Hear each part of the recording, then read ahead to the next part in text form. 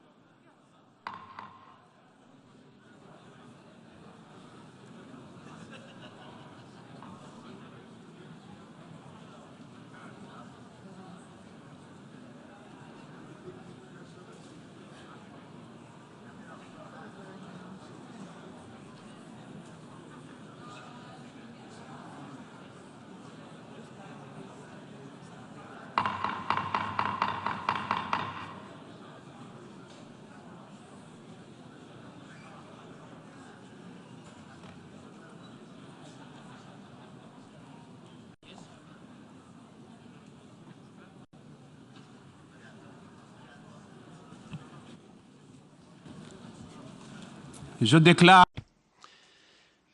The sixth plenary meeting of the General Assembly is called to order.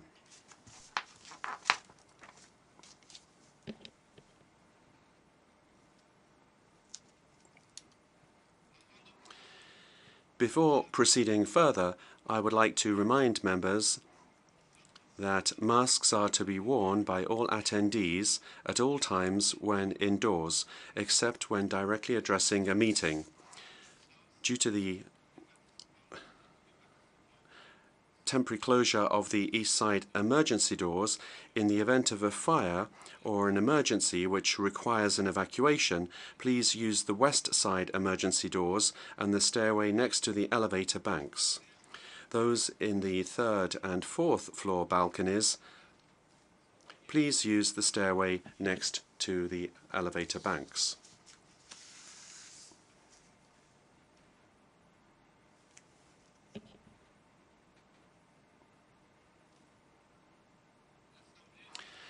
The Assembly will hear an address by His Excellency Muhammadu Buhari, President of the Federal Republic of Nigeria. I request protocol to escort His Excellency.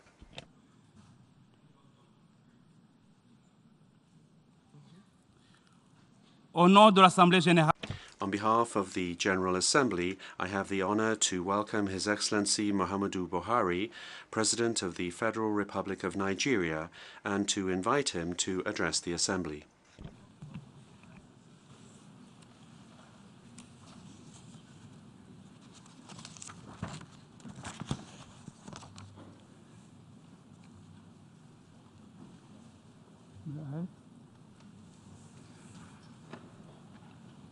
Mr. President, heads of state and government, Mr. Secretary General, distinguished delegates, ladies and gentlemen, Mr. President, on behalf of the government and people of Nigeria, I congratulate you on your well-deserved election as President of the 77th session of this August Assembly.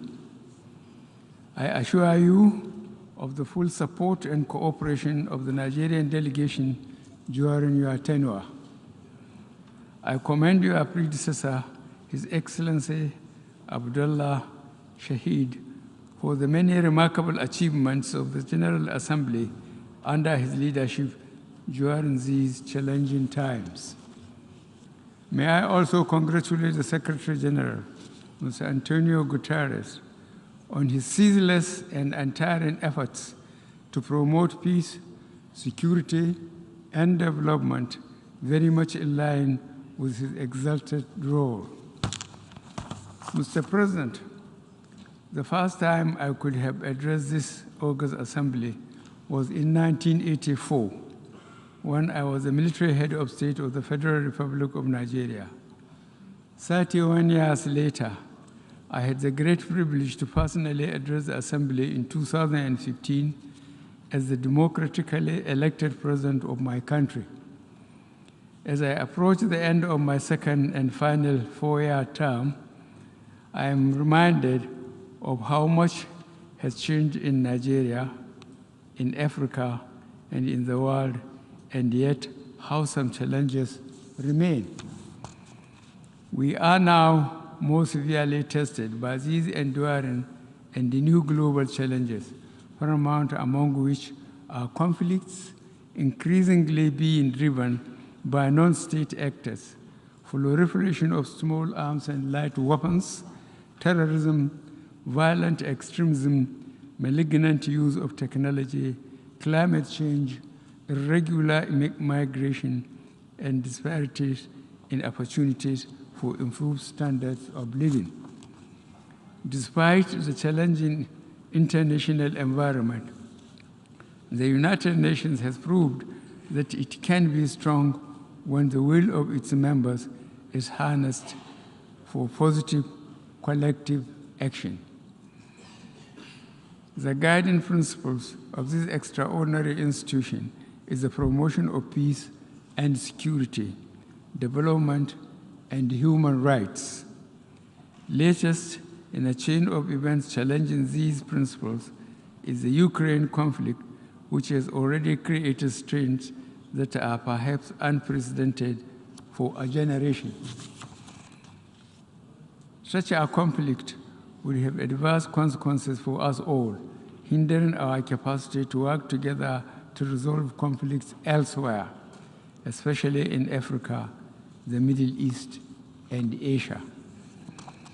Indeed, the ongoing war in Ukraine is making it more difficult to tackle the perennial issues that feature each year in the deliberations of this Assembly, such as nuclear disarmament, the right of the Rohingya refugees to return to their homes in Myanmar, and the Palestinians' legitimate aspirations for statehood and reduction of inequalities within and among the nations.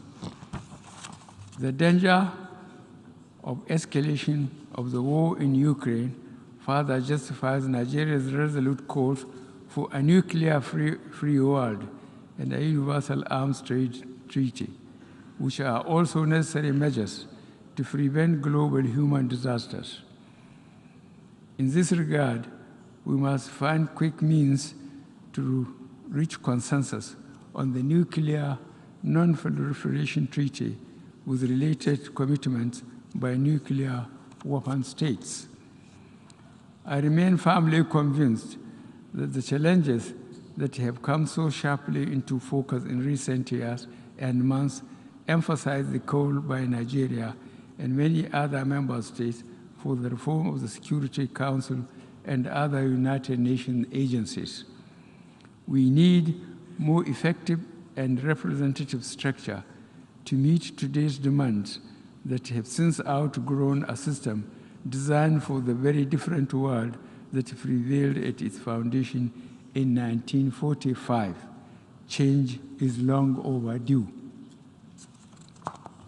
Mr. President, this is the first meeting we are having here in New York without the restrictions that characterized the last 3 years. The coronavirus pandemic ripped across national borders like a toxic whirlwind, leaving in its wake a legacy of pain and loss. Happily, we are also witnessed an incredible level of innovation and creativity from those who devised treatments and vaccines. These laudable achievements were underpinned by partnerships and international cooperation. We have also seen the bravery, care, and endurance of health professionals at every corner of the globe. With coronavirus, we saw very clearly how states tried to meet the challenge of a threat that could not be contained within national borders. The results were mixed, but at its best, cooperation among stakeholders was outstanding. It facilitated solutions that saved countless lives and eased the huge burden of human suffering. That same theme of unilateralism and the promotion of national interests competing with the common cause in the face of an existential threat has been our recurring experience in recent times. In every address I have delivered to this August Assembly, I have dwelt on the issue of climate change, especially as it fuels conflicts and complicates food security. Climate change reduces opportunity and prosperity, which in Africa, Latin America, and some parts of Asia also contribute to transitional organized crimes. As part of Nigeria's efforts at achieving our global net zero aspiration, the current administration last year adopted a national climate change strategy that aims to deliver climate change mitigation in a sustainable manner. The measures we took at the national level also require climate justice. Africa and other developing nations produce only a small proportion of greenhouse gas emissions compared to industrialized economies. Yet, we are the hardest hit by the consequences of climate change, as we see in the system.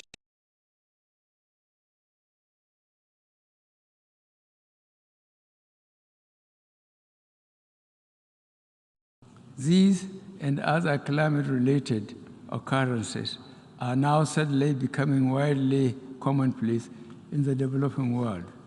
We are, in effect, literally paying the price for policies that others pursue.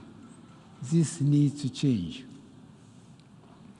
At the COP26 in Glasgow last year, I did say that Nigeria was not asking for permission to make the same mistakes that others have made in creating the climate emergency. Fortunately, we now know what we can do to mitigate the effects of the climate crisis and the related energy challenge. As a first step, we must all commit to releasing the financing and the technology to create a stable and affordable framework for energy transmission. Development financial institutions must prioritize de-risking energy projects to improve access of renewable projects to credit facilities. There should be no countries left behind in this question.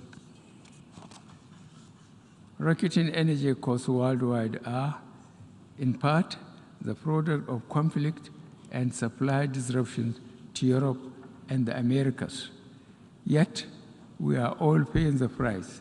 It is therefore our expectation that this UNGA 77 and the upcoming COP27 will help galvanize the political will required to drive action towards the fulfillment of the various existing climate change initiatives. Another feature of the last decade that has been the growing partnership between states and the increasingly influential non-state actors. There was a time when the most important event at this assembly was the speech by the world's most powerful leaders.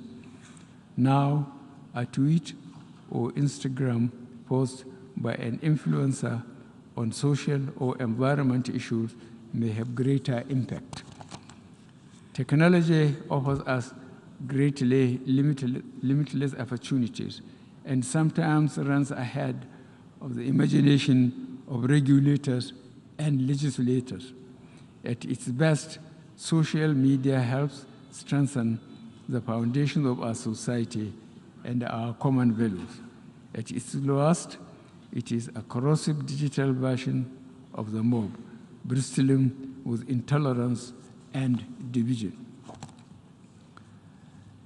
In confronting these challenges, we must also come together to defend freedom of speech while upholding other values that we cherish. We must continue to work for a common standard that balances rights with responsibilities to keep the most vulnerable from harm and help strengthen and enrich communities. Efforts to protect must also be matched with efforts to reduce inequalities and restore hope to our poorer and most vulnerable of our communities as a means to stem the many socio-economic conflict drivers with which we are faced. In spite of our efforts, humanitarian crisis will continue to ravage some of our communities. Nigeria, therefore, implores our global partners to do more to complement our endeavors. Indeed, the multifaceted challenges facing most developing countries have placed a debilitating chokehold on their fiscal space. This equally calls for the need to address the burden of unsustainable external debt by a global commitment to the expansion and extension of the debt service suspension initiative to countries facing fiscal and liquidity challenges, as well as outright cancellation for countries facing the most severe challenges. Mr. President, Your Excellencies, distinguished delegates, democracy is an idea that crosses time and borders. Certainly, democracy does not have its limitations. The wheels of democracy turn slowly. It can demand compromises that dilute decisions. Sometimes it bends too much to special interests that exercise influence, not always for the general good, in a manner disproportionate to their numbers. But it has been my experience that a democratic culture provides a government with the legitimacy it needs to deliver positive change. In Nigeria, not only have we worked to strengthen our democracy, but we have supported it and promoted the rule of law in our sub-region. In the Gambia, we helped to guarantee the first democratic transition since independence. In Guinea-Bissau, we stood by the democratically elected government when it faced mutiny. And in the Republic of Chad, following the tragic death of its president, the late Idris Dabe Itno, in the battlefield, we joined forces with its other neighbors and international partners to stabilize the country and encourage the peaceful transition to democracy, a process which is ongoing. We believe in the sanctity of constitutional term limits, and we have steadfastly adhered to it in Nigeria. We have seen the corrosive impact on values when leaders elsewhere seek to change the rules to stay on power. Indeed, we now are preparing for general elections in Nigeria next February. As the 78th UNGA, there will be a new face at this podium speaking for Nigeria. Ours is a vast country, strengthened by its diversity and its common values of hard work, enduring faith, and a sense of community. We have invested heavily to strengthen our framework for free and fair elections. I thank our partners for all the support that they have provided our elections. As President, I have set the goal that one of the enduring legacies I would like to leave is to entrench a process of free, fair, and transparent, credible election through which Nigerians elect their choice. Mr. President, the multiple challenges that face us are truly interconnected and urgent, and your choice of this season's theme, a watershed moment, transformative solution to interlocking challenges, is apt, in keeping with our obligation as member states of this noble organization. We'll almost do our utmost to work with you towards resolving them. In this regard, I reiterate my delegation's full and resolved cooperation. Let me convey my final reflection from this famous podium. We live in extraordinary times with independent challenges but enormous opportunities. The face of change can seem bewildering, with sometimes a palpable and unsettling sense of uncertainty about our future. But if my years in public service have taught me anything, it is that we must keep faith with those values that endure. These include, but not limited to, such values as justice, honor, integrity, ceaseless endeavor, and partnership within and between nations. Our strongest moments have always been when we remain true to the basic principle of tolerance, community, and abiding commitment to peace and goodwill towards all. I thank you all.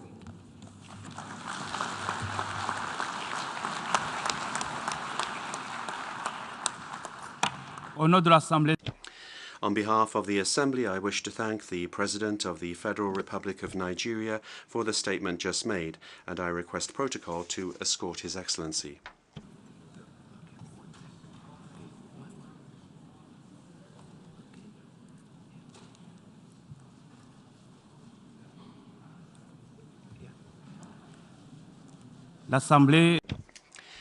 The Assembly will hear an address by His Excellency Sayyid Ebrahim Raisi, President of the Islamic Republic of Iran. I request protocol to escort His Excellency.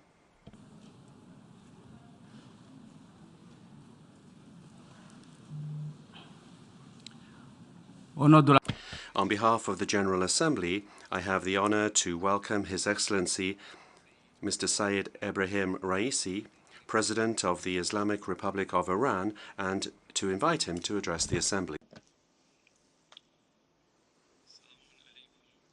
Blessings and greetings be upon you in the name of God, the Creator, the Omnipotent, the Most Gracious, and the Most Merciful. May the blessings of the Almighty shine upon the Prophet Muhammad and his descendants and successors.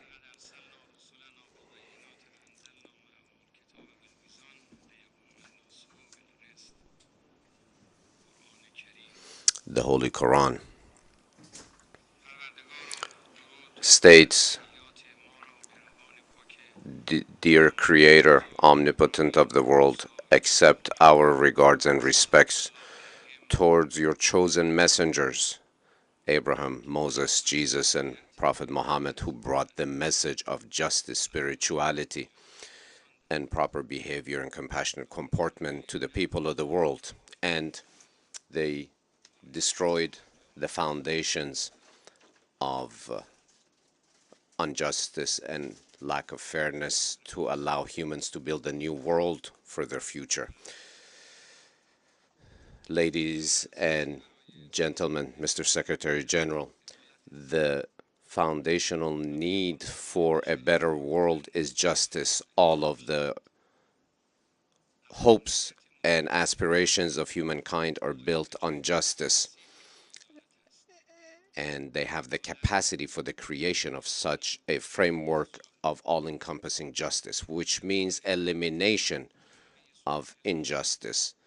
We are defenders of a fight against injustice in all of its forms, against humanity, against spirituality, against the Almighty, against the people of the world, no matter where it may occur.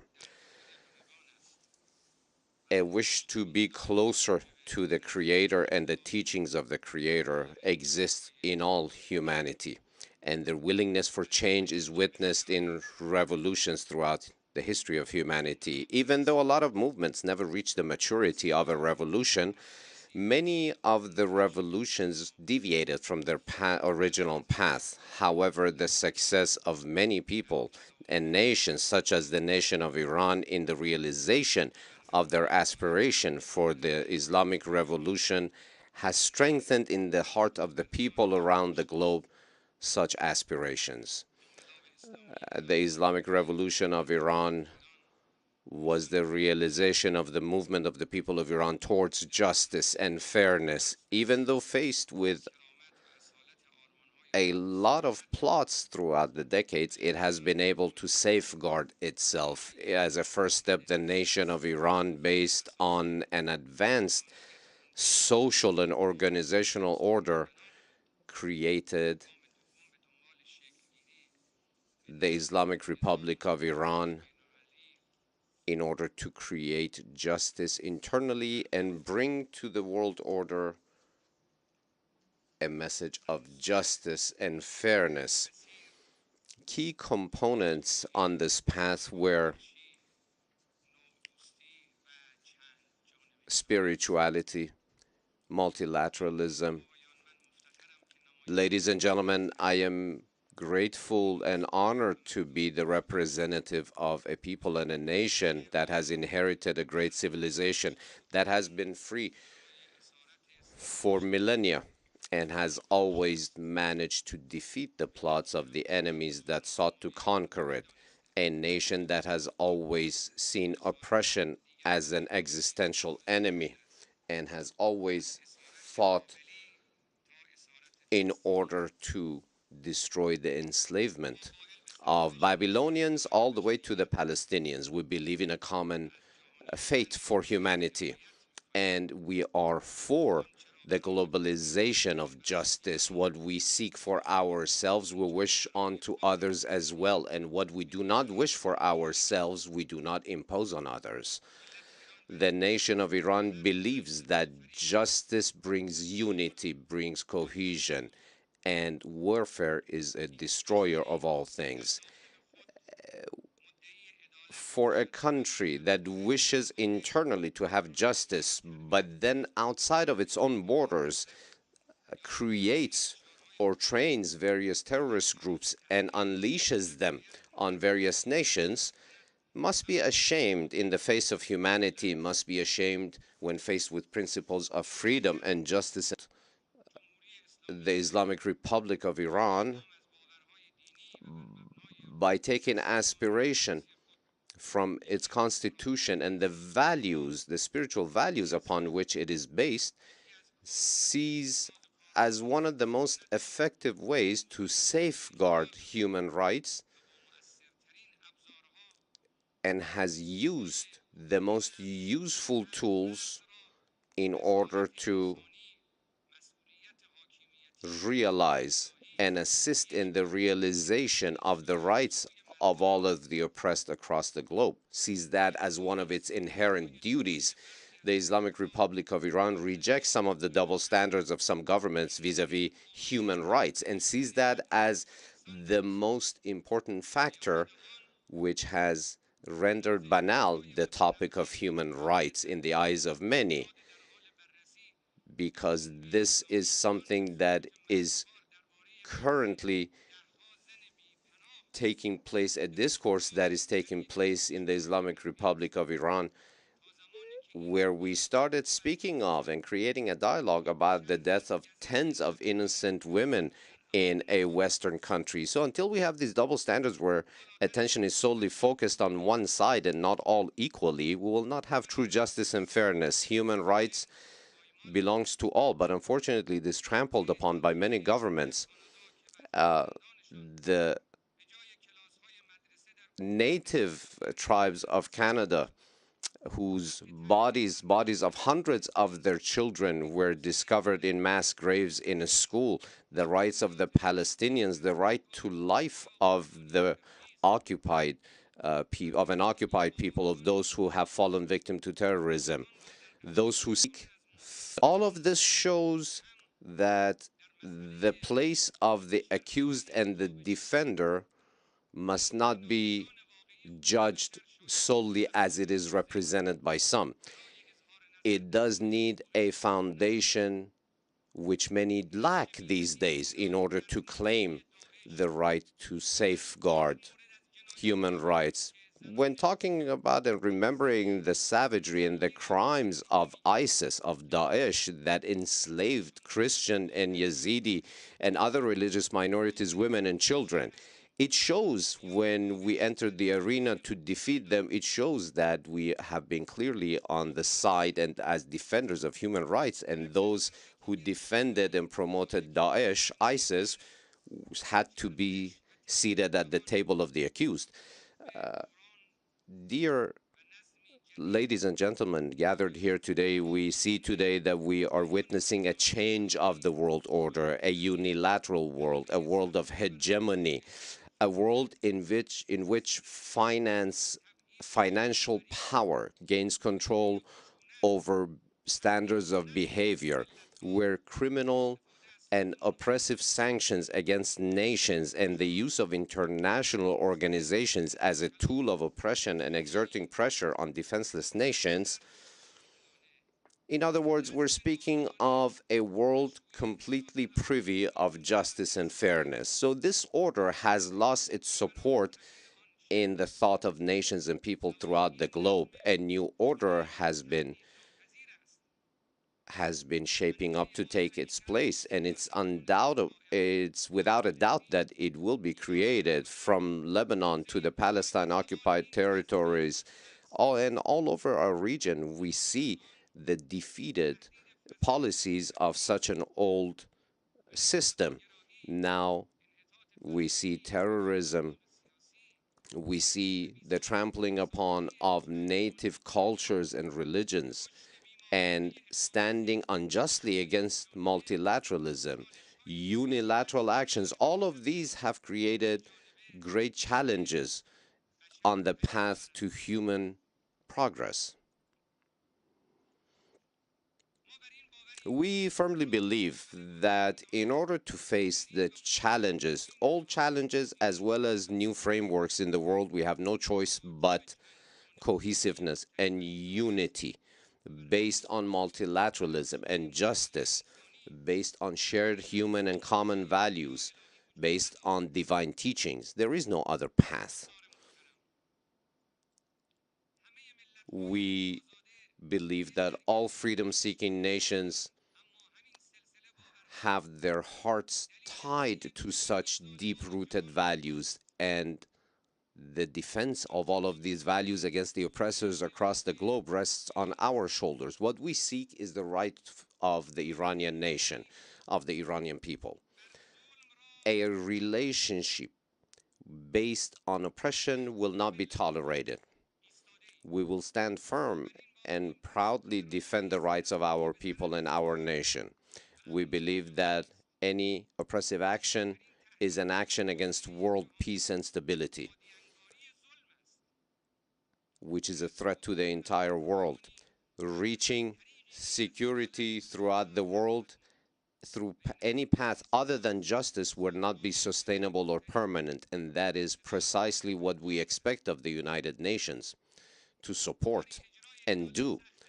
Of course, the implementation of justice and fairness is quite challenging and difficult, and perhaps it is because of that many of those who claim to be on the side of peace, they run away from the responsibility of peace. So we say unto them, since you do not wish to carry the burden on your shoulder, do you not even wish to carry the burden of fighting against oppression? Our belief is deeply rooted in the Quranic culture that says, do not be oppressors nor oppress anyone. And the fate of many nations is tied to exactly these principles. Those who run away from the logic of character, fairness, and justice run to unilateralism and oppressive powers. A nation that lacks logic relies on coups d'etats, military interventionism, boots on the ground, a chosen and unfair selective fight against terrorism, and many other injustices. The use of nuclear weapons, did that take the world closer to fairness, justice, and peace, or did it become the foundation for hegemonic powers? The killing of hundreds of thousands of Yemeni, Iraqi, Syrian, and Afghan children, which human value did that serve? Were these not the evil faces of the total lack of justice and fairness in many parts of the world? And in reality, what does the Islamic Republic of Iran seek other than obtaining its own logical and fair right, which has caused havoc and chaos among the oppressors of the world? Dear colleagues, today the willingness to move in support of hegemony has become a sore point for humanity throughout the world, and it is a serious threat. It is the wish of the nations across the world on an increasing basis to obtain justice, independence, while enjoying security at the same time.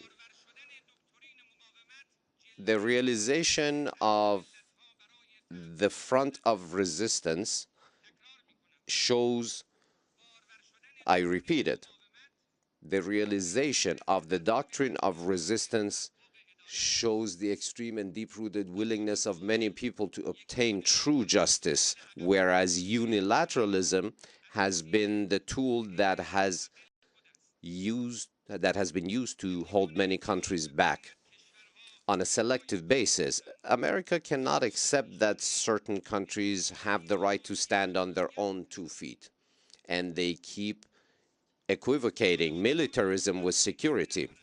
The Friends of America do not enjoy a better situation. What is occurring today in Europe is a mirror image of what has occurred in Western Asia in the past few decades. The comportment and the result of the movement of the troops throughout these regions all have yielded the same results, because all of them have shown that the fate of many countries shows that America has pursued her own interest at the expense of the interest of many other countries. Mr. Secretary General, dear colleagues, the Islamic Revolution in Iran was the beginning of a movement of a great nation of Iran to seek her own place in the world. And through the decades, we have been faced with foreign plots such as coups d'etats, oppressive sanctions, as well as hegemonic interventions. But none of the successes of the Iranian nation have been acceptable to the great powers. From the time that the first president of the Islamic Revolution of Iran, the late Mr. Rajai, showed the sole of his feet that had been tortured savagely and placed his foot upon this podium some 40 years ago and showed the scars of the torture that he was subjected to at the hands of the Shah's secret police. After that speech in this very hall, he was martyred by the hypocrites. About a decade after, the late Imam Khomeini made it so that the nation of Iran was able to repel foreign aggression from her territory and be in charge of her own destiny. The people of Iran, who have themselves been victims of terrorism, have today become a supporter that can be counted on in the fight against terrorism throughout the region. Today, the Islamic Republic of Iran, in order to reach her just aspirations, has spent much capital. From the time when Saddam Hussein tore up the Algiers Accord and attacked Iran in an unprovoked manner, all the way to the time when the American government trampled upon the nuclear accord. And we saw a new phase of criminal behavior against humanity. Some time ago, the previous president of the United States of America announced that ISIS was created by the United States of America. For us, it makes no difference whether ISIS, Daesh, was made by which administration, a rich American government. What matters is that a government on the other side of this planet decided to bring havoc and chaos to the geography of our region at the expense of the lives and the blood of women and children and the innocents. But the Islamic Republic resistance put an end to that movement, to that destructive movement. And the leader that descended into the arena of the fight against terrorism was no one other than the beloved late martyr General Qasem Soleimani. A man, a freedom-seeking man who became a martyr on the path of obtaining the freedom of the nations of the region. And the previous president of the United States of America effectively managed to sign the document of the savage crime, an illegal crime, an immoral crime. And what was said in so many words shows that the oppression that is imposed upon the nations of the region in such a fashion,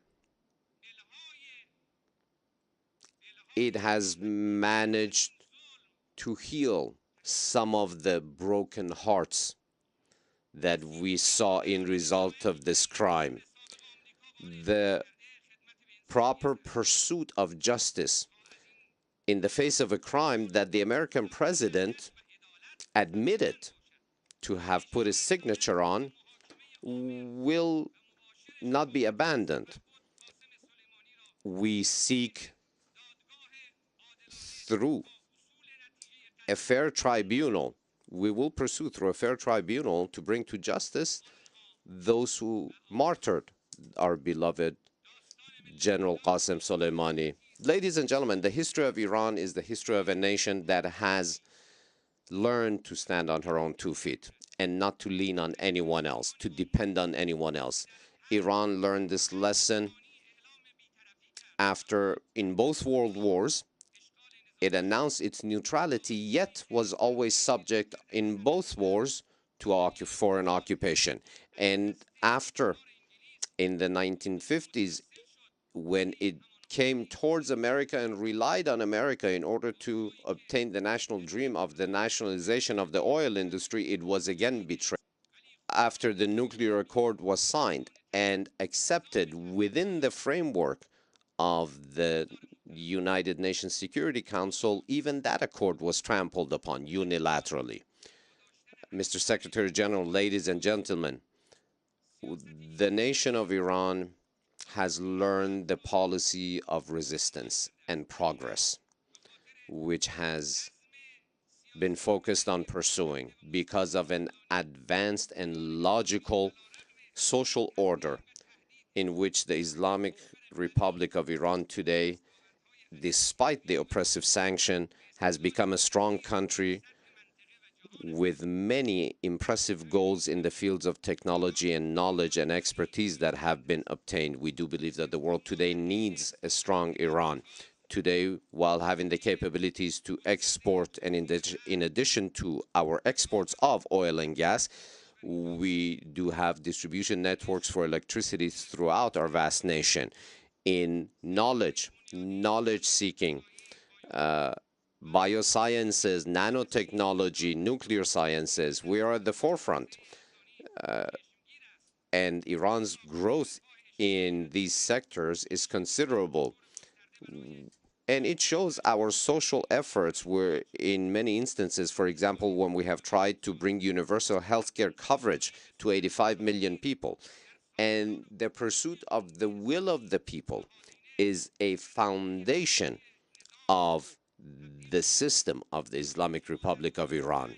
Whereas during the times of the imposed war by Iraq against Iran, we were even prevented from being able to purchase barbed wire.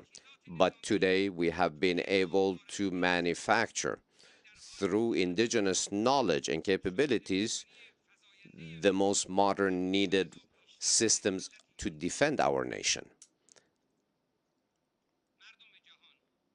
People of the world, dear colleagues, Mr. Secretary General, it wasn't that our enemies took a step back. It was our nation that managed to drive all of her enemies from the arena by participating in an impressive and unprecedented fashion in the Islamic Revolution to solidify values of faith and divine will. In the second step, the policy of good neighborly relations. Progress in economic and trade relations have now been brought to the forefront of the Islamic Republic's foreign policy. We wish to have extensive relations with all nations throughout the world, particularly with our neighbors. War is not the solution to crises. Dialogue and conversations and negotiations are the true solutions. The Islamic Republic of Iran, as a powerful country in the region, is present and willing to solve crises. During the past few years, the regional trade of Iran has seen impressive increases, and we have now entered with our neighbors into a new season of expansion of friendly, neighborly, and brotherly ties. This brings stability, this brings security to all sides. We proved during the hard times of all of our neighboring countries that we are their true friends.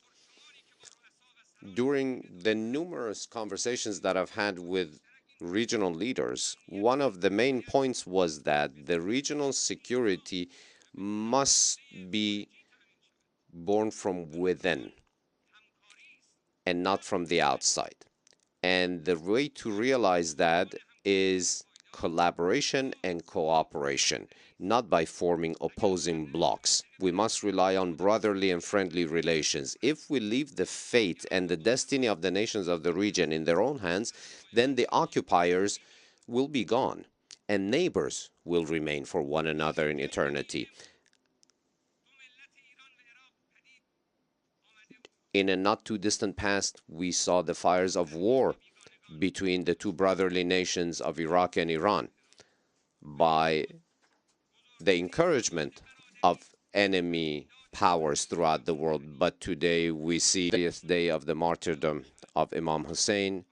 We see that that grand, glorious march takes place in observance of that martyrdom, and in order to renew our faith in those values and to respect those who gave their lives, the descendants of the Prophet who gave their lives for human dignity and human values. Dear colleagues, I would like to direct your attention to one of the most egregious points that shows the oppressive powers present in the region. The region has not seen previously such a occupying savage power such as the Zionist regime in its midst in the past. The killing of children and women are present in the dark report card of the Zionist regime. It has managed to form the biggest prison in the world in Gaza.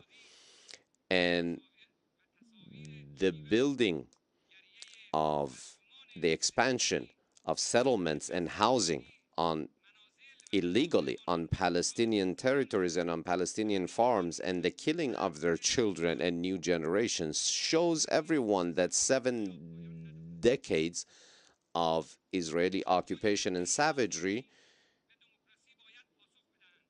is still with us and not ending. But the world powers must show why they keep running away and evading the solutions proposed by the Islamic Republic of Iran in order to resolve the Palestinian crisis. All of the Palestinian territory from mountainous region to the sea requires only one solution, which is the reliance on the votes of all Palestinians, composed of Muslims, Christians, and Jews, in a completely comprehensive referendum.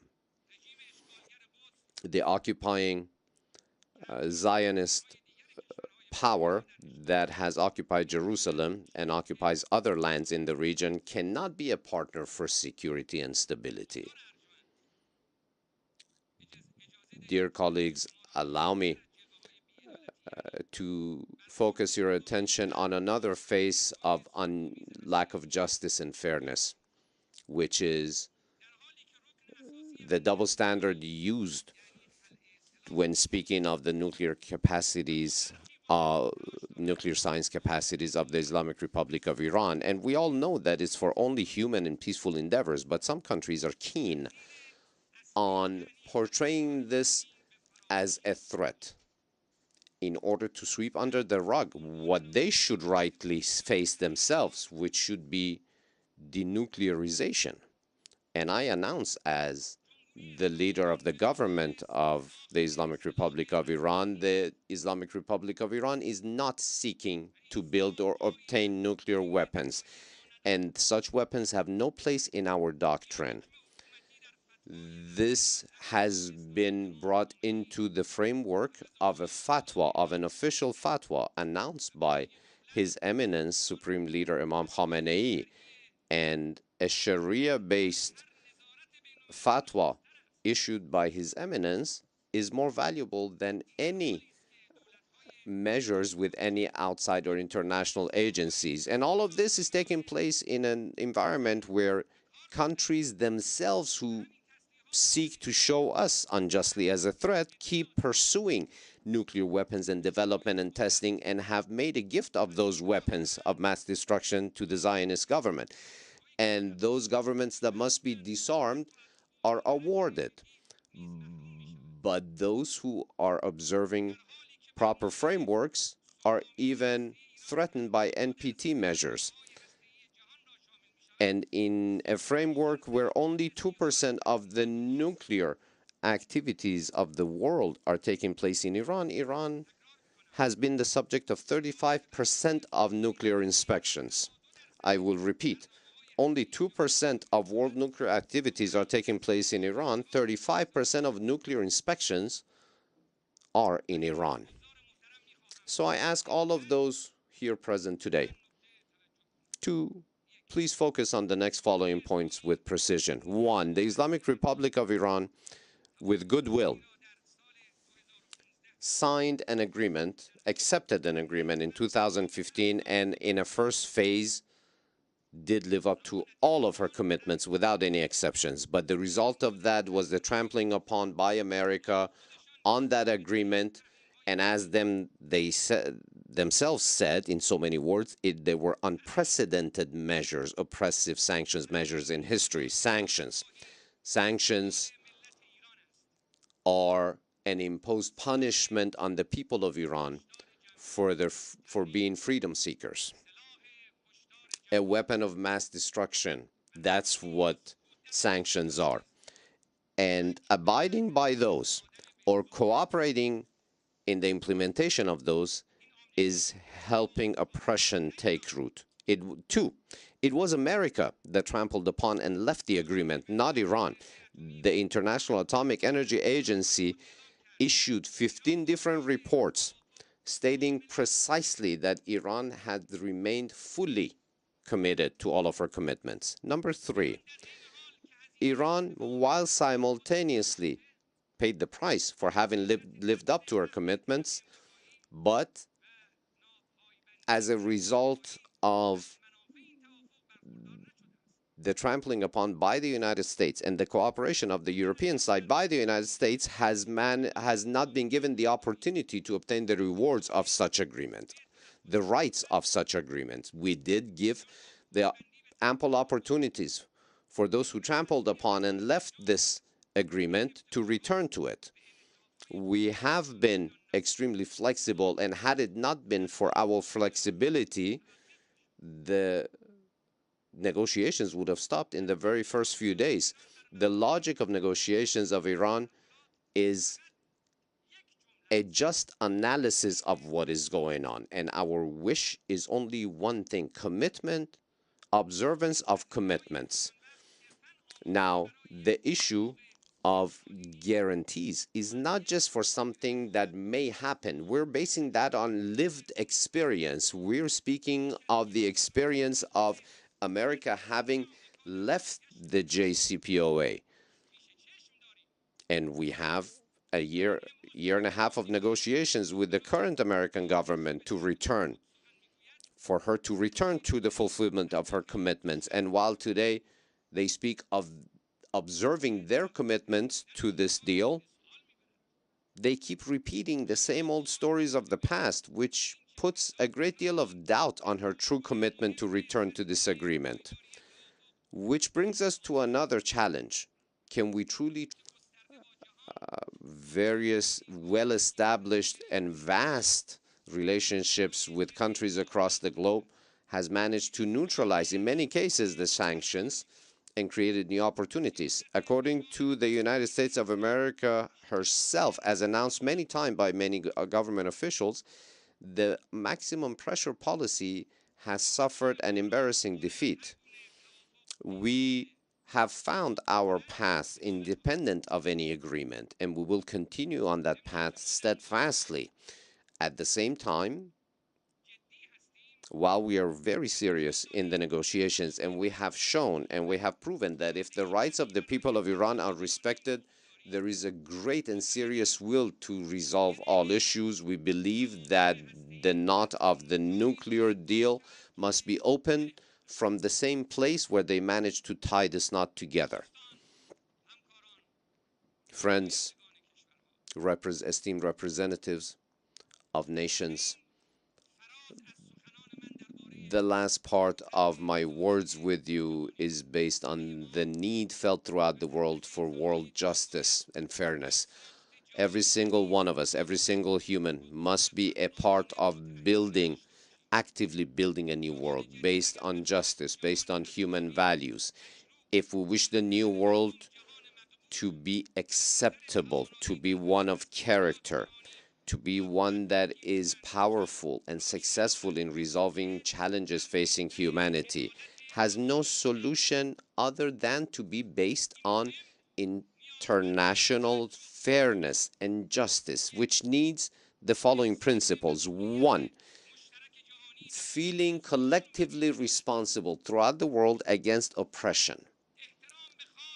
Number 2, respect for the wish and will of the people and nations, and refraining from direct engagement in their internal affairs. 3, elimination of double standards. 4, standing up against violence and war. 5, independence and prudence in the actions of international organizations. And most importantly, the creation of roles for dignified and qualified humans of experience so they can create this new system. Our viewpoint towards the horizon of the future is very realistic, and we firmly believe that based on divine promises as delivered by the prophets, justice will take over the world, and those who are true followers of divine commands will be blessed by the reappearance of the last Messiah. I thank you all sincerely for your kind attention. May the blessings of the Omnipotent be on you.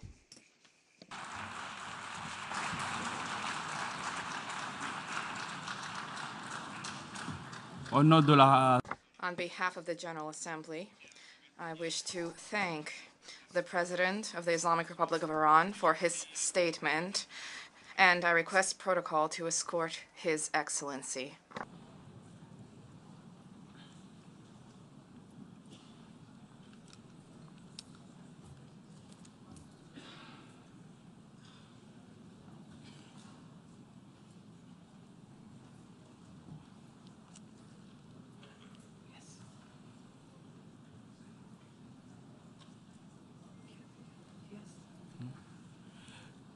L'Assemblée Yes, by His Excellency, Mr. Khurelsukh Ukhnaagiin, President of Mongolia. I request protocol to escort His Excellency.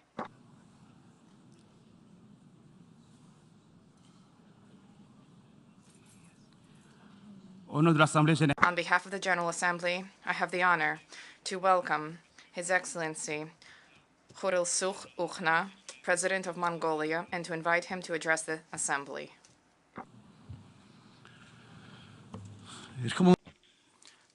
Mr. President, Mr. Secretary General, distinguished guests, ladies and gentlemen, I wish to convey my heartfelt congratulations to Your Excellency Chabakaroshi on your unanimous election as the President of the UN General Assembly, and wish every success in the work of the 77th session.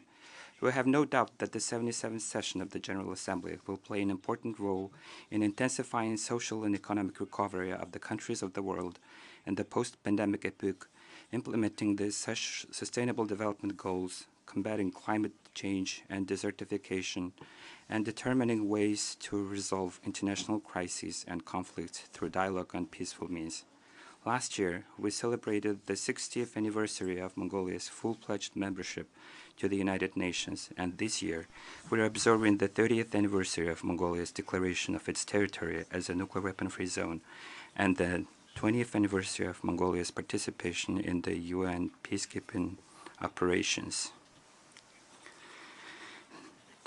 Therefore, on behalf of my country and people, it's a great privilege for me to state from this honorable podium that during these 6 decades, Mongolia has been a responsible member of the United Nations, actively participating in multilateral cooperation of the international community, and making tangible contribution to global peace and security, as well as well-being and development of mankind.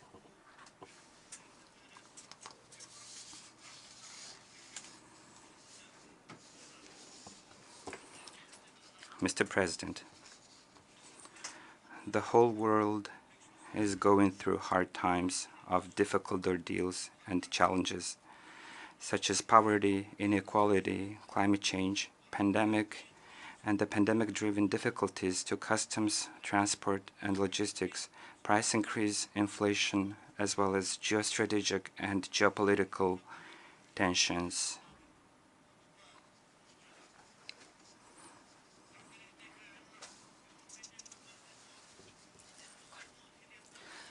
According to the Stockholm International Peace Research Institute report, even in the difficult times when the countries of the world were closing their borders, imposing restrictions and quarantines to protect their lives and health of their citizens from COVID-19 pandemic, and running into economic crises, the world military expenditure continued to grow in 2021, reaching an all-time high of $2.1 trillion. If this huge budget and funds spent on the military and armaments were dedicated to the least developed and developing countries, how many millions of children's future would have been brighter? How many millions would have been lifted out of poverty? How many millions would have been freed from hunger and disease? How many millions would have had food and opportunity for education, employment, and places to live. It is time for all of us to ponder and reflect on what progress could have been achieved if this huge amount of money had been spent on the pressing issues of combating global warming and climate change. It is truly regrettable that the situation in the world is deteriorating, and mistrust and misunderstanding are deepening, even though in the 20th century the mankind has had enough sufferings, such as the scourge of the 2 world wars, the Cold War divide, interreligious conflicts, and terrorism. Therefore, in today's complex reality, we should always strive to learn from mistakes of the past, uphold mutual trust, understanding, and respect, and make every effort to resolve any misunderstanding, conflict, or war by peaceful means and dialogue. 8 centuries ago, our ancestor, the great Genghis Khan, united all Mongolian dwellers, founded the great Mongolian state under the power of the eternal blue sky, put an end to the centuries-long wars and conflicts, pacified West and East under the statehood rule of justice, and established the Pax Mongolica and the vast terrain of Eurasia. Scholars and researchers around the world view the establishment of the Pax Mongolica as an important contribution of Mongols to the world history and the advancement of humankind, and emphasize that Pax Mongolica played an important role in the development of free trade between countries, laid the foundation for diplomacy and exchange of envoys, as well as proclaimed the ideas of religious freedom and the rule of law without imposing one's culture and religion on others. The UNGA resolution entitled 800 Years of Mongolian Statehood, adopted in 2005, highly appreciated the contribution of Mongols to the history of mankind and recognized that the nomadic civilization influenced inter alia societies across Asia and Europe, and in turn absorbed influence from both East and West, and in a true interchange of human values, further recognized the important role played by a strong and persistent nomadic culture in the development of extensive trade networks and the creation of large administrative, cultural, religious, and commercial centers, and likewise acknowledged the ever-increasing significance and relevance of a culture of living in a harmony with nature, which is inherent in nomadic civilization in today's world. This indicates that Pax Mongolica contained progressive ideas which could form the basis of the collective efforts of the international community to maintain peace and stability in the modern world. Therefore, we, the descendants of the founders of the Pax Mongolica, call on the international community to understand each other, cooperate, and manage any conflict through peaceful dialogue, so that our blue planet will be at peace and the Pax Globalica will be established. Mongolia has consistently pursued a peace-loving, open, multi-pillar, and independent foreign policy. A clear recognition of this policy by the international community was expressed by the UN Secretary General Antonio Guterres as a, and I quote, a symbol of peace in a troubled world, end of quote, during his official visit to Mongolia in August 2022. Mongolia has been actively participating in the promotion of international peace and security, as well as peacekeeping efforts, and has put forward numbers of proposals and initiatives in the past. A notable example of which is the declaration of this territory as a nuclear weapon-free zone. The Secretary General warned that humanity is just one misunderstanding, one miscalculation away from the nuclear annihilation. In this connection, I urge not only member state parties to the treaty, but also all UN member states to exert political will and courage to build a world free of nuclear weapons, unite and work together wholeheartedly and faithfully for the sake of our Mother Earth, peace, and future generations.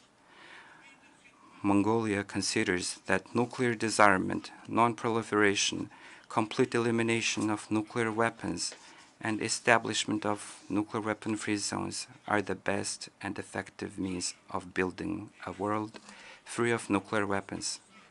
Therefore, we consider the international recognition of Mongolia's nuclear weapon-free status as our tangible contribution and effort to this cause. Mr. President, this year marks the 20th anniversary of Mongolia's participation in the UN peacekeeping operations. During this period, more than 20,000 Mongolian military personnel have served in the UN peacekeeping operations and other international peacekeeping operations in hotspots around the world. Since 2006, when Mongolia sent its first female officer to the UN peacekeeping operations, by the number of female peacekeepers, we are among the top 20 in the ranking of 120 troop contributing countries.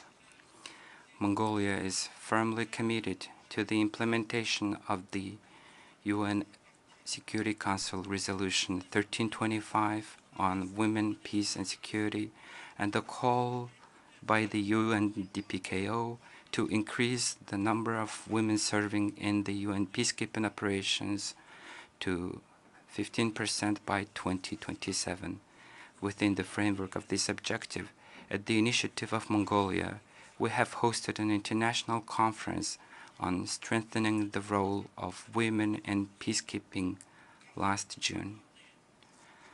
The conference, which brought together female peacekeepers from more than 30 countries and representatives of the international organizations, became a notable event for sharing and exchanging knowledge, experience, and lessons learned. We have also put forward an initiative to host this conference every 5 years, and it is our hope that the relevant UN entities and troop contributing countries will support this proposal. It is my pleasure to underscore that the United Nations and its leadership have been greatly appreciating the genuine contribution of peace-loving Mongolia to the UNPKO and the sacred cause of strengthening international peace and security and rendering full support to our proposals and initiatives. Mr. President, Mongolia has consistently proposed the establishment of a dialogue mechanism with the view to contribute to the peace and security in the Northeast Asian region and the efforts of the international community to denuclearize the Korean Peninsula. In this context, in 2013, Mongolia has launched the initiative to organize the International Conference on Ulaanbaatar Dialogue on Northeast Asian Security. Last June, we have organized the 7th International Conference of the Ulaanbaatar Dialogue on Northeast Asian Security and discussed a broad range of issues, including regional security, power grid, green development, opportunities for humanitarian cooperation, and the post-COVID economic recovery. The results of the conference demonstrate that the significance of the Ulaanbaatar Dialogue Initiative has grown, and it is transforming into an open and inclusive mechanism gathering government officials and the academia from countries in the sub-region and beyond, and representatives of international organizations. In the face of frequent natural disasters and communicable disease, the creation of an integrated regional infrastructure for disaster risk reduction and humanitarian assistance is becoming one of the most pressing security issues in Northeast Asia. With this in mind, we put forward an initiative to establish an integrated platform for disaster risk reduction for the Northeast Asian region in Mongolia in 2018, and now we're bringing forward a proposal to establish a regional humanitarian hub or warehouse based on the Ulaanbaatar International Airport affiliated facilities. I'm confident that these initiatives will be supported and assisted by other countries in the region and the UN system and specialized organizations. Mr. President, broad-scale economic restrictions and sanctions caused by the ongoing COVID-19 pandemic and geopolitical conflicts have hit hard the national economies. The global market prices of food, fuel, agriculture, and energy raw materials have increased sharply like never before, causing fluctuation in the global economy and financial markets and creating major risks. With the immediate support of the United Nations and its system organizations and development partners to Mongolia's effort against COVID-19, as of today, 70% of the Mongolian populations are fully vaccinated, domestic restrictions removed, and borders opened. Though we're going through an uneasy period, the government of Mongolia is implementing the new recovery policy developed in coherence with the Sustainable Development Goals. The policy focuses on improvement of road, railway, and border point infrastructure, increase of energy resources, intensification of industrialization, as well as urban and rural development and enhancement of public-private partnership and productivity. Furthermore, despite tough times of the pandemic and new normalcy, Mongolia is putting effort to accelerate the digital transition and adopted a package of new laws on digital development. We have introduced the e-Mongolia platform to streamline public service delivery to citizens and entities, to reduce corruption and bureaucracy, to increase information security, and to promote good governance. Moreover, we're working to expand and develop our multilateral cooperation in these fields at regional and international levels. Mongolia fully supports major initiatives put forward in the UN Secretary General's report, Our Common Agenda, and is sparing no effort to implement them in close cooperation with the Sustainable Development Goals, the National Vision 2050 Long-Term Development Policy, and the New Recovery Policy. Mr. President, we must not forget that serious challenges we are facing, such as climate change, biodiversity loss, desertification, land degradation, shortage of water resources, and droughts, are still awaiting solutions. Mongolia is one of the countries most affected by climate change. Therefore, with a view to combat climate change, desertification, and dust storms, and to increase forest and water resources, Mongolia launched the Billion Trees National Movement to plant, grow, and protect billions of trees. Mongolian people, the government, and development partners welcomed the initiative, and now the Billion Trees National Movement is being successfully implemented throughout the country. I'm pleased to inform that the UN Secretary General personally joined and supported the movement. In addition, Mongolia reiterates its position to actively cooperate and make a real contribution to reduce the negative impact of climate change and protecting the environment at regional and international levels. In this context, it is my pleasure to inform that Mongolia will be hosting the 17th session of the Conference of the Parties to the UN Convention to Combat Desertification in 2026. Another issue which should be brought to the attention is the scarcity of pastures, as the space for nomadic livestock is shrinking day by day, and nomadic civilization is facing a danger of extinction. We Mongolians are nomadic and pastoralist people, lives of over 200 million people raising livestock and living in harmony with the nature like us are at risk due to climate change, land degradation, desertification, drought, and extreme winter calamities. In order to protect their interests, improve pasture management and use, preserve ecosystem balance, and provide global food security and supply, Mongolia initiated a resolution proclaiming the year of 2026 as the International Year of Rangelands and Pastoralists, and it was adopted by the UNGA on March 15, 2022. We launched the Billion Trees National Movement along with the national programs on food supply and security and healthy Mongolia to implement the Sustainable Development Goals and create a healthy environment where people would live a healthy life, consuming healthy food.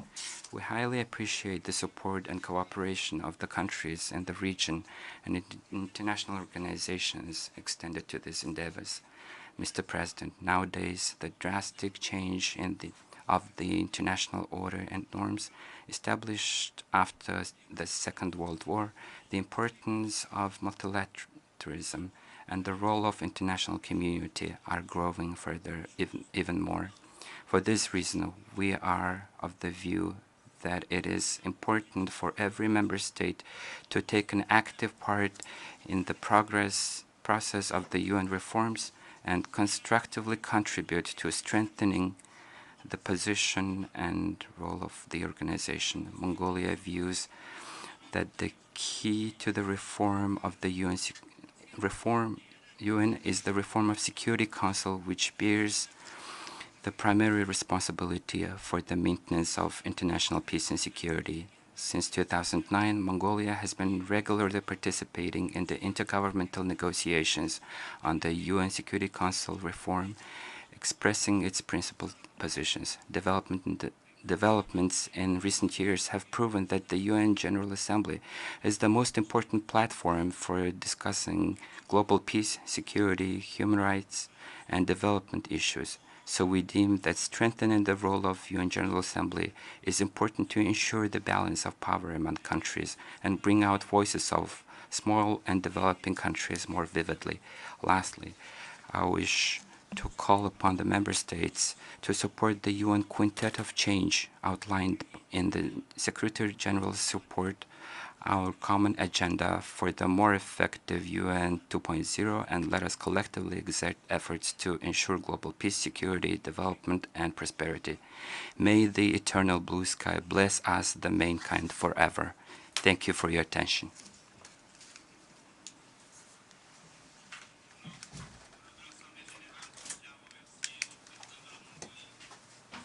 On behalf of the Assembly, I wish to thank the President of Mongolia for the statement just made, and I request protocol to escort His Excellency.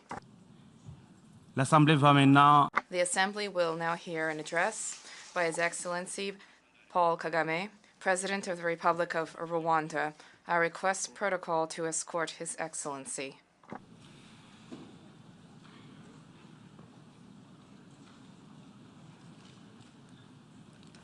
Au nom de l'Assemblée générale, On behalf of the General Assembly, I have the honor to welcome His Excellency Paul Kagame, President of the Republic of Rwanda, and to invite him to address the Assembly. President of the General Assembly, Secretary General, Excellencies, Heads of State and Government, distinguished delegates. The Secretary General's landmark report, Our Common Agenda, has only grown in value since it was launched 1 year ago. The world is in a state of turbulence with intersecting crises growing in scale and severity, including climate change, food price inflation, conflict, and uncontrolled migration. These challenges all require multilateral cooperation and efforts, yet the perception that the international system is no longer up to the task has only deepened, particularly where the interests of powerful members are at stake. In the Eastern Democratic Republic of Congo, recent setbacks have served to highlight that the security situation is fundamentally no different than it was 20 years ago, when the largest and most expensive United Nations peacekeeping mission was first deployed. This has exposed neighboring states, notably Rwanda, to cross-border attacks that are entirely preventable. There is an urgent need to find the political will to finally address the root causes of instability in Eastern DRC. The blame game does not solve the problems. These challenges are not insurmountable, and solutions can be found. This would ultimately be much less costly in terms of both money and human lives. Despite shortcomings, there are examples to demonstrate that international cooperation can successfully address the issues that matter to all of us. Global health is a case in point. The Global Fund to fight HIV, tuberculosis, and malaria has helped save countless lives in Africa and beyond, while also strengthening health systems. I hope that all countries will respond strongly and sustain their commitments at the 7th Global Fund replenishment session, chaired by President Biden later today. Africa is doing its part, but must do more. For sustainability, external funding must go hand in hand with increased domestic financing for health. This is a priority which the African Union is tracking on an annual basis, and which I'm honored to lead on behalf of the organization. We're also working with partners to bring end-to-end vaccine manufacturing to our continent, notably through collaboration with BioNTech and strong support from the European Union. This is critical to increase Africa's resilience against future pandemics. I commend the Secretary General for convening the Transforming Education Summit earlier this week. The future of billions of children and young people across the world depends on overcoming the challenges of inclusion and quality of instruction, particularly as we recover from the pandemic. Away from the headlines, the United Nations and other multilateral institutions retained the ability to set an agenda around which we can all rally. At the recent Commonwealth Heads of Government meeting in Kigali, leaders adopted an ambitious program of action, including special instruments on living lands, sustainable urbanization, and child care protection and reform. We also agreed to prioritize public-private partnerships to create digital jobs for young people across the Commonwealth. The future is digital, and transformation is happening now, as evidenced by ongoing work of the Broadband Commission for Sustainable Development and the Smart Africa Secretariat. High-quality digital jobs are a practical response to the underlying drivers of irregular migration by closing the human capital investment gap that separates high and low income countries. To ensure that the benefits are equally shared, we must continue investing equitably in emerging technologies such as artificial intelligence. In the area of peace building and counterterrorism, regional initiatives can complement the important work of the United Nations. Regional and bilateral initiatives have been proven to make a big difference, whether in the Central African Republic or the successful engagement to contain violent extremism in northern Mozambique, conducted by Rwanda and the Southern African Development Community. If this approach were tried properly in DRC, as proposed by the Nairobi process, it would make difference.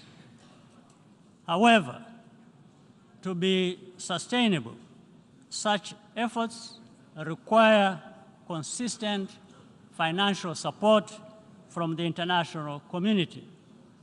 A lot is at stake, and time is not on our side.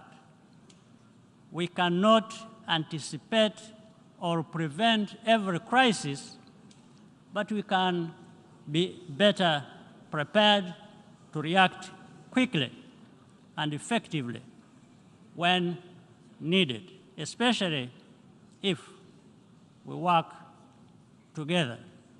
I thank you for your kind attention.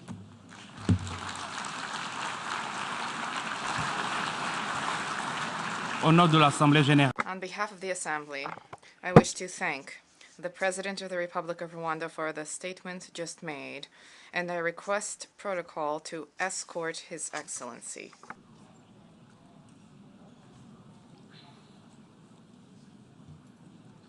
L'Assemblée.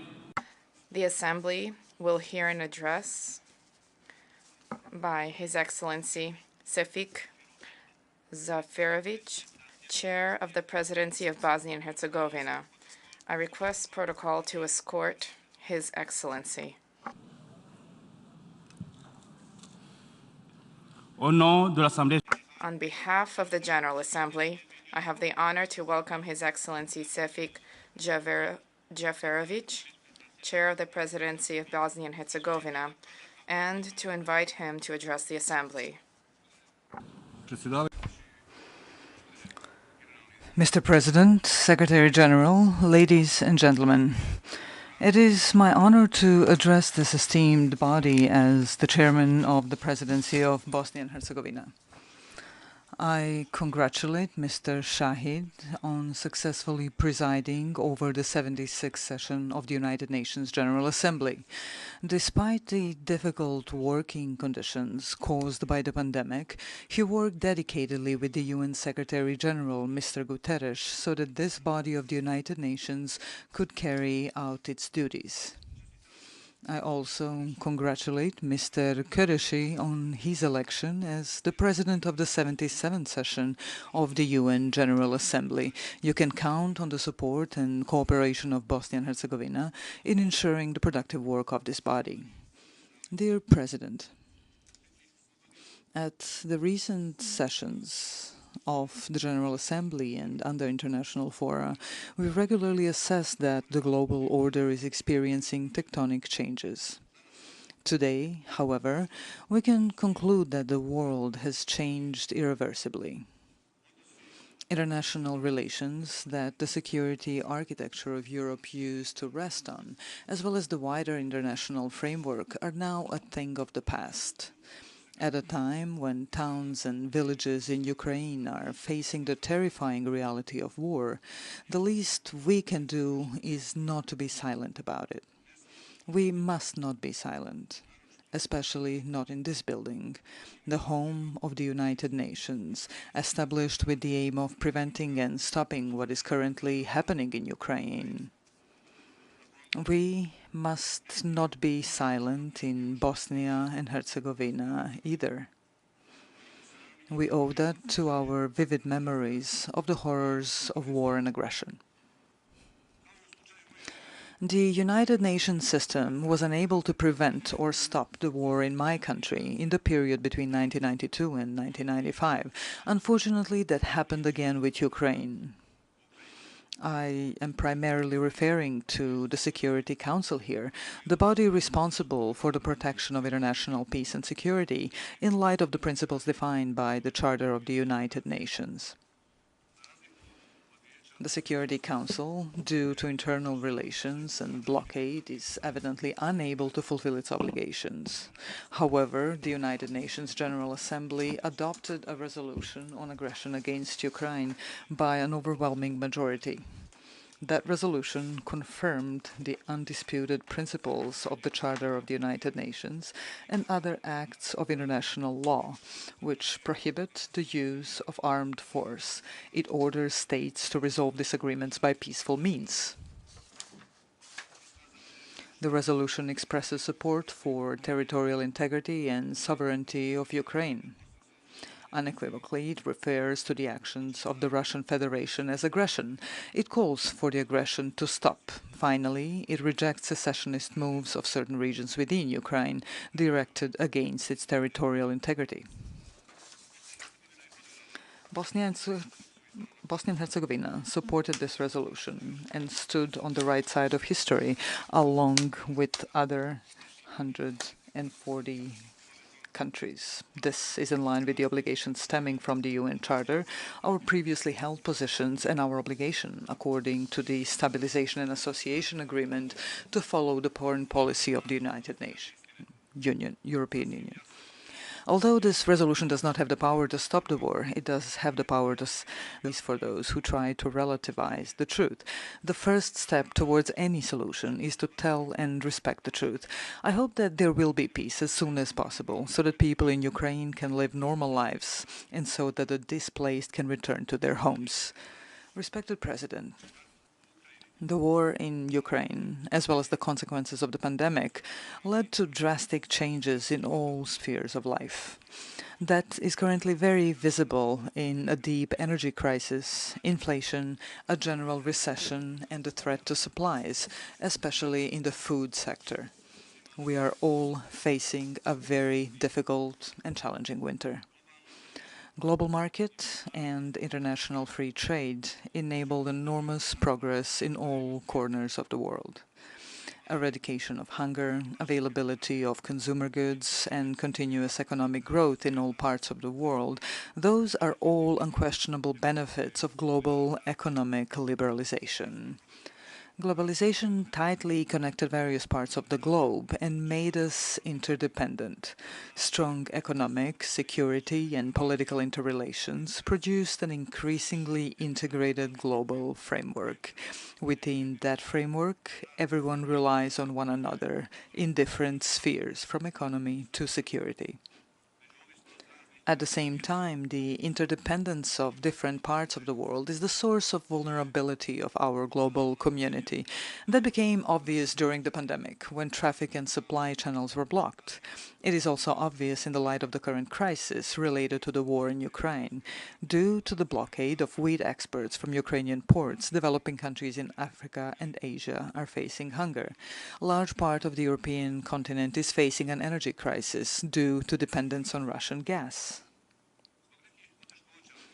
As a result of difficulties caused by the process of political and economic integration, in the past years we often witnessed strong advocacy of political sovereignty and economic protectionism. Consequences of transformation of developed countries from industrial to post-industrial nations, the migration, and most finally the pandemic, led many to call for the construction of economic and even literal walls and wire fences. That is a wrong path to take. The answer to the above problems is not closing. The answer is the opening. The solution is not less cooperation. The solution is the increased cooperation. The answer to the energy crisis in Europe caused by dependence on a single source is not only relying on one's own forces. The answer is diversification in finding new, multiple channels of gas supply and other energy sources. No one in the modern world has enough resources to be self-sustainable. Past crises show that dependence on individual external sources is not enough either. We can only overcome those difficulties by increasing our internal cooperation. Respected President, we live in unstable times, unprecedented in recent history. As we face an extremely difficult winter, we are aware of the destabilizing potential of the current economic and energy crisis. 20th century provides extremely valuable lessons about the correlation between economic crisis and right-wing populism. Nazi movement came to power on the wave of great economic depression. That led to the greatest cataclysm in the history of mankind. After that, the United Nations was established, the UN Charter was adopted, as well as the Universal Declaration of Human Rights, the Convention on the Prevention and Punishment of the Crime of Genocide, and other UN acts. The essential idea of the United Nations is the idea of the equality of all people, regardless of their origin, skin color, religion, national, or other affiliation. All the previously referenced fundamental acts of international law are based on this idea. Modern civilization was built on that idea. Today, almost 8 decades later, we can hear voices openly or implicitly denying those fundamental tenets. Right-wing populists more and more often say that all people and nations do not have equal rights, that some are more valuable than others. It is becoming increasingly frequent that they openly advocate the ideas of ethnic and racial supremacy and claim that domination and brute force are the only principles on which interpersonal and international relations can and should be structured. It only takes one step from those ideas to violence.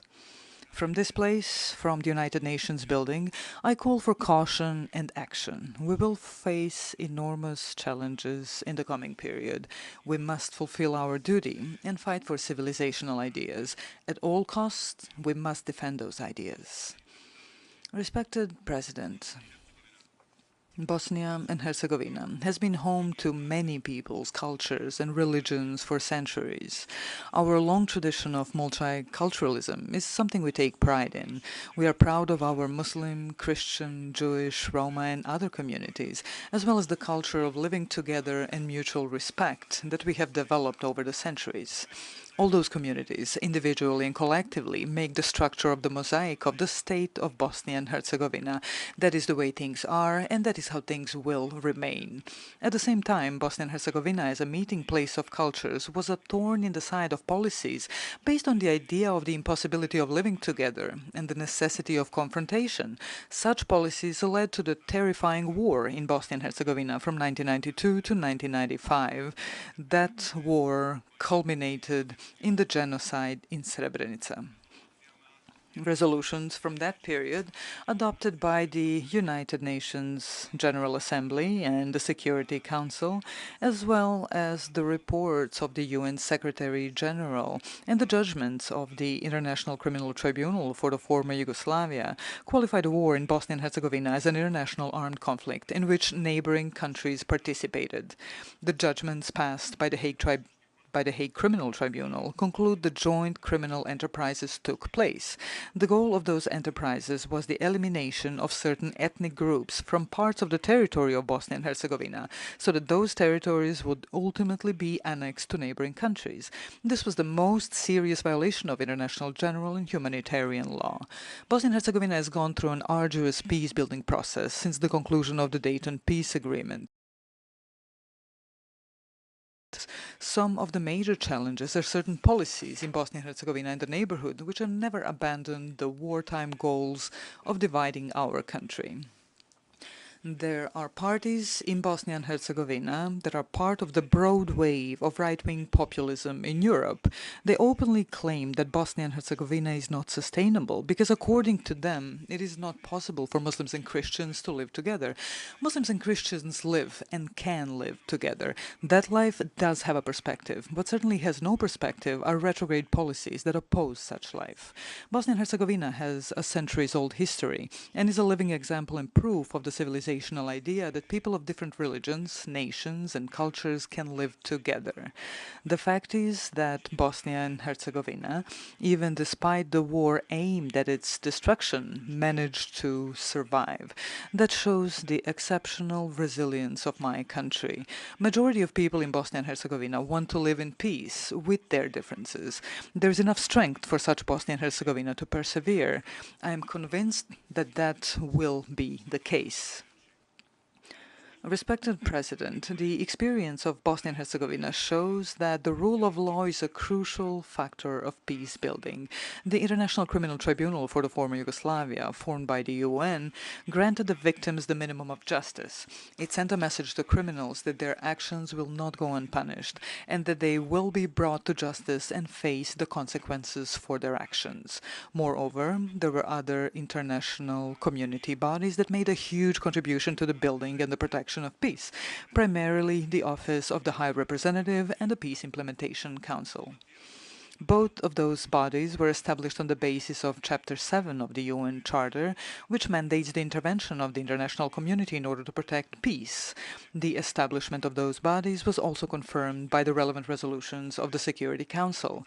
Consequently, the closure of those bodies is possible only following a new decision of the UN Security Council. It's not time for that yet. Please allow me to remind you of the international supervision that was present in some significantly developed countries, such as Germany's, with even greater executive powers than the Office of the High Representative in Bosnia and Herzegovina. That supervision was ended after 45 years of existence, only once the necessary prerequisites for that were created. The Office of the High Representative and the Peace Implementation Council have been helping domestic political actors to implement reforms for the past 27 years. Through joint efforts, we managed to unite the three once warring armies into a single armed forces. We also united the three intelligence services, tech systems, judiciaries, etc.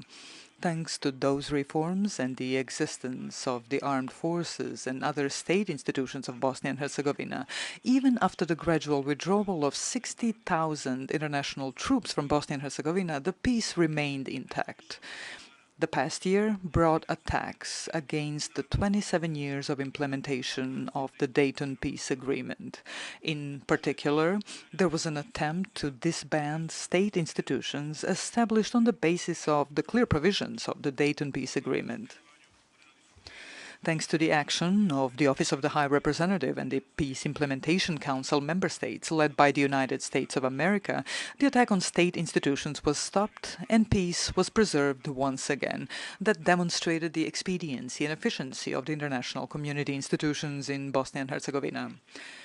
There have been requests for the closure of the office of the High Representative in the past. More recently, there were frequent requests that the High Representative take steps that would weaken the unity of Bosnia and Herzegovina and introduce additional ethnic divisions. According to the Dayton Peace Agreement and the UN Charter, it is the obligation of the High Representative to protect the sovereignty and territorial integrity of Bosnia and Herzegovina and not to contribute to its disintegration. Respected President, in addition to the civilian international presence in Bosnia and Herzegovina, there is also the international military in the country, specifically the EUFOR mission and the NATO headquarters with a total of 1,100 troops. Bosnia and Herzegovina is not special in that regard. Many more developed sovereign states need the presence of international military forces in much larger numbers than is the case in Bosnia and Herzegovina. The international military presence was established by the Dayton Peace Agreement. UN Security Council confirms the EUFOR mission's mandate on an annual basis. The Security Council will vote on the EUFOR mandate again in less than 1 month. It is very important for the stability and peace in Bosnia and Herzegovina and the region that this resolution is adopted. However, it is important to emphasize that in any case, according to the Dayton Peace Agreement, NATO has the right and obligation to deploy its forces in Bosnia and Herzegovina.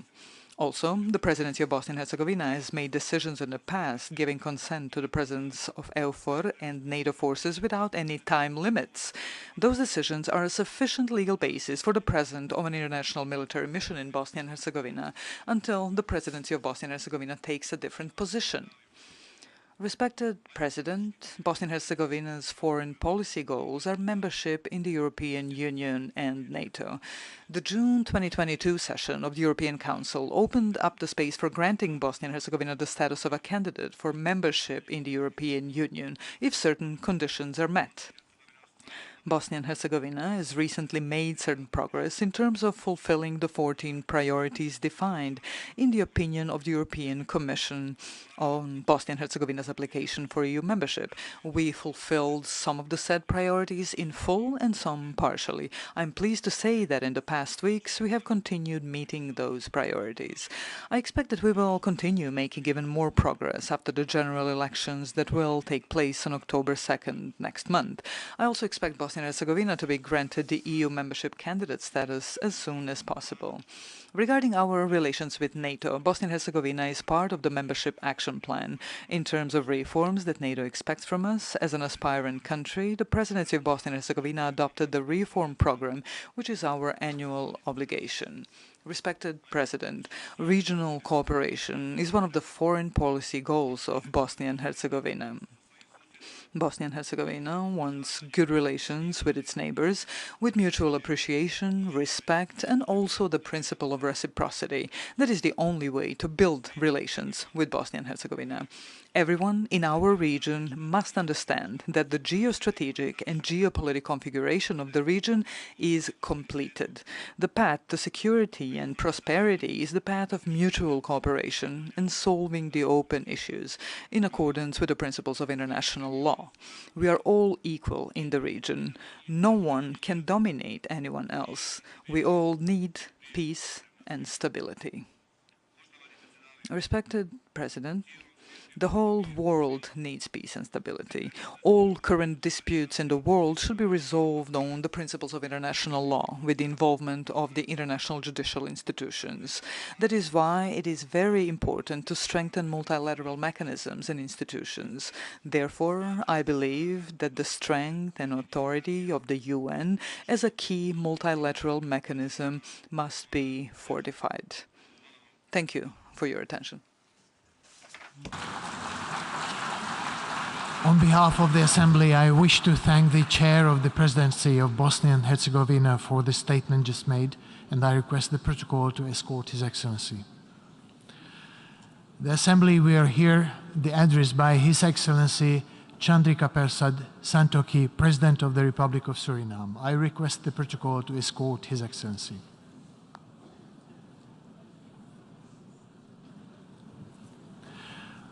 On behalf of the General Assembly, I have the honor to welcome His Excellency Chandrikapersad Santokhi, President of the Republic of Suriname, and to invite him to address the Assembly. Good morning, President, of the General Assembly, Csaba Kőrösi, Secretary General of the United Nations, Antonio Guterres, colleague heads of delegations, ladies and gentlemen.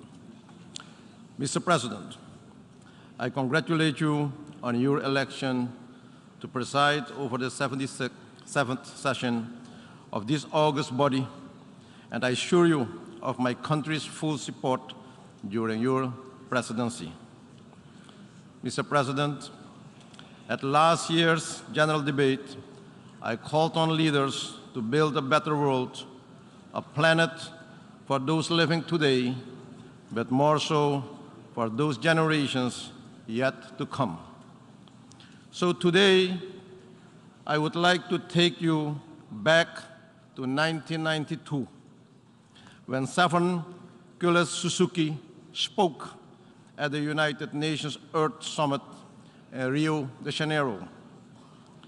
She appealed to everyone to help stop the destruction of the Earth's resources. And now, 2022, we are here. The current state of the world does not need another wake-up call. It is time for real action.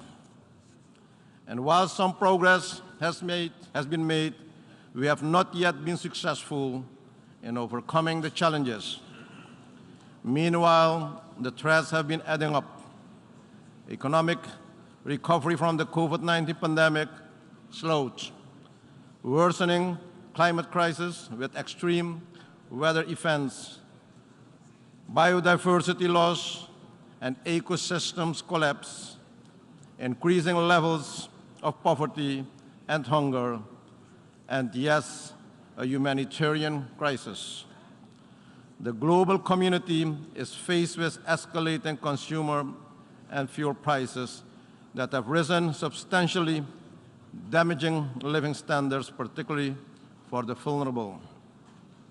Therefore, I want you to take a moment and ask yourself, have we treated our Earth in a sustainable way? Are we better prepared for the next pandemic? Has access to climate financing improved? Have we addressed the root causes for the humanitarian crisis and unregulated migration? Have we ensured that the most vulnerable in our societies were lifted out of poverty and hunger? And have we provided for their needs? And we are taking enough actions together as one? Mr. President, Secretary General, colleague heads, we all can conclude that we are not ready and have not taken all the necessary measures. And as leader of my country, Suriname, a small country, one of only 3 carbon-negative countries in the world, I appeal to you today, let us uphold our firm commitment to international principles and international law by all when addressing the global challenges and threats. Today, I urge the United Nations to exert its important role and place in defense of these principles through meaningful dialogue and constructive engagement as tools. These developments will take us further from our shared objectives in 2030 Agenda for Sustainable Development and the promise of leaving no one behind. Mr. President, no country is immune to the climate crisis. Over the past months, Suriname has been affected by excessive rainfall, resulting in floods in many parts of the country. Due to the inflow of salt water, fertile agricultural land was adversely affected, causing economic loss and impacting food security and rural livelihoods.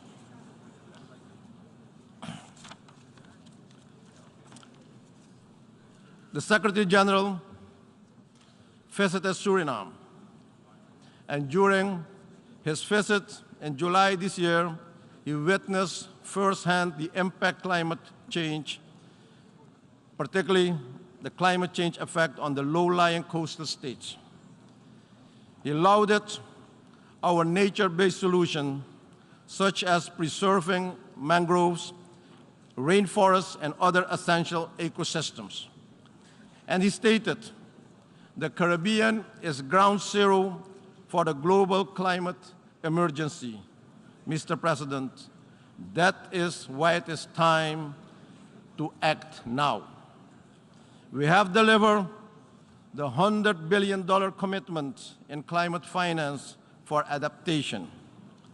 As such, we call for support for a research agenda that will help the region understand the cost of climate change on sectors and economies.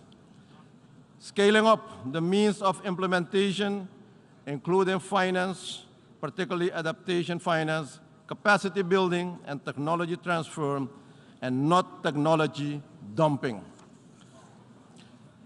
Scaling up finance for adaptation and for response to loss and damage, with prioritization for Caribbean SIDS to access grant and concessionary finance, including through bilateral channels in particular.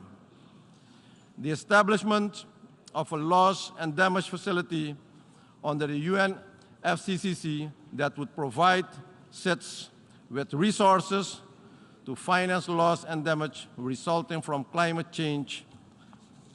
In this regard, I express appreciation to the Secretary General of the United Nations for his efforts to make the Adaptation Fund more accessible to countries affected by climate change through his Adaptation Finance Initiative.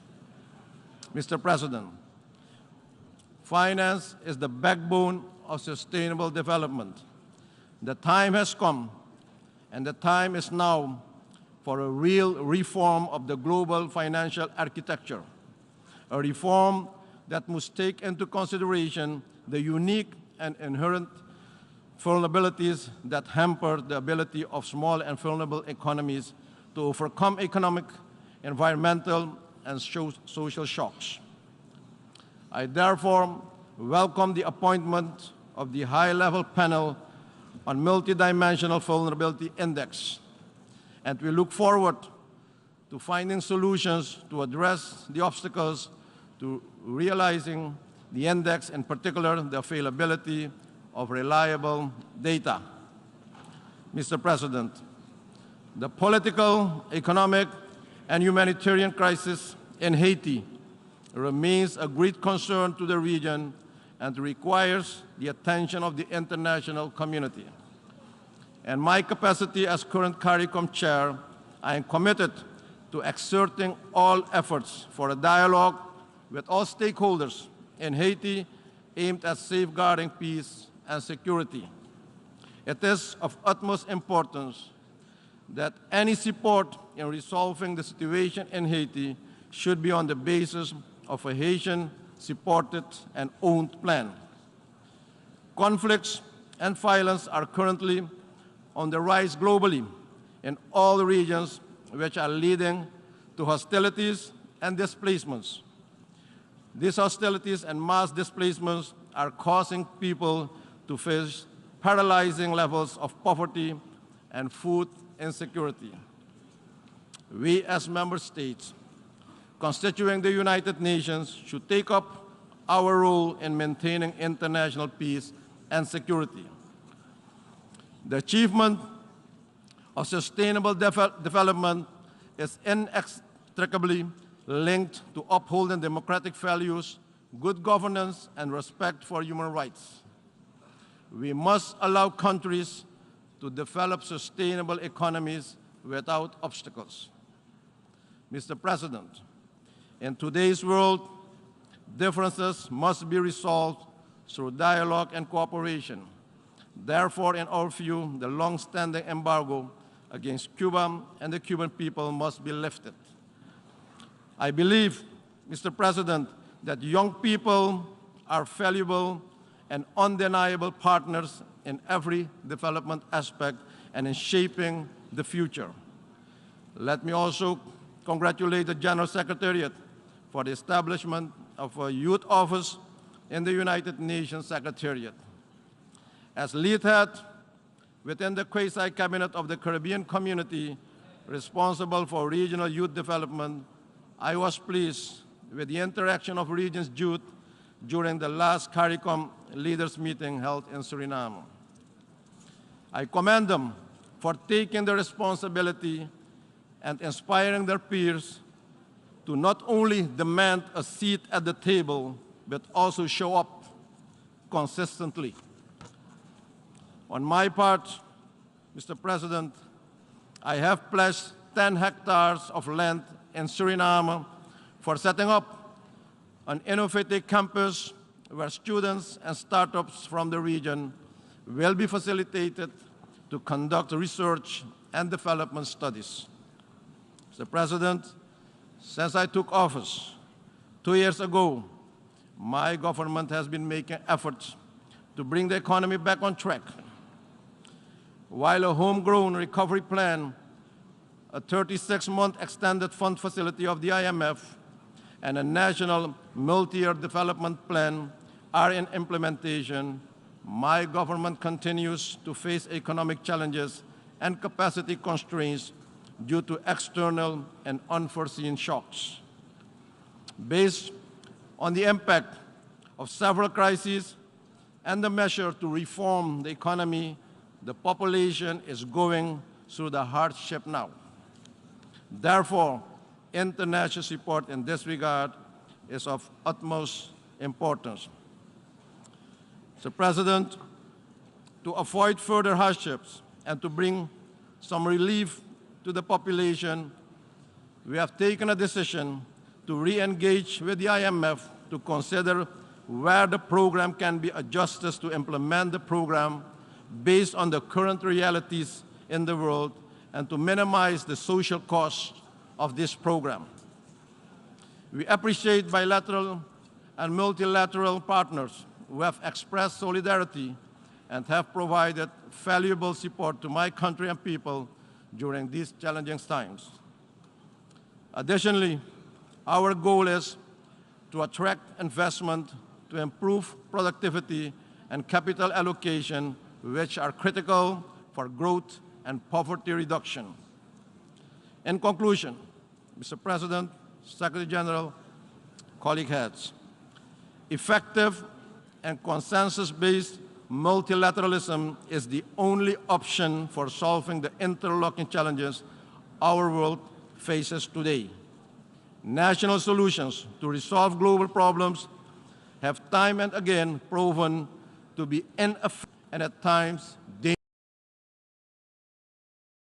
dangerous. With adapted local or national implementation, we should achieve the future we want. Mr. President, ladies and gentlemen, together we can, together we will, together we have, and together we are stronger. I thank you, and may God bless you all. Thank you. On behalf of the Assembly, I wish to thank the President of the Republic of Suriname for the statement just made, and I request the protocol to escort His Excellency. The Assembly will hear an address by His Excellency Joseph R. Biden, Jr., President of the United States of America. I request the protocol to escort His Excellency.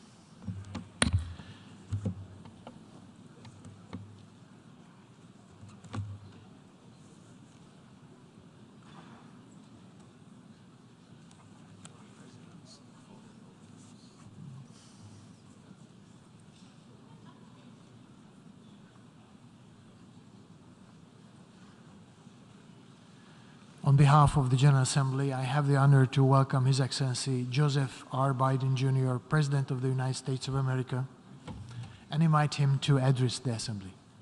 Thank you. Mr. President, Mr. Secretary General, my fellow leaders, in the last year, our world has experienced great upheaval. A growing crisis in food insecurity, record heat, floods and droughts, COVID-19, inflation, and a brutal, needless war.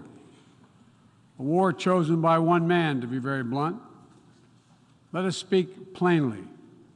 A permanent member of the United Nations Security Council invaded its neighbor, attempted to erase a sovereign state from the map.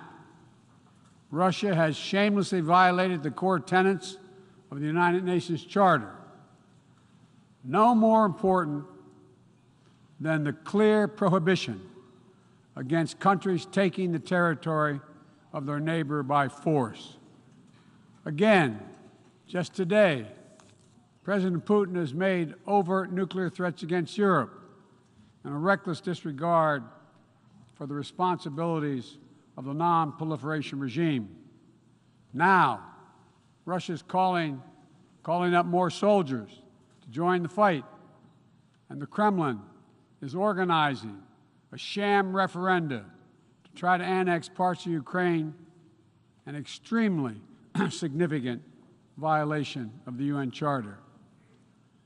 This world should see these outrageous acts for what they are. Putin claims he had to act because Russia was threatened. But no one threatened Russia, and no one other than Russia sought conflict. In fact, we warned it was coming, and with many of you we worked to try to avert it. Putin's own words make his true purpose unmistakable. Just before he invaded, Putin asserted, and I quote, "Ukraine was created by Russia and never had, quote, real statehood."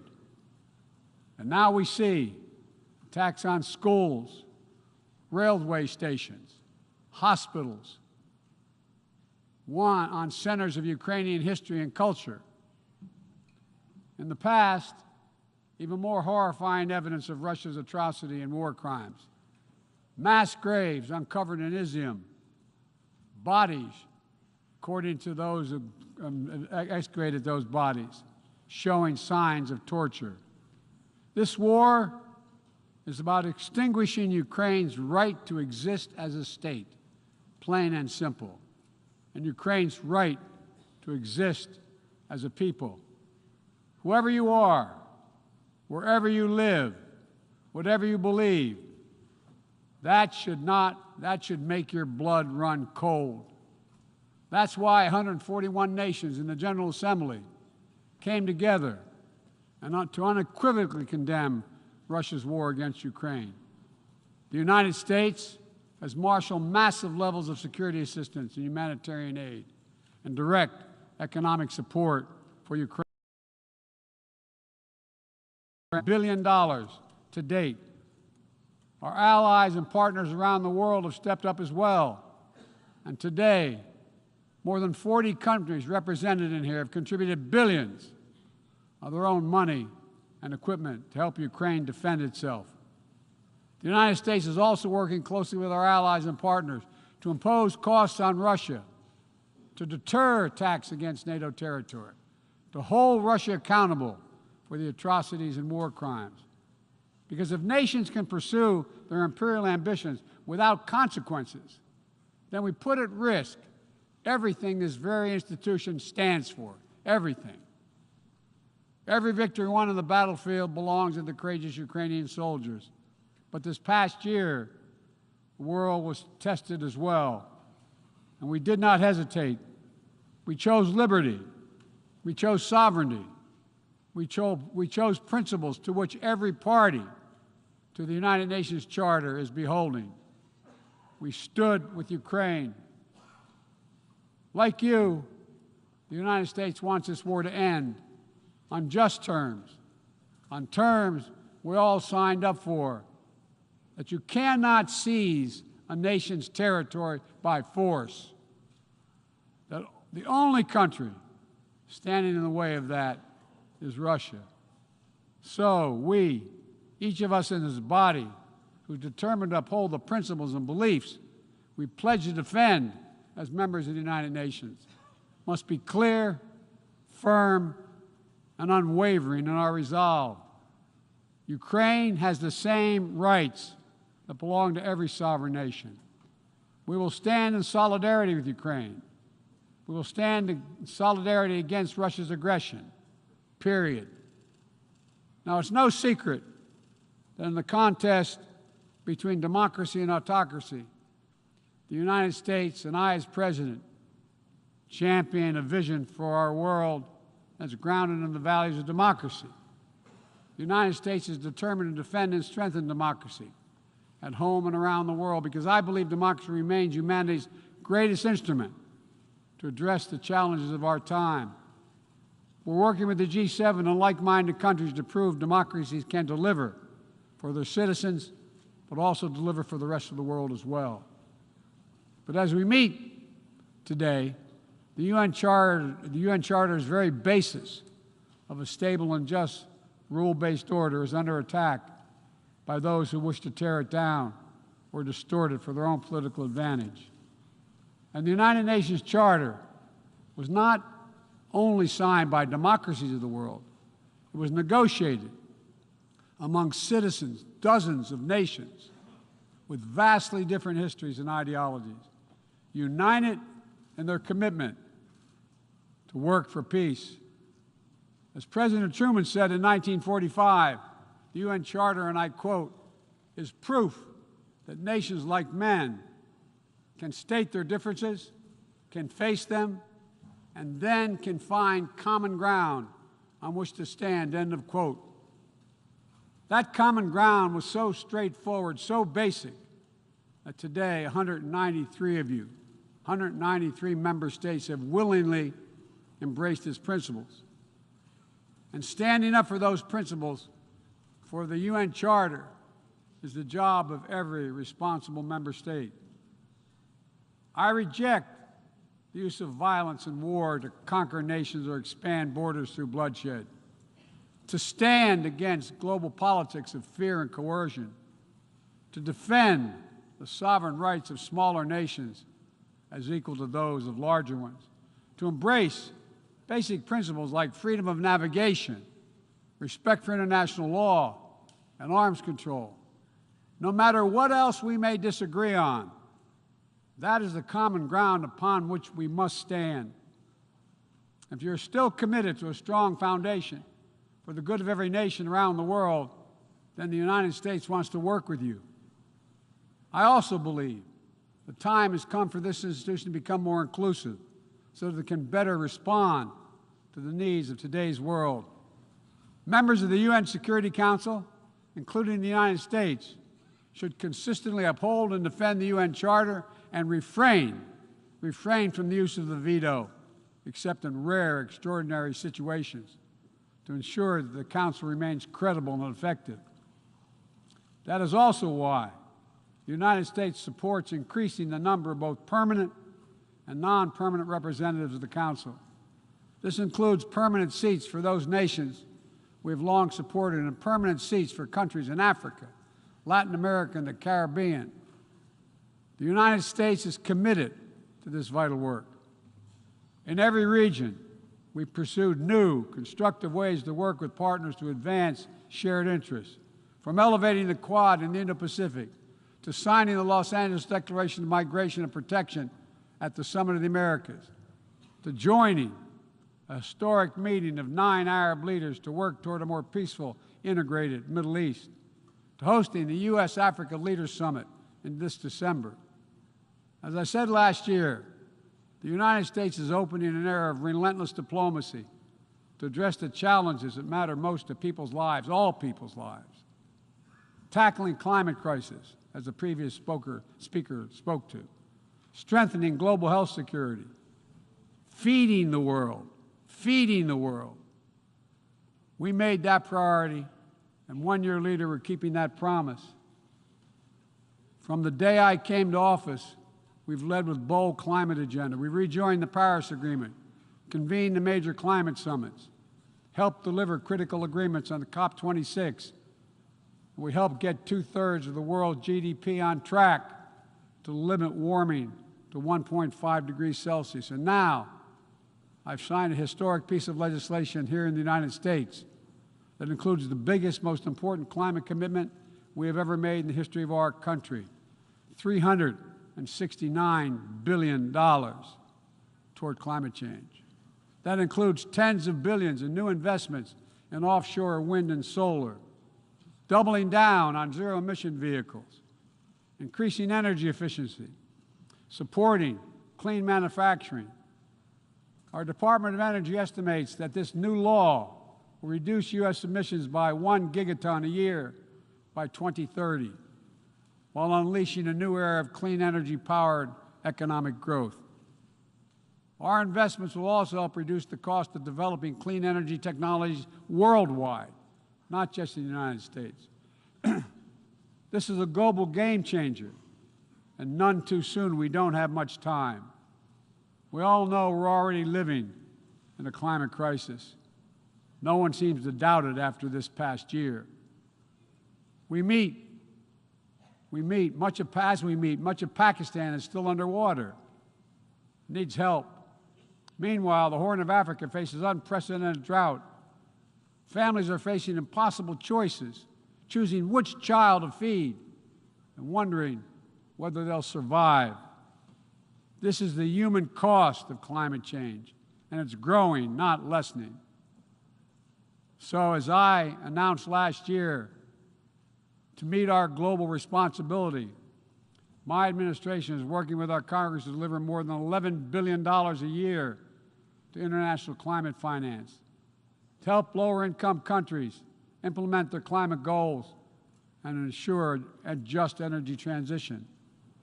The key part of that will be our PEPFAR plan, which will help 500 million people in especially vulnerable countries adapt to the impacts of climate change and build resilience. This need is enormous. So let this be the moment we find within ourselves the will to turn back the tide of climate devastation, and unlock a resilient, sustainable, clean energy economy to preserve our planet.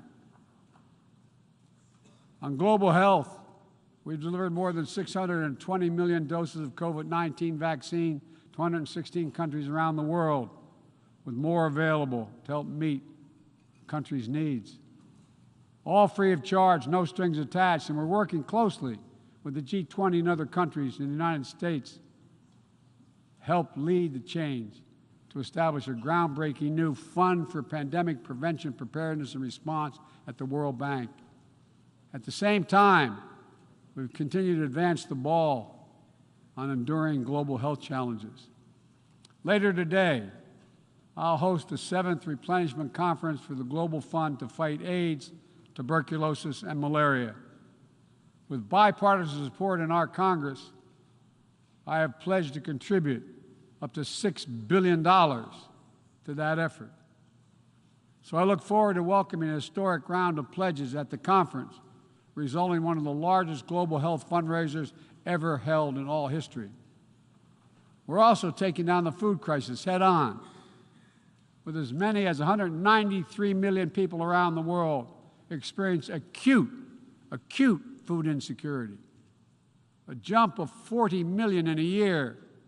Today I'm announcing another $2.9 billion in U.S. support for life-saving humanitarian and food security assistance for this year alone. Russia, in the meantime, is pumping out lies, trying to pin the blame for the crisis, the food crisis, on the sanctions imposed by many in the world for the aggression against Ukraine. So let me be perfectly clear about something. Our sanctions explicitly allow Russia the ability to export food and fertilizer. No limitation It's Russia's war that is worsening food insecurity, and only Russia can end it. I'm grateful for the work here at the UN, including your leadership, Mr. Secretary General, establishing a mechanism to export grain from Black Sea ports in Ukraine that Russia had blocked for months, and we need to make sure it's extended. We believe strongly in the need to feed the world.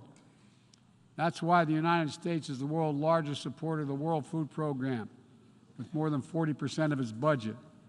We're the leading support of the UNICEF efforts to feed children around the world. To take on a larger challenge of food insecurity, the United States introduced a call to action, a roadmap eliminating global food insecurity, that more than 100 nation member states have already supported. In June, the G7 announced more than $4.5 billion to strengthen food security around the world through USAID's Feed the Future initiative. The United States is scaling up innovative ways to get drought and heat-resistant seeds into the hands of farmers who need them, while distributing fertilizer and improving fertilizer efficiency so that farmers can grow more while using less. And we're calling on all countries to refrain from banning food exports or hoarding grain while so many people are suffering. Because in every country in the world, no matter what else divides us, if parents cannot feed their children, nothing else matters. If parents cannot feed their children. As we look to the future, we're working with our partners to update and create rules of the road for new challenges we face in the 21st century. We launched the Trade and Technology Council with the European Union to ensure that key technologies are developed and governed in the way that benefits everyone. With our partner countries and through the UN, we're supporting and strengthening the norms of responsible state behavior in cyberspace, and working to hold accountable those who use cyber attacks to threaten international peace and security. With partners in the Americas, Africa, Europe, and the Middle East, and the Indo-Pacific, we're working to build a new economic ecosystem where every nation gets a fair shot, and economic growth is resilient, sustainable, and shared. That's why the United States has championed a global minimum tax, and we will work to see it implemented so major corporations pay their fair share everywhere. It's also been the idea behind the Indo-Pacific Economic Framework, which the United States launched this year with 13 other Indo-Pacific economies. We're working with our partners in ASEAN and the Pacific Islands to support a vision for a critical Indo-Pacific region that is free and open, connected and prosperous, secure and resilient. Together with partners around the world, we're working to secure resilient supply chains that protect everyone from coercion or domination, and ensure that no country can use energy as a weapon.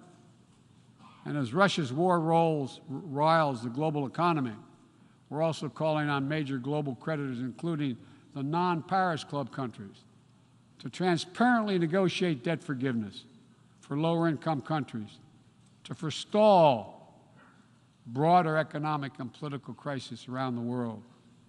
Instead of infrastructure projects that generate huge and large debt without delivering on the promised advantages, let's meet the enormous infrastructure needs around the world with transparent investments, high-standard projects that protect the rights of workers and the environment, keyed to the needs of the communities they serve, not to the contributor. That's why the United States, together with fellow G7 partners, launched a Partnership for Global Infrastructure and Investment. We intend to collectively mobilize $600 billion in investment through this partnership by 2027. Dozens of projects are already underway. Industrial-scale vaccine manufacturing in Senegal, transformative solar projects in Angola, first-of-its-kind small modular nuclear power plant in Romania. These are investments that are going to deliver returns not just for those countries, but for everyone. The United States will work with every nation, including our competitors, to solve global problems like climate change. Climate diplomacy is not a favor to the United States or any other nation, and walking away hurts the entire world. Let me be direct about the competition between the United States and China. As we manage shifting geopolitical trends, the United States will conduct itself as a reasonable leader. We do not seek conflict. We do not seek a Cold War. We do not ask any nation to choose between the United States or any other partner. But the United States will be unabashed in promoting our vision of a free, open, secure, and prosperous world and what we have to offer communities of nations. Investments that are designed not to foster dependency, but to alleviate burdens and help nations become self-sufficient.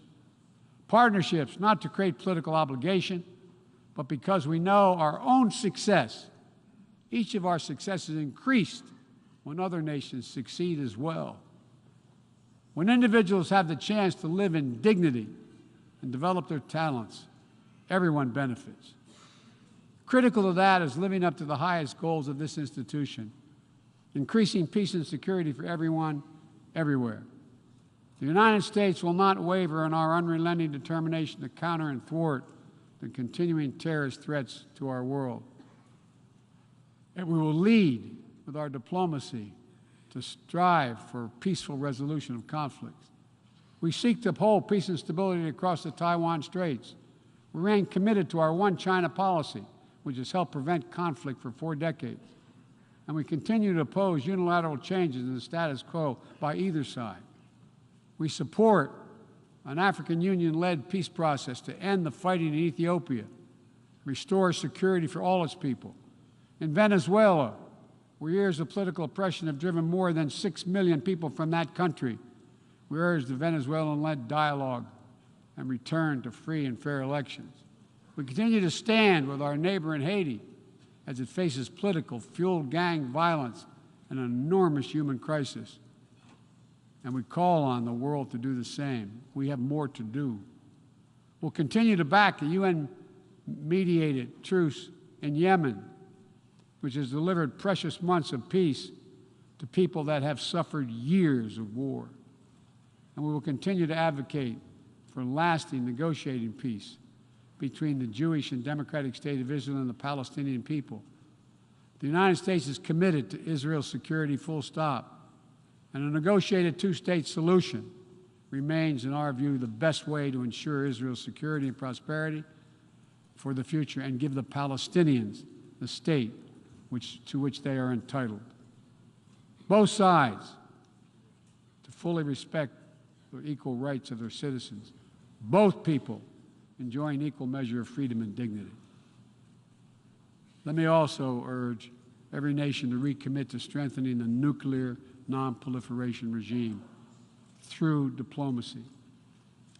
No matter what else is happening in the world, the United States is ready to pursue critical arms control measures. A nuclear war cannot be won and must never be fought. The 5 permanent members of the Security Council just reaffirmed that commitment in January. But today, we're seeing disturbing trends. Russia shunned the non-proliferation ideals embraced by every other nation at the 10th NPT Review Conference. And again today, as I said, they're making irresponsible nuclear threats to use nuclear weapons. China is conducting an unprecedented, concerning nuclear buildup without any transparency. Despite our efforts to begin serious and sustained diplomacy, the Democratic People's Republic of Korea continues to blatantly violate UN sanctions. And while the United States is prepared for a mutual return to the Joint Comprehensive Plan of Action if Iran steps up to its obligations, the United States is clear. We will not allow Iran to acquire a nuclear weapon. I continue to believe that diplomacy is the best way to achieve this outcome. The non-proliferation regime is one of the greatest successes of this institution. We cannot let the world now slide backwards, nor can we turn a blind eye to the erosion of human rights. Perhaps singular among this body's achievements stands the Universal Declaration of Human Rights, which is the standard by which our forebears challenged us to measure ourselves. They made clear in 1948, human rights are the basis for all that we seek to achieve. And yet today in 2022, fundamental freedoms are at risk in every part of our world. From the violations in Xinjiang, detailed recent reports by the Office of UN, U.S. reports detailing by the U.S. High Commissioner, democracy activists and ethnic minorities, by the military regime in Burma, to the increased repression of women and girls by the Taliban in Afghanistan. And today, we stand with the brave citizens and the brave women of Iran who right now are demonstrating to secure their basic rights. But here's what I know. The future will be won by those countries that unleash the full potential of their populations, where women and girls can exercise equal rights, including basic reproductive rights, and contribute fully to building a stronger economies and more resilient societies, where religious and ethnic minorities can live their lives without harassment and contribute to the fabric of their communities, where the LGBTQ plus community, individuals, live and love freely without being targeted with violence, where citizens can question and criticize their leaders without fear of reprisal. The United States will always promote human rights and the values enshrined in the UN Charter in our own country and around the world. Let me end with this.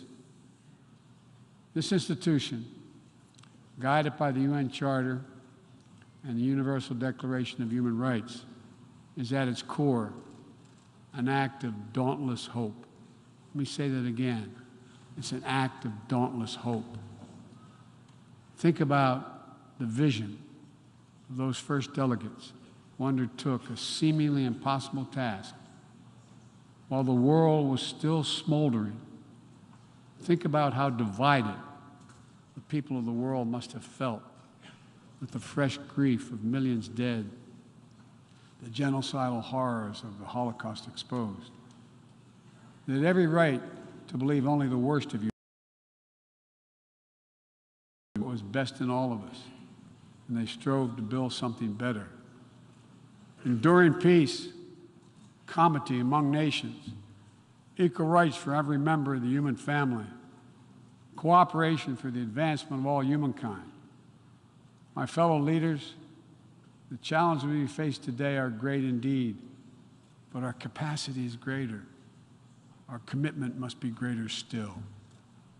So let's stand together to again declare the unmistakable resolve that nations of the world are united still, that we stand for the values of the UN Charter, that we still believe by working together we can bend the arc of history toward a freer and more just world for all our children, although none of us have fully achieved it.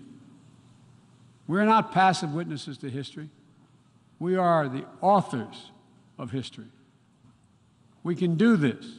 We have to do it for ourselves and for our future, for humankind. Thank you for tolerance, for listening to me. I appreciate it very much. God bless you all. On behalf of the General Assembly, I wish to thank the President of the United States of America for the statement just made, and I request the protocol to escort His Excellency. May I request representatives to remain seated while we suspend the meeting for 5 minutes before resuming to hear the next speaker.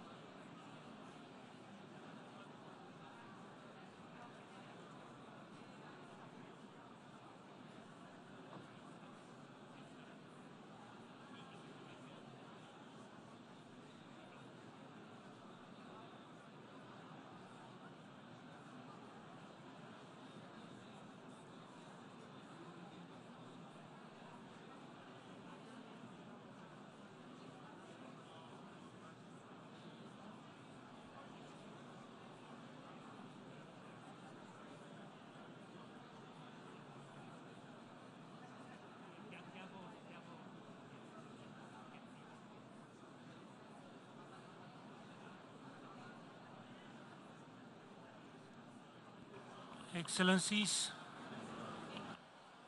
dear colleagues, may I ask you to be seated?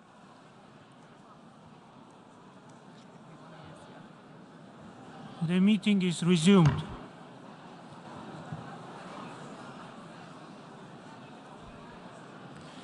The Assembly will hear an address by His Excellency Egils Levits, President of Republic of Latvia. I request protocol to escort His Excellency.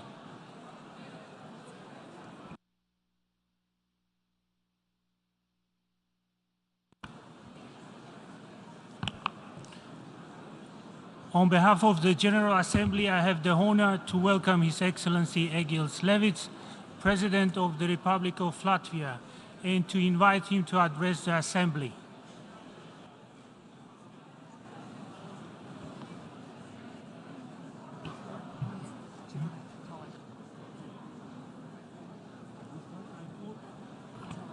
Excellencies, I call for order. Please remain seated.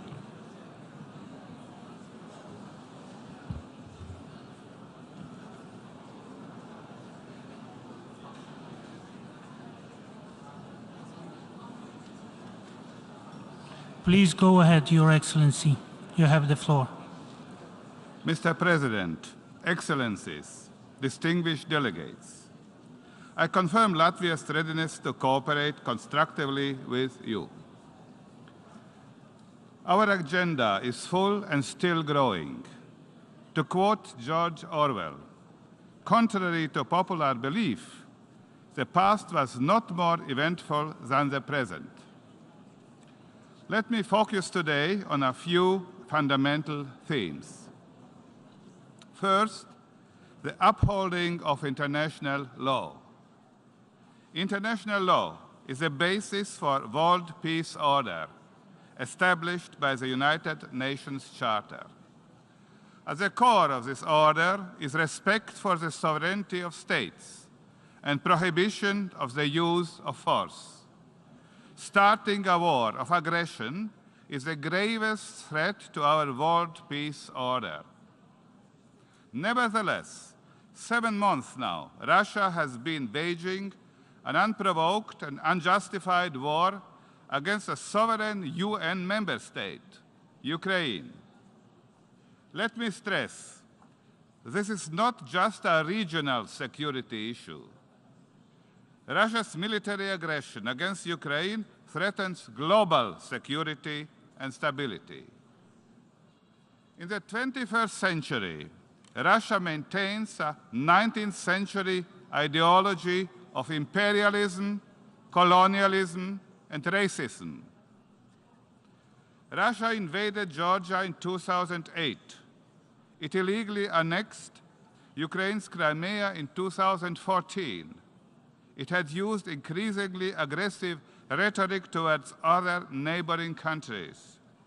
These are all manifestations of its imperialistic and colonial ambitions. Denying another nation's right to exist, promoting the idea of supremacy of Russians and their special missionary role in the world. These are all contemporary expressions of racism. That is exactly the opposite of what the United Nations stands for. Mr. President, dear colleagues, Russia's war in Ukraine has caused a humanitarian disaster. A third of the Ukrainian population has been forced to leave their homes. Russia is preventing Ukrainian-grown food from reaching the world market. Also, Russia uses its position in the energy market to exert pressure. High energy prices maintain high levels of global inflation, which most dramatically affects the world's most vulnerable populations. Russia continues to spread false narratives about the cause of the global crisis in food, fuel, and finances. These lies must be overturned. Russia alone is responsible for this crisis. Mr. President, we, the law-abiding member states of the United Nations are responsible for supporting Ukraine's self-defense and stopping the aggressor. Russia's ability to finance the war against Ukraine must be limited.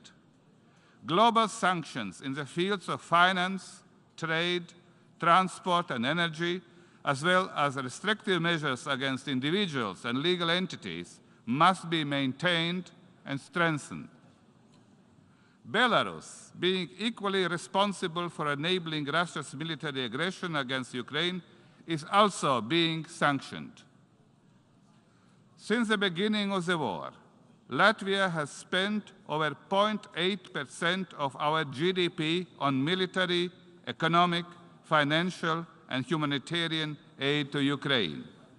We stand with the brave people of Ukraine.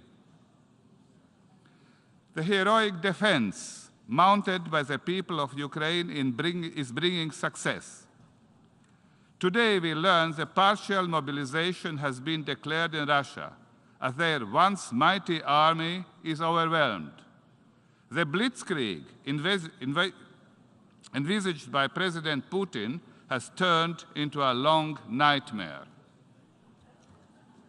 In another sign of desperation, Russia plans to hold illegal referenda in the coming days on the annexation of the occupied territories to the Russian Federation. This is a blatant contravention of both Ukrainian and international law. Latvia will not recognize the legitimacy of these referenda and their results.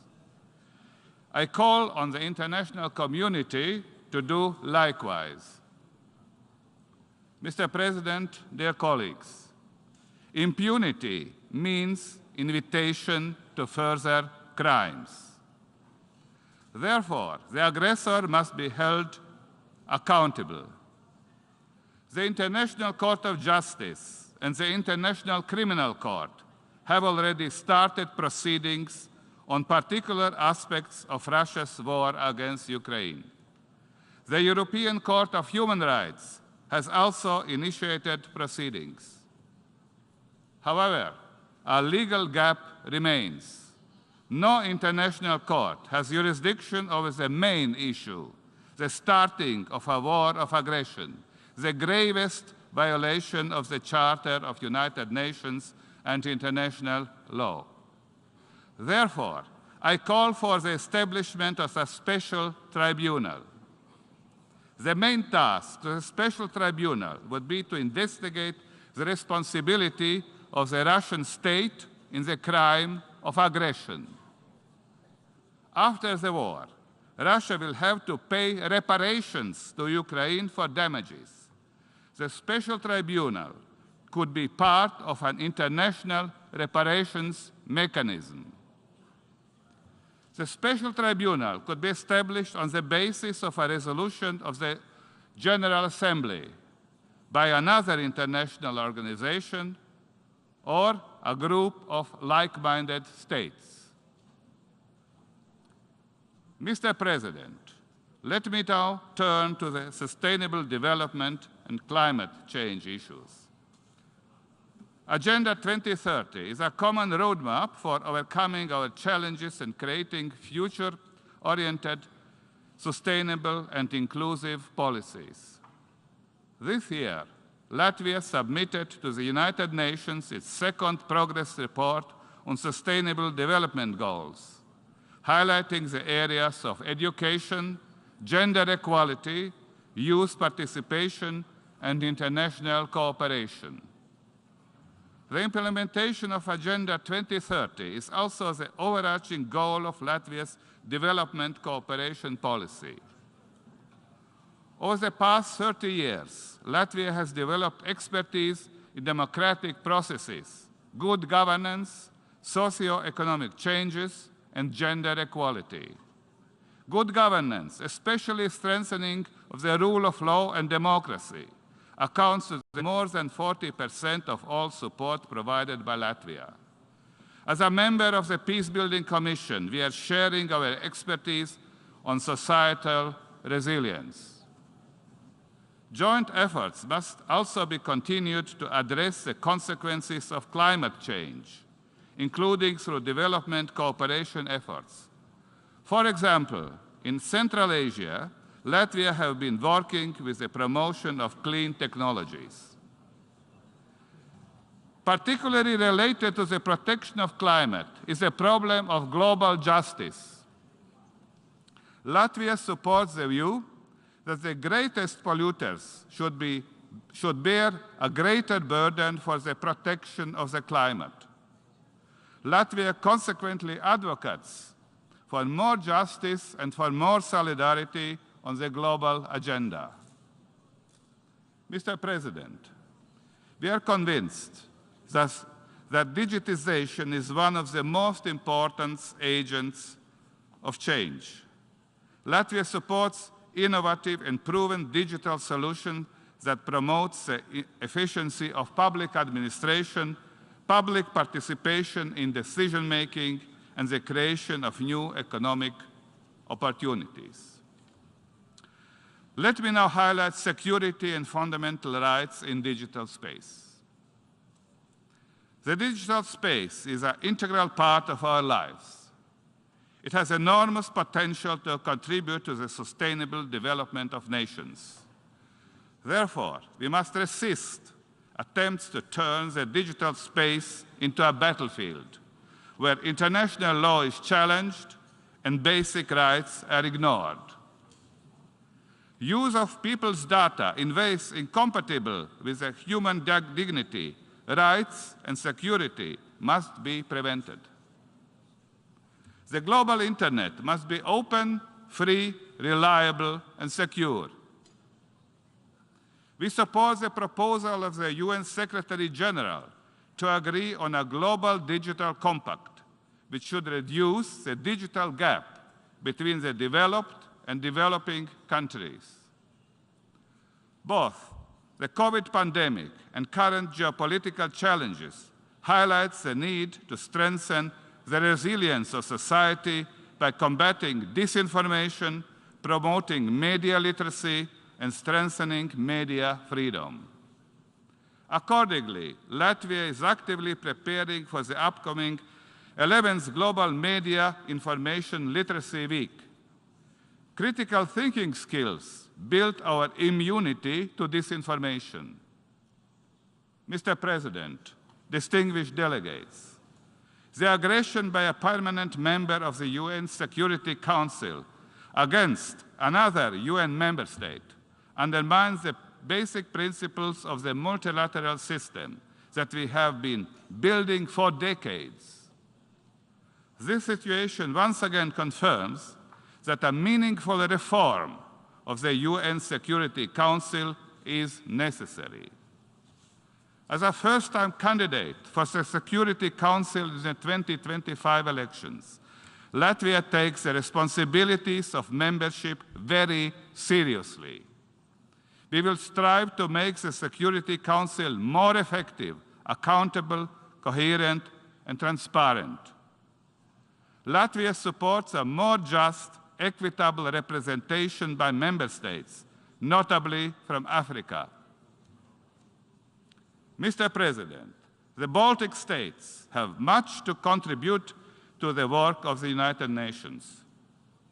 For us, the horrors of war, occupation, and harsh rule by a colonial power are within living memories.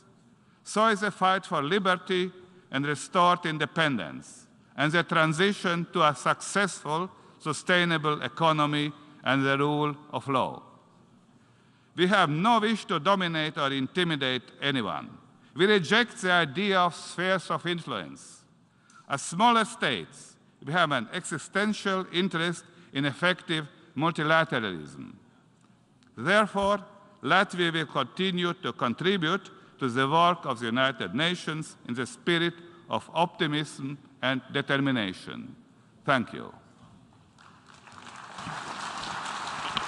On behalf of the Assembly, I wish to thank the President of the Republic of Latvia for the statement just made, and I request protocol to escort His Excellency.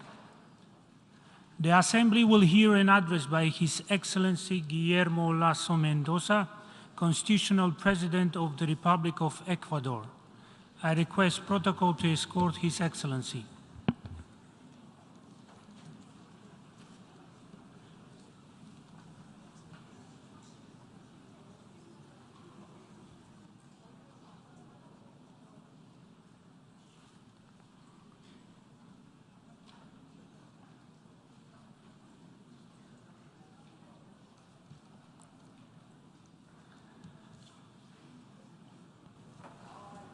On behalf of the General Assembly, I have the honor to welcome His Excellency Guillermo Lasso Mendoza, Constitutional President of the Republic of Ecuador, and to invite him to address the Assembly.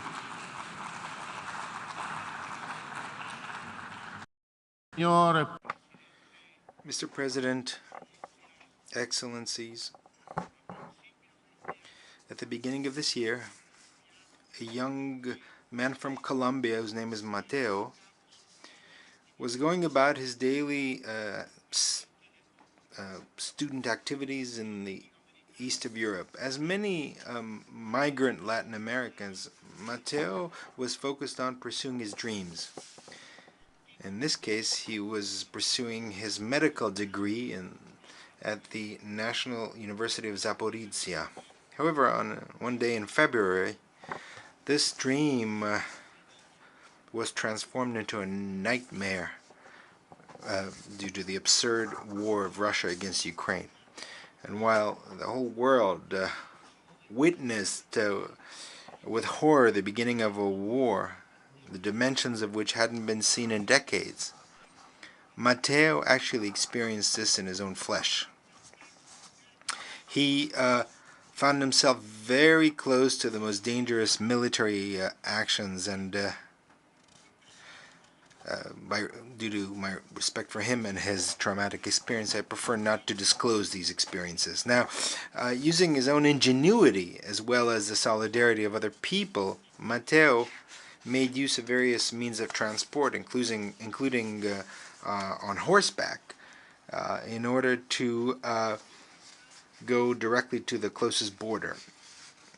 In the meantime, while all this was taking place in Ecuador, we were in the process of establishing a national crisis committee which fulfilled its goal of repatriating 730 Ecuadorian citizens on board of humanitarian flights. On one of these flights, Mateo managed to find a seat. His sister is Ecuadorian, and so that transforms him into part of our transnational family. His Colombian parents today reside in Ecuador thanks to special humanitarian visas that have been issued by our government. But it wasn't just Mateo.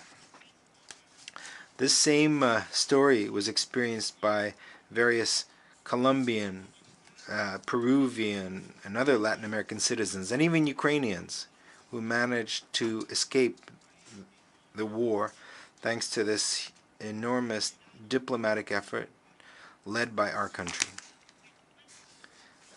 I am telling you all this because if you take away just one message from me, I would like it to be the following: that Ecuador is there to help the world. Ecuador leaves no one behind. And this is why I am sure that the world will not leave Ecuador behind in any of its specific challenges that it faces. Mr. President, Excellencies, when I prepare for these types of events, I usually consult various experts in international relations. They usually mention to me the principles enshrined in the UN Charter, which speaks of sovereign equality of states, of good faith, the peaceful resolution of disputes, territorial integrity, and political independence. It also speaks of the non-use of force to resolve disputes, the full respect for human rights, and I could continue. All these are admirable concepts that throughout almost 8 decades have preserved relative stability that today is being challenged. However, I prefer to begin my intervention by speaking of Mateo, a Latin American student who, as thousands of others, was in Ukraine pursuing his dream. Because those who know me know that I am not a scholar or an academic or an assiduous attendee of international forums. The reality is that most of my life I have cultivated a very simple idea, and this idea is that the only way of generating value is by always in every activity that one carries out, always putting human beings at the center, because it is always in human beings that I place my trust. I place my trust in people. And I am going to tell you precisely why that is important. I want to tell you why I believe that this is vital, not only for a country, but for the construction of a world that is more peaceful and stable. I firmly believe that any institution or political system, whether it is national or international, derives its legitimacy from the well-being that it is capable of creating for its citizens. It shouldn't only base its legitimacy in this, but it should renew that legitimacy daily based on the consent of the people who live in that system. And here, in this great institution, we form a family of nations. And nations, in fact, are themselves families of citizens. And from what happens in each one of our small families depends the well-being of the greater family. Its stability depends on it, and ultimately, its peace depends on that well-being. And you can take these words from someone who today leads a country where in the past marginality and abandonment have been the breeding ground for magic formulas of the most predictable kind of populism. I am speaking of the same populism that then usually drops its mask and shows its true authoritarian face. The same face that, when it is in the government, flirts with dangerous actors that hide beyond the reach of our international institutions in order to create some of the threats that today bring us together and lead us to ask, what do we do with these threats and challenges? Challenges have various aspects, but I will always insist that if we want to make sure that these threats remain far from us, it is necessary to start by clearly pointing to the ugly face of authoritarianism. And for that, we always need to, as we go into going in a circle, we need to return to the source, the same source. We need to create opportunities for people. We need a global order where all citizens feel included, connected, and represented. An interdependent order where opportunities flow freely from one corner of our planet to the other. We need a balance in which every day is increasingly more difficult for aspiring dictators to blame their failures on supposed asymmetries of the global order. We need to open to more people, to more citizens, and to never close those opportunities on the pretext of the false notion of sovereignty, which in reality is not sovereignty, but rather arrogance. We need to understand that international security is not simply a right that one can demand, but rather it is a duty that all of us share. In fact, Mr. President, Your Excellencies, my government has found itself in the strange position of having to inaugurate or launch a fight against a threat that in the past was not confronted head-on, but rather it was concealed. I am speaking of obscure actors who, instead of being fought, were silently accommodated in the hope that no one would notice them. Today, Ecuador is in the midst of a frontal war, an unprecedented war against the traffic of drugs. As mentioned in the last global report on drugs in 2022, Ecuador is the third country in the world with the most cocaine seized. And today, we are stepping up our activities more than ever to maximize the seizures of drugs and to dismantle transnational organizations that transport these drugs. We know that we're not the only ones who are fighting this monster. And by the way, this monster doesn't have only one face, but various faces, such as trafficking of persons, laundering of assets, illegal trafficking of weapons, and even illegal mining. It is calculated that transnational crime moves an amount of money that oscillates between 1.6 and 2.2 trillion dollars. Those are figures that exceed by several factors of 10 the entire economy of a country like Ecuador. However, it would be a mistake to quantify the consequences of transnational crime only in economic terms. We need to also think of, especially in the irreparable losses in terms of the lives lost and dreams destroyed, in the horrifying cries of families, but also in the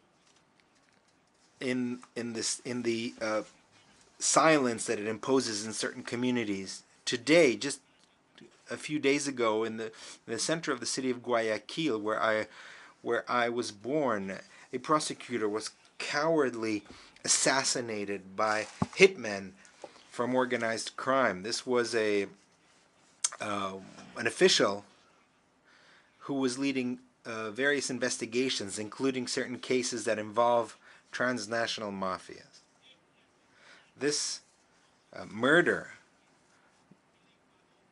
not only means that Ecuador loses a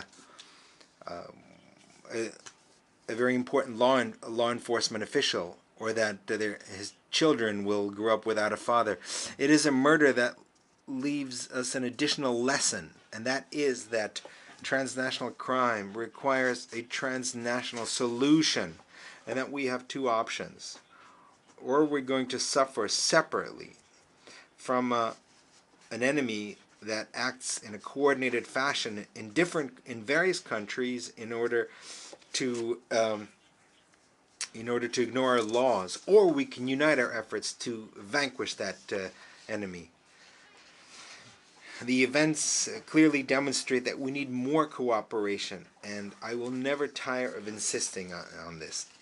In Ecuador, it's not just with record seizures, but also with the sacrifice of our officials, and that we're demonstrating that we deserve this assistance and this international help to strengthen institutions. And also, these are institutions where these officials are working selflessly. I want to take advantage of this opportunity to work together also to combat against gender violence. In the case of Ecuador, the disappearance of a courageous woman, a lawyer, a mother, and daughter should be the symbol of this challenge, of the challenge of combating against violence against women. Ecuador has demonstrated that we're there for the world. The world can count on us, and I'm sure that the world will support us and help us in these challenges. In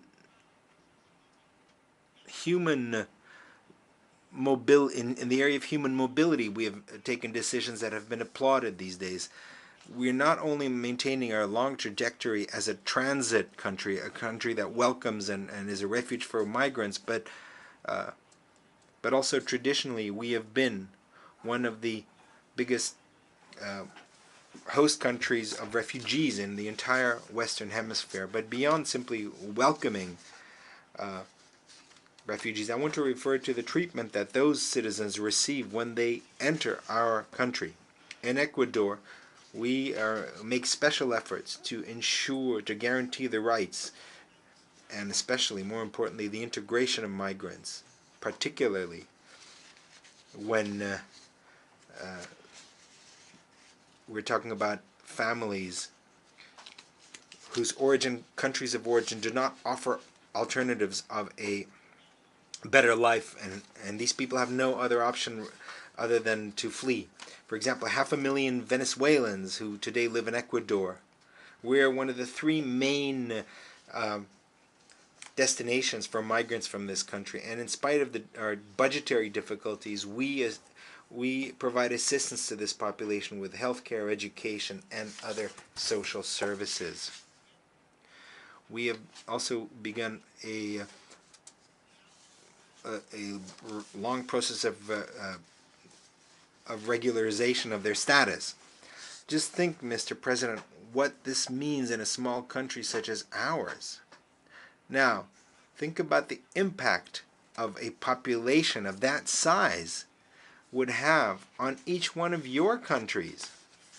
This is why I repeat, Ecuador is there for the world. The world can count on Ecuador, and I know that the world will support us with this plan for regularizing the status of our Venezuelan brethren who have had to flee their country. I have the firm hope that this will be the case. But it's not just that. Ecuador is also fulfilling its responsibility in the climate crisis as a country that is the emitter of greenhouse gases. We represent barely 0.18% of global emissions, and yet, without the need to wait or the need to suggest to us, my government took the decision to convert Ecuador in the first country in Latin America and the fourth in the world to adopt a cross-cutting policy towards environmental transition, including creating a special ministry for this. And this is not merely an issue of how much a country has industrialized in the past, but rather how much a country can contribute in the future. This is why almost a year ago, in the framework of the conference, the climate conference in Glasgow, I announced the creation of a new marine reserve called Hermandad, or Brotherhood, in the Galapagos Islands, which increased by 60,000 square kilometers the protected area of this natural heritage site of humanity. That same year, this was further complemented with the signature of a declaration for the preservation and management of ecosystems included in the marine corridor of the East Tropical Pacific. This was we signed this together with my colleagues from the presidents of Colombia, Costa Rica, and Panama to provide a new dimension and political impetus to the goals of the Marine Corridor. Thus, we are opening new opportunities for cooperation, financing, and technical assistance for the conservation not only of equatorial biodiversity or regional biodiversity, but rather global biodiversity. But we're more ambitious. We're looking beyond that. It's in this same very institution where we have promoted the mandate of the General Assembly on the environment in order to negotiate a future treaty on the plastic pollution. And so in the area of environmental conservation, Ecuador is also there for the world. Mr. President, in each one of the topics I have mentioned here, in each one of these challenges and uncertainties that the future holds before us, Ecuador supports a conviction that we need to find the responses within ourselves. In our understanding that we as human beings share this planet Earth, and what we have in common is much bigger than what divides us, what separates us.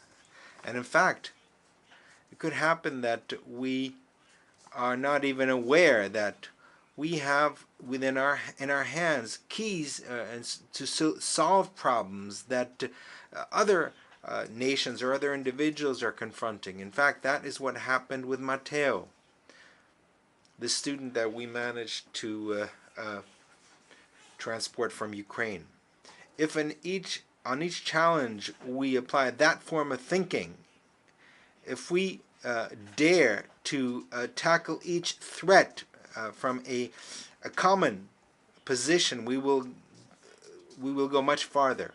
For example, take the food crisis, which today has been aggravated by the conflict in Ukraine, and that has meant the worsening of malnutrition in various countries. International figures speak of 52 million children younger than 5 years of age that today suffer malnutrition. 17 million suffer from acute malnutrition, and 155 million suffer from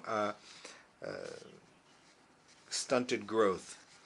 In Ecuador, this problem affects some 30% of children younger than 2 years of age, and in the most tragic cases, in some of our poorest provinces, the figure is above 35% of malnutrition. To confront this problem, my government has been a pioneer. We have created a technical secretariat.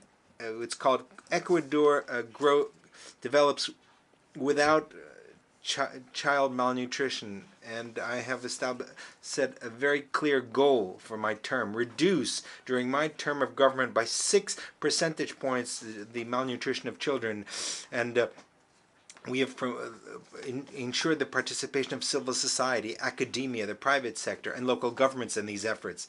And however, we can certainly do even more.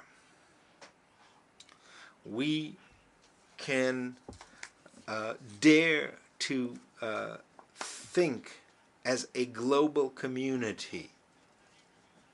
I won't be revealing any kind of secret to you if I tell you how fertile is the land in Ecuador, how productive our land is. If that land is worked with optimism and dedication. We are the country where cocoa is grown, banana, where we produce shrimp, but also avocado and a lot of other agricultural goods. It makes no sense that our children, or children from anywhere in the world, suffer hunger. In this situation or any other situation, and especially given that the land is there to be harvested, not only for food, but also for opportunities. This new Ecuador today represents advantages. that could serve not only to ease hunger, but also to create this world that is more stable and peaceful that I mentioned, where citizens are included on every single day, feel more included through the creation of opportunities. That is the world that I see. That is the world that today we are proposing to you from Ecuador.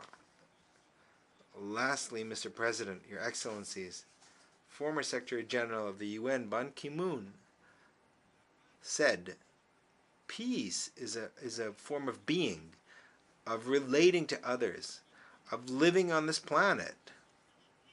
It cannot be decreed only through treaties. It must be nourished with rights and the abilities and skills of every single individual.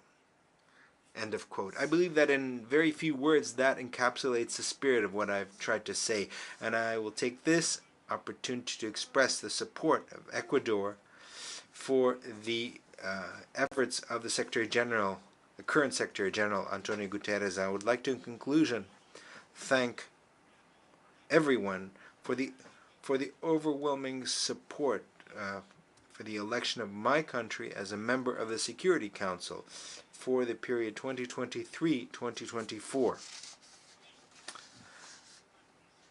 Our participation will take place in a context in which humankind is experiencing a period of uncertainty and unprecedented challenges. But you can always be certain that, as we have always done, Ecuador will be there, fulfilling its duty to the world.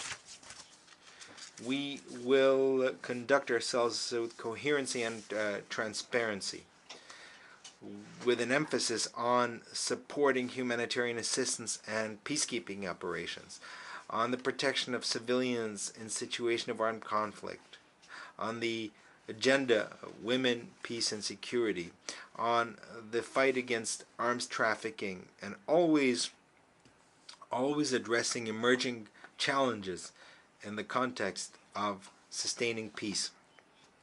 In all this, and each decision, and each effort at mediation, and each opportunity to contribute to the stability and peace of our planet, you can be certain, Mr. President, Your Excellencies, that Ecuador will be there for you and for your citizens. Ecuador will be there for the world. Thank you very much for your kind attention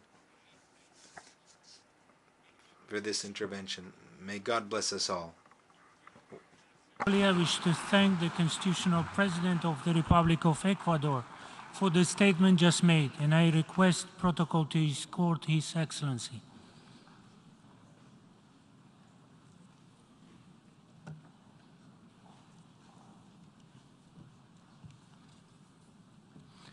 The Assembly will hear an address by His Excellency Hakainde Hichilema, President of the Republic of Zambia. I request protocol to escort His Excellency.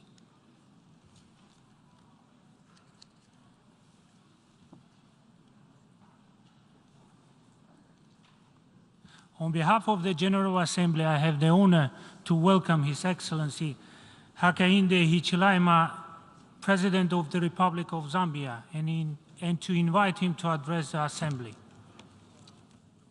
Your Excellency, Ambassador Khurelsukh, President of the 77th Session of the United Nations General Assembly, Your Excellency, Mr. Antonio Guterres, Secretary General of the UN, Your Excellencies, Heads of State and Government, distinguished ladies and gentlemen, first we congratulate you, Mr. President, on your election as the seventh President of the UN General Assembly. With your vast experience, we're confident that you will successfully provide the required leadership during your tenure as President of the General Assembly. We pay tribute, of course, in the same manner to Mr. Abdallah Shahid for his unwavering dedication and good stewardship during the 76th session of the General Assembly. Mr. President, Your Excellencies, we meet here at a very difficult time, a time when global challenges have not only multiplied, but have become more complex. Such challenges include the COVID-19 pandemic, the climate change, the war in Ukraine, and the associated effects of the supply chain disruptions, food insecurity around the world, the high commodity and energy prices, as well as the overall high cost of living, which have cast a dark shadow on the attainment of the SDGs on our continent. The risk and the world. The risk of reversal in the hard-won developmental gains is ever so real. COVID-19 unmasks the global inequalities which stretch well beyond income and political boundaries, as evidenced through the varied access to vaccines. The risk of further inequality is also real, especially for us developing countries which have inadequate capacity to adapt and mitigate the effects of climate change, despite our insignificant carbon footprint. Sadly so. This is truly a defining moment of our time where collective efforts must be channeled to address the numerous challenges that we face. Mr. President, it is why Zambia welcomes the challenge on building our common agenda and endorsed the call to convene the summit for the future. We call for the attainment of a pact for the future that underwrites a new form of multilateralism in our world, one where major challenges are faced together in solidarity within a context of revitalized international order that is rules-based, number one, number two, fair and inclusive, number three, with the United Nations at the center of it all. As a country with the 2/3 of our population below the age of 25, the outlook on the future and emphasis on intergenerational equity is so important to us. Our government seeks to harness this democratic dividend by investing in its youthful population and energetic members of our population for a better future. We therefore support the establishment of the UN Youth Office at the UN here. This should encourage meaningful youth engagement in diverse ways, such as in political representation, access to lifelong skills training and education, support to youth innovation, and indeed entrepreneurship, decision-making, and all the spheres of life, including climate change and environmental protection.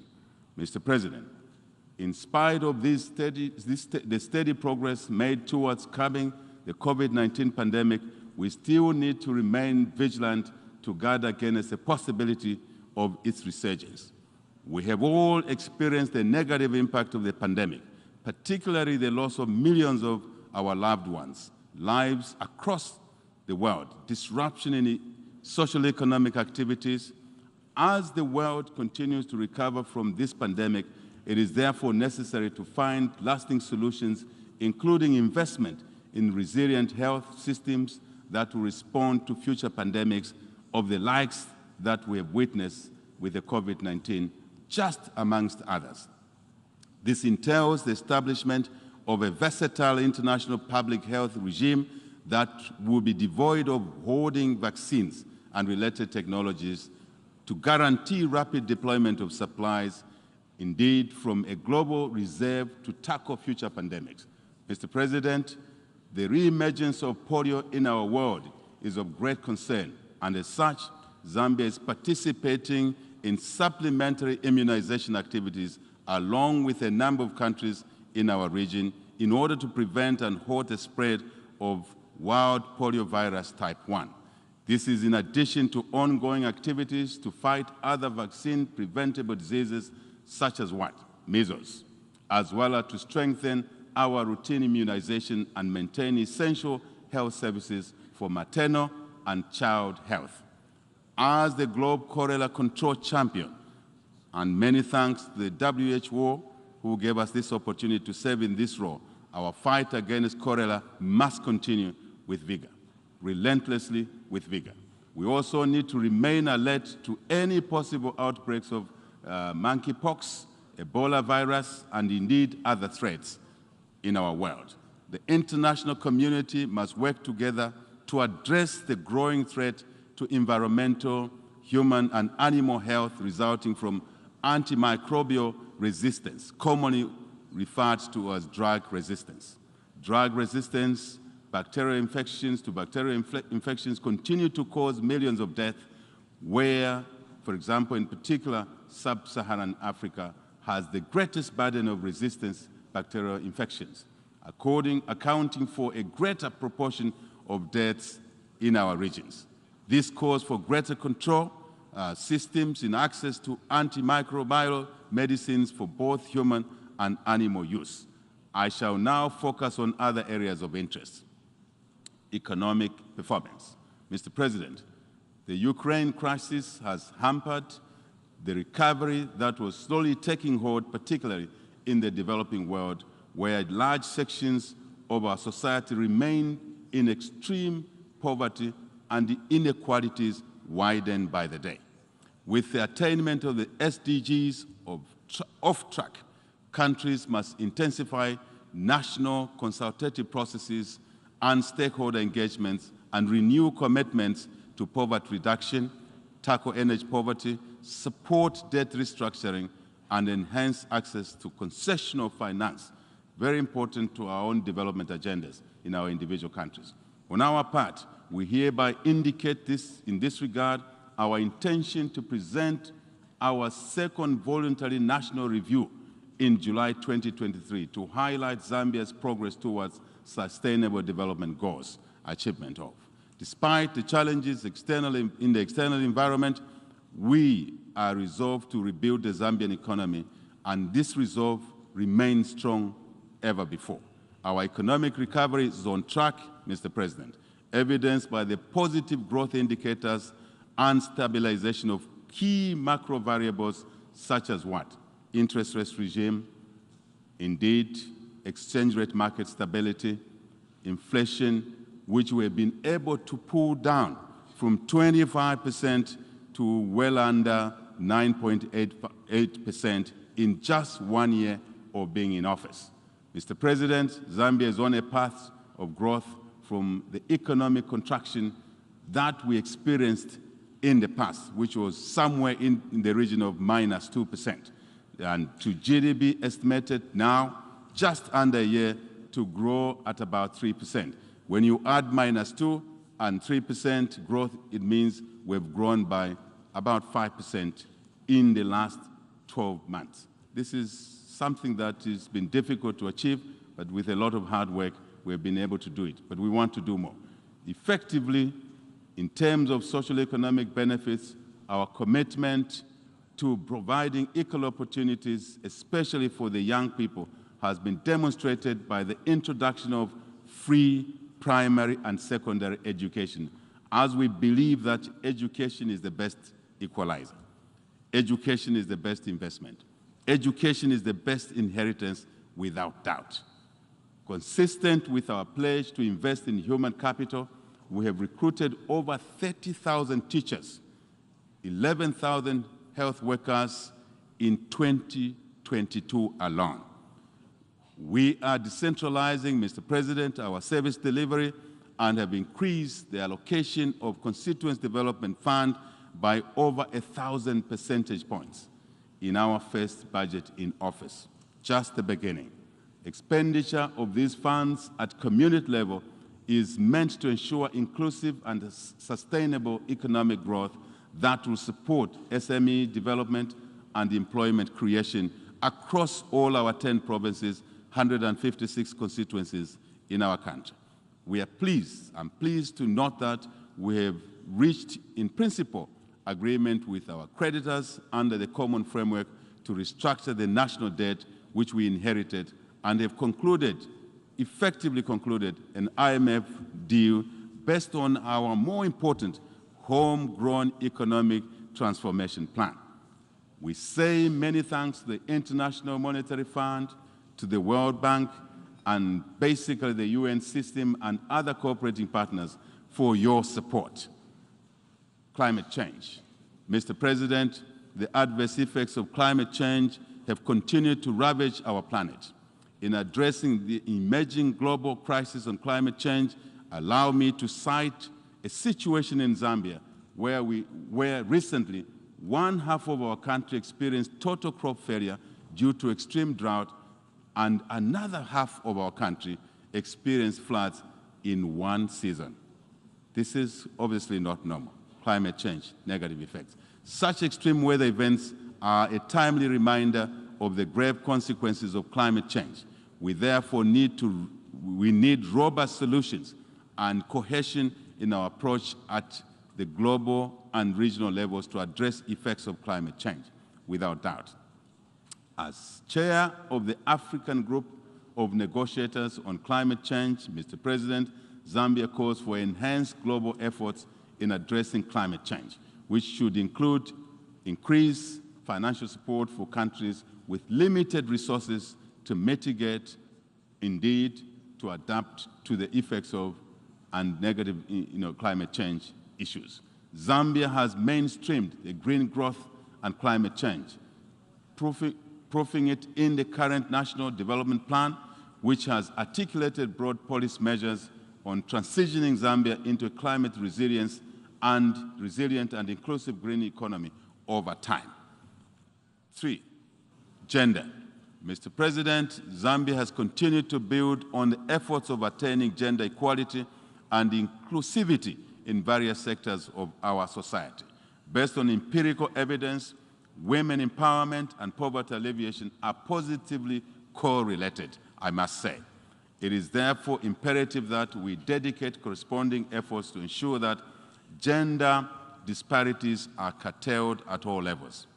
Mr. President, Zambia, under our national gender policy, has been implementing affirmative action in favor of women and girls to ensure that their full potential is realized not once but all times. Ending child marriage. Mr. President, to complement these measures, Zambia is championing the campaign to end child marriage in Africa and, of course, in the world.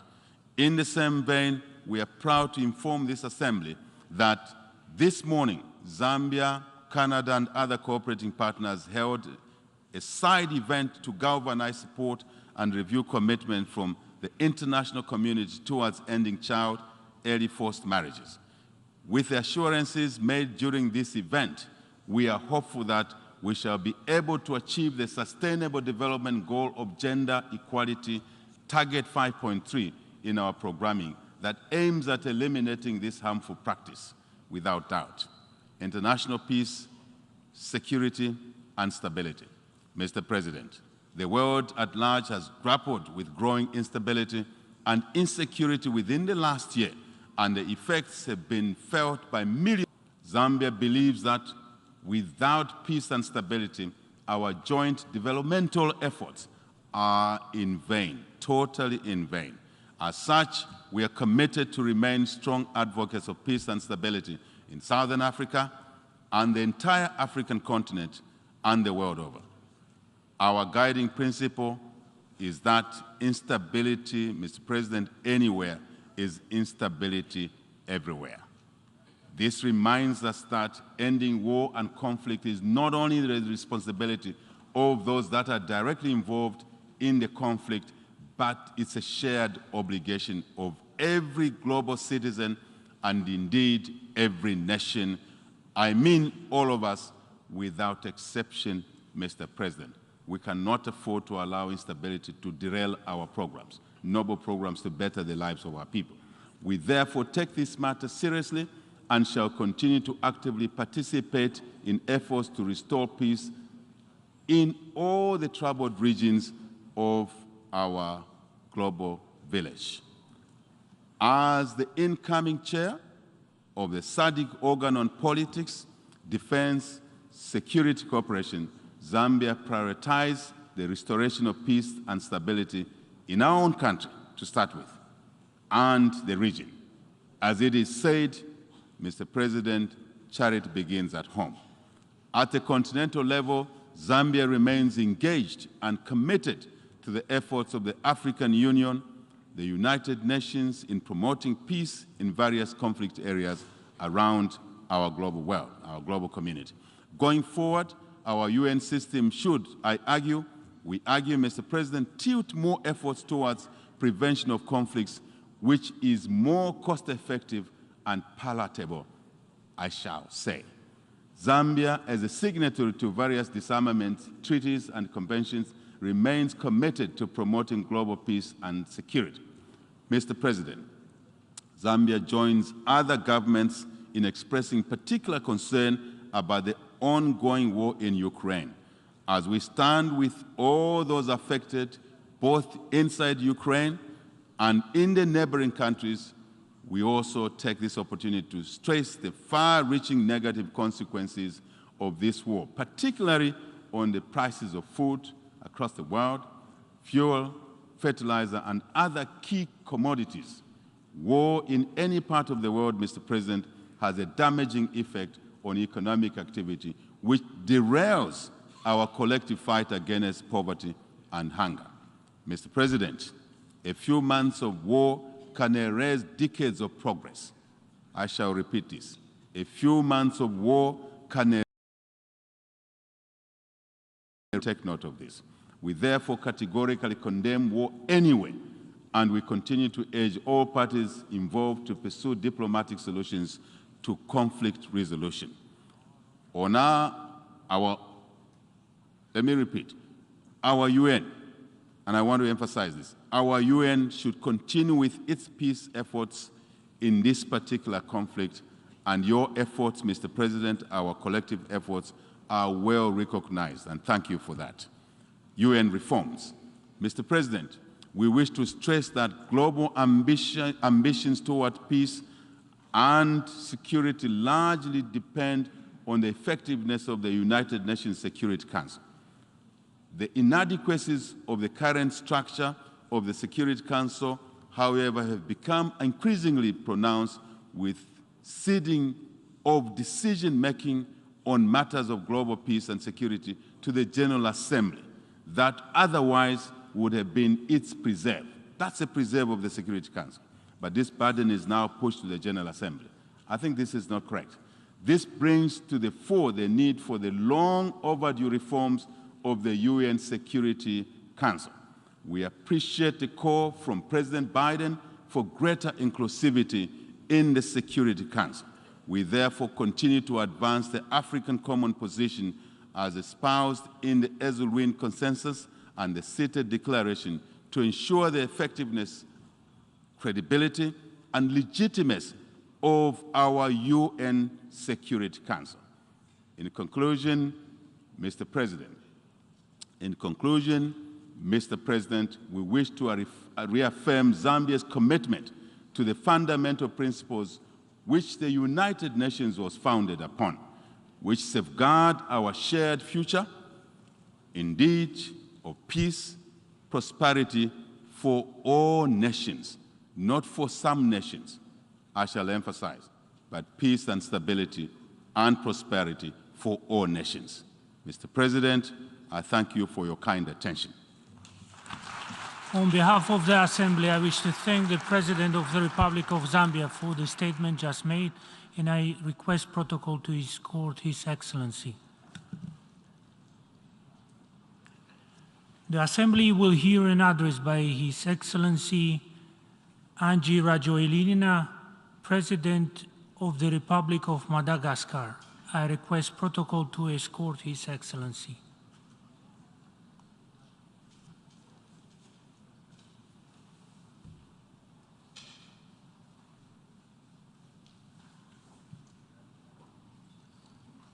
On behalf of the General Assembly, I have the honor to welcome His Excellency Angie Rajoelina, President of the Republic of Madagascar, and to invite him to address the Assembly. Mr. President of the General Assembly, Secretary General of the United Nations, Excellencies, Heads of State and Government, delegates. Ladies and gentlemen, distinguished guests, allow me at the outset to address Mr. Khurelsukh, Director of Environmental Sustainability in the Office of the President of Hungary. Mr. President, your election to the presidency of the 77th General Assembly of the United Nations is a clear message about the roadmap established by this annual meeting of nations. Mr. President, please accept my warmest congratulations. Secretary General, I convey to you my deep gratitude for your continued commitment and your devotion in your leadership of the United Nations organization. On behalf of the Malagasy people, I also wish to take the opportunity offered to me by this illustrious rostrum to reiterate our deepest condolences to the British people. Queen Elizabeth II inspired many generations in her country and throughout the world. I also wish to convey my congratulations and our wish for a reign full of health and blessings to His Majesty King Charles III. Excellencies, ladies and gentlemen, the annual meeting of the United Nations at the General Assembly is always an opportunity to raise the banner of our aspirations, namely the aspiration which brings us all together here, that is universal peace. Now that we've learned to live with COVID-19, that we have discussed at length over the last 2 years, we are, in spite of everything, facing the consequences of this crisis. This crisis has proven to us that it is in the most difficult times that we realize the importance of solidarity between nations. The theme of this session, Transformative Solutions to Interlocking Challenges, becomes entirely logical. In this context, it gives us new hope, reassures us, and gives us new prospects for advancing together along the path of development. When we were forced to face the health crisis, we chose to place our trust in our scientists and in the natural riches of our land. The creation of the pharmaceutical plant in Madagascar, Pharmalgacy, when the crisis was in full swing, demonstrated that we could turn difficulties into opportunities in order to exploit our biodiversity and in so doing protect our people. Despite the fact that we predicted the apocalypse in Africa, the infection rate and death rate in Madagascar is among the lowest in the world. We were classified as a green zone. In other words, we were among the countries with the lowest infection rate, and as such, entering Madagascar requires neither a PCR test or a health certificate. We have flown in the face of all statistics, and we have emerged from this crisis stronger than ever, and particularly more committed than ever to ensuring that our country emerges and flourishes. Ladies and gentlemen, the world was just getting back on its feet from the pandemic when new crises emerged. No country has been spared by the consequences of COVID-19, and the conflict in Ukraine has sowed further instability and heightened inequalities.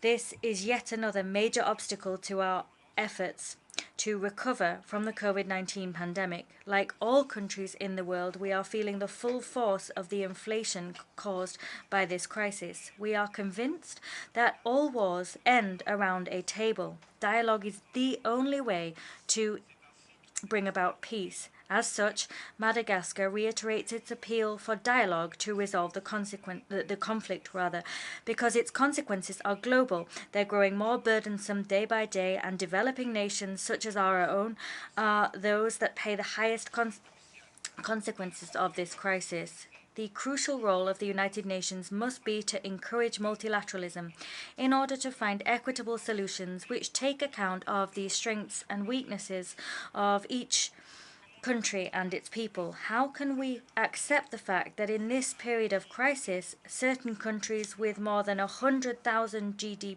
GDP per capita and others with less than 600 GDP per capita buy barrels of oil on the same market and at the same price? Our organization can take measures to support low-income countries so that they can benefit from and supply themselves with oil at equitable prices, because the current global situation is a source of major upheaval in many countries. Certain states have seen themselves affected by instability. Social fabrics are unraveling and economies are growing more fragile. Indeed, certain countries have been forced to increase fuel prices by 50%, and in some countries that has produced riots and socioeconomic turbulence. Recovery is a shared concern. Our solidarity is the only way that we will be able to heal our societies, ensure that our economies recover, support growth, and establish peace. Ladies and gentlemen, dear leaders, as things stand, all countries have been forced to review their development strategies, and in so doing, they've been convinced of the need to speed up the industrialization and the process of ensuring the self-sufficiency of all countries. We are convinced that we must produce and locally process everything our population needs. There are weapons more powerful than bombs, tanks, and missiles. These are our lands, our raw materials, our natural resources, and our people. Local industrialization, agricultural innovation, and the leadership of leaders are our ammunition to build our strength and to strengthen our shield so that we can protect our people. In Madagascar, our strategy has involved developing a plan to make up our development delays. We have established the plan Emergence Madagascar, and I began implementing that plan when I entered into office in 2019.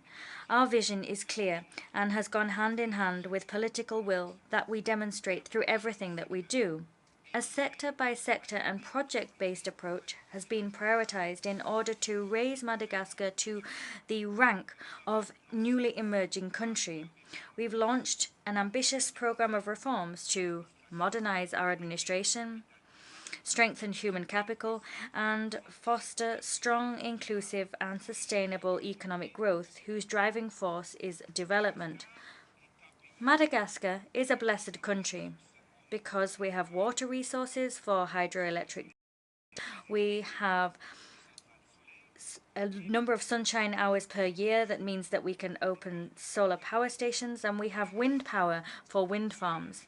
As things stand, many countries are facing energy problems. Consequently, we need to step up the pace of renewable energy production to achieve energy self-sufficiency in the next 5 years. We intend to double, even triple, our energy production capacity. Counterparts, brothers. Now is 2022, and it's unfortunate to note that Africa remains the continent in which the majority of families live in darkness and obscurity. More than 600 million African people, 85% of which are Madagascan households, continue to use candles and oil lamps to light their homes.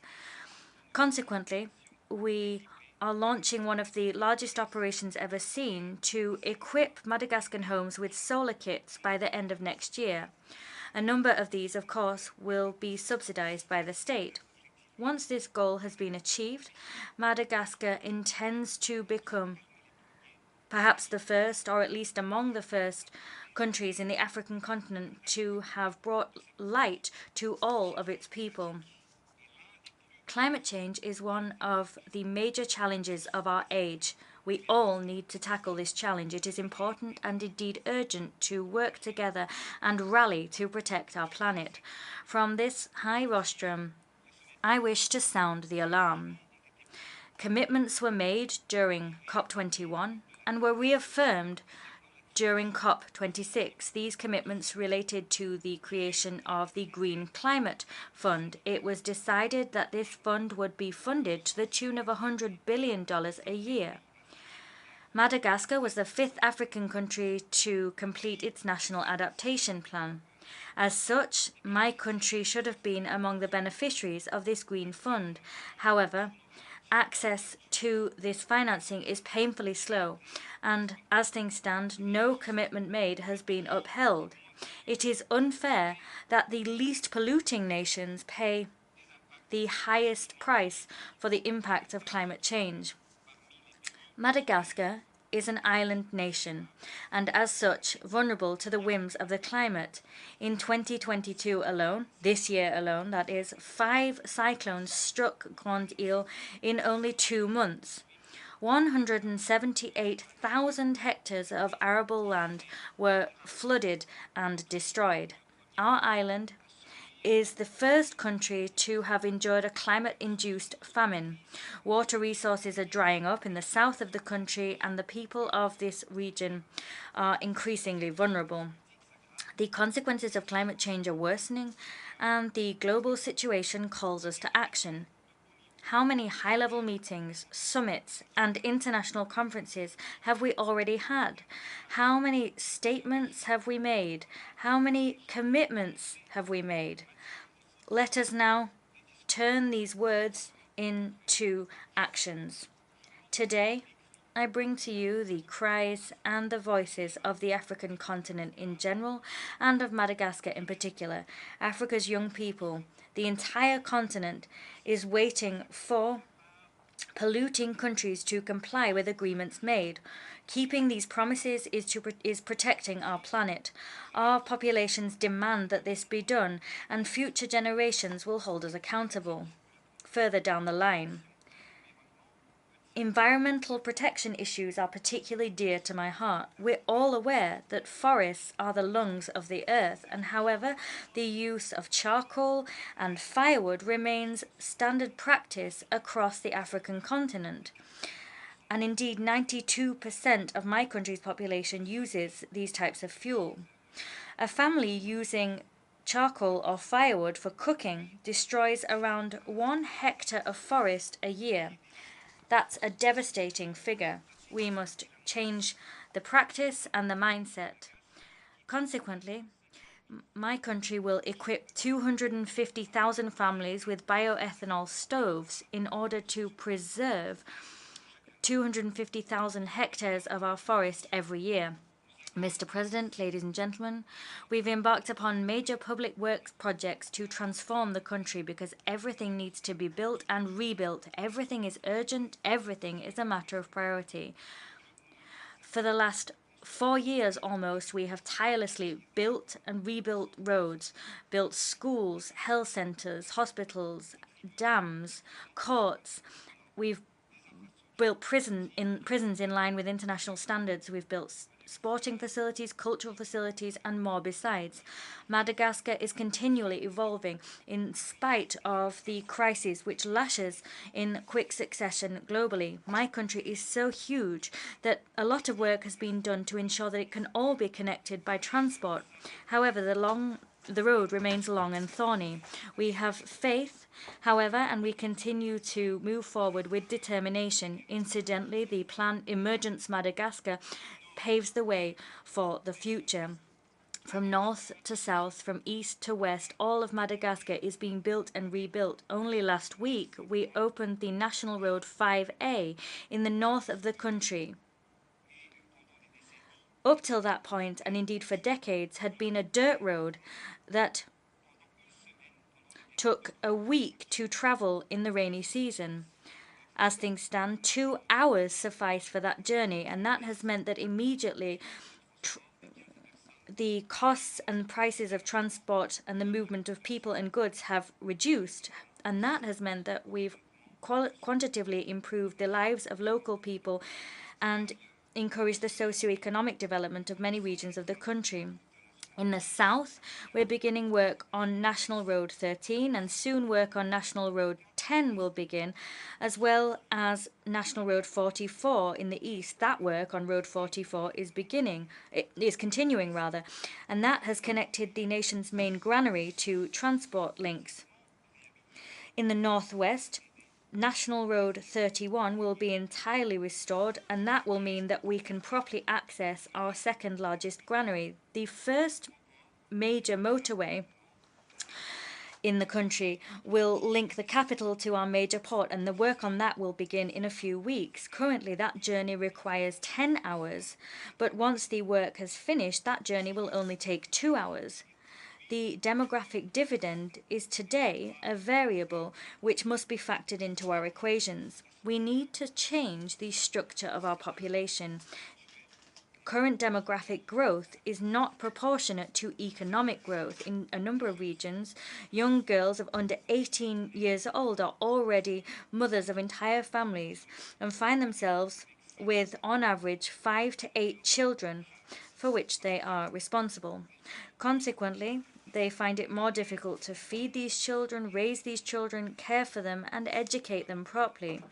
The family planning program, which has already been launched, is consequently a crucial part of our strategy to control our birth rate and transform the current population from a dependent one into an active and economically productive one.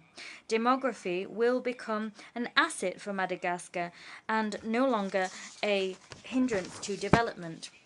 In terms of education, we've taken huge strides forward. My government has built more than 1,000 classrooms and has invested a great deal in teaching tools and material. We've established school canteens, we've published books and textbooks, distributed digital tablets in order to considerably improve the quality of education our children and young people receive. The access rate to basic education has increased by 146%, and the school dropout rate has significantly decreased. We have made education a national priority. And here we renew our commitment to transform school and university life and lend new momentum to both. Last year, I had the opportunity to speak of my country's wish to finally see the implementation of resolutions made by the General Assembly of the United Nations in 1979 and 1980. These pertain to the return of the scattered islands and Nosy Islands in the Indian Ocean to Madagascar. We are delighted that very soon we'll have the second meeting of the Joint Commission, the Joint French-Malagasy Commission on the subject. And based on these resolutions, we hope that we'll have the support of the United Nations to finally have a fair, peaceful solutions. These resolutions indeed confirm the legitimacy of our claims. Excellencies, ladies and gentlemen, during the pandemic, sick people needed oxygen to survive.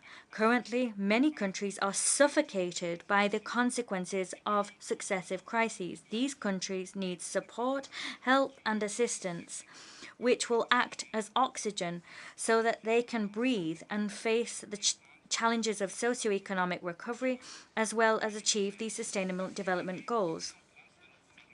We need to step up the pace of the implementation of new financing mechanisms, such as the Trust Fund for Resilience and Sustainability, and we need to ensure that funds can be disbursed from it. I'd like to take this opportunity to thank the International Monetary Fund, the World Bank, and other friendly countries of Madagascar that have always stood shoulder to shoulder with us in the most difficult times. Counterparts, my brotherly African leaders, the Africa of tomorrow must be autonomous, independent, and prosperous.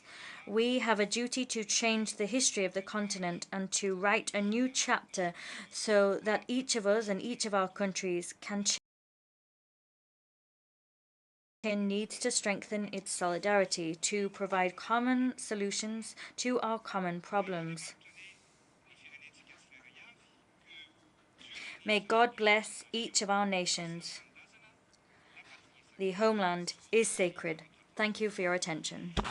On behalf of the Assembly, I wish to thank the President of the Republic of Madagascar for the statement just made, and I request protocol to escort His Excellency. The Assembly will hear an address by His Excellency Muhammadu al-Menfi, President of the Presidential Council of the State of Libya. I request protocol to escort His Excellency.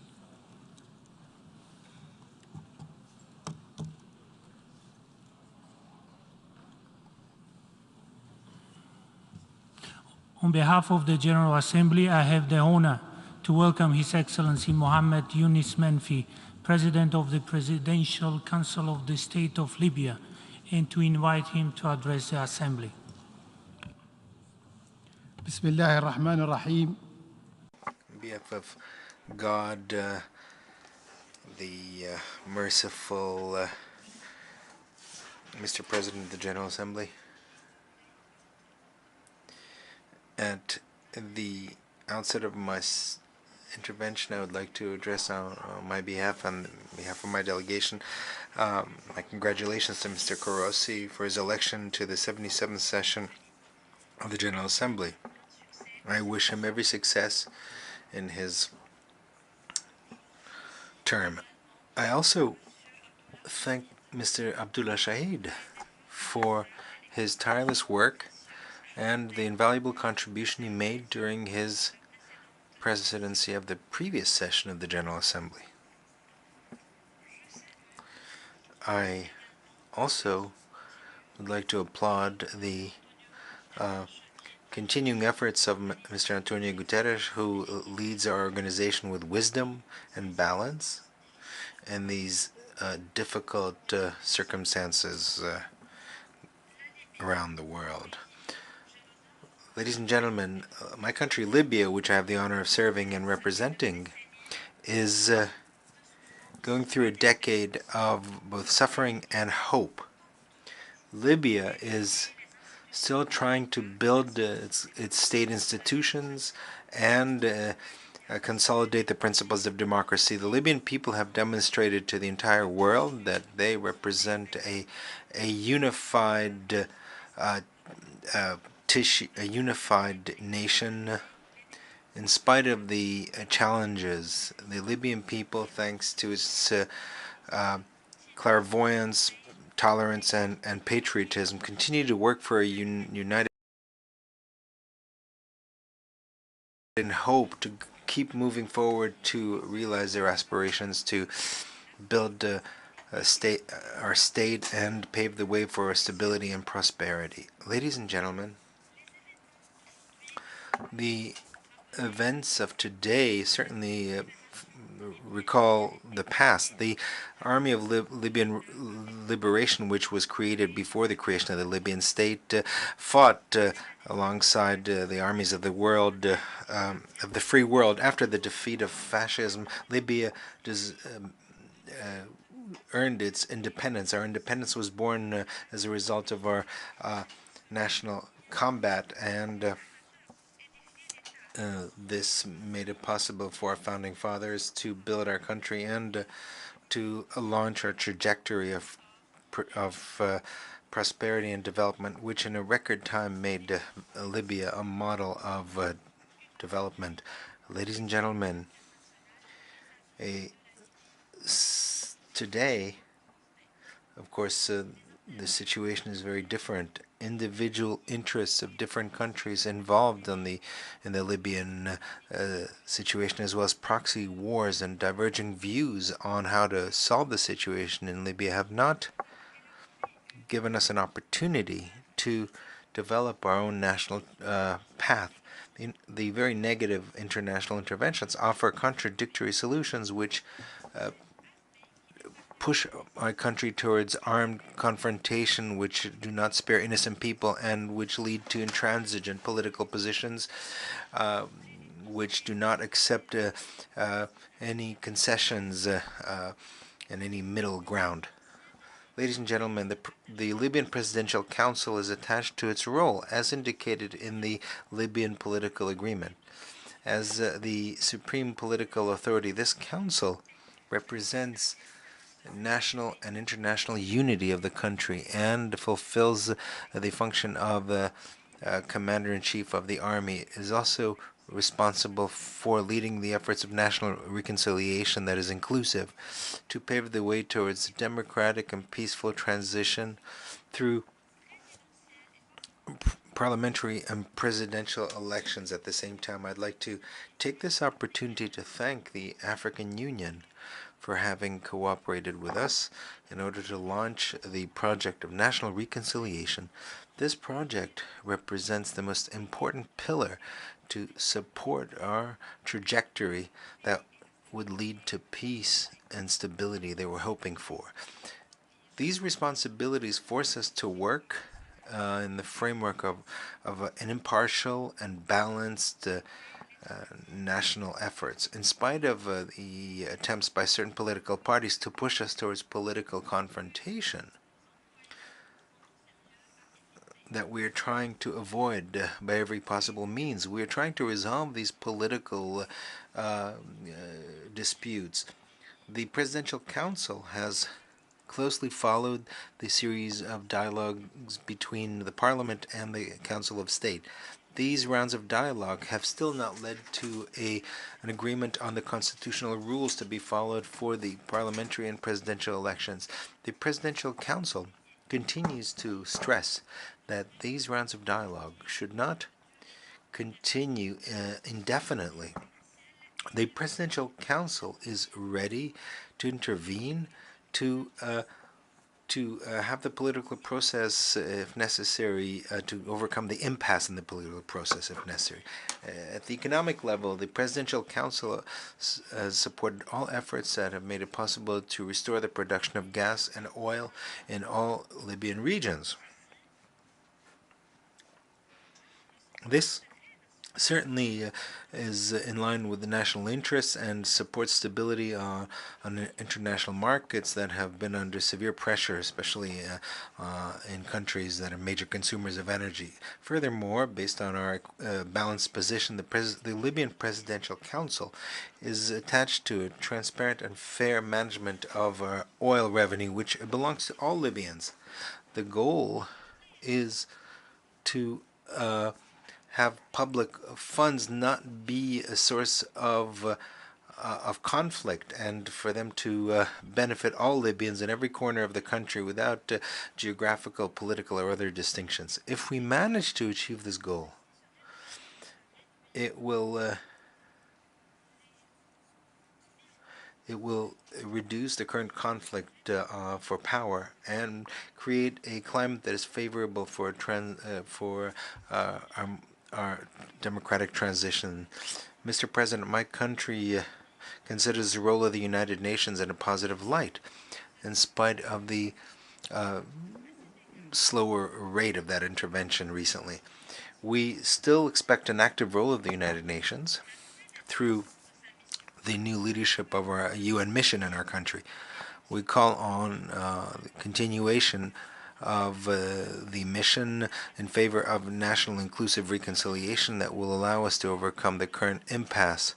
This impasse has opened the way for individual initiatives that risk undermining all the political progress achieved thanks to the political dialogue under the auspices of the United Nations. I also call for a new momentum in our economic development. One of the three trajectories of the Berlin Conference, which was neglected as far as we're concerned, that is transparency and justice in management of oil resources, financial control and public expenditure, and combating against corruption.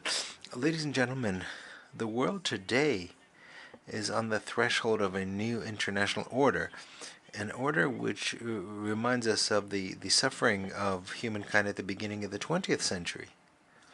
And while we thought that the errors of the past would never be repeated again, today, now, it's time for human conscience to speak out in favor of peace, and that the entire world supports the international principles enshrined in the United Nations to uphold the principle of sovereignty of states and to resolve conflicts by peaceful means and to respect good neighborly relations and not destabilize security of nations. I also call on the respect for the right of people to use nuclear energy for peaceful purposes in conformity with the criteria defined by the IAEA.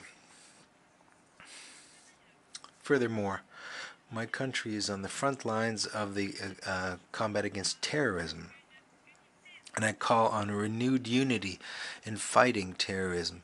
Terrorism still represents a threat to all countries of the world. This threat does not spare any race, any religion, any civilization.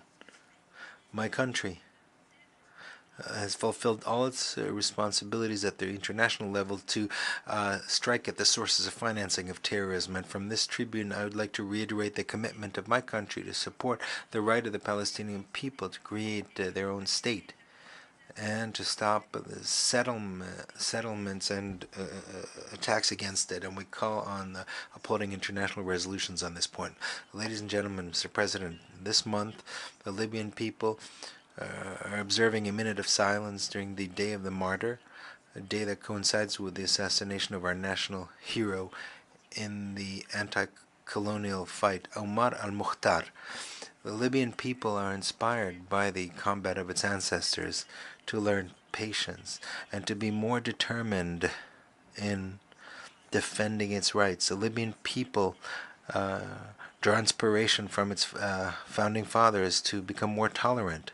The current period will be enshrined in the national memory. Future generations will recognize the positions of those who supported us and those who undermined our security, who pillaged our richness, our wealth.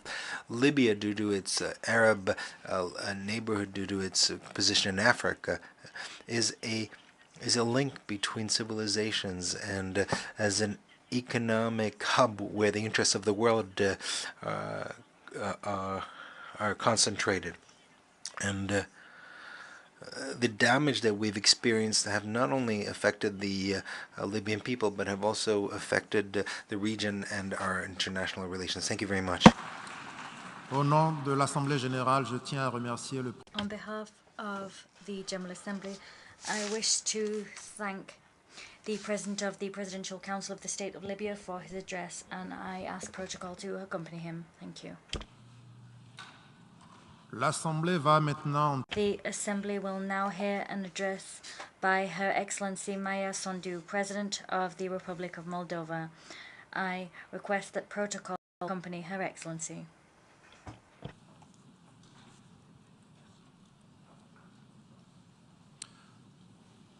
Au nom de l'Assemblée générale, on behalf of the General Assembly, I have the honor of welcoming Her Excellency Madame Maia Sandu, President of the Republic of Moldova, and I invite her to address the Assembly. Mr. President, Mr. Secretary General, Your Excellencies, I'm standing before you today proudly representing the Republic of Moldova, a future member of the European Union. I'm grateful for the unanimous support that we received from the 27 EU member states. Thank you for your recognition and vote of trust in our love for freedom, dynamic democracy, and commitment to the rule of law. A successful peace project, the European Union, through cooperation and integration, was forged to stop the cycle of wars that tormented our continent for centuries. This is another watershed moment in our history, and the EU has to do it again. By applying to join the European Union, we want the world to know we choose democracy over autocracy, liberty over oppression, peace over war, and prosperity over poverty. The EU candidate status gives us hope, a clear sense of direction, a unifying goal, an anchor, and a strong sense of belonging to the free world. Ladies and gentlemen, 1 year ago, no one of us here would have imagined a major war in Europe. Russia's unprovoked war against another sovereign state, Ukraine, has shaken the world to the core, has put to test the fundamental principles of the UN, has shattered global security, triggered a European energy crisis, global food shortages, and an economic downturn.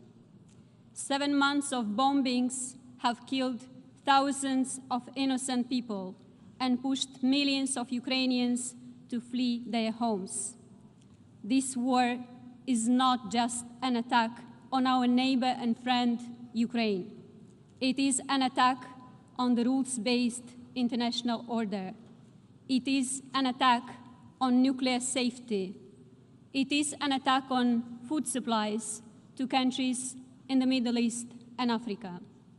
It is an attack on this very institution where we find in ourselves today. We firmly condemn the war against Ukraine, as well as the recently announced additional mobilization of troops by Russia. We firmly stand with Ukraine and support its independence, sovereignty, and territorial integrity within its internationally recognized borders. I would like to express my utmost admiration to all Ukrainians for their courage, their resilience, and their inner power to continue to do this fight for survival, justice, and freedom. It is our moral duty as an international community to continue supporting Ukraine. Ukraine is fighting today to keep all of us safe, to keep Europe safe. It needs our support. Europe, all of us, we must help Ukraine. As I stand at this tribune, I represent a country that wants peace.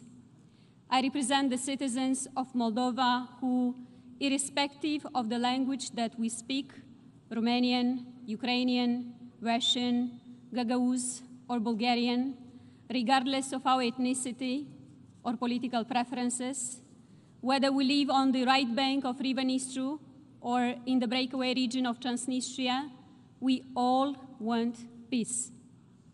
A country of less than 3 million people, we have sheltered more than 500,000 refugees fleeing the war. At the peak of the inflow, our population grew by 4%. Some 80,000 refugees chose to stay among us. I use this opportunity to pay tribute from this high rostrum to all Moldovan families who showed unprecedented solidarity with refugees by opening their homes and hearts to those in need. I'm proud of my people. I'm also grateful to the international partners, including the United Nations, who have provided assistance in managing the humanitarian crisis. I also thank the UN Secretary General and other high-level officials who visited our country in our hour of need to show support and solidarity. My deep gratitude goes to France, Germany, Romania, and other partners for setting up the Moldovan support platform that stands by our country in these difficult times. Ladies and gentlemen, Moldova knows what it is to be a country divided by conflict. In 1992, we faced a brief but tragic war in the Transnistrian region of our country. 3 decades later, we are still trying to overcome the consequences of that conflict and reintegrate our country. The only way to achieve this is through peaceful dialogue and respect for our sovereignty and territorial integrity. As Russia has launched its war against Ukraine, we have worked harder than ever to maintain peace on both banks of Dnistru River. We have done our best to ensure that all citizens of Moldova, including those residing in the breakaway region, continue to enjoy peace. The illegal presence of the Russian military troops in the Transnistrian region infringes our neutrality and increases the security risk of our country.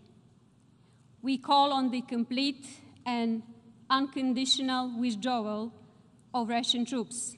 We call on the destruction of ammunition from Kobasna stockpiles, which pose a security and environmental threat to the region as a whole.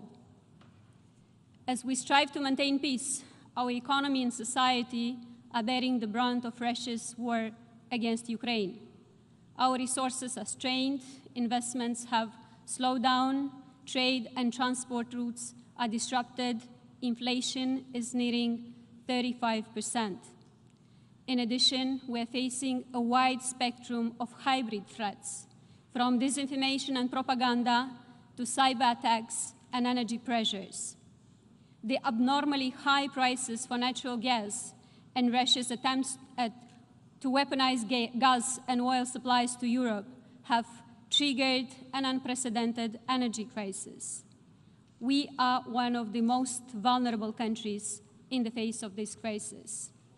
But this only makes us more determined to diversify our energy resources and decrease dependence on fossil fuels. We plan to increase the share of renewable electricity supplies from 3 to 30% in the next 3 years.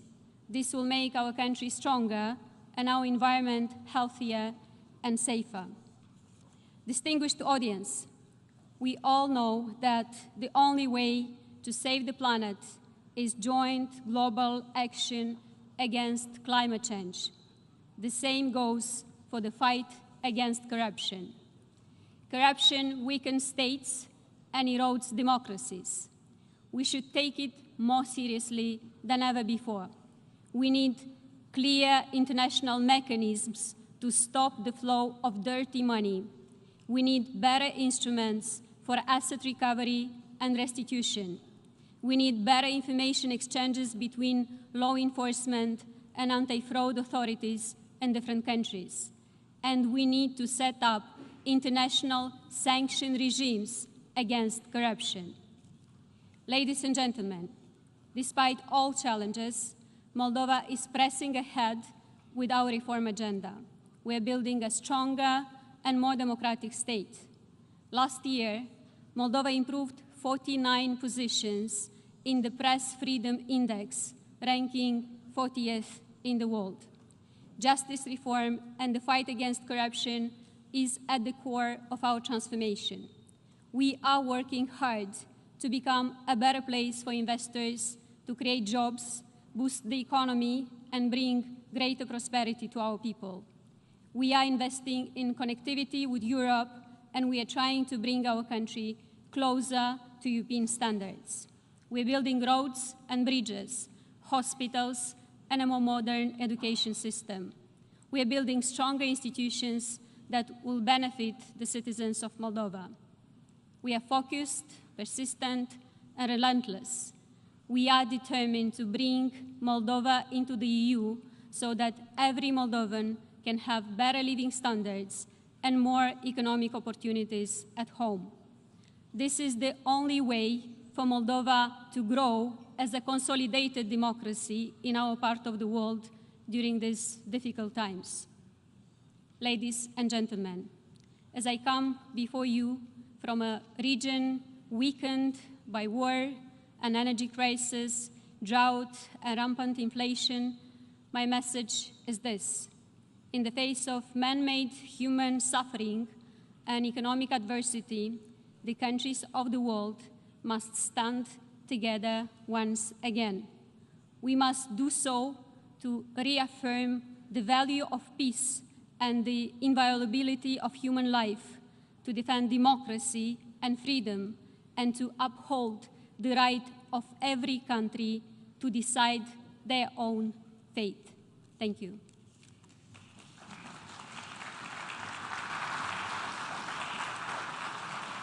Au nom de l'Assemblée générale. On behalf of the General Assembly, I wish to thank the President of the Republic of Moldova for her statement, and I ask protocol to escort Her Excellency.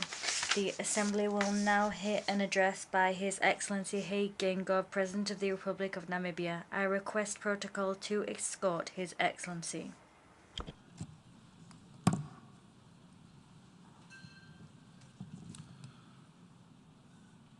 Au nom de l'Assemblée générale. On behalf of the General Assembly, I wish to thank the... On behalf of the General Assembly, I have the honor to welcome His Excellency Mr. Haig Geingob, President of the Republic of Namibia, and I invite him to address the Assembly. Mr. President, Your Excellencies, Heads of State and Government, Mr. Antonio Guterres, the Secretary General of the United Nations, distinguished delegates, ladies and gentlemen, Namibia congratulates His Excellency Shapa Korosi on your election as President of the 77th session of this August Assembly. Please be assured of Namibia's full support as you provide leadership during your tenure. Allow me to also extend appreciation to your predecessor, His Excellency Abdallah Shahid, for his sterling stewardship as President of the 76th session of the General Assembly. Mr. President, since attaining our political independence 32 years ago, we are proud of the work we have undertaken towards the second phase of our struggle for the economic independence. During this period, we have built a strong foundation for our governance architecture, with emphasis on strengthening processes, systems, and institutions. Given these advances in effective governance, we are optimistic in our quest to deal with the triple challenges of inequality, unemployment, and poverty. Our impact plan, the Harambee Prosperity Plan 2, which is accelerating the implementation of the national development plans, is fast-tracking our efforts towards Vision 2030. Since my term of office is coming to an end on 20th March 2025, as a nation with a constitution that binds the head of state to 2-term limits, we have set in motion a process for an orderly succession to continue with our peaceful development. The ruling party, SWAPO, of which I am the head, is currently conducting primaries.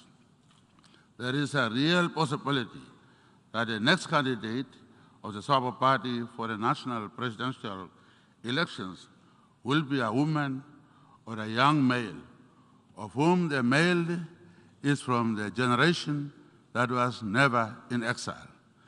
The presence of women in the line of succession is a demonstration of the strides we have made in gender equality, with women representation at 40% in the National Assembly. Moreover, 90% of our banks are helmed by women. Namibia is a child of international solidarity, midwifed by the United Nations. Therefore, we are convinced about solidarity and partnership as critical enablers of our developmental aspirations. Allow me at this juncture to thank the Secretary General for his comprehensive report on our common agenda, which carries clear recommendations on how to advance the SDGs and all existing global agreements through multilateralism, with the UN at the center of our efforts. I commend the Secretary General for his visionary leadership in proposing that we should meet in a summit of the future to reflect on challenges and opportunities that await current and future generations. Namibia supports the convening of this important summit at the earliest opportune time. Over the past few months, it has been encouraging to note the concerted efforts to shed a spotlight on transforming education and advancing SDG 4. Education is a sector that Namibia has consistently been prioritizing through the allocation of the resources, both human and financial, and the consistent prioritization of policy development. In the context of the recently concluded Transformation of Education Summit, Namibia commits to transformative leadership, ensuring access to inclusive digital technologies, and developing a strategy for innovative financing and resource mobilization. In Namibia, the education sector receives the largest share of budgetary support, equivalent to 8% of GDP, and almost a quarter of the total national budget. The Namibian government offers free primary and secondary education, which demonstrates our commitment to prioritizing and expanding access to education for all. Furthermore, we are proud of the recent landing of the Google ECUADOR subsea cable, which lends itself greatly to changing Namibia's digital transformation landscape and narrowing our digital divide, in line with our commitment to leveraging the fourth industrial revolution. In Namibia, we have set up the fourth industrial revolution task force, which recently made recommendations as to how Namibia can strengthen domestic capabilities to derive optimal gains from fourth industrial revolution. In line with the recommendations of the task force, the government is currently developing a consolidated national fourth industrial strategy to provide overarching direction and multi-sectoral planning.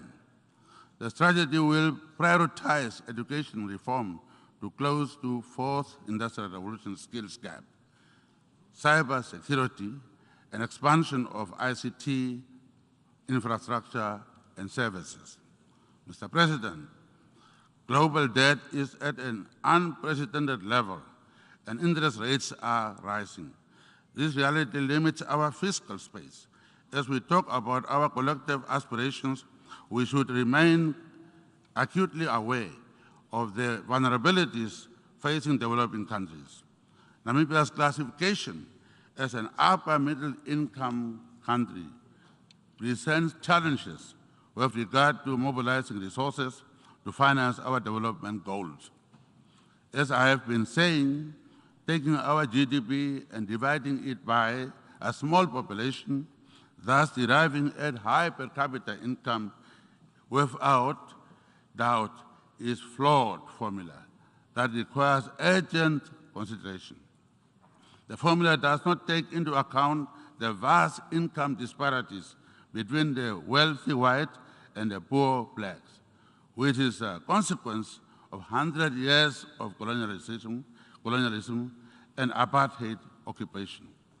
However, I am pleased to hear that a number of developing and developed countries are in agreement with this unfair classification, which denies countries like Namibia access to soft loans and grants, which are necessary to fight inequality and to lift many out of poverty.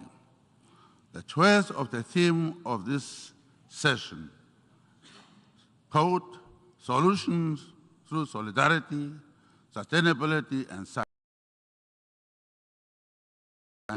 with the issues that affect us all.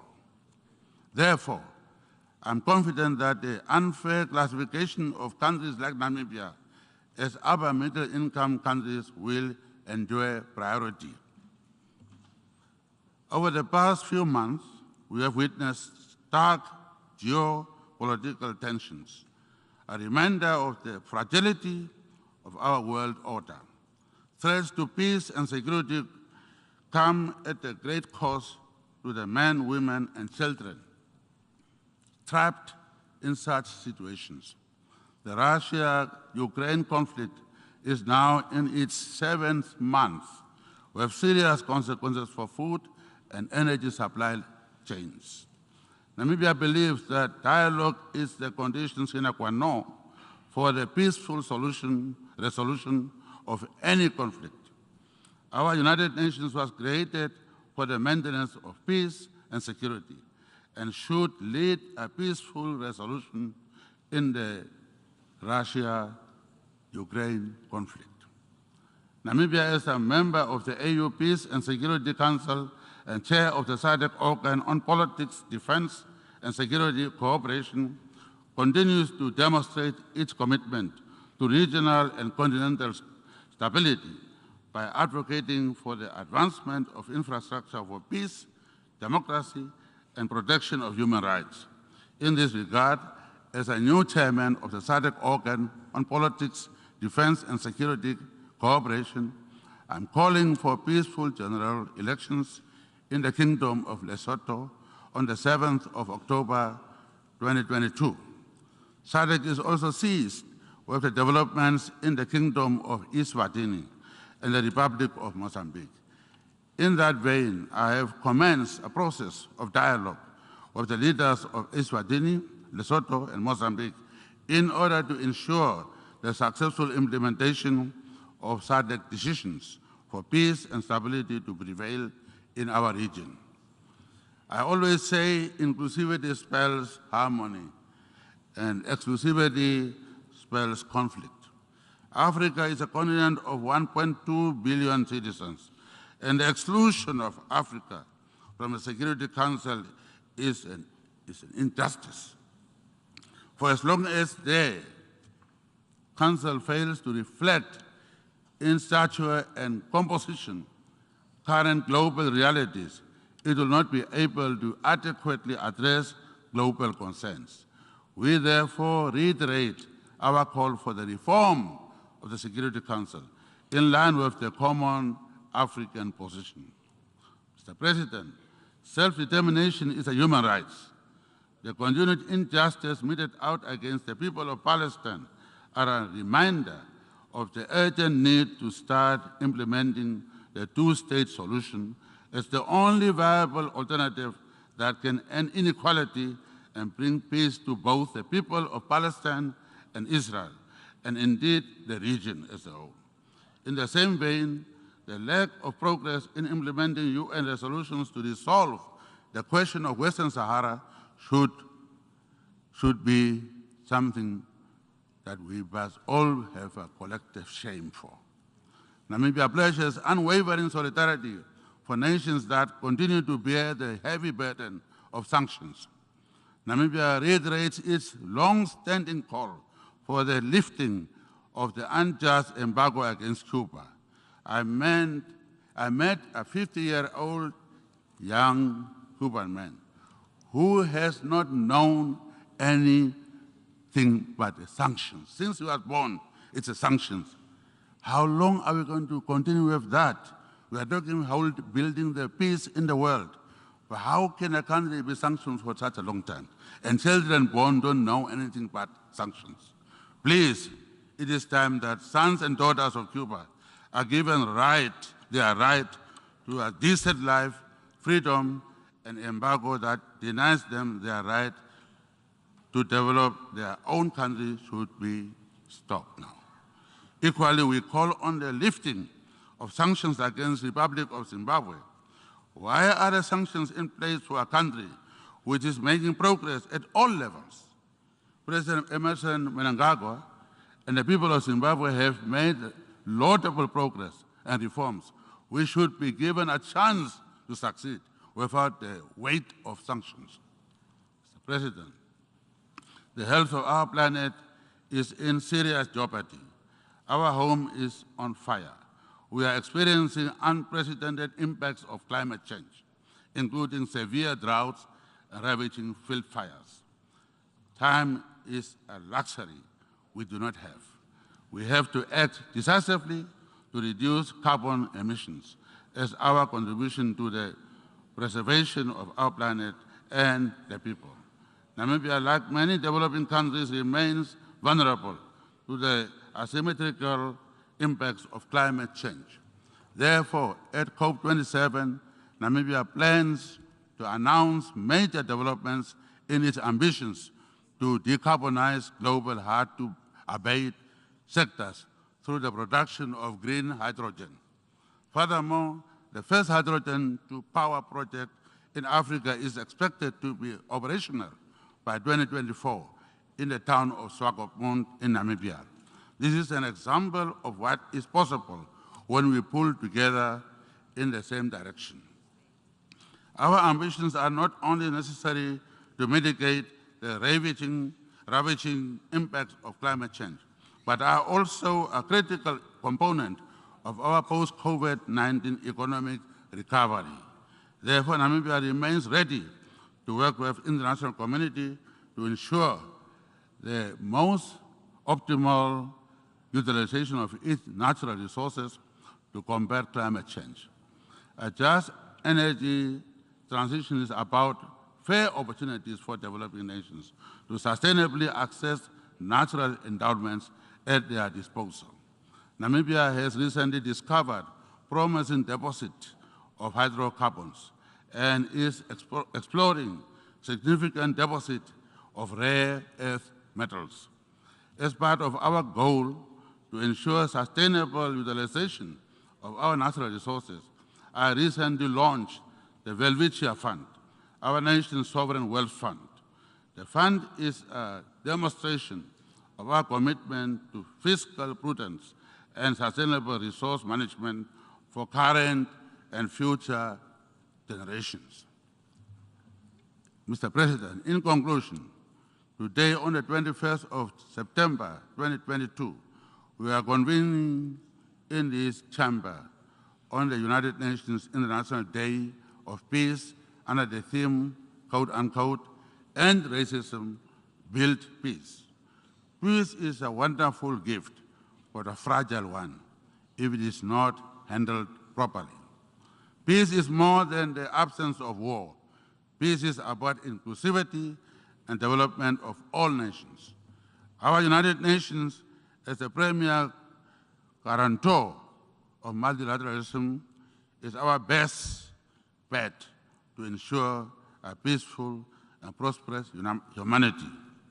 Namibia will continue to place a high premium on the noble aspirations of the United Nations as a beacon of hope and equality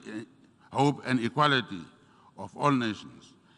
As a beneficiary of successful multilateral efforts, we hold in high regard the convening power of this august assembly and recommit to working with fellow member states to change the world for the better. I thank you very much.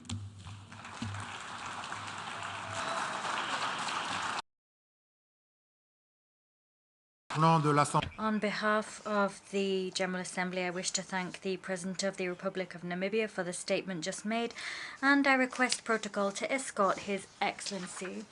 The Assembly will now hear an address by His Excellency Borut Pahor, President of the Republic of Slovenia. I request protocol to escort His Excellency.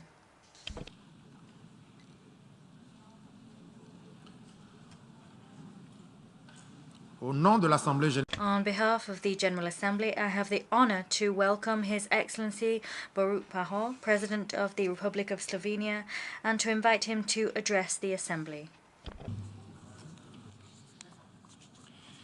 Mr. President, Your Excellencies, ladies and gentlemen, colleagues and friends. I was born after the Second World War.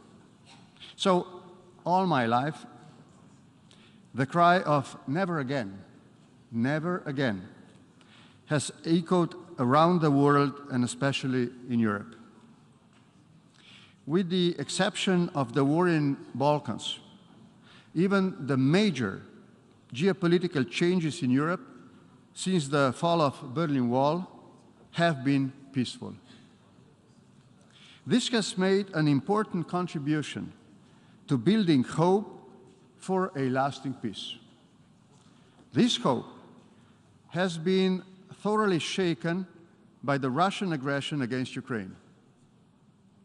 Will this make us stop believing in the possibility of lasting peace? I think no. We must not leave our children a world in a fear of war.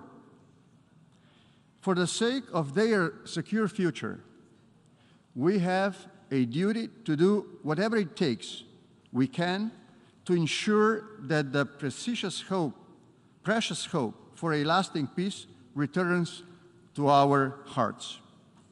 After all, it was with this hope and our shared responsibility that the United Nations was founded. The United Nations has set very clear rules of engagement to which all members have committed ourselves. These include a commitment to peaceful settlement of disputes, cooperation, and respect for fundamental human dignity. Ladies and gentlemen, I wish to speak about peace, climate change, and multilateralism today. First of all, number one, peace and security. The Russian Federation's decision for a military attack on Ukraine has shaken these rules. So have many other armed conflicts in different parts of the world. The Russian aggression has put international security at risk. Yesterday's announcement of President Putin that there will be a referendum in parts of Ukraine is a continuation of aggression and is in breach of international law. I especially condemn his word about possible use of nuclear weapon. This war is threatening the already fragile stability of the Western Balkans. It has also threatened international food and energy security. I commend the UN Secretary-General for his engagement and Turkey for its support to reach the agreement. Ladies and gentlemen, peace is, as it has been just said, not just an absence of war. In peace, leaders should strengthen and nurture good relations with other countries. It is our obligation to resolve outstanding issues in a spirit of compromise and mutual understanding. Only in this way we will reduce the chances of old grievances and historical traumas to come to life once again. I'm grateful to many of you for the opportunity to do this together for the benefit of well-being of our countries and the wider international community. Fostering good relations and building trust within societies and between them is the most effective means of preventing armed conflicts. Number two, more cooperation for a better future. Nurturing and strengthening good relations between countries is also necessary to address more efficiently the challenges of our times. Among these, climate change is one of the most pressing. Our common task is to preserve the planet for future generations. What we need is more efficient measures and more solidarity. Slovenia pledges special support to Africa, Caribbean, and Pacific to assist them in their efforts against biodiversity loss, water stress, and climate damage. We are contributing to the Least Developed Countries Fund of the Global Environment Facility. Initiating the Green Group, Slovenia is working together with like-minded countries in the promotion of green policies, with healthy and sustainable environment. Slovenia was one of the original proponents, along with Costa Rica, Maldives, Morocco, and Switzerland. That was a much-needed boost for multilateralism, but we can and we should do more. The upcoming UN Climate Change, Biodiversity, and Water Conference are an excellent opportunity to commit ourselves to do more and better. I wish to thank the Secretary-General for putting forward our Common Agenda report. We support the proposed Second World Social Summit in 2025 and expect it to address the challenges of structural inequalities. Ladies and gentlemen, there is no security and development without respect of human dignity. In all our efforts, we should be led by a right-based approach. We should be attentive to all signs of human rights regression and should act accordingly. And finally, number three, strengthening multilateralism and candidature for the United Nations Security Council. Excellencies, colleagues and friends, The UN Charter is a fundament of our international system. Rule-based order is a sine qua non for maintaining peace and security, a just and balanced international system. Slovenia has proved itself a reliable and trustworthy member of the UN family and an honest broker. We are engaged in a genuine dialogue and constant search for creative and good solutions to our common challenges. We are part of peacemaking and stabilization efforts that includes humanitarian demining, rehabilitation, and saving the lives of civilians all around the globe. We are actively participating in efforts to strengthen the legal framework and respect for international law, including ending impunity. We build trust to secure a better future. Let me say that my country, Slovenia, has no enemies, but only friends all around the globe. Slovenia is well placed to be a non-permanent member of the Security Council 2024 to 2025. Endless striving for peace, justice, ethnic, national, religious diversities, promotion of sustainable development and solidarity. This is the task of Slovenia, and this is our common task. I would like to thank you for your attention. I wish you all the best. Au nom de l'Assemblée générale, je tiens à remercier. On behalf of the General Assembly, I wish to thank the President of the Republic of Slovenia for the statement and a request protocol to escort His Excellency. The Assembly will now hear an address by His Excellency Mr. William Samoei Ruto, President and Commander-in-Chief of the Defense Forces of the Republic of Kenya. I request protocol to escort His Excellency.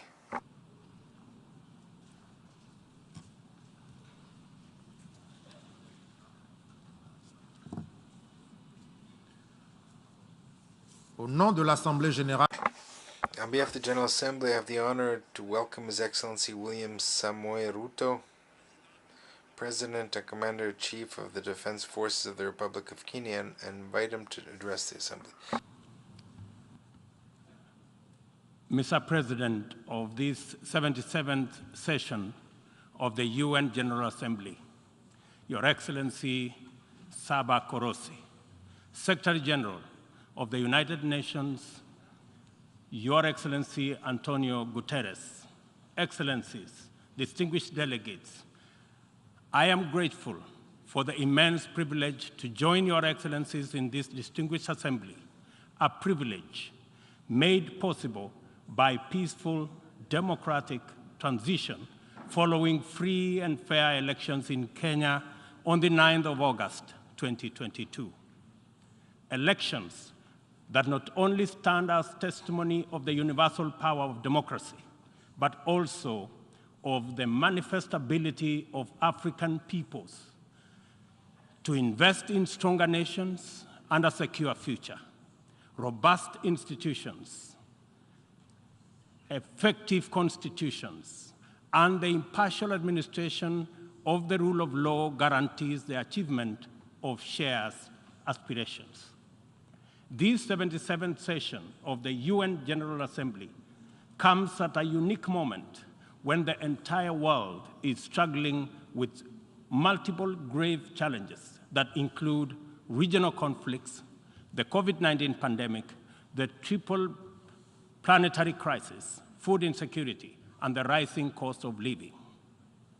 I take this opportunity to congratulate you, Mr. President, on your election to preside over this session, and to express my confidence that your wealth of experience offers us significant assurance of your good leadership. Your motto, solutions through solidarity, sustainability, and science, succinctly captures with particular resonance the urgent imperatives of our time. I assure you of Kenya's firm support and cooperation during your tenure. I further take this opportunity to commend your predecessor, His Excellency Abdullah Shahid, for his bold steps in steering the United Nations community and for ensuring its business continuity under the unprecedented circumstances occasioned by multiple global threats, such as the COVID-19 pandemic.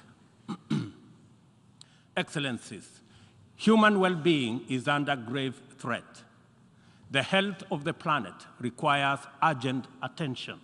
The immense pressure exerted by conventional threats such as climate change, the global food crisis, terrorism, cybercrime, and armed conflict has been compounded by unprecedented, devastating disruptions due to COVID-19. I express my approval of the theme for this session, a watershed moment, transformative solutions to interlocking challenges. Because it boldly signals the window of opportunity we now have to escalate our engagement from firm consensus to decisive action. In many respects, the COVID-19 pandemic stripped us of many illusions and exposed stark justice and solidarity deficits in the face of existential crisis.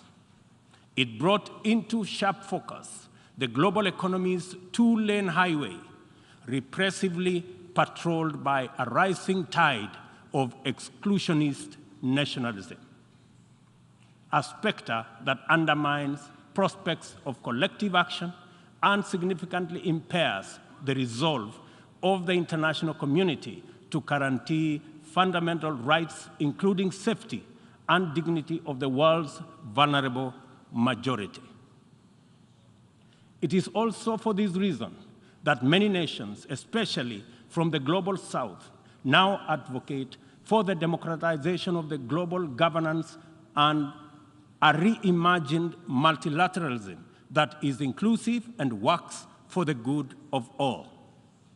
Kenya stands ready to work with other nations to achieve the Pan-Africanization of multilateralism and a more just and inclusive system of global governance. It is important to reflect on these matters as we do our best to get our people, enterprises, and industries back on their feet so that the engine of development can power our societies towards prosperity that actually leaves no one behind. Building back better is the universal rallying call to incorporate lessons learned into doing more in a better way to recover from the shock. I suggest that we have a golden opportunity to faithfully adhere to this motto by augmenting it inward and indeed with an additional B, building back better from the bottom. Building back better from the bottom upwards is essentially about including the marginalized to working majority in the economic mainstream. The bottom millions relentlessly wage their daily battle for survival in a crowded arena characterized by scarcity of opportunity and generally precarious existence. The ingenuity, optimism, resilience, and energy in this ever-bustling bottom is sometimes called hustling. Invisibly to policymakers and beyond the reach of many public services, these hustlers take nothing for granted, surviving overwhelming odds and frequently succeeding greatly. In the words of Abraham Lincoln, things may come to those who wait, but only things left behind by those who hustle. It is time to bolster the resilience of our nations, to mainstream these millions through deliberate strategies and efforts for economic inclusion by building back better from the bottom up. The interlocking challenges of conflicts, triple planetary crisis, and the global food crisis have impeded our momentum and obstructed our focus on achieving fundamental transformations towards sustainable development. In the Horn of Africa region, severe drought and disruption of supply chains due to the COVID-19 pandemic, as well as the Russia-Ukraine conflict, have left us food insecure, and consequently, we have been constrained to repurpose our strategies to prioritize drought and famine relief, insulating education and from disruption, and improving social protection and healthcare systems to secure the well-being of our people. Many countries now bear witness to the unsettling phenomena of rivers, canals, and water reservoirs that are drying up on account of drought and heat waves occasioned by climate change.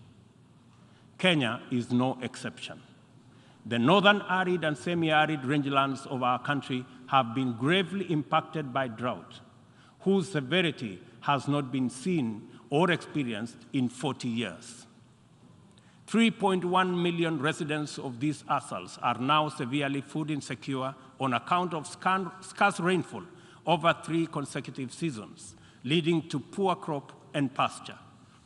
This unprecedented confluence of intensely adverse events has exacerbated water scarcity and starvation, worsened by rising food prices, thus complicating Kenya's roadmap towards delivering good quality of life to our citizens and hindering the progress to achieving SDG number 6 and SDG number 2.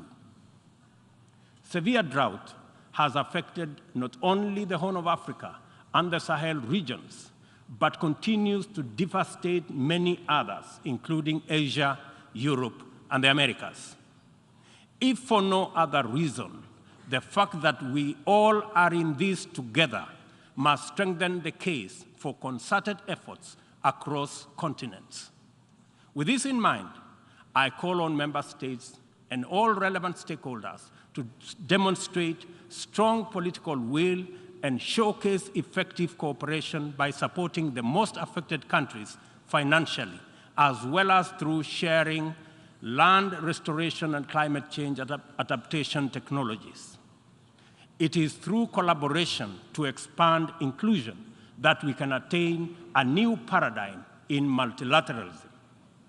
The latest report of the Intergovernmental Panel on Climate Change reminds us that we cannot afford to waste another moment debating the merits of doing something vis-à-vis doing nothing. It will soon be too late to reverse the course of events, and then even the best possible interventions will not suffice. As leaders, every day is an opportunity to expedite our efforts to confront the triple planetary crisis. It will be recalled that during the Stockholm Plus 50 meeting, which Kenya had the honor of co-hosting with Sweden, there was consensus from states on the need to act urgently in addressing environmental impacts. Given this agreement, it is deeply concerning that little progress has been made in respect of the needful actions. It is time to collectively contemplate urgent measures needed to implement high-priority actions required to contain ongoing disruptions as we deliberate on long-term implementation approaches to be undertaken. I fully agree with the Secretary General's memorable statement that, and I quote, "We have a rendezvous with a climate disaster," end of quote. I add that we must not be taken by surprise. If indeed forewarned is forearmed, this is our opportunity to mobilize with tremendous urgency and take action at once. Excellencies, the agricultural sector has an important part to play in reducing the severity of climate change.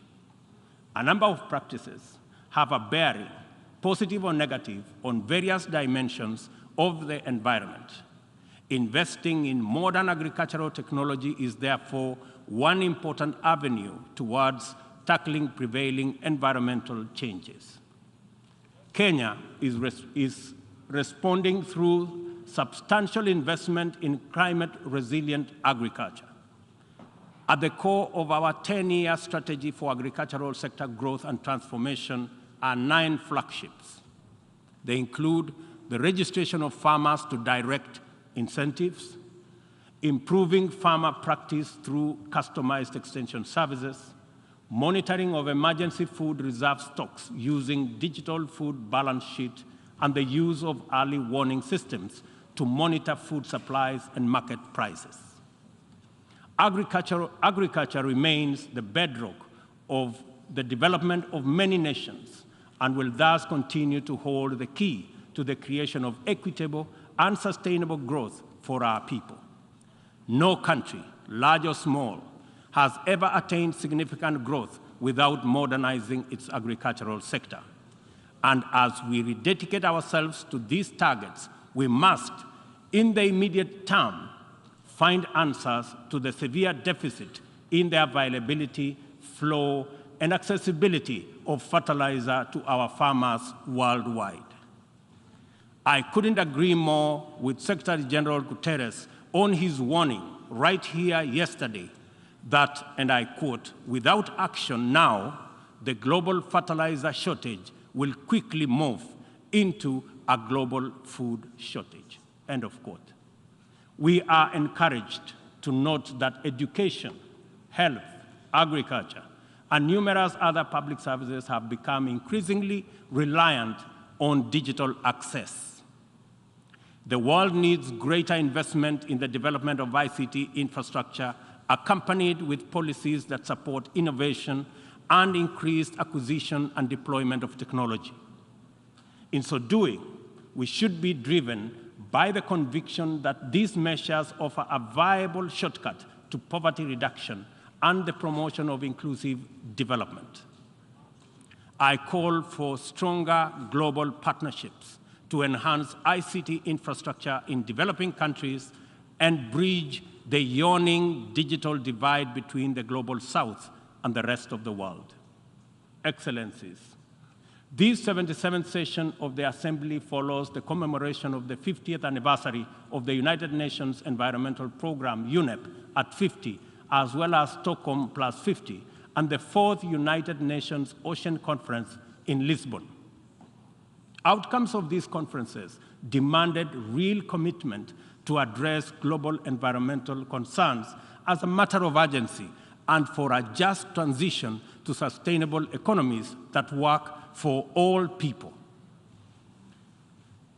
The March 2022 landmark resolution of the 5th United Nations Environmental Assembly in Nairobi to end plastic pollution is a decisive signal to the world that the world is prepared and motivated to act on this menace.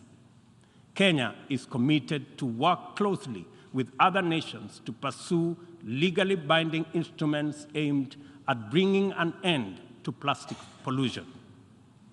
As the host nation to UNEP and the UN Habitat, Kenya affirms that these critical United Nations agencies have an indispensable role in the promotion of environmental sustainability globally, as well as developing socially and environmentally sound and sustainable cities. In keeping with its strong commitment to multilateral institutions, Kenya has made available more land for the United Nations office in Nairobi to facilitate the upgrading of its complex. I take this opportunity to call on member states to complement this contribution through enhanced financing to adequately modernize the UN facilities in Nairobi. Kenya remains a strong advocate for making the sustainable use of oceans and blue economy resources a development priority, holding the firm belief that significantly increased investment in this essential sector can end hunger, can also reduce poverty, create jobs, and spur economic growth.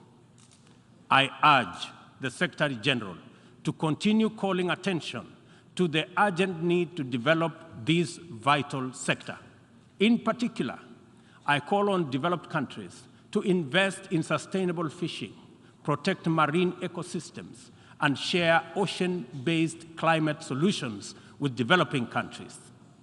For our part, I am pleased to report that building on the historic 2018 Sustainable Blue Economy Conference in Nairobi, Kenya is reviewing its national blue economy strategy to strengthen community structures in participatory management of fresh water, coastal and marine resources, and ecosystems.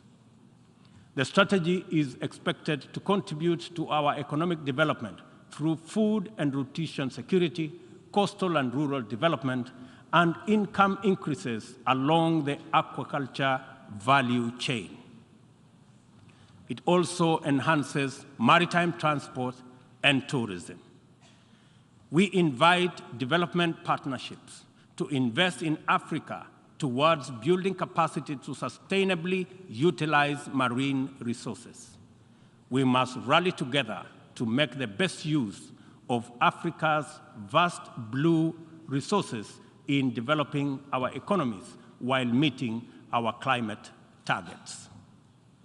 As we look forward to the 27th Conference of Parties to the United Nations Framework Convention on Climate Change, COP27, scheduled for Sharm el-Sheikh in Egypt, it is logical to expect that member states will shift their attention towards the development and implementation of frameworks for climate change mitigation.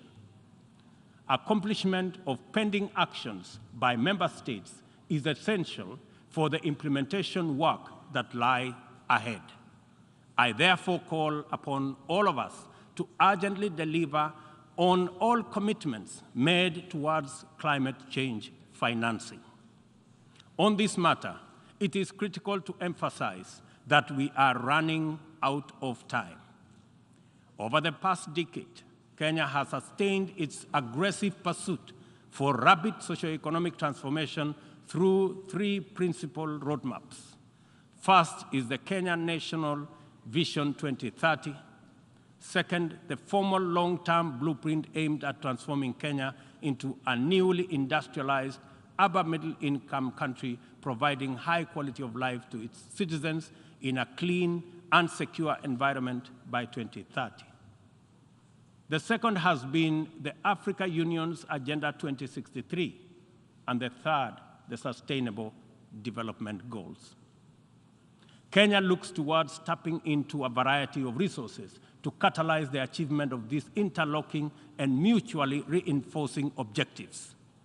The disruption and ensuing crisis due to COVID-19 pandemic compelled us to diversify our focus into new interventions, including economic stimulus program, a COVID-19 economic recovery strategy, and a COVID-19 socio-economic re-engineering recovery strategy, all aimed at mitigating the adverse impacts of the pandemic. I confirm that we have done the best of everything we could in the circumstances. Nevertheless, it is not enough.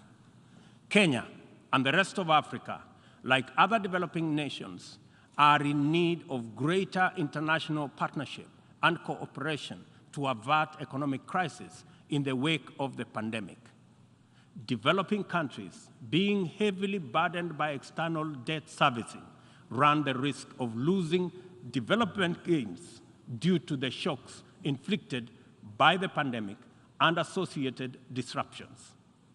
I call upon global financial institutions and the international community to take urgent measures and release all existing financial instruments to provide much-needed additional liquidity and secure better fiscal space for developing countries like Kenya to enhance social investment, support climate change adaptation and mitigation, and address security needs and resolve development financing challenges. On behalf of Kenya, therefore, I join other leaders in calling upon the World Bank, the International Monetary Fund, and other multilateral lenders to extend pandemic-related debt relief to the worst-hit countries, especially those affected by the devastating combination of conflict, climate change, and COVID-19.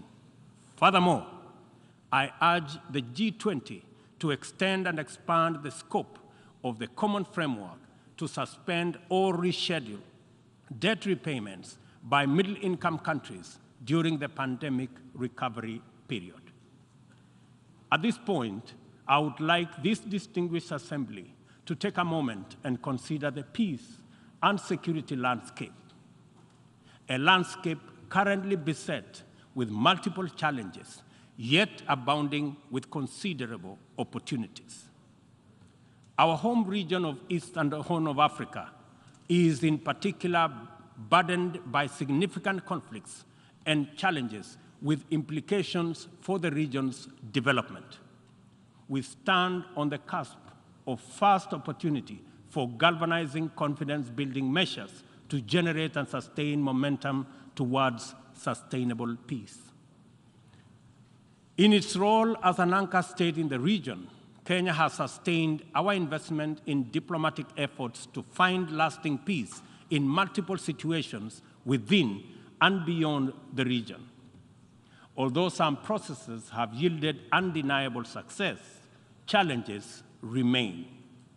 I therefore strongly reiterate our call for partnership towards confidence-building measures and urge more concerted efforts towards sustainable peace and stability.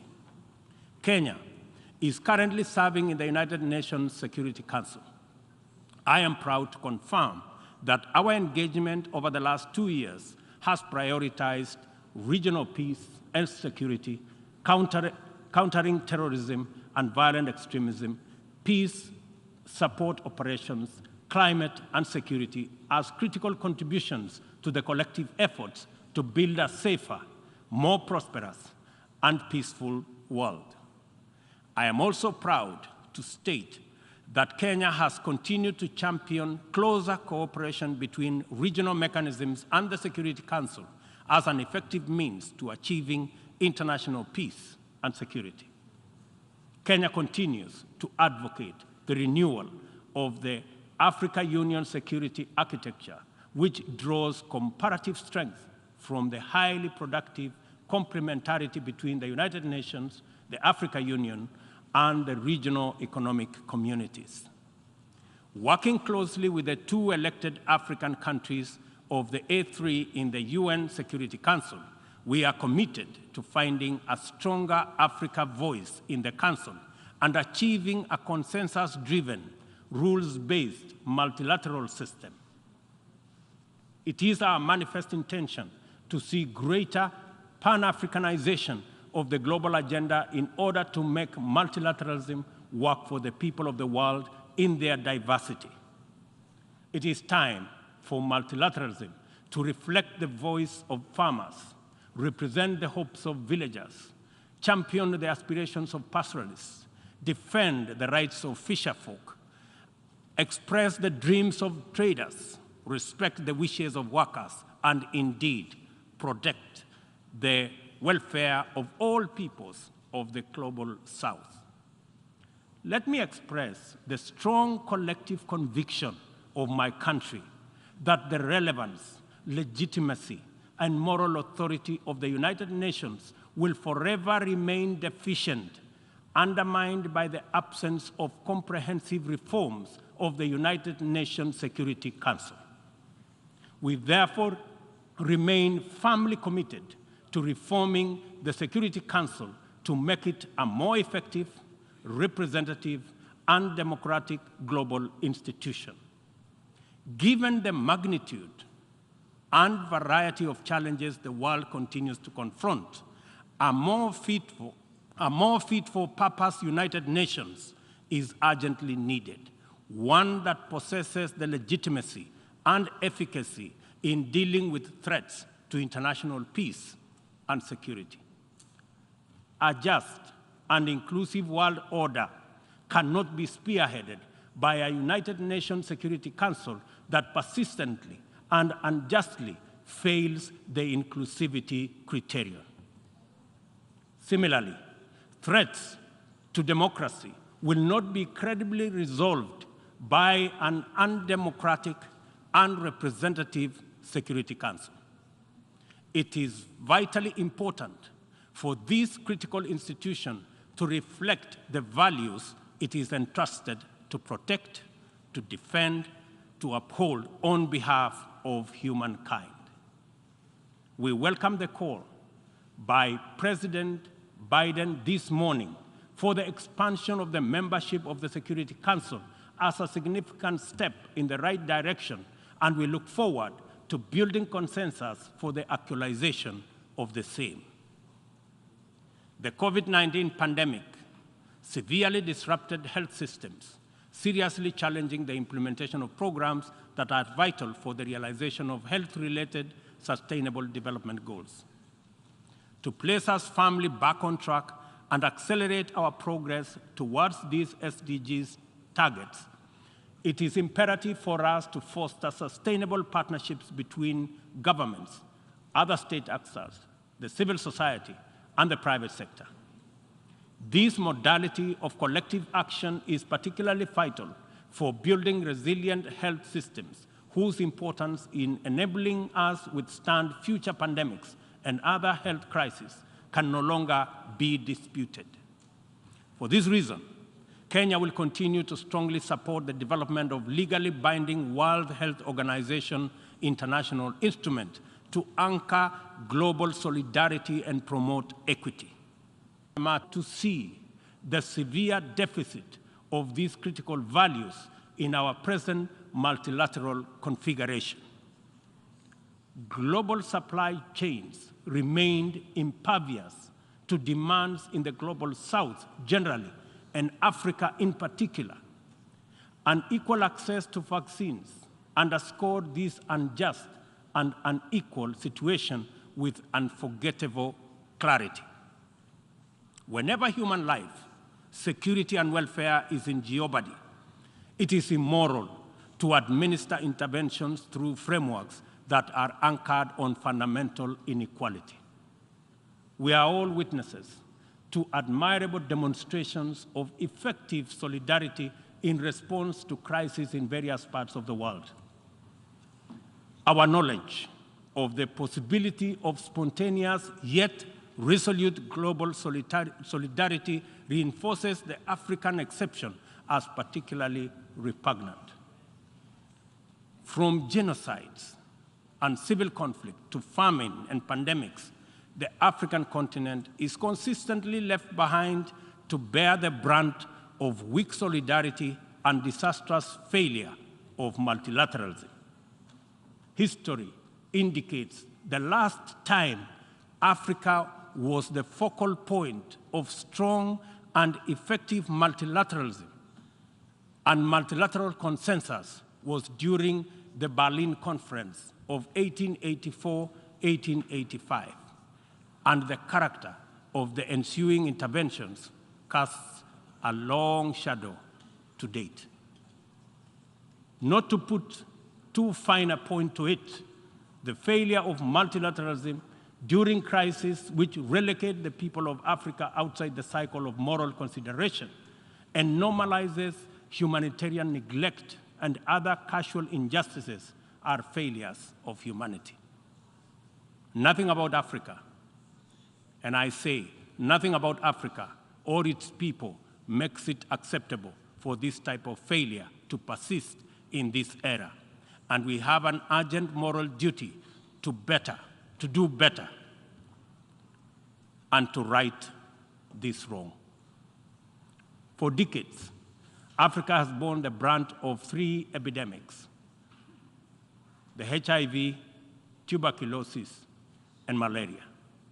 I applaud innovative partnerships like the Global Fund for their progress in addressing the three menaces, and also welcome the ambitious targets set for the 7th replenishment cycle. Kenya is committed to supporting the Global Fund and implementing the agreed targets in order to actualize our pledge at the replenishment conference. Kenya calls upon all countries implementing the Global Fund programs, especially fellow African states, to remain at the forefront in championing for successful replenishment of the fund. This way, the mobilization of much-needed resources is enhanced, bringing us closer to the final elimination of these dangerous diseases. In conclusion, Kenya joins the Secretary General in calling for the strengthening of multilateralism as the only sustainable path to a peaceful, stable, and prosperous world for all. This is the imperative of our time and the call of this moment. It is time to work on the trust deficit with stronger conviction that none of us is really safe until all of us are safe. The theme of the 77th session, and I quote, "A watershed moment, transformative solutions to interlocking challenges," end of quote, demands that we recognize the crises we must confront are interlinked in a complicated way. They can only be effectively addressed through more imaginative strategies and innovative formula.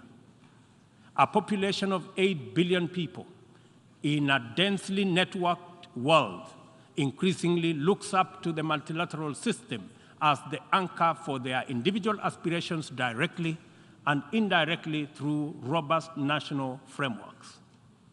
Increasingly, therefore, the United Nations system is expected to be responsive to these needs and for the proceedings in this forum, in a forum like this, to speak to ordinary people in far-flung reaches of our incredibly diverse globe.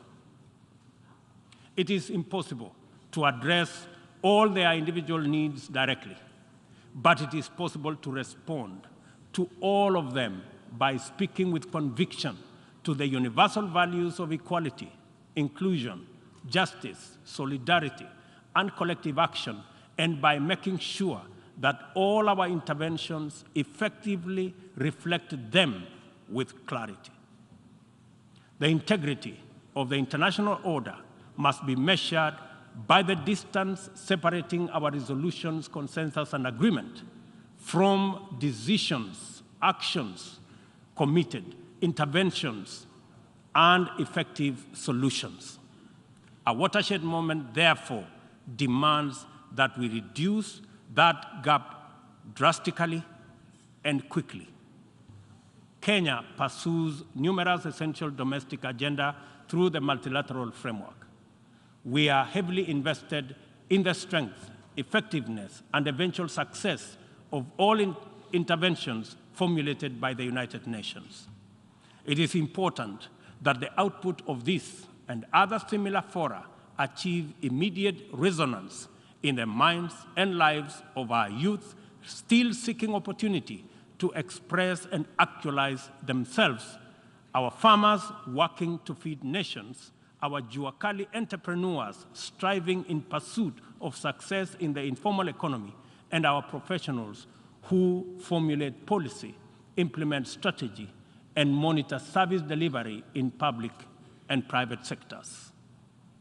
Africa places immense value in the international community and the tremendous possibilities it can unlock through inclusive, sustainable, and effective action to transform the lives of our people and establish lasting peace, security, and shared prosperity. This watershed moment is our chance to turn the key and open this door of opportunity.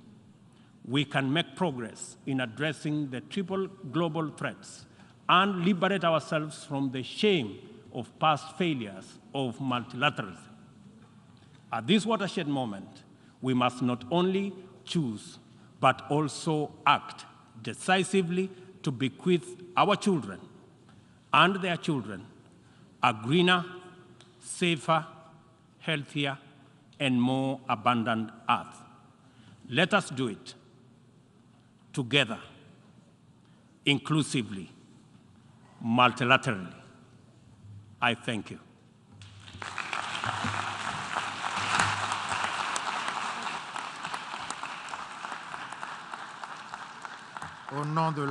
On behalf of the General Assembly, I wish to thank the President of the Republic of Kenya and Commander-in-Chief of the Defence Forces of the Republic of Kenya for his statement, and I request protocol to escort His Excellency. The Assembly will now hear an address by His Excellency Ali Bongo Ondimba, President of the Gabonese Republic. I request protocol to escort His Excellency.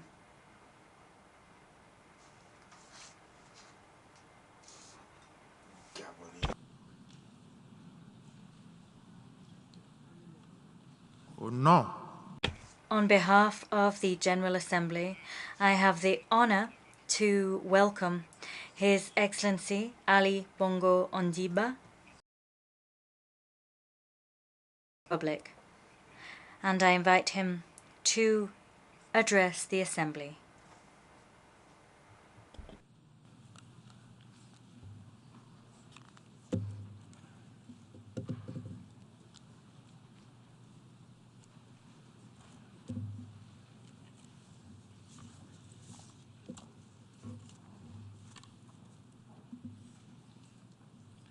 Mesdames,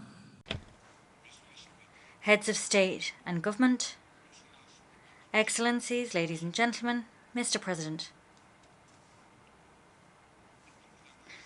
I convey to you my congratulations on your election to the presidency of the 77th General Assembly of the United Nations, and I wish you every success.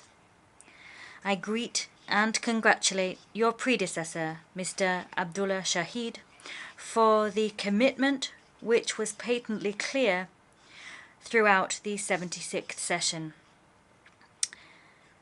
To the Secretary-General Antonio Guterres, I reiterate the full support of my country as he serves our organization.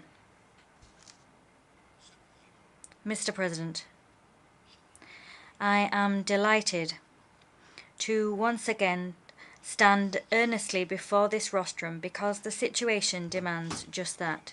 Indeed, the international system is at a critical juncture.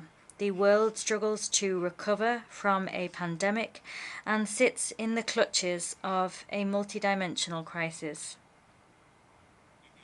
The emergence of new centers of influence means that positions have become increasingly more entrenched. And this situation means that we must prioritize ongoing dialogue in order to find global consensus, rather than prioritizing power struggles as we tackle issues which are sensitive within the multilateral system. In the face of rivalry between powers and in the face of multifaceted challenges which are of shared concern, it would be dangerously naive to continue to opt for power struggles or for unilateral positions. The interconnected nature of global issues and of national economies means that we must engage in dialogue in order to respond appropriately and, above all, collectively to the most serious threats to international peace and security. We are in the last quarter of a year which has seen global challenges grow tougher. They have laid waste to common and individual efforts to achieve the Sustainable Development Goals by 2030. With less than 8 years to go until the deadline, it is crucial to evaluate our progress in light of a threat which the COVID-19 pandemic has meant continues to weigh heavy on our economies. A threat which is just as insidious now hovers over our economies. This threat is inflation. Throughout the world, inflation is reaching tragic highs.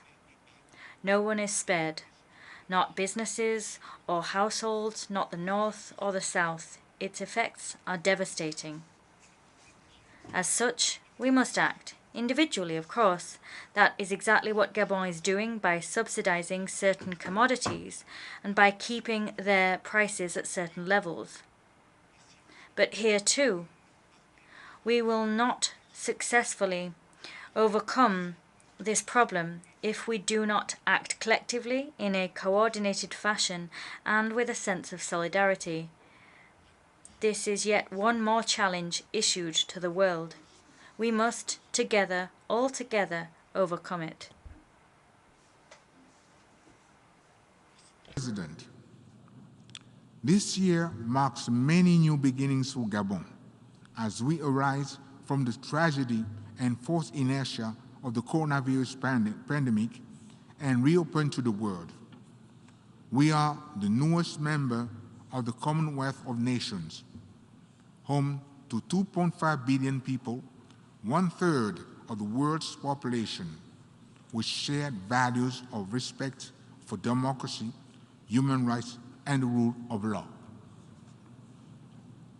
My country is broadening horizons for our citizens and seizing the chance for our young people to benefit from studying, traveling, and building business relationships far beyond our own borders.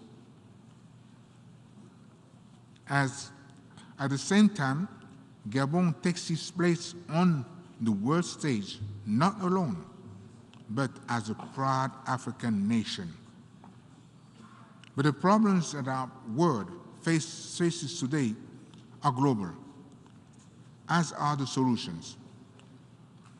We must all be outward-facing, not inward-looking, as we confront the difficulties of the world where resources are finite and the population growing. This month, our Commonwealth family has lost its leader, Her Majesty Queen Elizabeth II. Through the union that she loved so deeply, the Queen offered respect, friendship, and wise counsel to many independent nations around the world, small or large. She promoted peace, liberty, and shared values, and fostered the spirit of cooperation. As the new head of the Commonwealth, His Majesty King Charles III can be assured of my full support and that of the Gabonese people. A dear friend of Gabon for many years, King Charles III shares my enthusiasm for protecting our natural environment and biodiversity in the same ways for global climate and sustainability. Mr. President, 50 years after the Stockholm Conference, humanity faces an unprecedented triple environmental crisis: climate change, the biodiversity extinction crisis, and pollution, notably by plastics.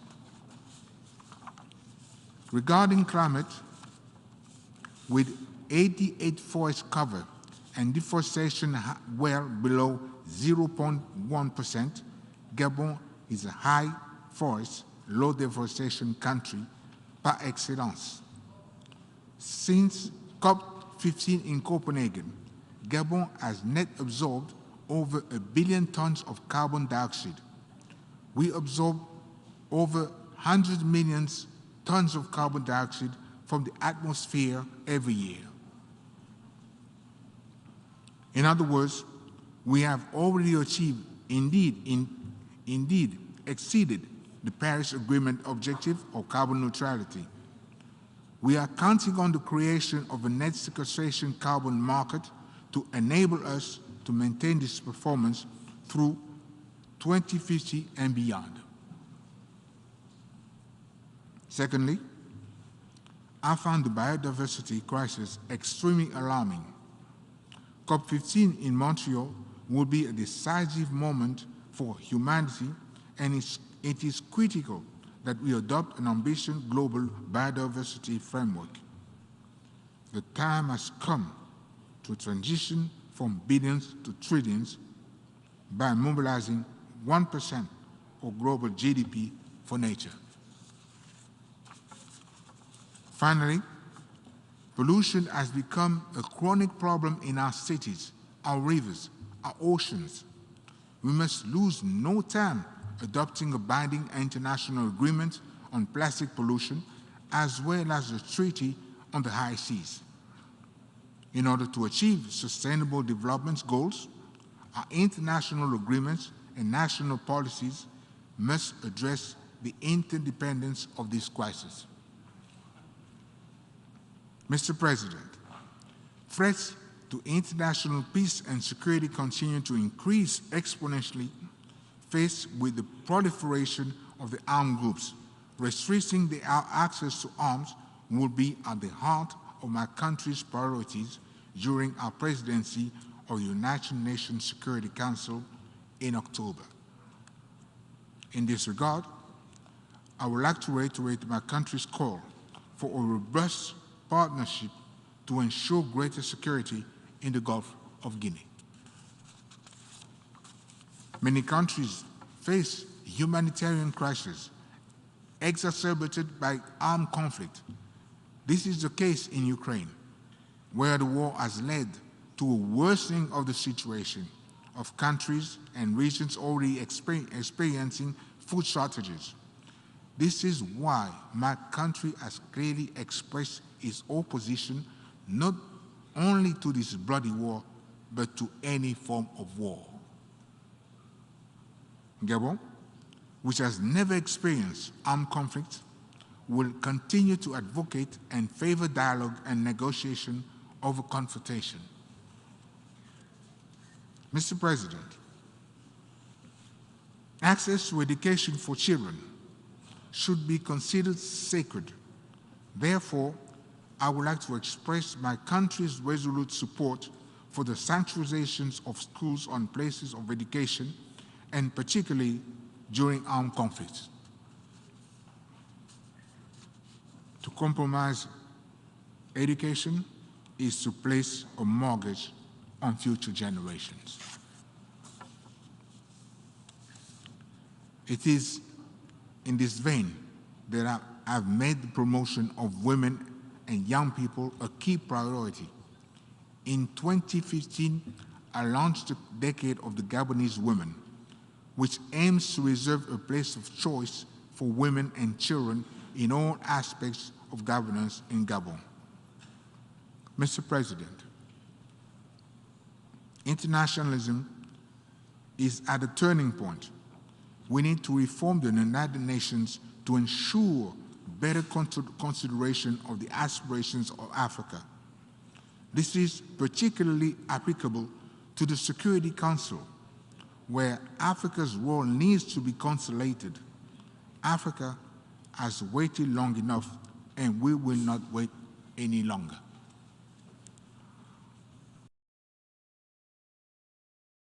Independence of nations, it is crucial that we put an end to the use of sanctions, working instead to build bridges of prosperity. As such, I call once again for the total lifting of the embargo that has affected the government and the people of Cuba for several decades. Inevitably, the principal victims of any embargo are the weak and the vulnerable. In the Middle East, Gabon has always believed that a two-state solution is the only way to achieve peace and security. It is the responsibility of our generation to resolve this problem. To conclude, Mr. President, I would like to reiterate Gabon's attachment to the principles and values of solidarity at the heart of the United Nations Charter. To this end, I reiterate my country's solemn appeal to all members of the international community to live up to our shared commitments in order to ensure peace, security, and dignity for the peoples of the world. I thank you.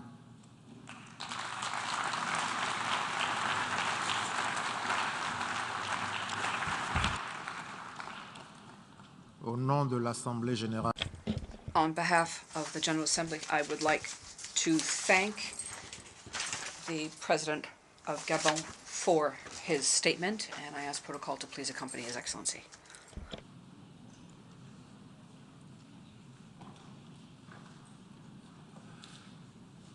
L'Assemblée va maintenant.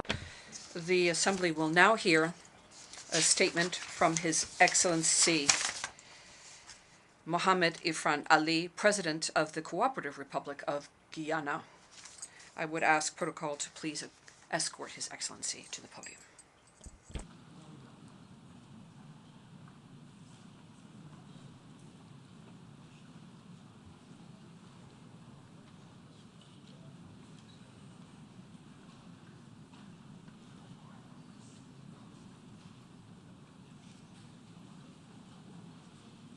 Au nom de l'Assemblée générale, on behalf of the General Assembly, I have the honor of welcoming His Excellency Mohammed Irfan Ali, President of the Cooperative Republic of Guyana, and I invite him to address the Assembly.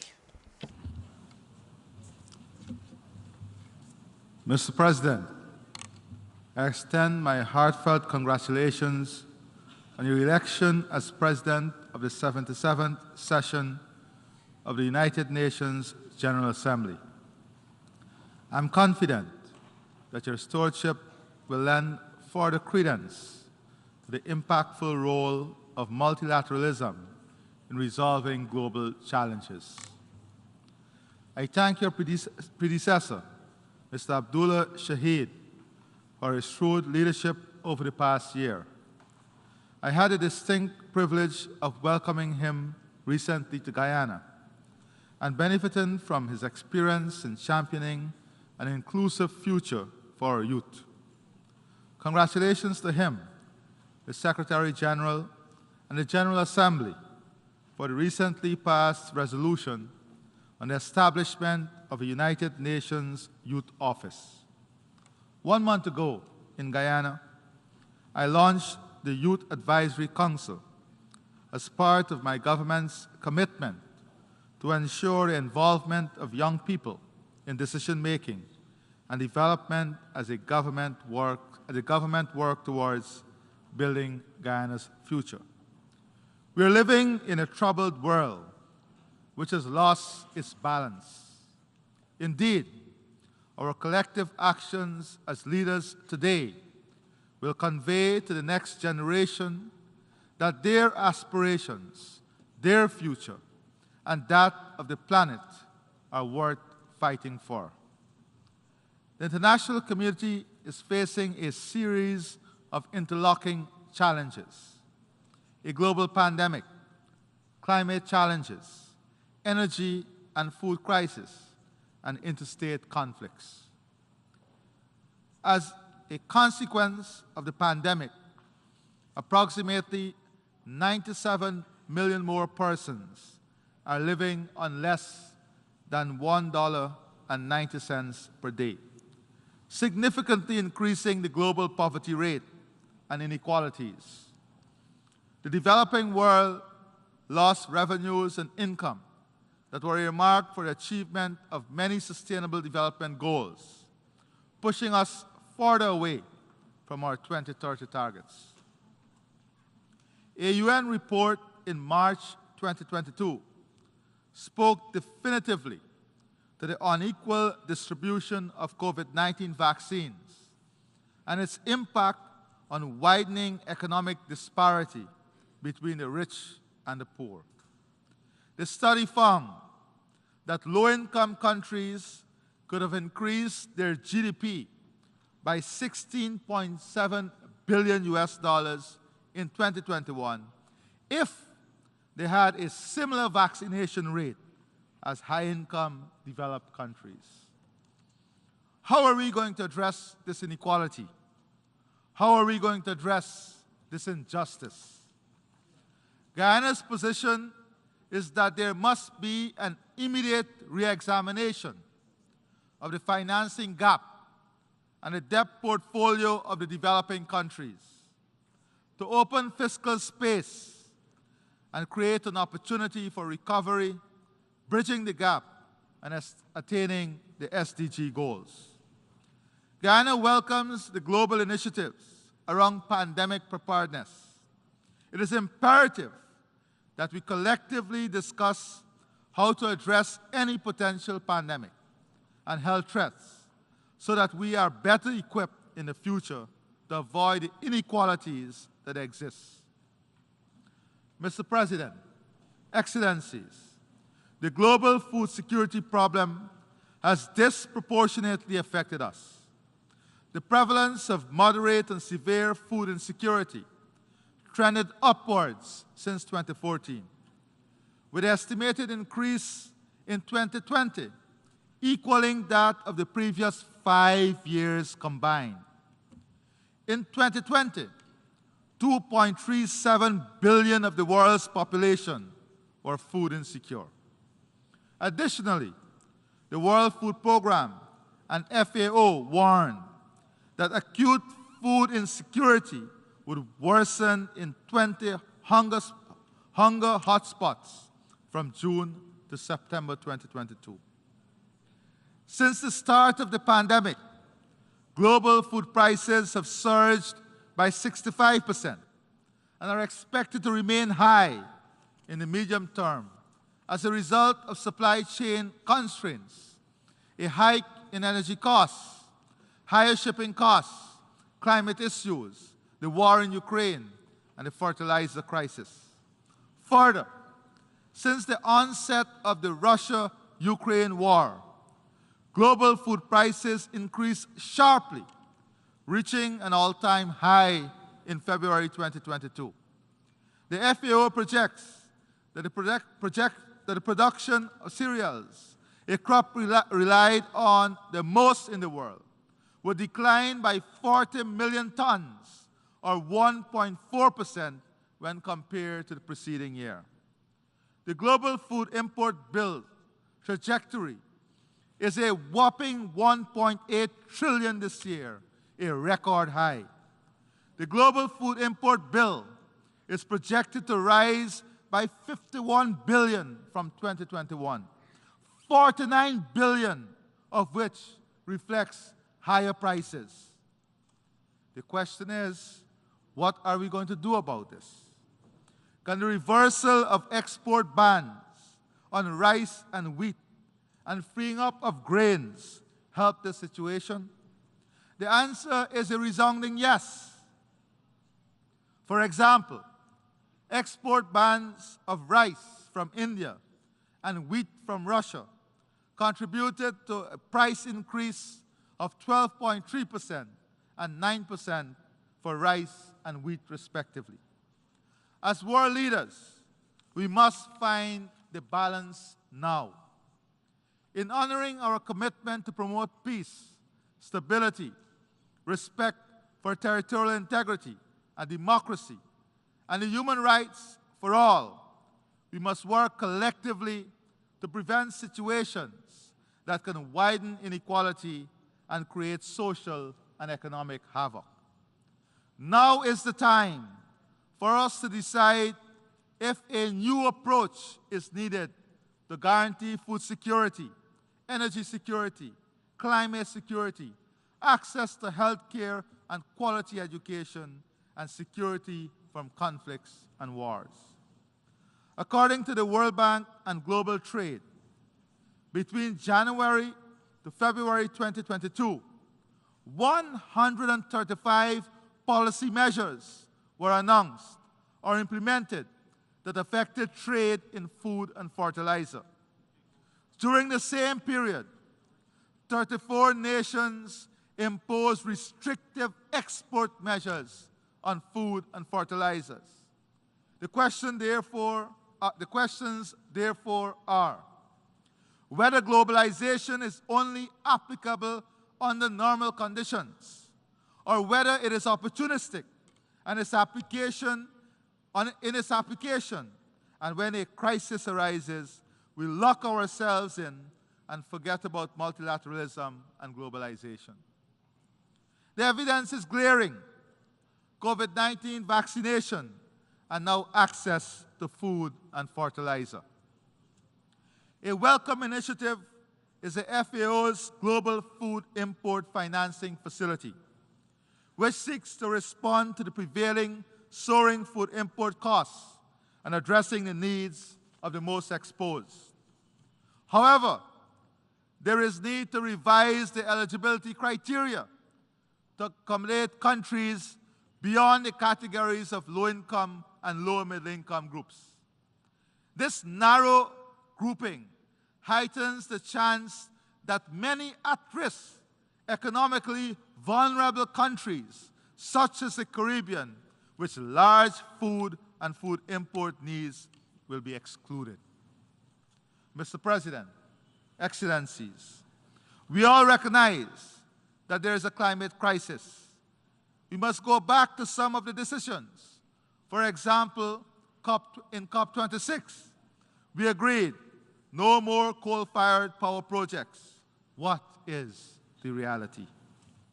While policies and planning for climate change adaptation are expanding, according to the Adaptation Gap Report 2021, the Gathering Storm, financing and implementation are still far behind. Financing of adaptation and implementation are still far behind where they should be. The analysis shows the costs of adaptation are most likely to be higher than the predicted range of US 140 to 300 billion annually by 2030, and US dollars 280 to 500 billion annually by 2050 for developing nations. In 2019, US dollars 79.6 billion was allocated to developing nations for planning and carrying out mitigation and adaptation measures. The gap between predicted adaptation costs and existing public adaptation financial flows is generally growing and ranges from 5 to 10 times more. The paltry 100 billion pledge and the failure to meet it must be viewed in the context of the likely cost for mitigation, adaptation, and addressing loss and damage. It is not enough. The adoption of broad rules on carbon markets in Glasgow has the potential to unlock critical resources for forest-rich countries. Forested countries like Guyana can potentially earn billions of dollars accessible through the voluntary carbon markets.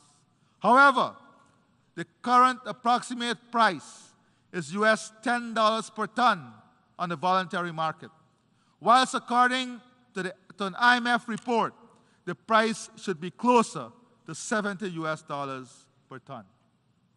COP27 must make progress in refining the rules for the implementation of Article 6 of the Paris Agreement and make decisions that would increase the price of carbon traded in voluntary carbon markets. Mr. President, Excellencies, the world is also faced with an energy crisis. In 2019, almost 10% of the world's population did not have access to electricity.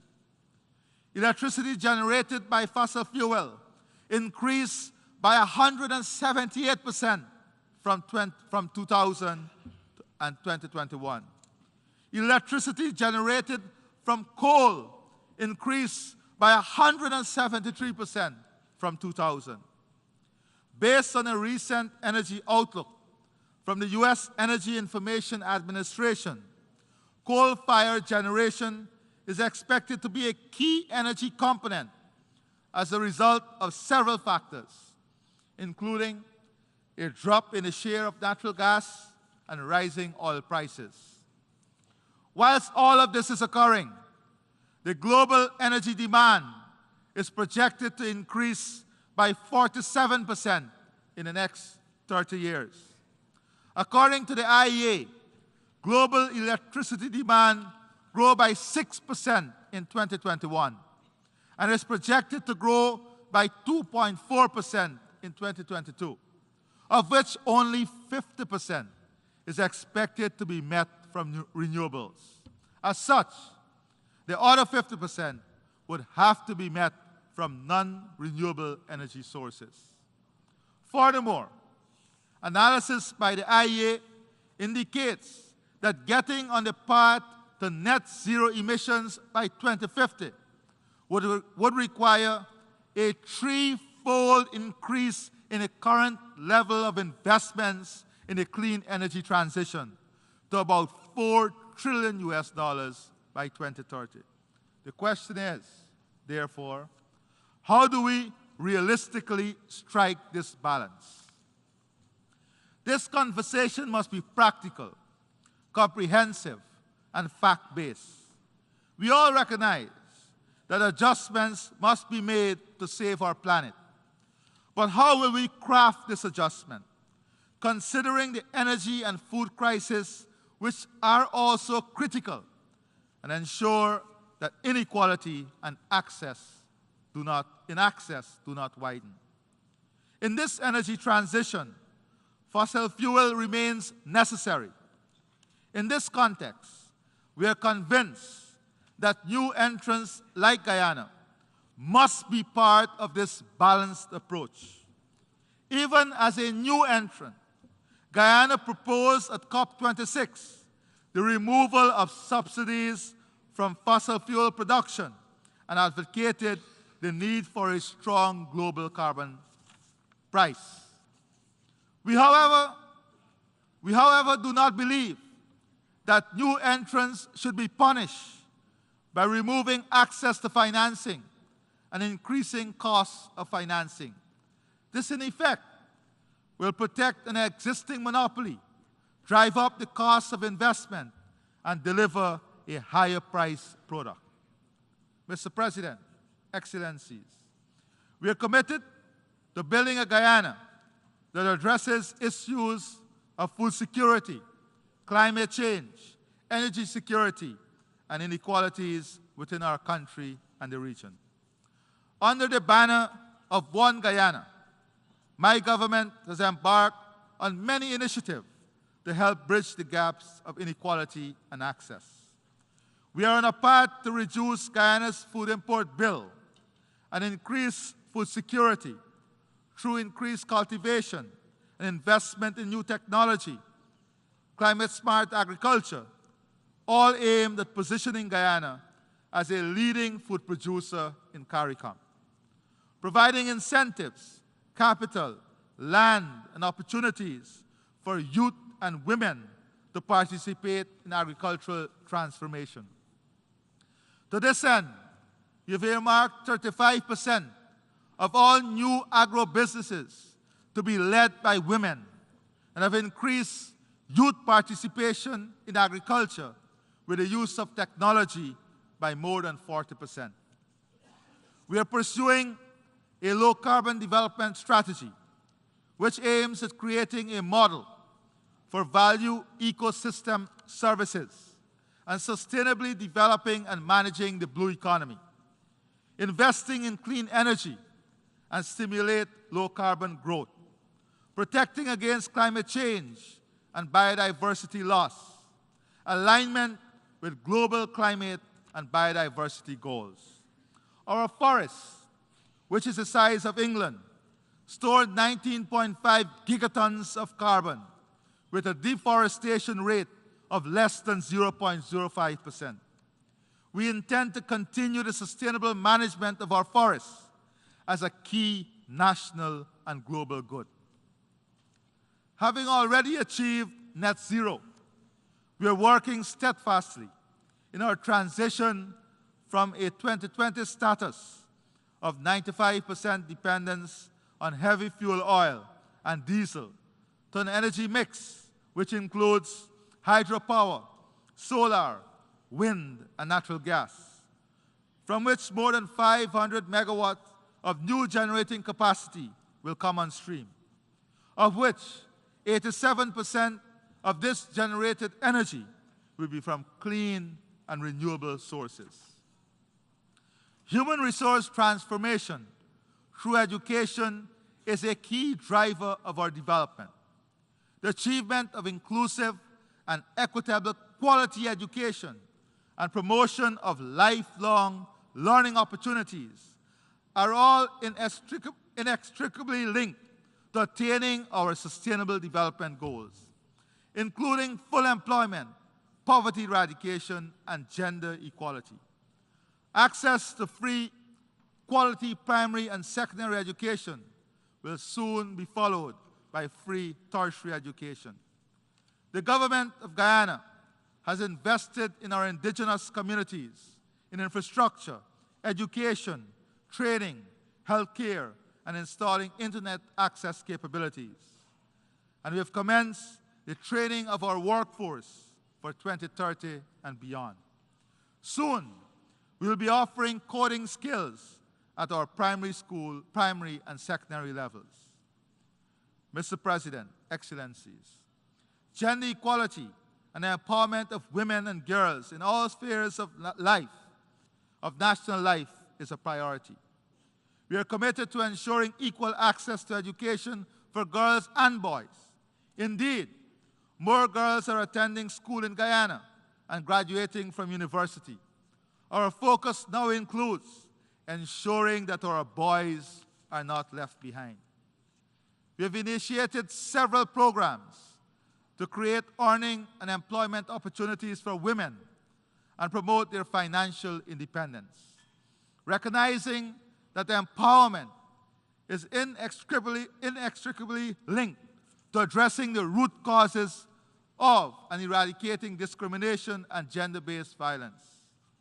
To achieve balanced growth and sustainable and resilient development for Guyana, our strategies must focus on developing a diversified economic base, strengthen our agricultural and food production system, human resource transformation, investing in the social sector to deliver world-class health, education, and housing for all our people, ensuring an inclusive and equitable society in which prosperity is enjoyed by all, building our future through the strengthening of our democratic values and respect for the rule of law.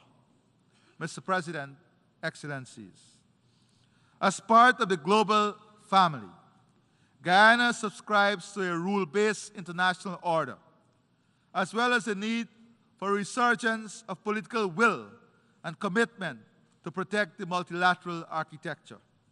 We are deeply concerned about the number of persons living in conflict situations.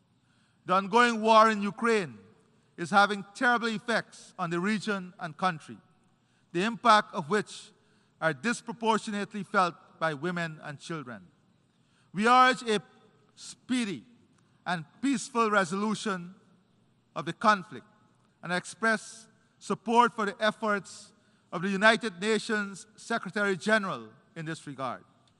In our own region, we again join the overwhelming majority of members of the international community in reiterating Guyana's rejection of the sanctions imposed on the Republic of Cuba.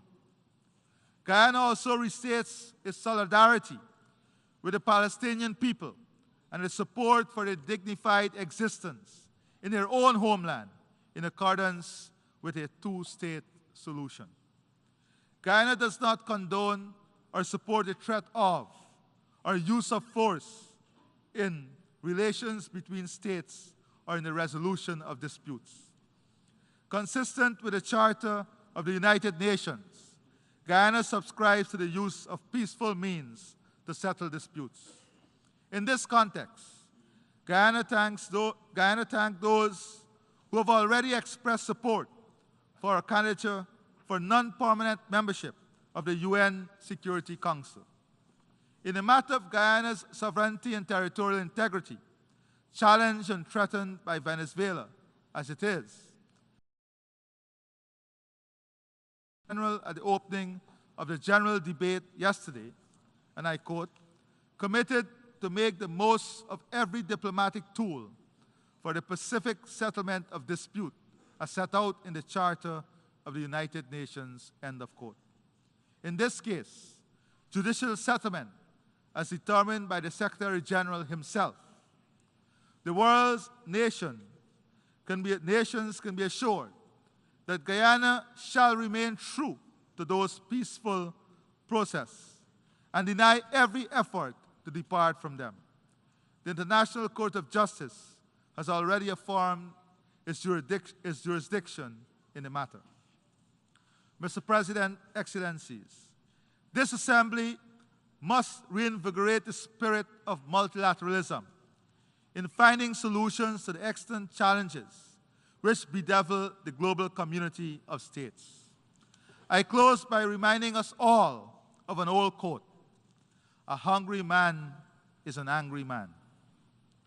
Global inequality is linked to global security, and global security is linked to the prosperity of all of humanity.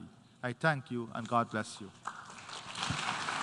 On behalf of the Assembly, I wish to thank the President of the Cooperative Republic of Guyana for the statement just made, and I request protocol to escort His Excellency. We have heard the last speaker in this meeting. The 7th plenary meeting to continue with the general debate will be held immediately following the adjournment of this meeting. This meeting is adjourned.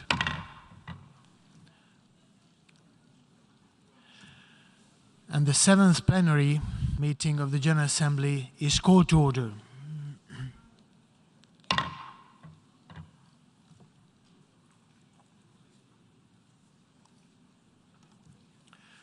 The Assembly will hear an address by Her Excellency Katalin Novák, President of Hungary. I request protocol to escort Her Excellency.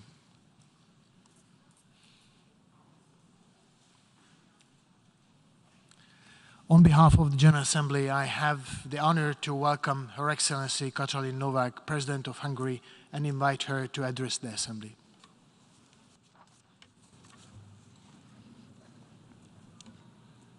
It has perhaps always been the case that the waging of peace is the hardest form of leadership of all. I know of no single formula for success, but over the years, I have observed that some attributes of leadership are universal and are often about finding ways of encouraging people to combine their efforts, their talents, their insights, their enthusiasm, and their inspiration to work together.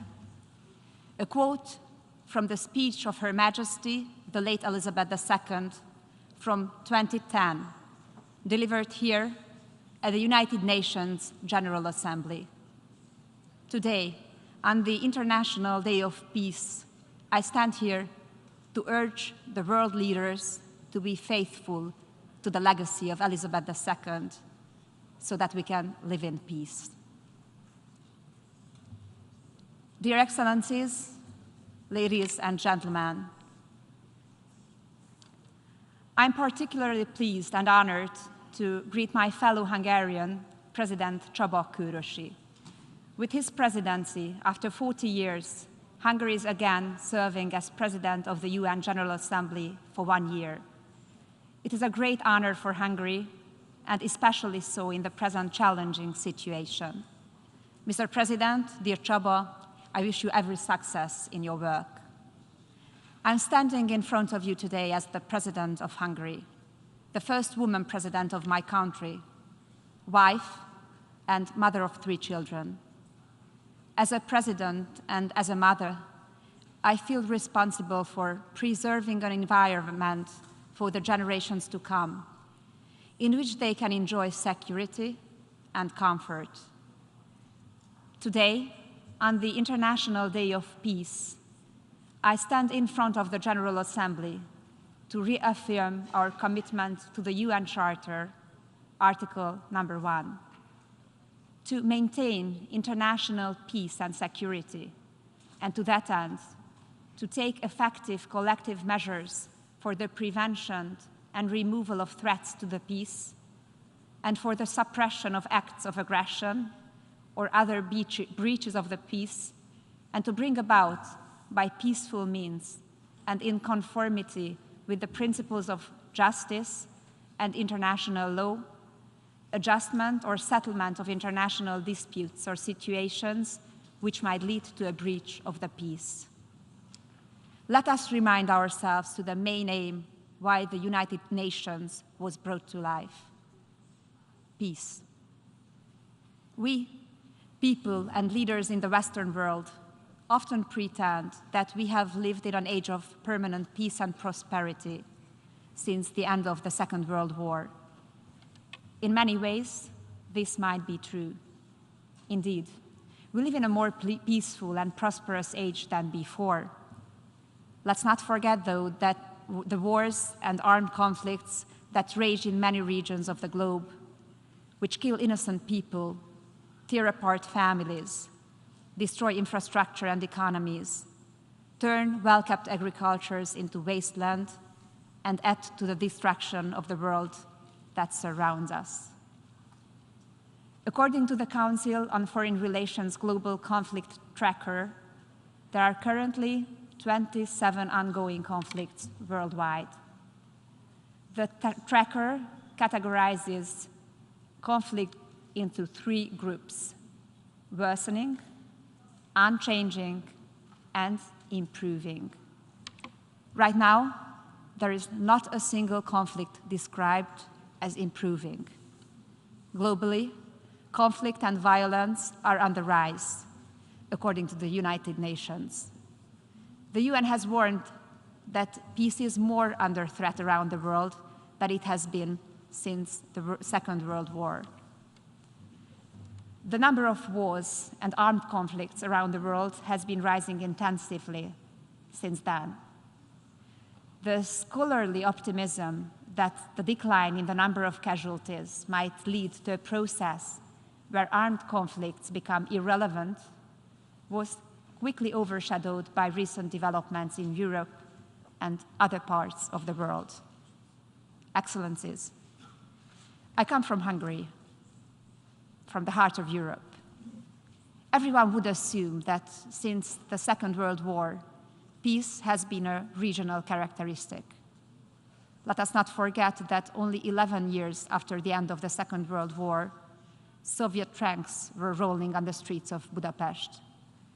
We had 45 years of communist dictatorship, and it didn't take long after the peaceful change of regime of 1989 that war broke out in our imminent southern neighborhood. The killing lasted for a decade. Now, after hardly more than 20 years, war is raging on the European continent, once again in Hungary's neighboring country. It fills us with particular concern, especially because ethnic Hungarians living across the borders also shed their blood. Russia's war against Ukraine is a constant threat and security risk, not only for the Ukrainian citizens living in the war zone, but also for all of us. The threat of escalation is a reason for worry and action. Hungary firmly condemns Russia's aggression against Ukraine, which has destroyed peace in Europe, caused dramatic human suffering and destruction, and has serious repercussions on the world order. Since the beginning of this conflict, Hungarians have stood with the victims. We have been providing economic, social, and humanitarian aid to Ukraine and to the Ukrainian people fleeing the war. Hungary is currently implementing the largest humanitarian operation in her recent history. The Hungarian people, churches, civil organizations, local authorities, and the government gave shelter to nearly 1 million refugees since the outbreak of the conflict. We have learned that war is evil and leads nowhere. A war only has victims, and the ones with the greatest losses are families, mothers and fathers who lose their children in the battlefield, wives who lose their husbands in the fighting, children who lose their brothers, sisters in the hell of war. It is in the strongest possible terms that we call for the investigation of war crimes committed against innocent civilians. These crimes must be documented, investigated, and prosecuted by the relevant international institutions. No crimes committed can go unpunished. Excellencies, ladies and gentlemen, What do we want in the UN? To win the war? We should not stand for winning any war. We need to stand for restoring the peace. If there is a will, there is a way. Hungary is a member of several federal systems. Above all, the United Nations, NATO, the European Union, the Council of Europe, and I could go on. These organizations were created by their founding fathers to pursue peace as their fundamental goal. I could say that they were created by the desire for peace, and I'm convinced that the service of peace is the foundation of their identity. Let me recall again the words of late Queen Elizabeth II. I quote, "The aims and values which inspire the United Nations Charter endure to promote international peace, security, and justice, to relieve and remove the blight of hunger, poverty, and disease, and to protect the rights and liberties of every citizen."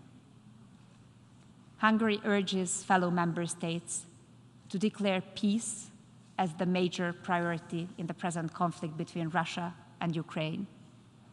Excellencies, dear President, ladies and gentlemen, it is by no means self-evident that today, at the time of war, energy, and food crisis, the organizations set up to avoid war and preserve peace are focusing on ideological indoctrination. This is not what is needed today. Instead, we must regain our ability to distinguish between the essential and the irrelevant, the important and the unimportant, reality and fiction. Most of us came to this assembly from London. We attended Elizabeth II's funeral together and bowed at her coffin. We bade farewell to an exceptional monarch whose life was steeped in service to peace. We owe it to the people and to her memory to make our decisions in the same spirit. Let me conclude by quoting, "Those who can win a war well can rarely make a good peace. And those who could make a good peace would never have won a war. Let us make a good peace." Thank you for listening to me. On behalf of the Assembly, I wish to thank the President of Hungary for the statement just made, and I request protocol to escort Her Excellency. The Assembly will hear an address by His Excellency Alassane Ouattara, President of the Republic of Côte d'Ivoire. I request protocol to escort His Excellency.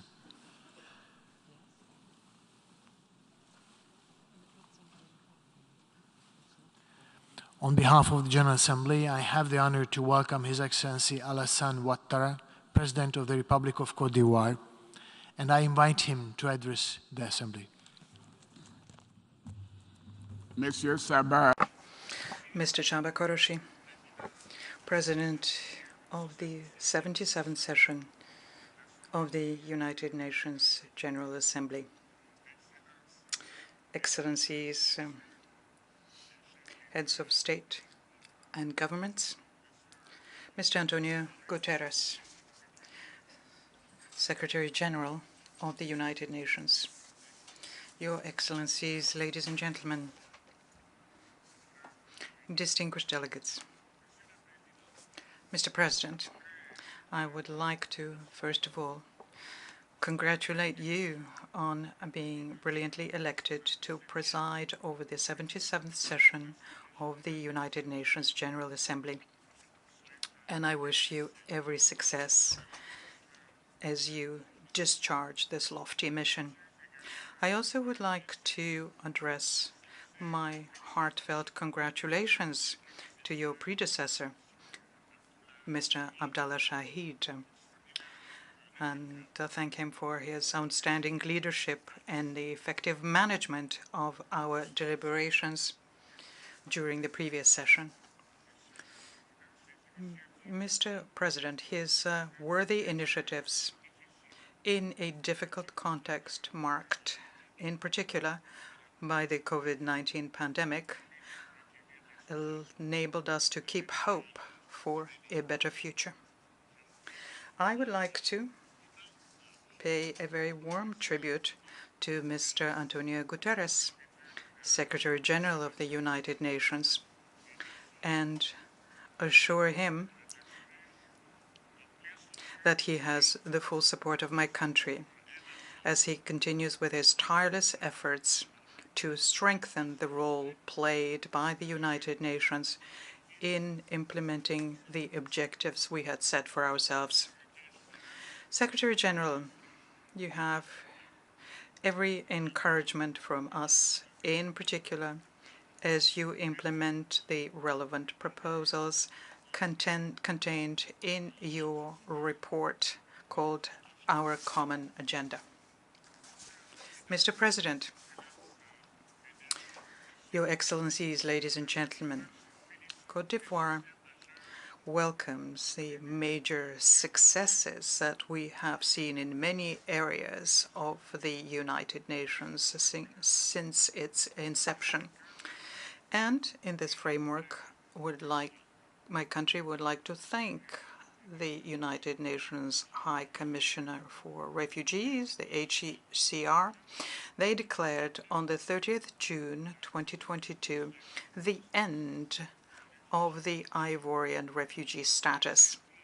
I take this opportunity to welcome the excellent cooperation we've had between the HCR and my country.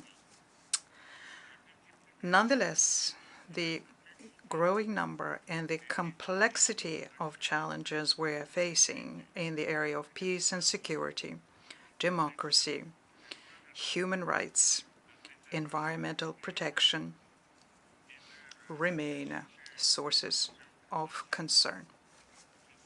And I welcome the relevance of the theme of the current session, as it invites us to search for the solutions to the challenges we're facing.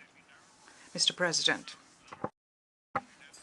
Your Excellencies, ladies and gentlemen, the growing geopolitical tensions and new and emerging international conflicts undermine international peace and security. The war in Ukraine has just recalled for us the fact that peace is a permanent quest and that we have to continue pursuing it tirelessly. This confrontation, with the risk that it represents of using nuclear weapons, continues to undermine global peace and to plunge humankind into various crises. It shows us yet once again the limits of military options in the settlement of conflicts. And that is why Côte d'Ivoire peaceful coexistence as well as dialogue in the search for solutions to differences amongst nations. And we would like to renew our appeal to the immediate and definitive cessation of hostilities in Ukraine. This war has very serious economic, financial, and social ramifications for African countries. Indeed, the hike in the price of oil and the difficulties in supplying markets with grain and fertilizer have led to a generalized inflation and a spike in the interest rates in international markets, and also resulted in the slowing down of the global rate of growth. Therefore, for several African countries, this conflict means that it's difficult to fund their economies. It also means that there is a growth in the price of basic goods, and even there are cases of famine. And this is because the countries depend on the grain and fertilizer coming from Ukraine and Russia.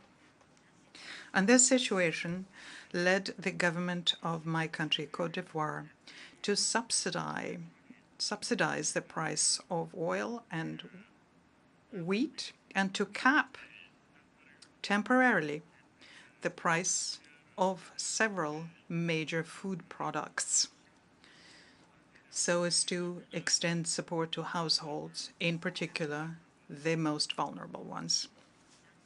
I welcome the signing in Istanbul on the 22nd of July 2022 under the aegis of the United Nations and Turkey on the wheat agreement.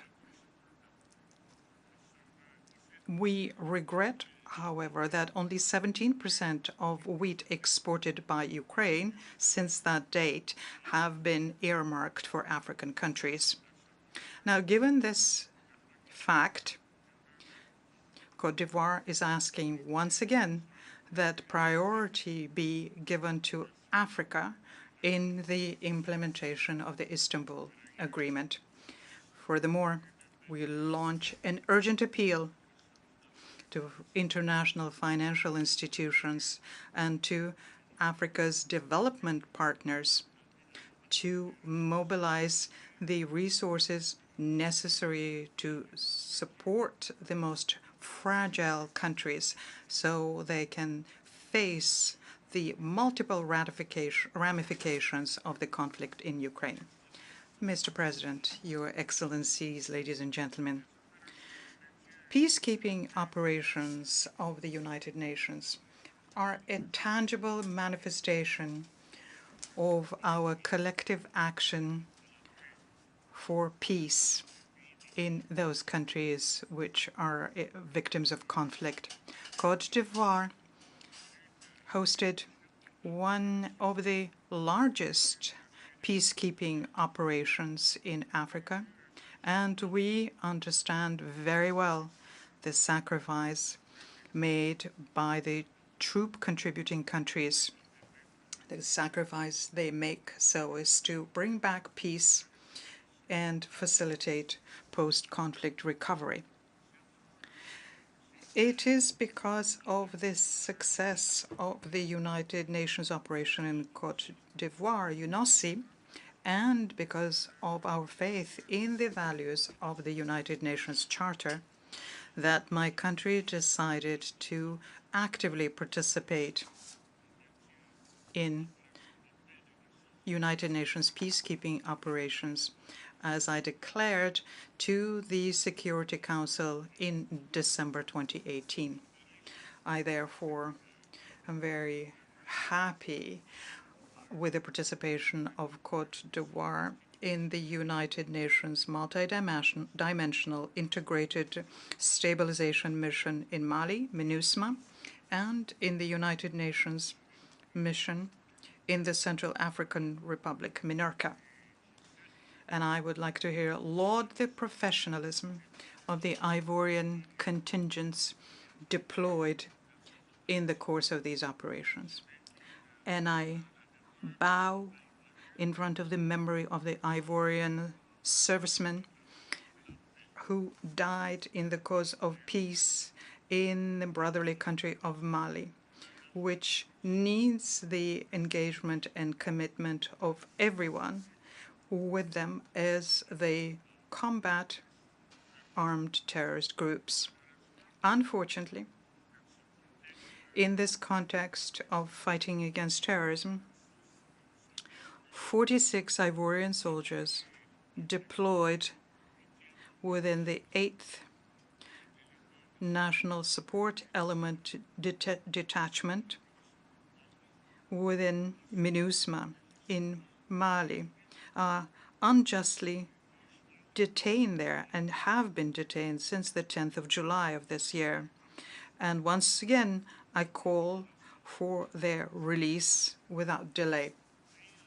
My country encourages the Malian authorities to focus their efforts on combating terrorism and on implementing resolutely the various stages of the transition timetable, as well as institutional and political reforms in the run-up to the presidential elections planned for February 2024, and to do this for the well-being of the entire Malian people. Mr. President, Excellencies, ladies and gentlemen, terrorism continues presenting a major threat to international peace and security, and an enormous challenge that no country can face on its own. And that is why we need to strengthen our collective instruments of combating this scourge and to show our solidarity and determination. In this regard, my country welcomes the decisive action by France and its European partners in the Sahel, and reiterates its appeal for a greater involvement of other major powers in the fight against terrorism in the Sahel and in the Gulf of Guinea, in support of national armies to the Economic Community of West African States, ECOWAS, and the Accra Initiative, of course. So as to contribute to this collective effort, Côte d'Ivoire puts at the disposal of the African countries its International Academy on Combating Terrorism, which is an institution in the coastal city of Jacquesville, which provides training in all civilian and military skills needed to fight against terrorism. Mr. President, Excellencies, ladies and gentlemen,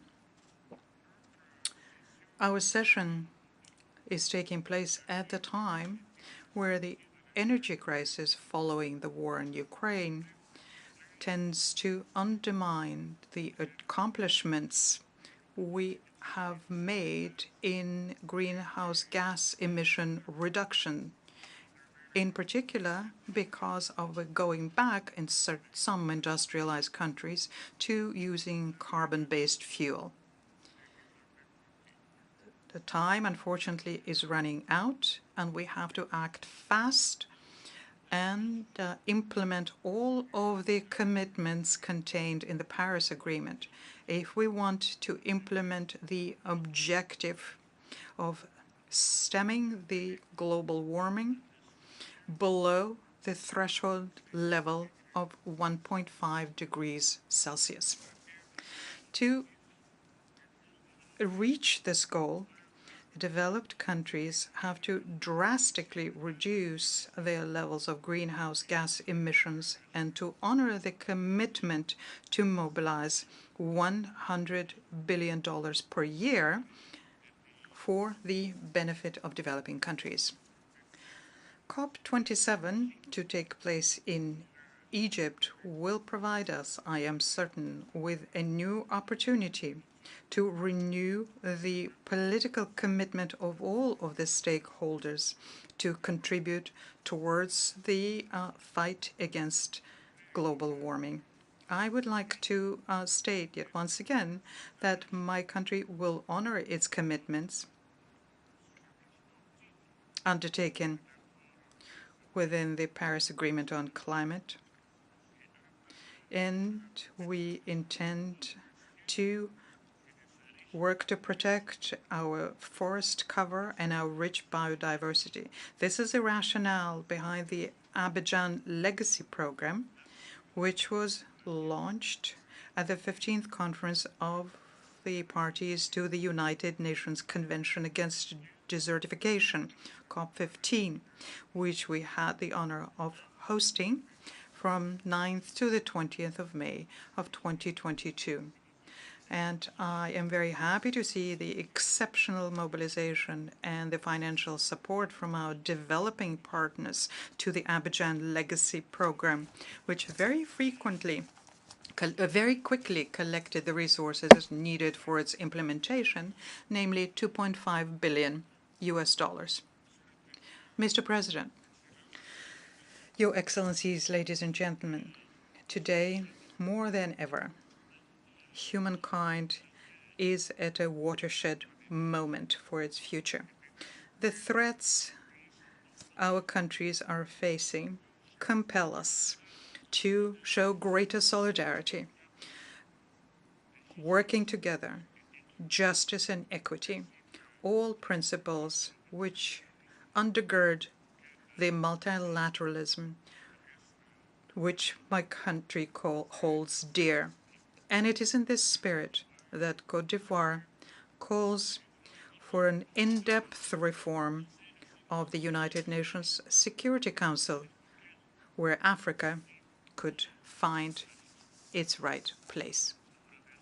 I thank you, Your Excellencies, ladies and gentlemen, for your kind attention. On behalf of the General Assembly, I wish to thank the President of the Republic of Côte d'Ivoire for the statement just made, and I request protocol to escort His Excellency. The Assembly will hear an address by His Excellency Julius Maada Bio, President of the Republic of Sierra Leone. I request protocol to escort His Excellency.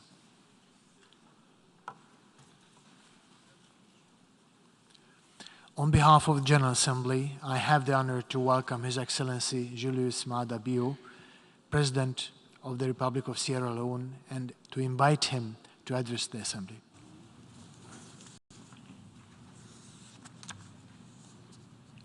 Your Excellency Chaba Korosi, President of the General Assembly, Excellency Antonio Guterres, Secretary General of the United Nations, Excellencies, Heads of State and Government, distinguished ladies and gentlemen. Let me commend the President of the 76th session of the General Assembly, His Excellency Mr. Abdullah Shahid, for his sustained effort in returning the General Assembly to its pre-pandemic work pace and his message of hope. Let me also extend my congratulations to Your Excellency, Mr. Chaba Korosi, on your assumption of the presidency of the General Assembly. I'm gratefully optimistic about your leadership in these unprecedented times. I also commend the Secretary General, Mr. Antonio Guterres, for galvanizing the necessary multilateral support in search of solutions to meet the scale and urgency of current global challenges.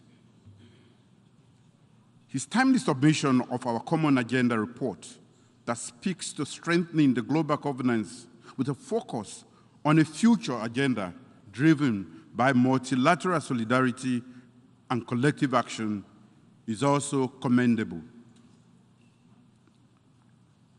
As our world wrestles with an unprecedented and volatile economic outlook because of the lingering effects of COVID-19 pandemic and other crises, the theme, watershed moment, transformative solutions to interlocking challenges, is most appropriate and timely. Mr. President, our progress towards achieving global sustainable development goals by 2030 has been complicated by the repurposing of global development and investment finance, disruptions of production and supply chains, growing food and energy insecurities, general slowdowns in the economies of nations, and the perennial adverse effects of climate change. I call on the global family to be intentional and fair about developing innovative development financing products that are free from the stringent restrictions and high transaction costs associated with concessionary loans. Multilateral financial institutions can de-risk investment that are critical for sustainable development. aid must also be aligned with domestic development priorities. Mr. President, the adverse effects of climate change are borderless. Global warming, unpredictable weather patterns, rising sea levels, and land degradation are taking a profound toll on global food and water security. There are associated governance and stability costs. We are informed that Africa faces disproportionate risk and cost from climate change. We must therefore be consistent in meeting our commitments to all existing international frameworks for addressing climate change. Beyond the usual declarations, we must collaborate on and coordinate mitigation efforts, improve infrastructure for early warning systems, invest more in improving the management of water resources, promote disaster risk management, and enhance the conservation and protection of natural habitats. There are opportunities, especially in Africa, and Sierra Leone in particular, for just energy and just rural agricultural transitions. Fair and accessible multilateral climate financing can catalyze the global and country-specific measures and innovation necessary to build and support sustainable climate resilience. Green investing does support sustainable development. In these efforts, the role and interest of women and young people must be central to climate investments. Sierra Leone is fully committed to concluding the Treaty on Conservation and Sustainable Use of Marine Biological Diversity of areas beyond national jurisdiction. The BBNJ Treaty must prioritize, among other things, conservation measures, fair and equitable sharing of monetary and non-monetary benefits, meaningful capacity development, and the transfer of marine technology. Mr. President, human capital development is a critical driver of inclusive and sustainable economic development. Sierra Leone has increased domestic financing for education, provided teaching and learning materials, improved education policies and governance. More children, more girls, including pregnant girls, poorer and rural learners, and learners with disability are now in school. But we can go beyond these access deficits. As co-chair of the High-Level Steering Committee on SDG 4 and champion of the Transforming Education Summit during this 77th session of the General Assembly, I urge concerted global efforts to address the learning crisis. We can mobilize innovative financing models, underwrite universal access, especially for girls and learners with disabilities, promote technology in education, make greater investment in foundational literacy and numeracy, address water, sanitation, and hygiene, and other infrastructural deficits, support school feeding programs, fund technical and vocational training, and finance other needs across the full spectrum of the education sector. With close cooperation among states, we are confident that we can address the learning crisis in our time. Mr. President, to address the global food crisis that is disproportionately affecting least developed countries, Sierra Leone joins the urgent call for action to escalate financing to support agriculture and irrigation, enhance food systems and nutrition for vulnerable populations, and social protection for at-risk populations. Sierra Leone also associates with call to ease global support supply chains, especially for fertilizer, rice, and other agricultural commodities. Multilateral support for establishing agricultural development banks that will support private agricultural investment and agricultural value chain addition. We promote self-sufficiency and greater resilience in that sector. The COVID-19 pandemic reminds us that equity, multilateral cooperation, and a comprehensive global response are what we need to address health emergencies that have the potential to undermine global peace, security, and global development. Sierra Leone affirms its commitment to global efforts at exploring innovative and effective ways to enhance health security, pandemic preparedness, build capacity to respond to health emergencies, and enhance greater resilience in health care delivery. Sierra Leone believes that multilateral support is urgently needed to complement national efforts at reducing maternal and child mortality, preventing epidemics, tackling tropical and communicable diseases, building healthcare infrastructure and the capacity of healthcare personnel, and strengthening primary healthcare.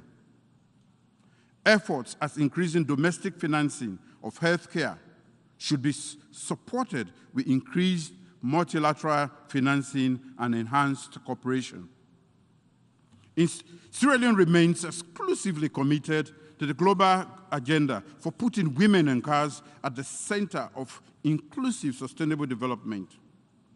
We believe that we cannot deliver on the 2020 Agenda on Sustainable Development without the achievement of greater gender equality and women's empowerment. We must therefore garner multilateral support to achieve and sustain gender equality and the empowerment of women in our lifetime. Mr. President, Excellencies, sexual violence is a grave threat to justice and the fundamental rights of men, women, and children throughout the world. In every corner of the globe, sexual assault survivors are inhibited in holding perpetrators accountable and accessing empowering health, legal, and economic remedies. In Sierra Leone, we have taken extensive legislative and administrative actions to address sexual and gender-based violence since my declaration of rape as a national emergency in 2019. Last year, before this August Assembly, I announced that I had directed a permanent mission of Sierra Leone to the United Nations to sponsor a standalone resolution on access to justice for survivors of sexual violence at the General Assembly. I called for global solidarity on this issue and for the United Nations to give all survivors of sexual violence the remedy they deserve.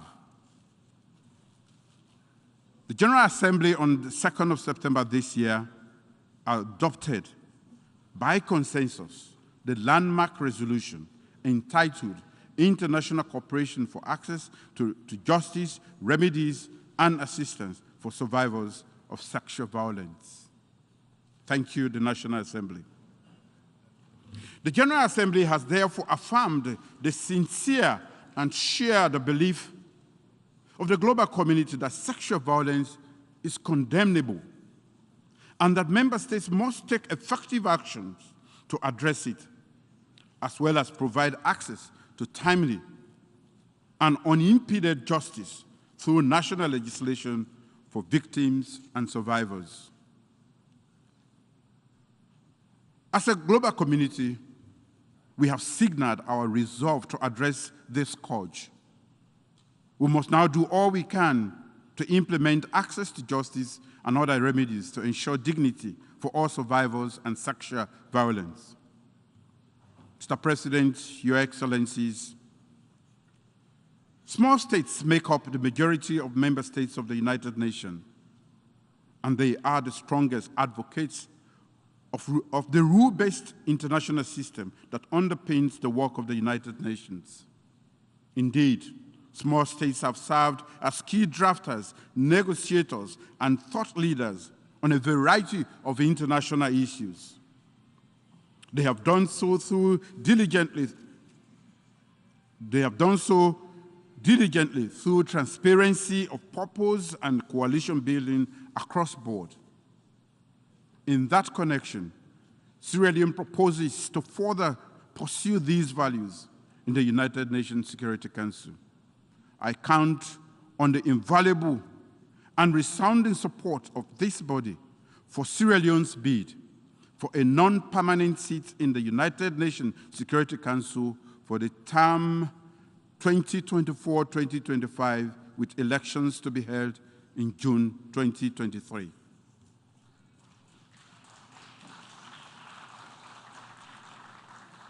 Mr. President, my government reaffirms its commitment to the relevant UN Chapter provisions and the declaration of the granting of independence to colonial countries and peoples as contained in the General Assembly Resolution 1514. We join the call on all parties engaged in the dialogue on decolonization to continue to demonstrate good faith and firm commitment to a conclusive and durable resolution of all sovereign disputes. As the coordinator of the African Union Committee of 10 on the reform of the Security Council, I'm pleased to note the commendable progress that has been achieved in the intergovernmental negotiations on the reform of the Security Council. We believe that progress made during the 76th section of the General Assembly is underpinned by the Assembly's acknowledgement of the wider recognition and the broader support by member states for the legitimate aspiration of African countries to play their rightful role on the global stage. As Africa continues to advocate and canvass support for the common African position, as espoused in the HERZEGOVINA Consensus and the SAD Declaration, I urge member states to continue to demonstrate their renewed commitment and political will towards correcting historical injustice done to Africa by supporting the reform of the Security Council to make it a more inclusive, democratic, transparent, accountable, legitimate, and efficient global organ that properly reflects and adequately addresses the geopolitical realities of our present and future world. Sierra Leone is committed to engaging constructively within the multilateral rules-based order of the United Nations. Only through global cooperation can we engender and implement transformative solutions to global challenges. Thank you for your attention. On behalf of the Assembly, I wish to thank the President of the Republic of Sierra Leone for the statement just made, and I request protocol to escort His Excellency. The Assembly will hear an address by His Excellency Alar Karis, President of the Republic of Estonia. I request protocol to escort His Excellency.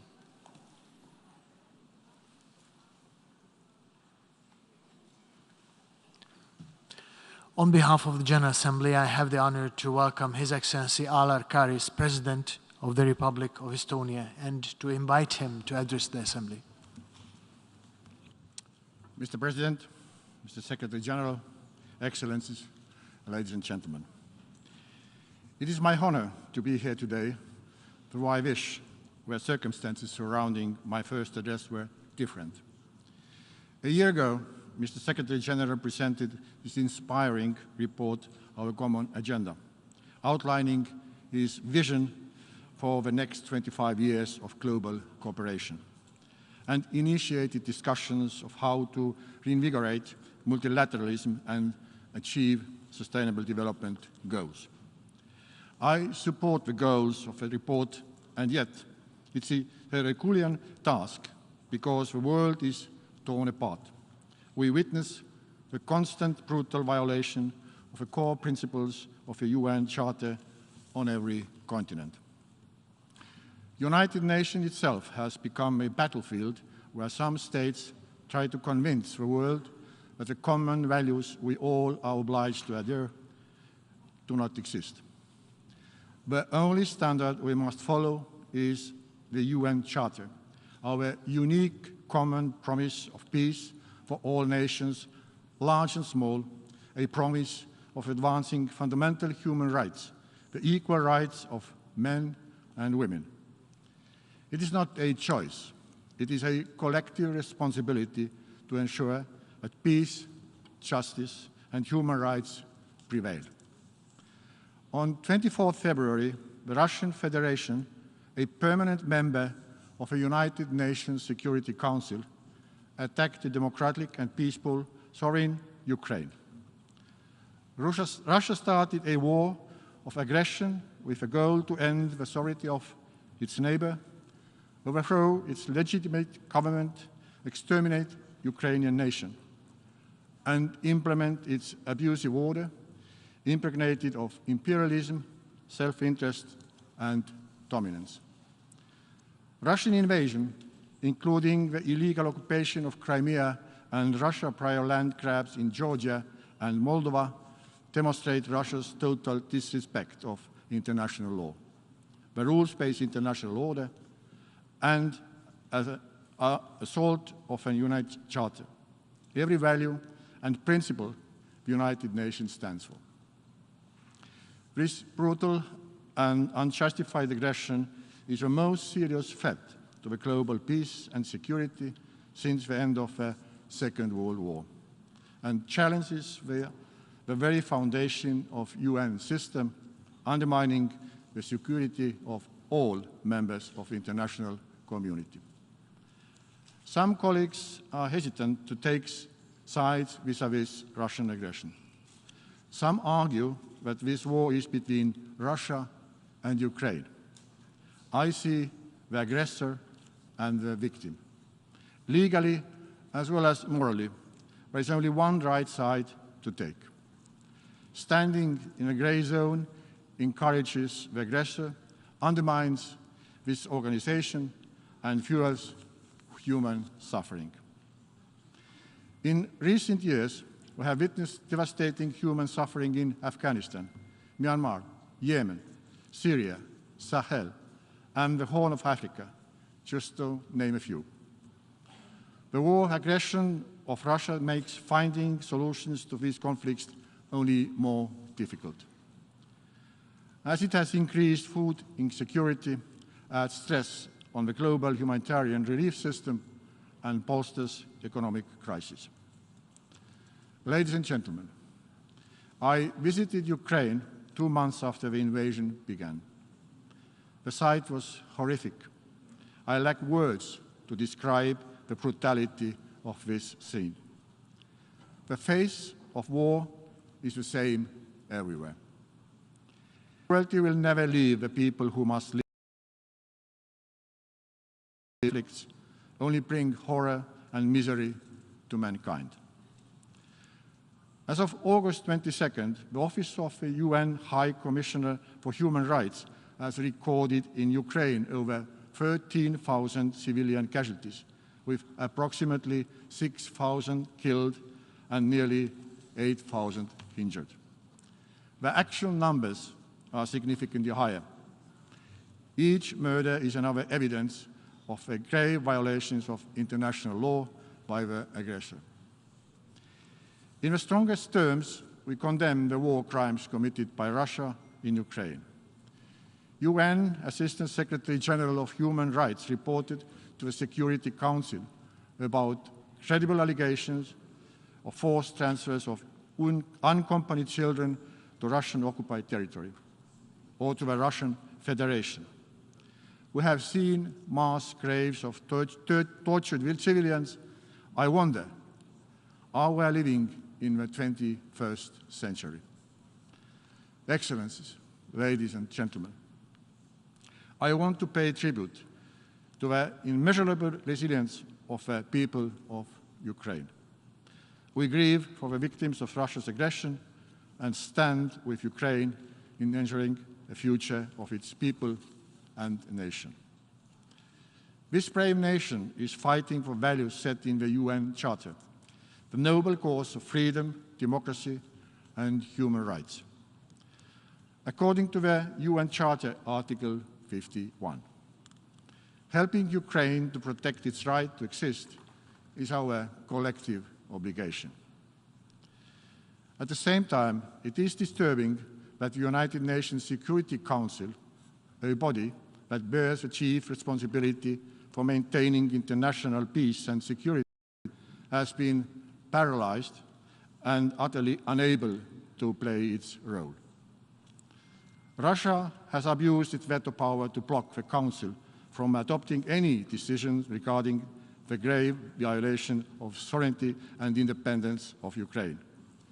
The Security Council lies in the heart of the UN. It is shameful that since February 24, it has adopted only one statement on Ukraine.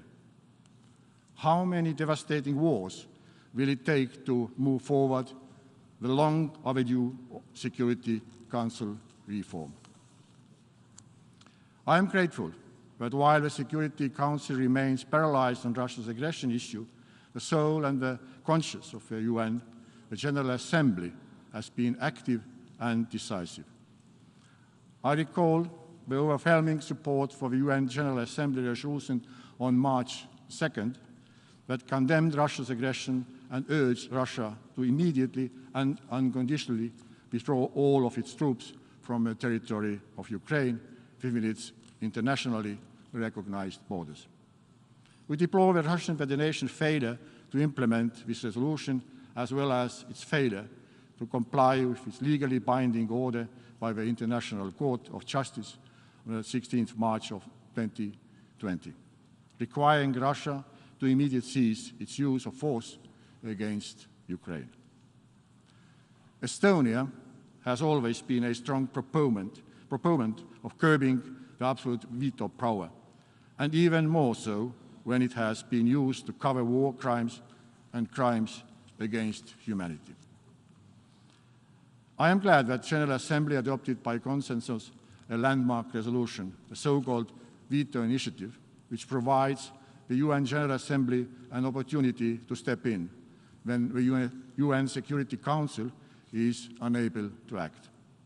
The question remains, how can we accept the aggressor has a veto power in the Security Council? Excellencies, conflicts and war bring enormous humanitarian crises.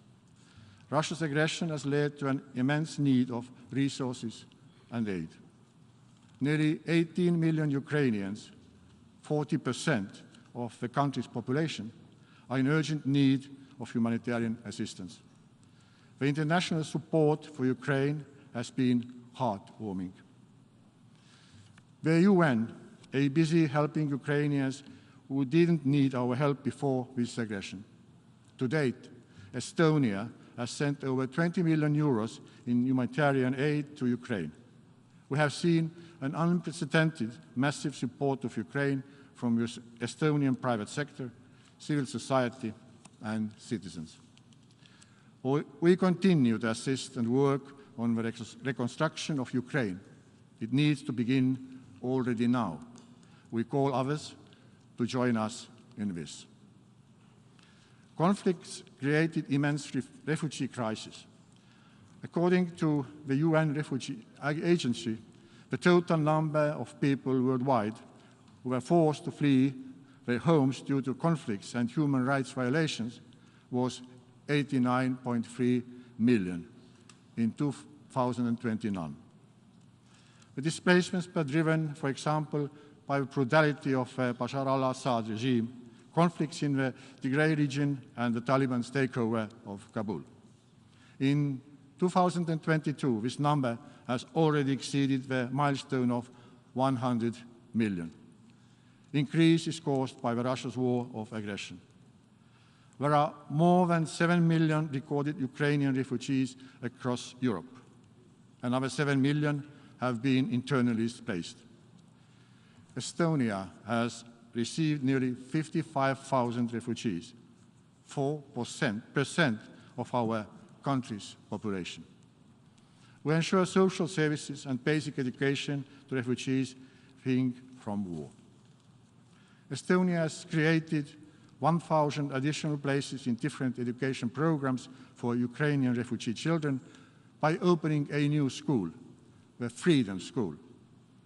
One day its students will be the leaders and rebuilders of Ukraine. Estonian education technology companies are donating their solutions to support Ukrainian schools and pupils whose education has been disrupted by war. Why am I telling all this? Because our future depends on the youth sitting in the classrooms and on their education. We are made by history. We cannot let the lack of knowledge to define our future. To avoid such a brutality repeat itself, we have to raise awareness of the history of our nations. We need to evade confusions caused by active brainwash and disinformation. We see how ignorance makes it easy for any aggressor to put forward its false narratives. War and conflict, lack of openness bring along extreme violations of human rights. It must be clear that basic human rights are universal, same for all UN members, and cannot be ignored by any government. Special attention should be devoted to ensuring gender equality and right to education. Opportunity to study should not be a wish or a dream at the 21st century. Let me use this tribune to praise the courageous women who have now become the forefront of protest against the Taliban in Afghanistan, to fight for the right to choose their own path and role in the society. It is our profound duty to support the struggle. I call on de facto leaders of Afghanistan to immediately stop harassing the UNAMA Afghan female staff. Respecting universal human rights is not a choice. Neither culture nor religion can be invoked by justify human rights violations. In the same vein, we welcome the release of an assessment report of human rights situation in Xinjiang by Office of the UN High Commissioner for Human Rights. The report underscores the serious human rights violations occurring in Xinjiang, which may constitute international crimes, in particular crimes against humanity. This is extremely alarming and requires urgent attention by the international community. Ladies and gentlemen, there remains little dispute over the existential crisis posed by climate change. We witnessed devastating flooding in Pakistan caused by erratic monsoon rains. In solidarity with the people of Pakistan, Estonia provides help to those severely affected. Russia's aggression also brings further pain to those already suffering from the impact of pandemic, conflicts, famine, and climate change. Let me be very clear. This food and energy crisis.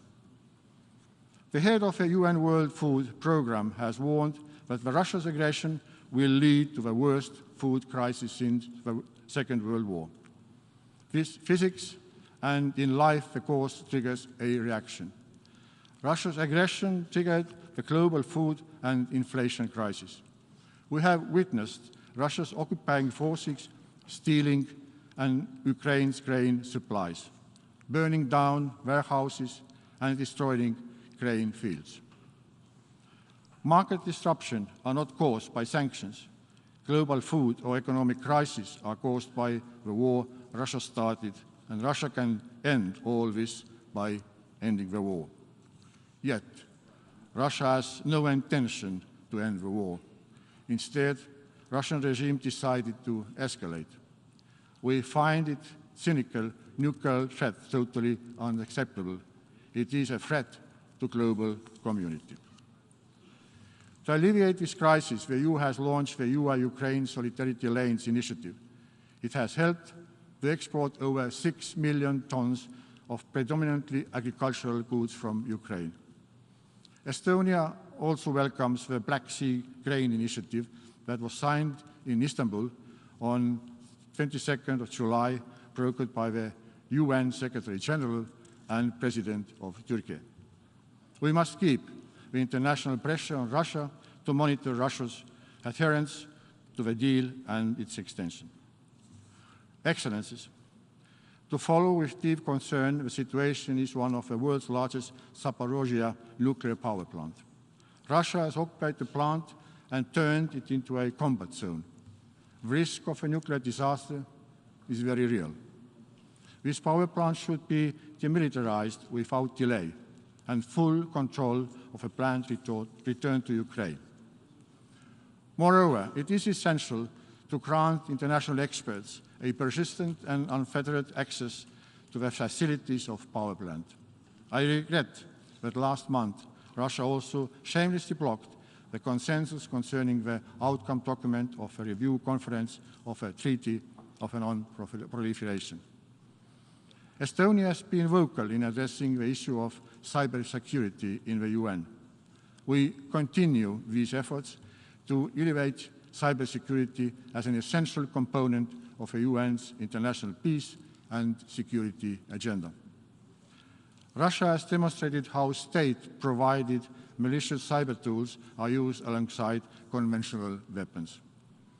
Russia's cyber attack against the satellite communications of Ukraine on 23rd of February served to prepare and facilitate Russia's on-the-ground invasion. Excellencies, it is our duty to ensure accountability and justice to all levels. Impunity breeds impunity and leads to the new crimes to be committed. It is the utmost importance that there are independent and effective investigations into the atrocity crimes and crimes of aggression committed against Ukraine, also in Syria, Ethiopia, and elsewhere. We must provide justice to victims and bring those responsible for atrocities and genocide to trial. Estonia fully supports the investigation led by the International Criminal Court. We give most serious consideration to the establishment of an independent special court for the crimes of aggression and the compensation mechanisms for the damages caused by the aggression. We support all initiatives attempting to secure accountability. To conclude, the war in Ukraine affects us all. It is our common duty to push back the ugly manifestations of imperialism, colonialism, and racism of Russia. Russia must understand that the road they have taken is disastrous, and the war they have started cannot be won. If we stop caring, if we get tired, if we fall into indifference, the aggressors and criminals will only be empowered. This is not the world where we want to live, nor the world we want to leave to the future generations. The United Nations is and remains the cornerstone of our multilateral, rules-based world order. It is relevant to put to the rest we cannot fail. The UN must emerge from this watershed moment stronger, more united, and more relevant than ever before. Thank you for your attention. On behalf of the Assembly, I wish to thank the President of the Republic of Estonia for the statement just made, and I request protocol to escort His Excellency. And now the Assembly will hear an address by His Excellency Nana Addo Dankwa Akufo-Addo, President of the Republic of Ghana. I request protocol to escort His Excellency. On behalf of the General Assembly, I have the honor to welcome His Excellency Nana Addo Dankwa Akufo-Addo, President of the Republic of Ghana. and to invite him to address the Assembly.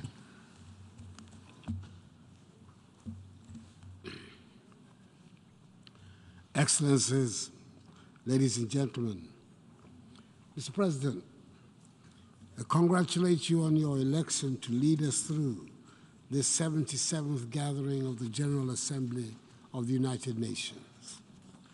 I wish you the best of luck as you take on this onerous task at this most difficult period of the world. Mr. President, as we would say in Ghana, our world is currently not in a good place. The World Bank observed last Thursday that the global economy was enduring its steepest slowdown since 1970. 2 years ago, our world came to a thundering halt as we cowered from a health pandemic, from an unknown malicious virus, coupled with a devastating global economic pandemic. High budget deficits were no longer concerns of only developing nations. By 2021, COVID-19 had pushed Africa into the worst recession for half a century. A slump in productivity and revenues, increased pressures on spending, and spiraling public debts confronted us without relent. As we grappled with these economic challenges, Russia's invasion of Ukraine burst upon us, aggravating an already difficult situation. It is not just the dismay that we feel at seeing such deliberate devastation of cities and towns in Europe in the year 2022. We're feeling this war directly in our lives in Africa. Every bullet, every bomb, every shell that hits a target in Ukraine hits our pockets and our economies in Africa. The economic turmoil is global, with inflation as the #1 enemy this year. It hit a 40-year high in the United States and United Kingdom in recent months. There's record inflation in the Eurozone. Several African countries have inflation rates surging 3 to 4 times higher than what they were just 2 years ago. In Ghana, we're experiencing the highest inflation for 21 years. The high costs of food are hurting the poor, especially the urban poor, the most. Moreover, the spillover from central banks raising interest rates to combat inflation has been severe beyond borders, as global investors pull money out of developing economies to invest in bonds in the developed world. This has led to depreciating currencies and increased borrowing costs, meaning we need to raise and spend more of our own currencies to service our foreign debts in US dollars. It has become clear, if ever there was any doubt, that the international financial structure is skewed significantly against developing and emerging economies like Ghana. The avenues that are open to powerful nations to enable them take measures that would ease pressures on their economies are closed to small nations. To make matters worse, credit rating agencies have been quick to downgrade economies in Africa, making it harder to service our debts. The tag of Africa as an investment risk is little more than, in substance, a self-fulfilling prophecy created by the prejudice of the international money market, which denies us access to cheaper borrowing, pushing us deeper into debts. The financial markets have been set up and operate on rules designed for the benefit of rich and powerful nations. And during times of crisis, the facade of international cooperation under which they purport to operate disappears. These are the savage lessons that we have had to take in as the world emerged from the grip of the coronavirus to energy and food price hikes and a world rise in the cost of living. The necessity for reform of the system is compelling. Mr. President, I am a modern student of history, and I would say it is doubtful that any generation of inhabitants of this earth has ever witnessed such a perfect storm of global economic chaos, a war with global consequences, and an unwillingness or inability to find a consensus to deal with the catastrophe. It is under such circumstances that we have gathered under the theme, a watershed moment, transformative solutions to interlocking challenges. Excuse me. The problems we face are indeed many and vary in level of importance depending on where you are in the global order of things. Just last year, the focus was on energy transition. This year, it is about energy security, as Europe goes back to burning coal to replace Russian gas. Nevertheless, we do not have the luxury of being able to pick and choose which problem to solve. None of them can wait. The economic turbulence requires urgent and immediate solution. The turmoil and insecurity in many parts of the world require urgent attention. And so does the need to tackle the problems posed by climate change. A watershed moment indeed it is. And history will judge us harshly if we do not seize the opportunity to make the changes that will enable us to deal with the many problems we face. Mr. President, a case in point is the destabilizing conflict in the Sahel. It might look to many today as a local conflict which affects only the countries in that region. We in Ghana know differently. We have watched in horror as the unrest has moved from the Sahel inexorably to the West African coastal countries. All of Ghana's neighbors have suffered terrorist attacks, and some have lost territorial space to the invading forces. Furthermore, the terrorist pressure has provided a pretext for the unhappy reappearance of military rule in 3 of the 15-member ECOWAS community, 2 of whom have borne the brunt of the terrorist outrages in the region, Mali and Burkina Faso. It is a development we're determined to reverse so that the ECOWAS space remains a democratic one. All of us in the region are being forced to spend huge amounts of money on security. This is money we should be spending on educating and giving skills to our young people, on building much-needed roads, bridges, hospitals, and other such infrastructure, which we are spending to fight terrorists or to keep them out from destabilizing our countries. This is a global problem, deserving the attention of the world community for a global solution. Mr. President, I'm contributing to this debate on a date that has special significance for us in Ghana. 21st September is the date we mark the birth of our first president, Dr. Kwame Nkrumah. He would have been 113 years old today, and it is worth recalling on this day the driving force of his political career, which was to contribute to the birth of a united Africa, that is, the United States of Africa. We recognize today more than ever before the importance of the strength and unity of Africa, and we are working to shed that image of a helpless, hapless continent. There is a renewed commitment towards an inclusive and sustainable industrialization and economic integration. And the intensity of the challenges we face today is only matched like never before by the immensity of the opportunity before us. We, the current leaders of Africa, should be determined not to waste the crisis that confronts us. Incidentally, 2022 is billed as Africa's year to take action on food and nutrition development goals.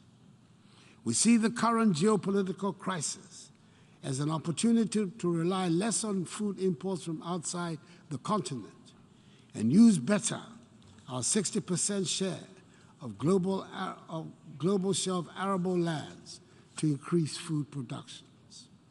We have seen the devastating impact of relying on Russia and Ukraine for 70% of our wheat consumption. We have enough land, enough water, enough gas, and enough manpower to produce enough fertilizer, food, and energy for ourselves and for others. But we also recognize that we cannot do it all by ourselves. Our message to the global investor community is therefore this: Africa is ready for business. Africa needs you, and you need Africa. You need Africa because Africa is busily building the world's largest single market of 1.3 billion people. Soon we will have a customs union, and soon we will have a continental payment system that will accelerate and facilitate trade amongst ourselves. Already, goods and services are flowing more freely across our artificial borders. See Africa for what it is: the new frontier for manufacturing, for technology, for food production. That is why 6 years ago, I launched in Ghana the successful policy of one district, one factory, a policy with government incentives that has directly seen so far some 125 factories being set up in various districts across the country, leveraging on each area's competitive advantage. That is why 6 years ago, my government embarked on an aggressive policy of planting for food and jobs, which has helped our farmers increase their yields in folds. Indeed, we're recognizing that many of the things we import can be found or produced in Ghana or in other African countries.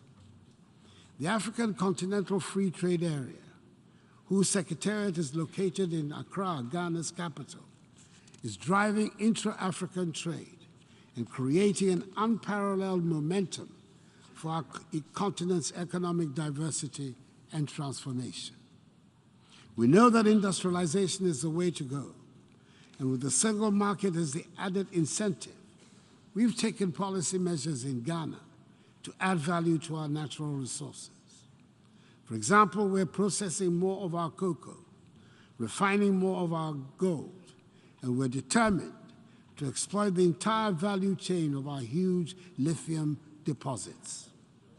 We're busily building an integrated bauxite and aluminum industry and an integrated iron and steel industry, building new oil refineries, and have so far attracted 6 of the world's biggest automobile manufacturers to have set up assembling plants in Ghana prior to producing them in the country. In line with the African Union's Agenda 2063 and the United Nations Sustainable Development Goals, Africa's ambition is to transform our food systems over the next decade, anchored in the Comprehensive Africa Agricultural Development Program and the Malabo Declaration on Accelerated Agricultural Growth. What we require now is support from the investor community for the rolling out of Africa's lucrative agro-industry, and for the community to see agribusiness in Africa as much more an opportunity than the perceived exaggerated risk, which has been the false but dominant narrative. In conclusion, Mr. President, on 25th July 2016, this Assembly adopted Resolution A/RES/70/293, proclaiming 2016-2025 as the third industrial development decade for Africa, with UNIDO tasked to lead it in collaboration with a range of partners. I believe it is time for the United Nations to take proper stock of this initiative and ask a few searching questions, recognizing what could have been achieved with greater commitment and focus. Working together, we can get our world back into a better and happier place. I thank you for your attention. On behalf of the Assembly, I wish to thank the President of the Republic of Ghana for the statement just made, and I request protocol to escort His Excellency. And now the Assembly will hear an address by His Excellency José María Pereira Neves, President of the Republic of Cabo Verde. I request protocol to escort His Excellency.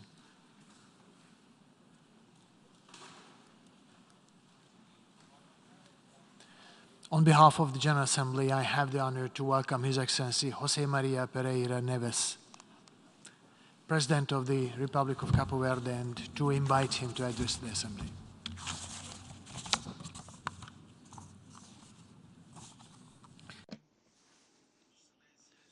Excellencies, heads of state, government, and delegations, Mr. President of the General Assembly, Mr. Secretary General, dear delegates, ladies and gentlemen.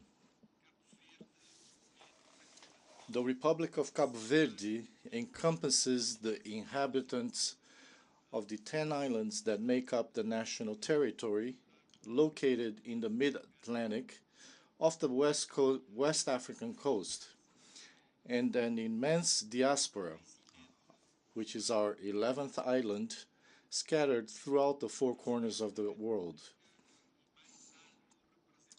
As President of the Republic and highest representative of this global nation, I have the enormous privilege of extending my greetings to all of you, and from the pulpit of this august assembly to bring montañas greetings in the mother tongue of Cabo Verde, from Cabo Verdeans to the peoples of the world, represented here by their highest dignitaries, auguring the best wishes for prosperity and happiness shared by all.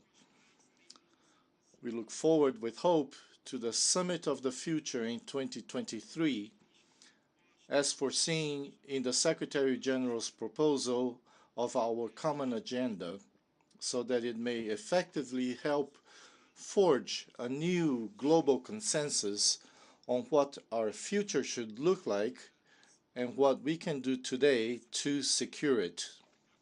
With this in mind, Cabo Verde reiterates before this august assembly its firm purpose of continuing to be an active and useful member of the United Nations system, acting and articulating its actions on four major fronts, from more specific to broader, to fully own up to its responsibility in the framework of national governance, to value its specificity and grow from its status as a small island state in development, to be a spokesperson in context of the diversity and the designs of Africa, the continent to which it belongs, and ultimately continue to be a champion of multilateralism for the advancement of the causes of progress and well-being of humanity. In their journey, SIDS face structural limitations such as geographical remoteness and isolation, their small economic dimension, dependence on imports, and high costs on the one hand, and exports of sector-concentrated services on the other, which more frequently and intensely expose them and make them vulnerable to the impact of external shocks, whether climate, economic, or of other nature, such as pandemics and geopolitical conflicts. My country, Cabo Verde, for example, in the past 15 years, between 2007 and 2022, has suffered the economic and social impact of multiple crises. The economic and financial crisis of 2007-2008, at the very moment of our graduation from the list of LDCs, the COVID-19 pandemic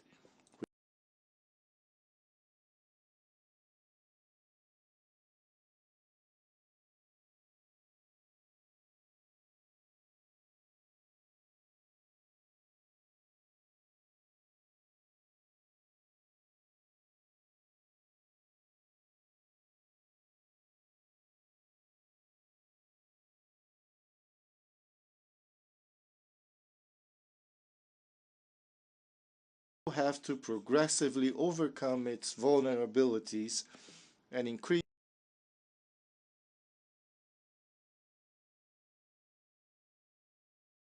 external solidarity in terms of sustainable financing and indebtedness, albeit always in a process in a logic of gradual reduction of the need for external support.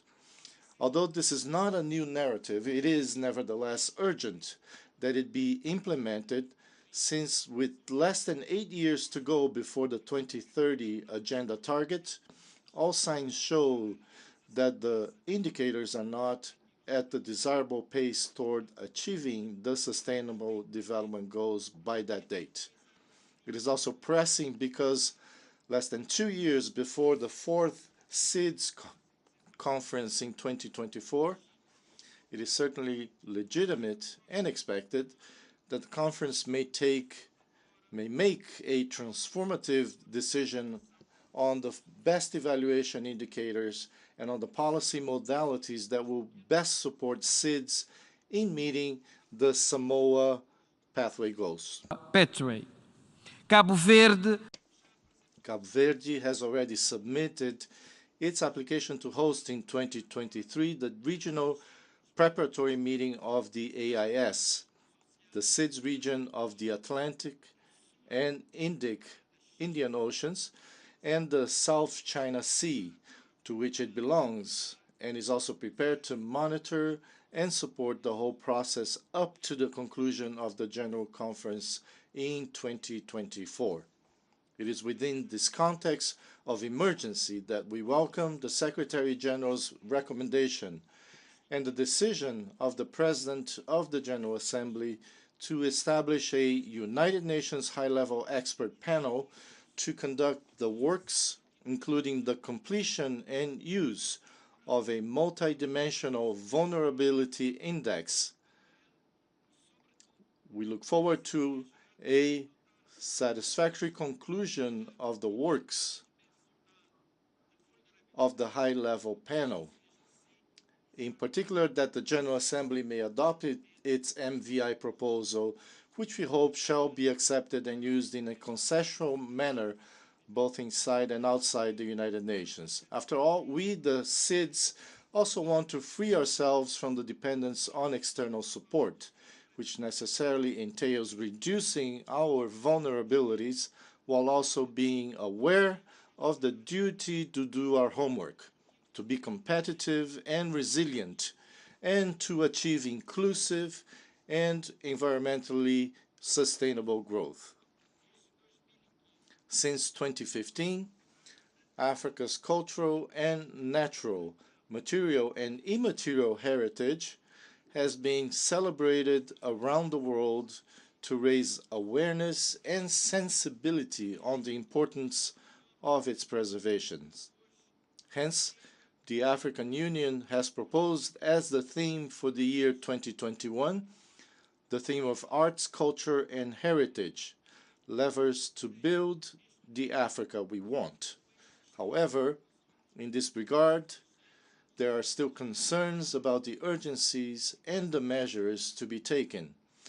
In my capacity as President, and counting on my African counterparts, I propose to invest in the preservation of the natural and cultural heritage of the whole of Africa, and to reflect on how to promote climate justice and equity in Africa and for Africa.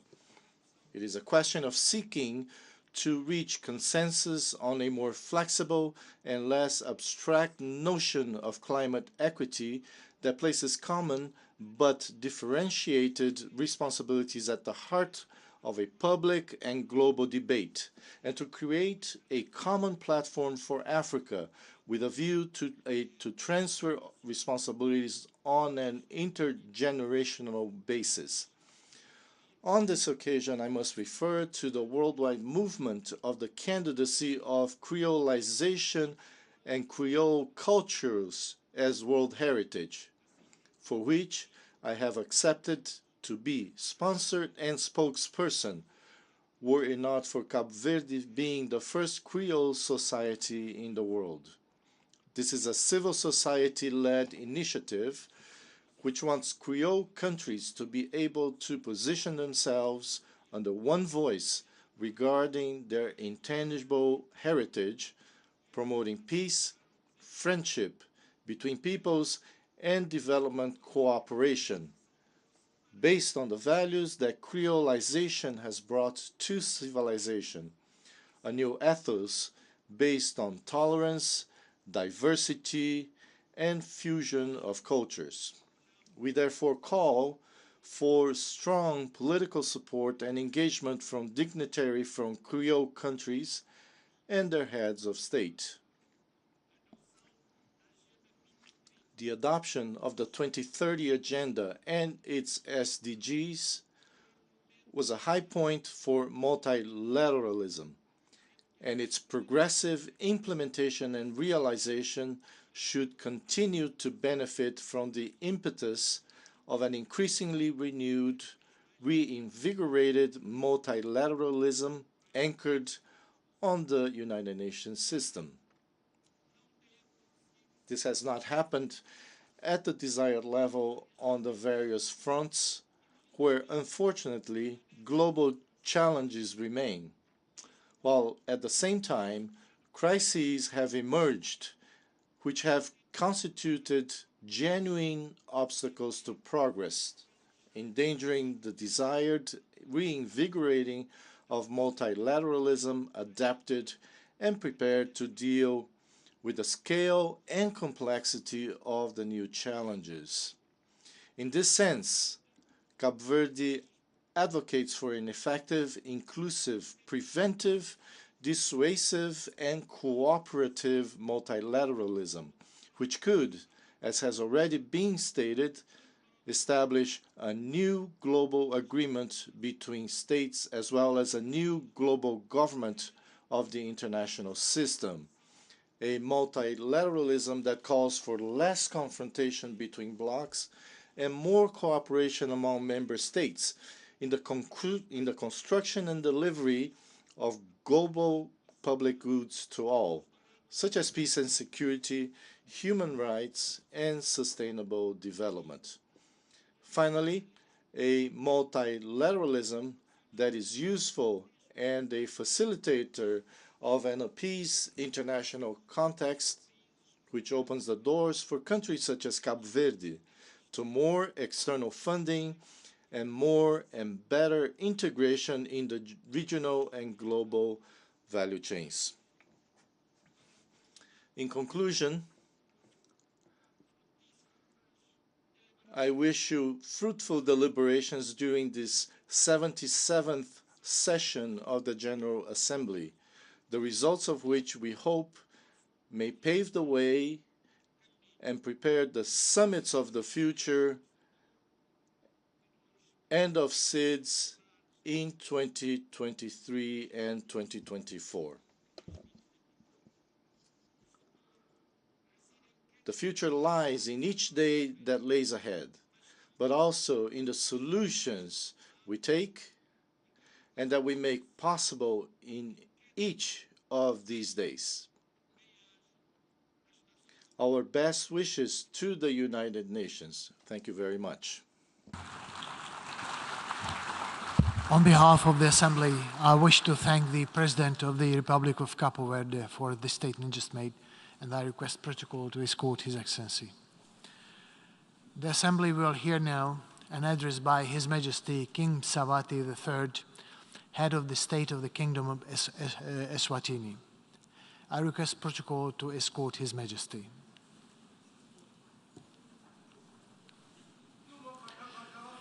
On behalf of the General Assembly, I have the honor to welcome His Majesty King Mswati III, Head of State of the Kingdom of Eswatini, to invite him to address the Assembly.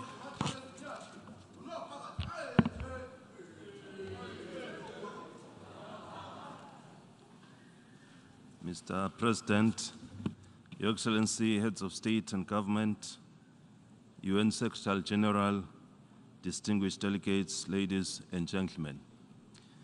It is a great honor for me to address this distinguished 77th United Nations General Assembly, where we have once again come together as a community of nations to renew our commitment to implementing the 2030 Sustainable Development Goals agenda.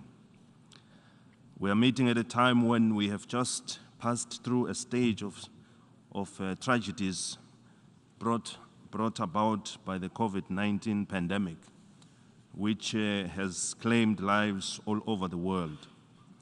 We thank God that this period is subsiding. We must praise the countries of the world for uniting to fight this pandemic up to this stage where it is on the verge of being eradicated. The development and supply of COVID-19 vaccines has proven to be very useful, especially with regard to the prevention interventions.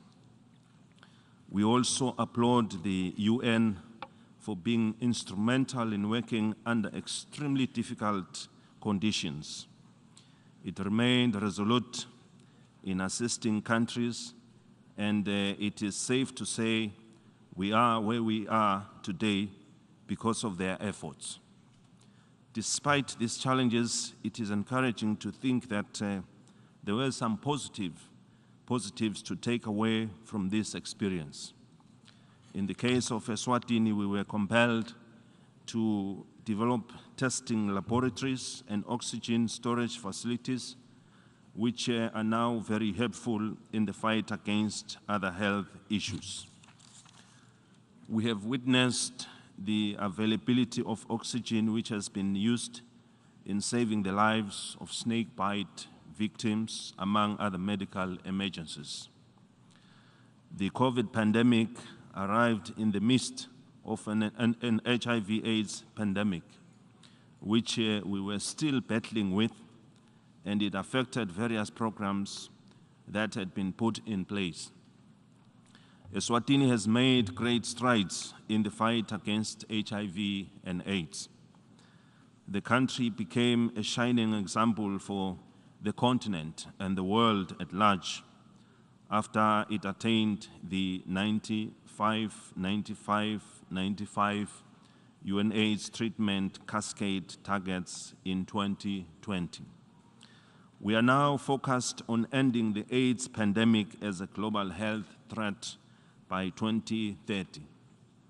This milestone would never have been possible without the support of the development partners who have been with the country since 1986, when the first AIDS case was announced.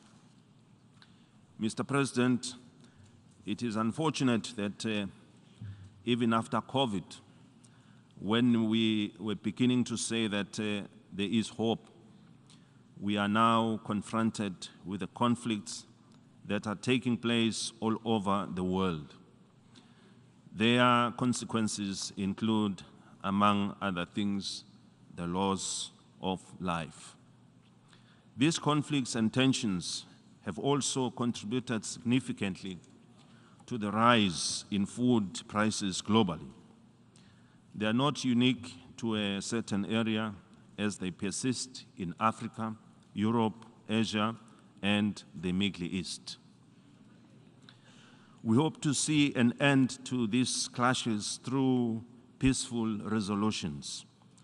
We must applaud the UN for its effort to prevent these conflicts from escalating. Hopefully, there will be long-lasting, fruitful results emerging from these UN interventions. As we gather here at the UN, we're all reminded of the main purpose of establishing the organization, which was to reduce tensions that led to conflict around the world. We hope the aspirations of our forefathers will guide us in using the organization to bring us together so that we can resolve our differences where they exist and find lasting solutions. This will no doubt be of great help to all mankind. These problems are a setback to the Sustainable Development Goals, SDGs, which are ongoing given that COVID has had a negative impact, while the conflicts are also taking their own toll on these programs. During the pandemic, we witnessed the collapse of many economies, the shutdowns of industries, and the disruption of poverty alleviation projects that could not be implemented properly due to all the prevention measures, which meant there was no movement of people and goods. Nevertheless, now that COVID is subsiding, it is high time for all of us to once again renew our focus on the SDGs and implement them, as they will play a crucial role in helping our countries develop. We also note the importance of the role that needs to be played by financial institutions in assisting countries in the recovery process, as most countries really suffered a lot, economical and financial, which means they face challenges in raising resources to fund this process. We hope and urge our financial institutions to remain open and receiving countries that need support to revive their developmental programs, to welcome their request with sympathy to the plight of the challenges that they faced during the troubling COVID and HIV/AIDS challenges. We do appreciate that in recent days, we have seen the financial multilateral organizations become more welcoming towards countries in need of budget support. We trust the world will continue to come together to resolve these challenges, as countries have a great strain on their resources, a situation that will be felt for some time to come. We hope the world will come together to contribute to resolving some of these problems. Our theme for this 77th session of the General Assembly is a watershed moment, transformative solutions to interlocking challenges. The theme fits very well with the several issues we are facing in the world today. The Kingdom of Eswatini, like all other member states, has not been immune to these encounters that have a heightened pressure on our already stressed economies. They have served to derail us from our pursuit of the United Nations Sustainable Development Goals Agenda 2030 and the African Union Aspirations 2063, the Africa we want. The theme should therefore serve to kickstart our economies towards recovery and enable us to create a sustainable future for our people.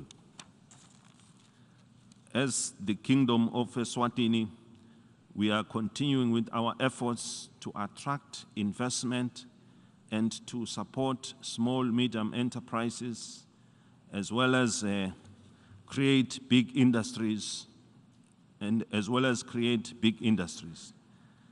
In doing so, we realize the need for reliable energy to help us achieve our investment goals, so it is one of the areas we are working on developing as a region. We are also focused on remaining highly competitive which is why the World Bank Ease of Doing Business ranks us at the top in Africa when it comes to trading across borders. The government has also put in place fiscal support measures to ensure the cost of establishment of businesses and initial operational costs are reduced drastically through a range of options from fiscal to non-fiscal incentives.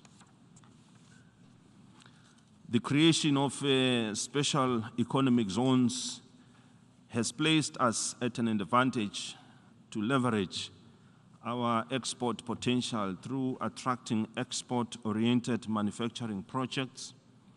Eswatini is also well positioned as a launch pad to the African Continental Free Trade Area, which seeks to boost intra-Africa trade with a market of 1.2 billion people and a combined GDP of 2.2 trillion US dollars. The country is also engaged in creating opportunities for our youth to address the issue of unemployment and poverty. There are opportunities to be explored in areas of ICT, agriculture, and the informal sector, to name but a few. Mr. President, the Kingdom of Eswatini welcomes the new program by the UNDP to support our youth in Africa who want to engage in entrepreneurship to mitigate the issues of poverty. This is a noble idea, and we are ready to embrace it. Food security and ending hunger remain a priority for the government of the Kingdom of Eswatini. We are deploying a double-pronged strategy to address this challenge by providing social safety nets for the most vulnerable groups.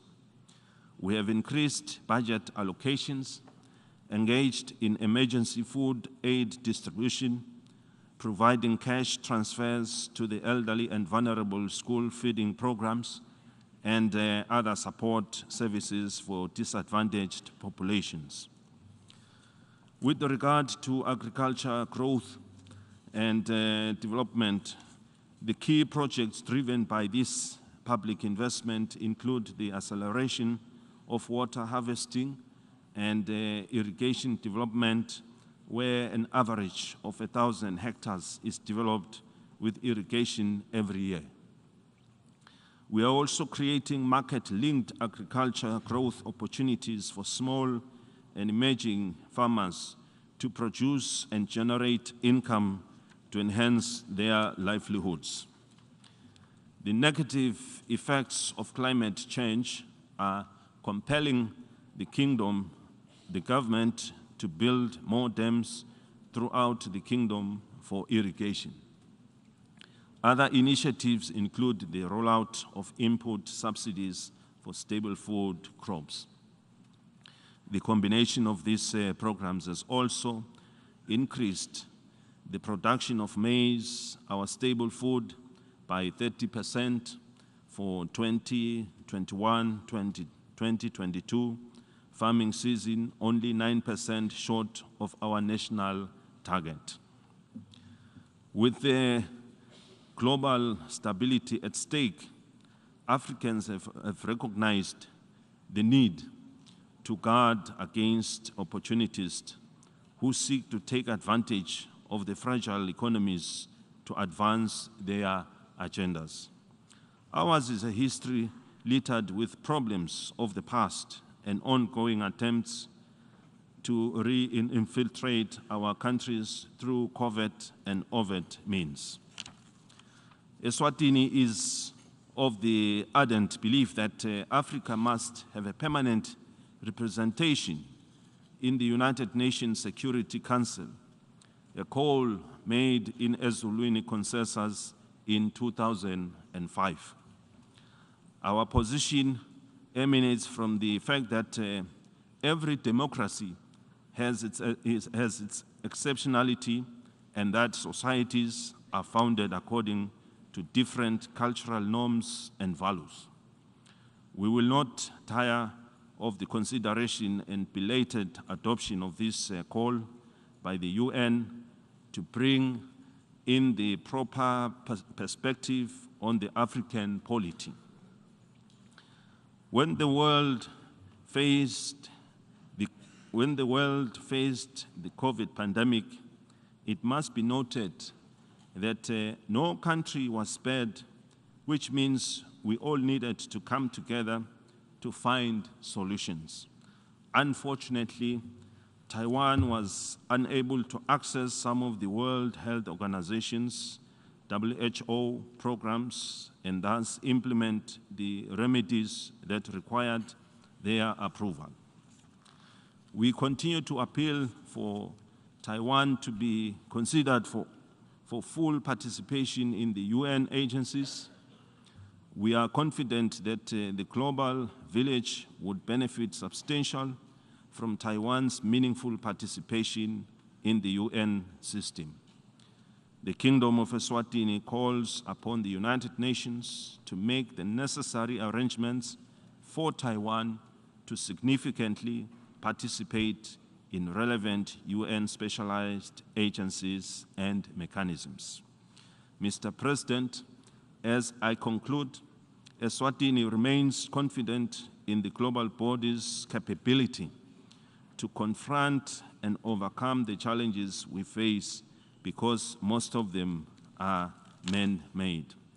We can achieve this through our full commitment to the ideals of the United Nations Charter. This time, history is calling on each member state to intensify efforts to address our plight if we envisage triumphantly walking the path to 2030.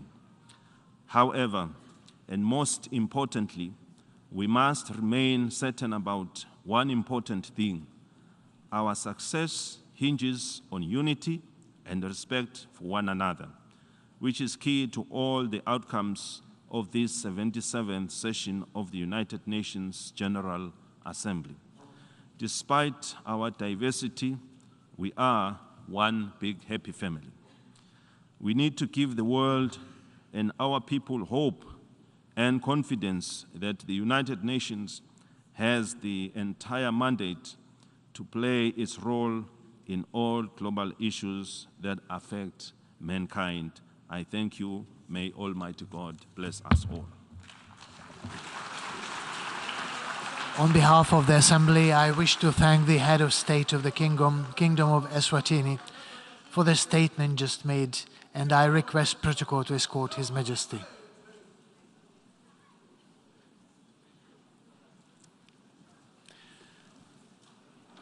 In accordance with Decision 77/506 of 16th of September 2022, I give the floor to the distinguished representative of Ukraine to introduce an address by the Head of State.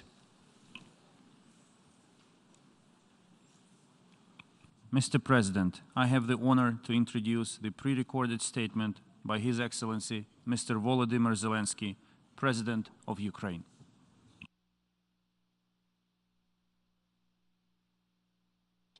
Greetings to all people of the world who value peace and unity between different and equal nations. I wish you all peace. I thank you that we are united in our striving to restore peace and to guarantee peace for any nation that has become a victim of the armed aggression. A crime has been committed against Ukraine, and we demand just punishment. The crime was committed against our state borders. The crime was committed against the lives of our people. The crime was committed against the dignity of our women and men. The crime was committed against the values that make you and me a community of the United Nations. And Ukraine demands punishment for trying to steal our territory, punishment for the murders of thousands of people, punishment for tortures and humiliations of women and men, punishment for the catastrophic turbulence that Russia provoked with its illegal war, and not only for us, Ukrainians, but for the whole world, for every nation that is represented in this hall of the UN General Assembly. I'm speaking on behalf of the state which is forced to defend itself, but has the formula for peace. I'm speaking to everyone who wants to hear how to achieve peace. I will present a formula that can work, not only for us, but for everyone who may find themselves in similar circumstances as we did. It's a formula that punishes crime, protects life, restores security and territorial integrity, guarantees security, and provides determination. There are 5 preconditions for peace.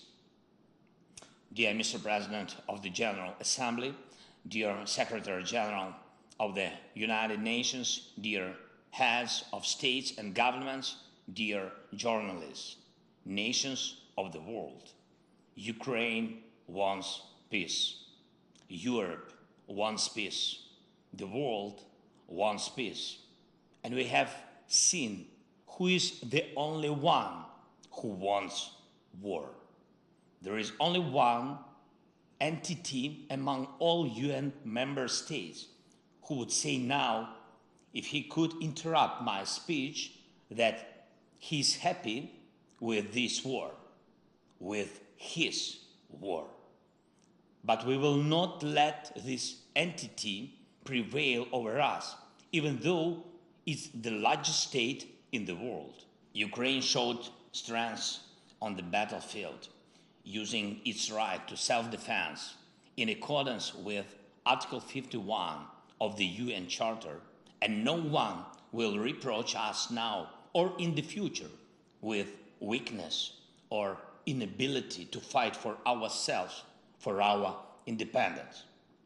We are achieving a result in this fight, and we see what the end of this war will be and what will be the guarantees of a stable peace. The UN Charter proclaims the equality of nations, and we proved that Ukraine is equal among the equals. The UN Charter protects the inviolability of borders, and we confirm our state borderline by expelling the occupiers outside. The UN Charter stipulates the value of human rights, dignity, and life, and we also stipulate them with every Ukrainian city freed from Russian occupation. We didn't provoke this war. We held 88 rounds of talks in various formats to prevent this war, just from the beginning of my presidency until February 24 this year. But Russia, instead of stopping the crime of aggression, which it started back in 2014, turned it into a full-scale invasion. And we have no choice but to defend ourselves. We do it. We push the aggressor beyond the internationally recognized border of the Ukrainian state. And this is the first item of our peace formula. Comprehensive item. Punishment. Punishment for the crime of aggression. Punishment for violation of borders and territorial integrity. Punishment that must be in place until the internationally recognized border is restored, until the aggression stops, and until the damages and losses for the war are fully compensated. Therefore, sanctions against the aggressor are part of the peace formula. Blocking the trade and relations with the aggressor is a part of the peace formula. All this is a punishment. So long as the aggressor is a party to decision-making in the international organization, he must be isolated from them, at least until aggression lasts. reject the right to vote, deprive delegation rights, remove the right of veto if it is a member of the UN Security Council, in order to punish the aggressor within the institutions. We shouldn't turn a blind eye to propagandists who justify aggression, but apply a full package of personal restrictions against them. That is a punishment for lying. Citizens of the aggressor state shouldn't be allowed to enjoy tourism or shopping in the territory of those who value peace, but should be encouraged through visa restrictions to fight against the aggression of their own state. Punish for abetting the evil.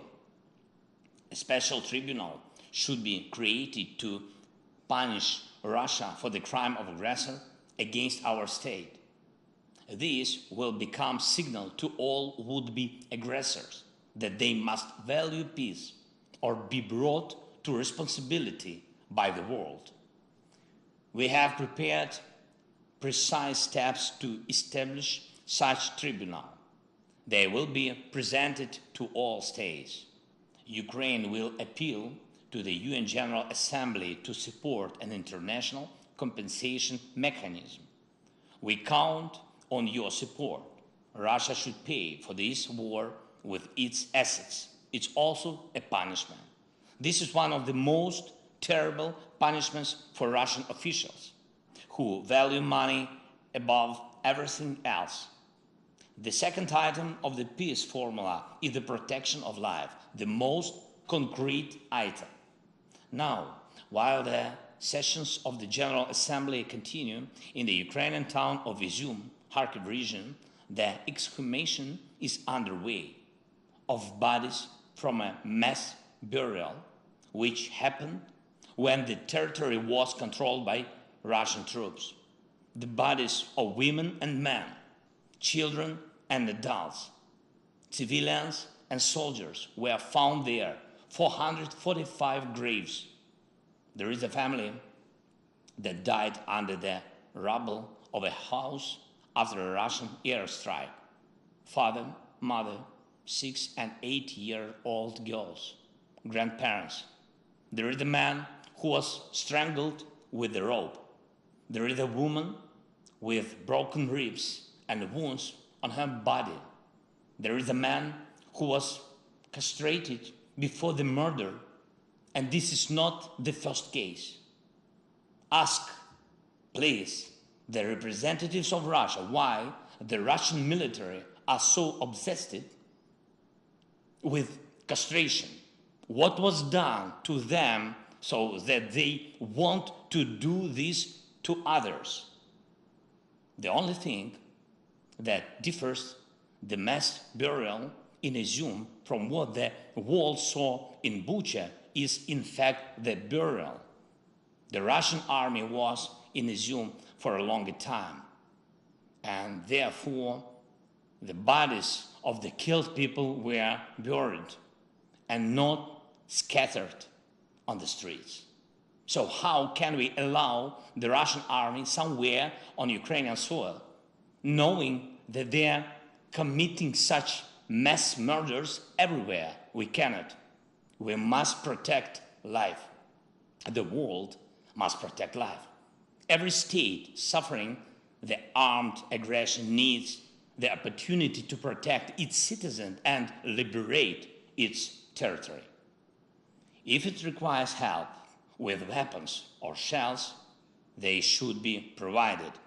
If you needed financial help for this, it should be given. If for this it's necessary to help with intelligence data, just do it. But what is not needed is lies. We can return the Ukrainian flag to our entire territory. We can do it with the force of arms, but we need time. We tried to speed it up. We tried to implement the basic provisions of the UN Charter for Ukraine through negotiations, but Russia is afraid of real negotiations and doesn't want to fulfill any fair international obligations. It lies to everyone, as it's typical for aggressors, for terrorists. Even now, when Russia talks about negotiations, it only wants to slow down its retreat. Russia wants to spend the winter on the occupied territory of Ukraine and prepare forces to attempt a new offensive, new Buchas, new Izums, or at least it wants to prepare fortifications on occupied land and carry out military mobilization at home. We cannot agree to a delayed war because it will be even hotter than the war now. For us, this is a war for life. That is why we need defense support, weapons, military equipment and shells. Offensive weapons and long-range one is enough to liberate our land, and defensive systems, above all air defense. And we need financial support to keep internal stability and fulfill social obligation to our people. Physical and social protection are two elements of any nation's life.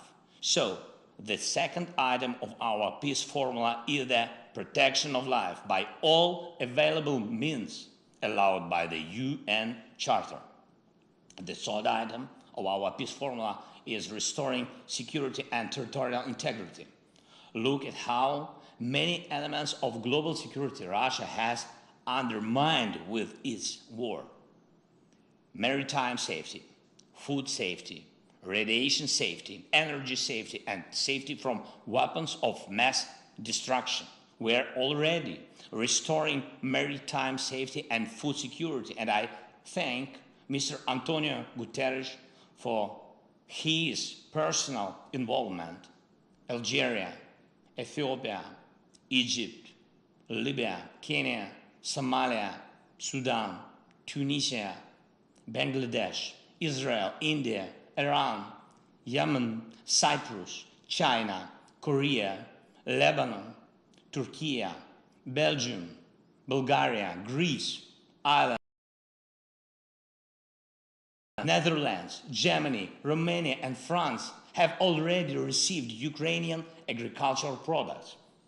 And we have to increase the supply by sea, both under market conditions and within the UN food program, for which Ukraine is always a reliable partner. And by the way, despite all the difficulties caused by the war, we decided to provide humanitarian aid to Ethiopia and Somalia. So we will send them an additional amount of our wheat, but it's more difficult with other security elements.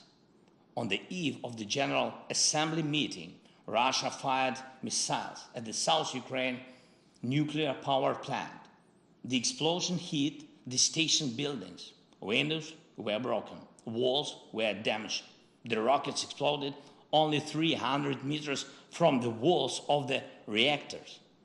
And this is after the IAEA's clear appeal to Russia to stop any hostile activity against any nuclear facilities of Ukraine, and in particular against the Zaporizhzhia nuclear power station, the largest one in Europe, which Russia has turned into a target. And that makes all of you a target. Russian radiation blackmailing is something that should concern each and every one of you, because none of you will find a vaccine against radiation sickness. The cost of living crisis continues in dozens of countries. It roots in the destabilization of the energy market. It's necessary to remove the main factor of global price turbulence, namely Russian energy blackmailing. It's necessary to cap the prices at which Russia exports its energy resources. It's necessary to make Russian oil and gas just ordinary goods again. Currently, oil and gas are Russia's energy weapons.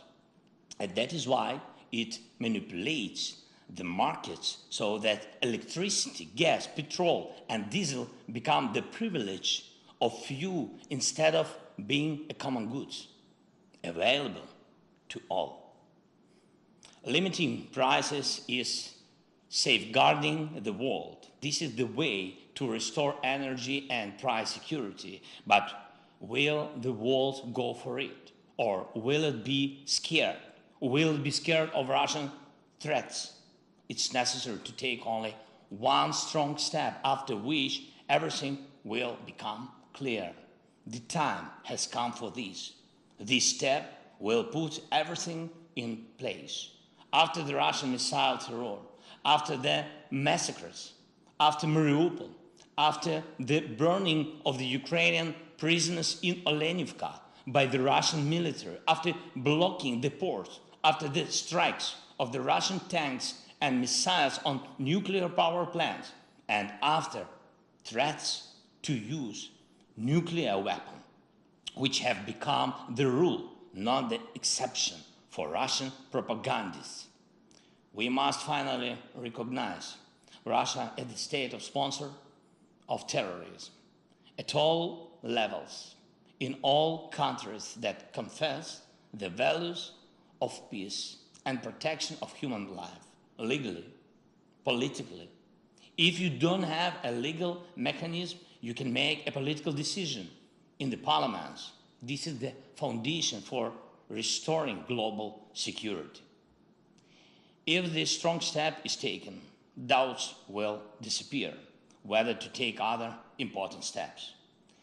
And what is very sensitive is the border, the territorial integrity. When one country tries to steal the territory of another state, it puts all of the world nation under attack. Global security cannot be restored without restoring the territorial integrity of the nation which suffered the armed aggression. So the third item of the Ukrainian peace formula is the restoration of security and territorial integrity. The fourth item is security guarantees. Every nation has the right to security guarantees, not only the largest nations, not only the most fortunate ones. We have proposals to upgrade the security architecture for Ukraine and for Europe and the world, which will not allow any more aggression against us. We are already presenting them to partners. Proposals for legally binding multilateral and bilateral treaties. These are the conditions for the guarantors to act and the timeline for their actions to bring results. Results on land, at sea, and in the air, in diplomacy and politics, in economy and finance, in providing weapons and intelligence. Each of you who will receive the text of our peace formula will also see the details of what we offer as security guarantees.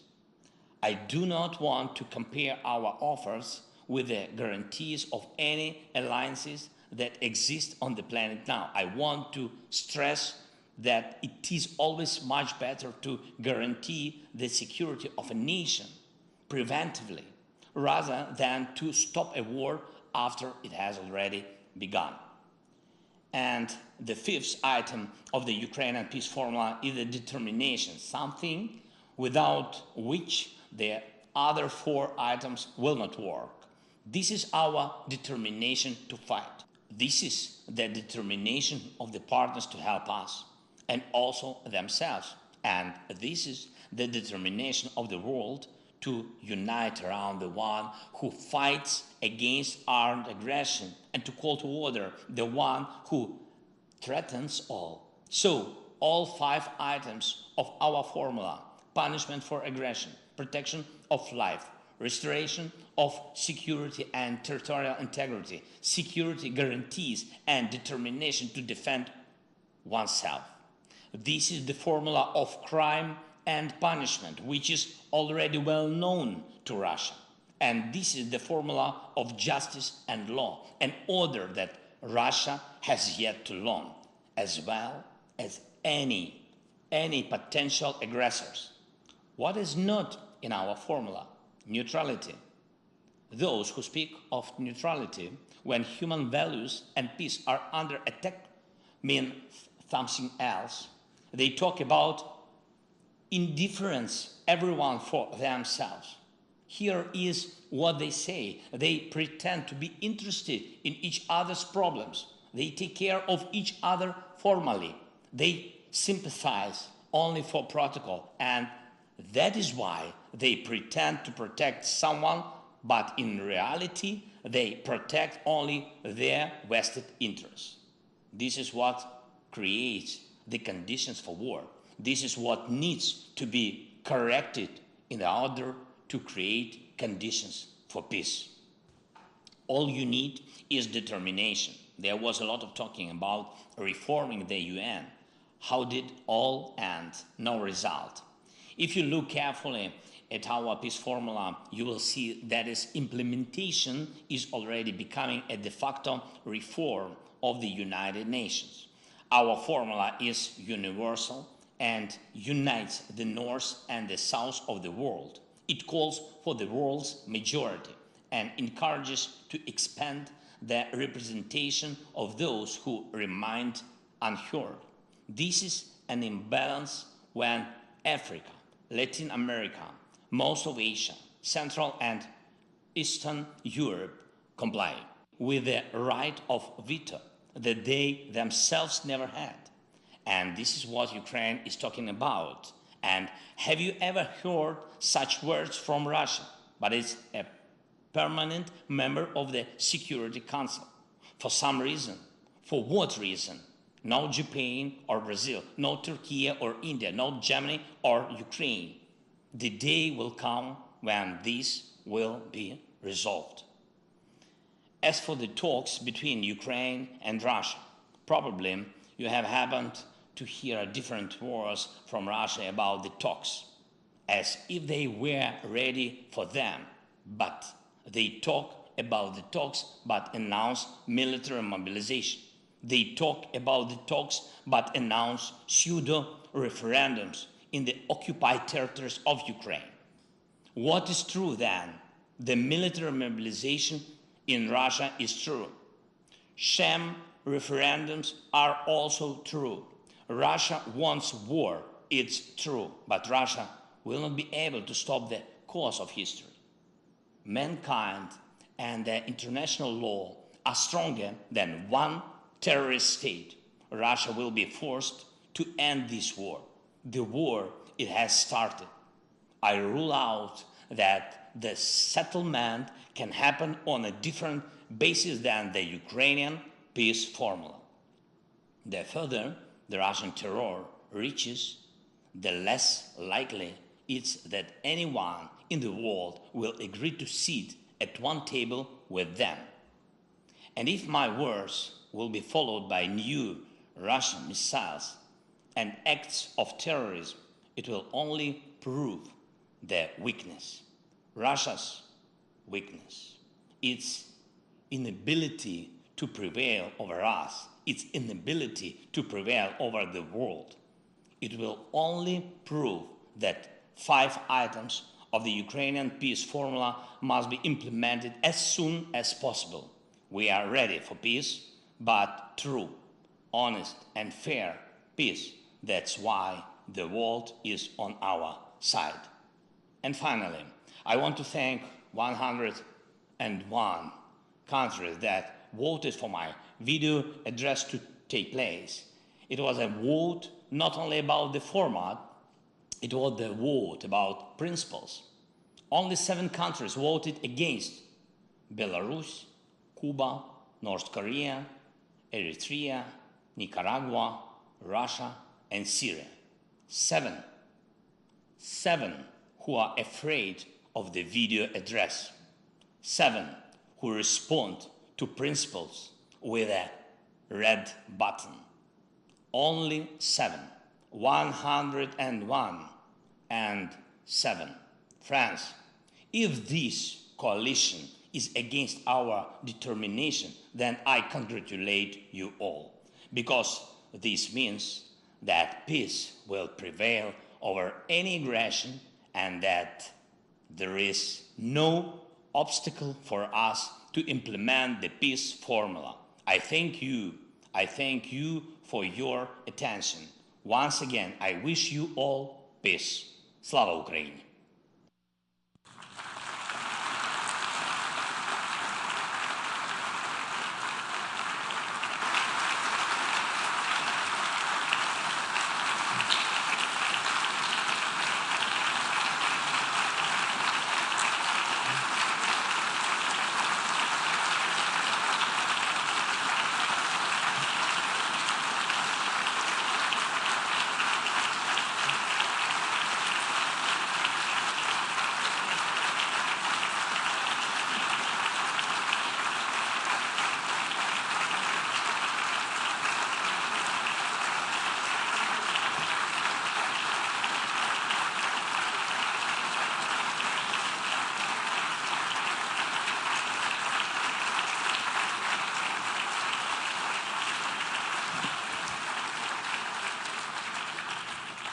On behalf of the Assembly, I wish to thank the President of Ukraine for his statement just made.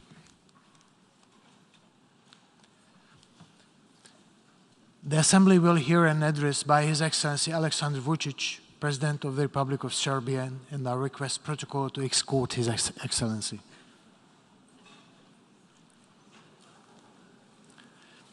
On behalf of the General Assembly, I have the honor to welcome His Excellency Alexander Vučić, President of the Republic of Serbia, and to invite him to address the Assembly.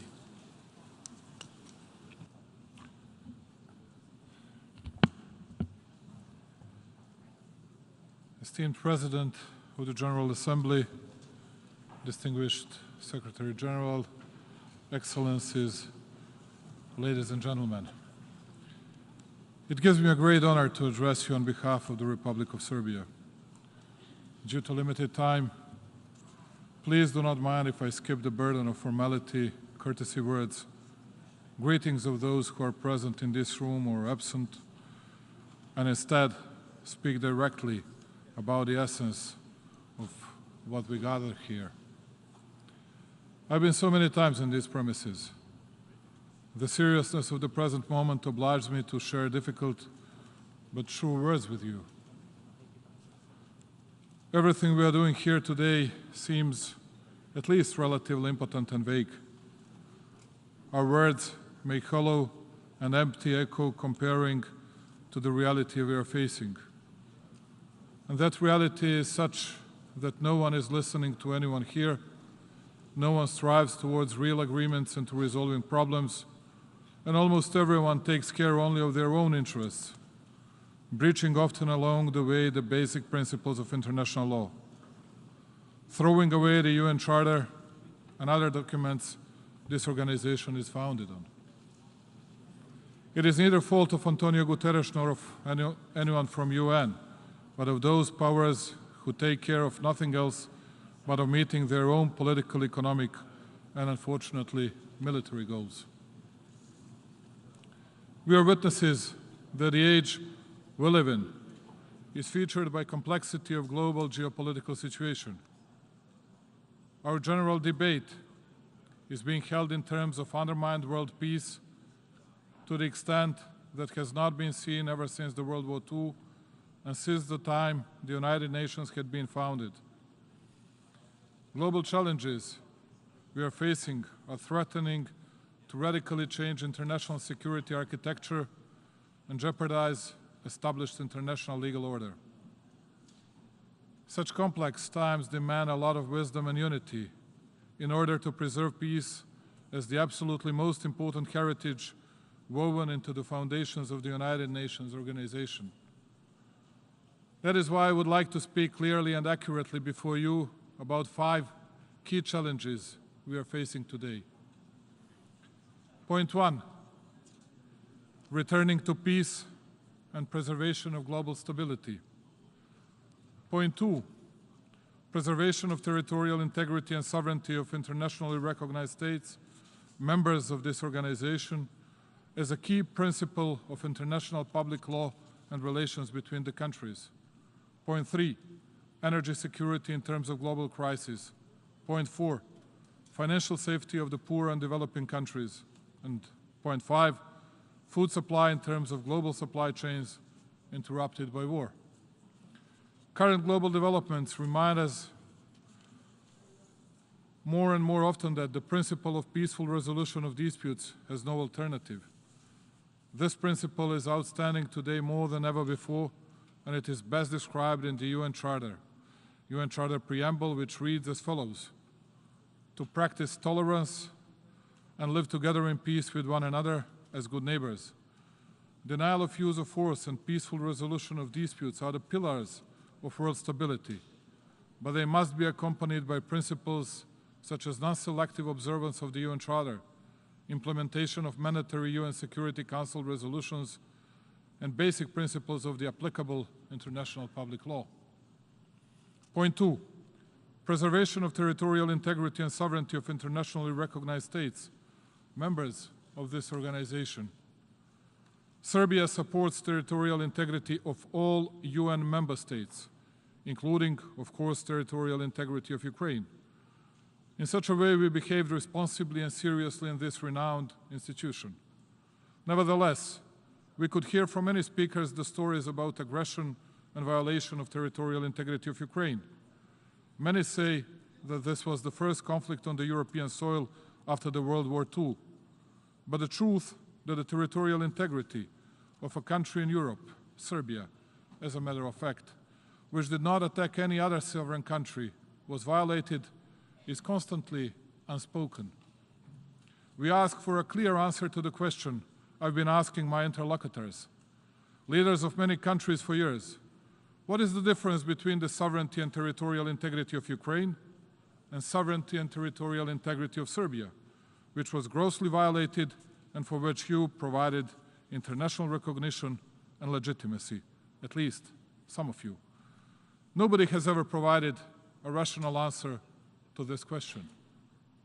Let me remind you, Serbia has not stepped its foot on someone else's territory, never ever, nor has it endangered territorial integrity of a single sovereign state, so that anyone might intervene or carry out aggression against it, the way it was done against Serbia in 1999. Nevertheless, as I said, it did not prevent 19 richest NATO countries from attacking a sovereign country without a decision by the United Nations Security Council. Signing of the agreement with NATO upon termination of armed conflict, whose provisions envisaged adoption of the UN Security Council Resolution 1244, and which confirmed and guaranteed partial sovereignty and full territorial integrity of Serbia, did not prevent many Western countries from unilateral recognition of independence of the so-called Kosovo and from violating once again territorial integrity of our country and violating the UN Charter and the UN Resolution 1244. Precisely for such developments that Serbia experienced and has been experiencing, I'm convinced that I'm fully entitled to quote in this place the words of great Martin Luther King: "Injustice anywhere is threat to justice everywhere." These words are carved like a reminder, but as a warning to all of us. Regardless of the fact that we still feel the consequences of the gross violation of basic provisions of international public law, we do not give up on United Nations Foundation principles. We shall keep advocating consistent observance of the principle of inviolability of borders, respect for sovereignty and integrity of all other UN member states. Despite such position of ours, many in this room have issues with respecting territorial integrity of Serbia. You wonder why? Because they have the power in their hands, and in their eyes, we are small and weak.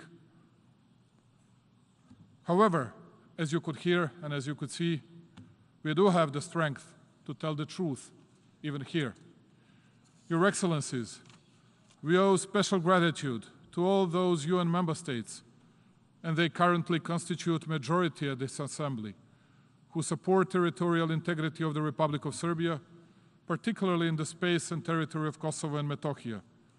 It is additionally encouraging that number of countries who support Serbia's position increased in period between two sessions, which is a trend that must continue because it is of utmost importance to remain loyal to basic principles embedded into the UN Charter, such as the principle of inviolability of borders. The Republic of Serbia and I, as its president, search very patiently and with a lot of good will for compromise regarding Kosovo and Metohija under the auspices of the European Union and within Belgrade-Pristina dialogue. It is a difficult process. It has been lasting for more than 10 years, but we see no alternative to it. It is better to negotiate for 100 years than to wage war for a single day. I hope that we will reach mutually acceptable solution based on compromise, because this is the absolutely only way for reaching our goal, which is a long-lasting peace as a prerequisite of prosperous life for Serbs and Albanians in an entire region. We have exhausted all other options, and speaking for Serbia at least, we do not even dream about going back to the paths of conflicts and bloodshed. The Balkan region could not stand another conflict. I rely on goodwill and understanding from our international partners, because they know well that some earlier decisions by their governments had been bad and that they had not been acting in favor of the future of our region and world peace. Belgrade is running this process under very complex circumstances, with elements of hybrid war and dirty campaigning part of international community against our country in different fields. It would be enough just to remind you of the quotes and allegations of world media that Serbia would attack its neighbors and that Serbia was a threat to regional stability. Of course, it has never happened.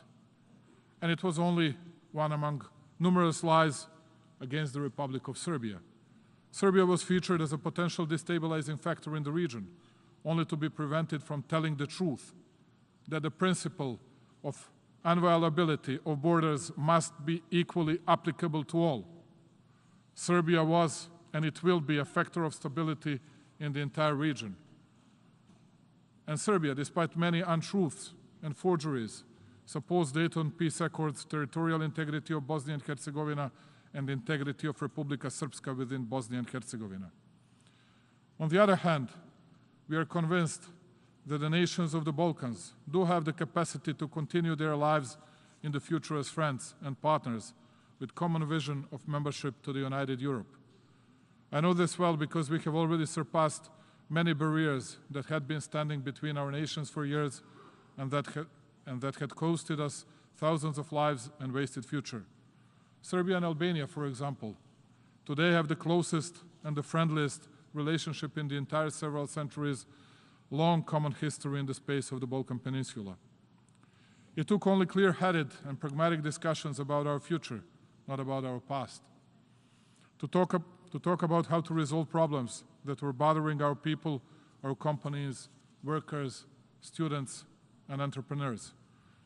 We had discussed a lot and reached by ourselves numerous solutions that have already cancelled barriers that existed between us for no rational reasons. First of all, in economy, trade, and flow of people and capital.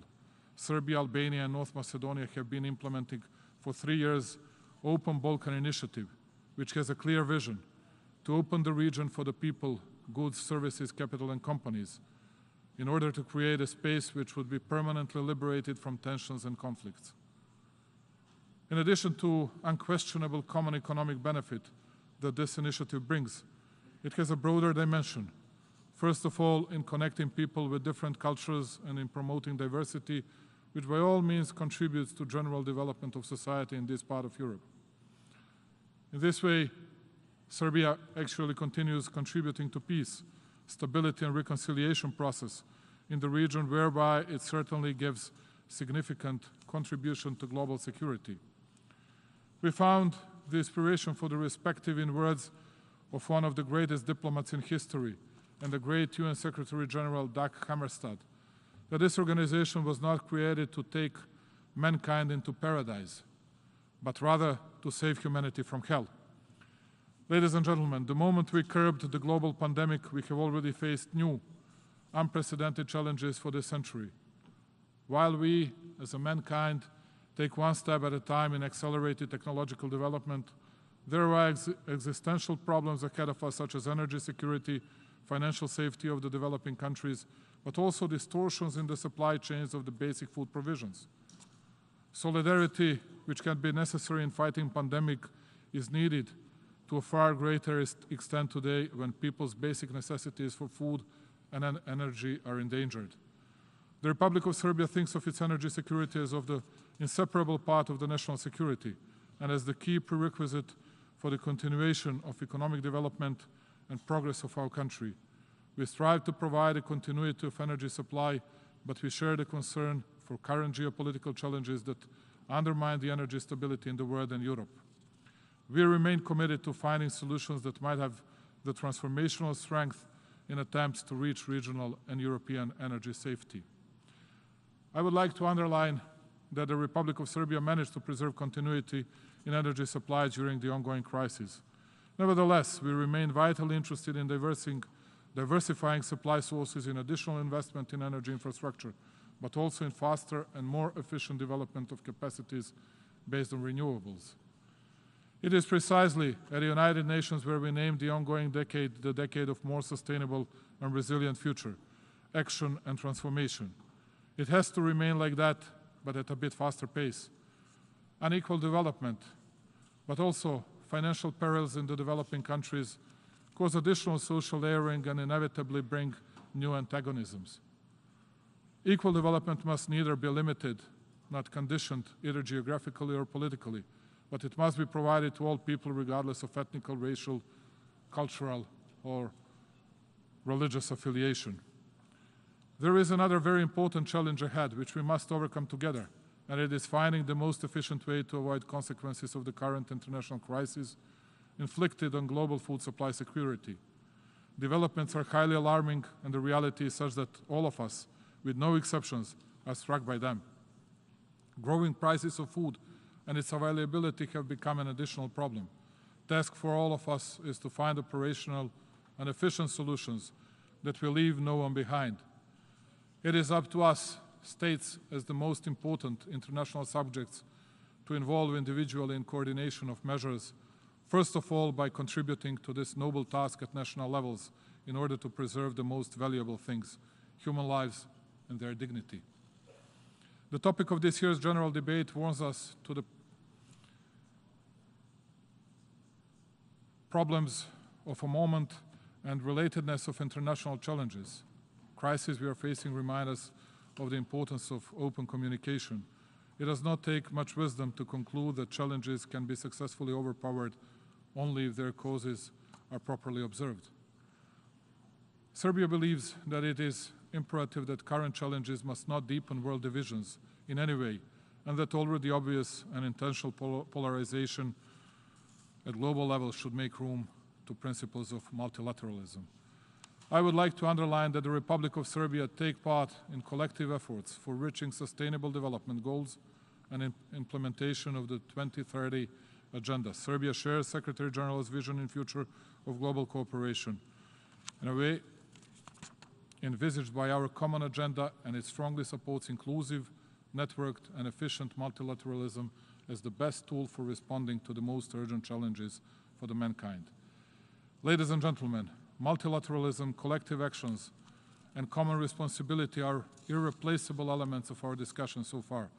But allow me to underline that starting point for each such constructive engagement is solidarity. Finally, I would like to reiterate that the Republic of Serbia will continue being a reliable partner in achieving common goals defined within the UN framework, firmly believing that it is the best path to create a world for us and generations to come.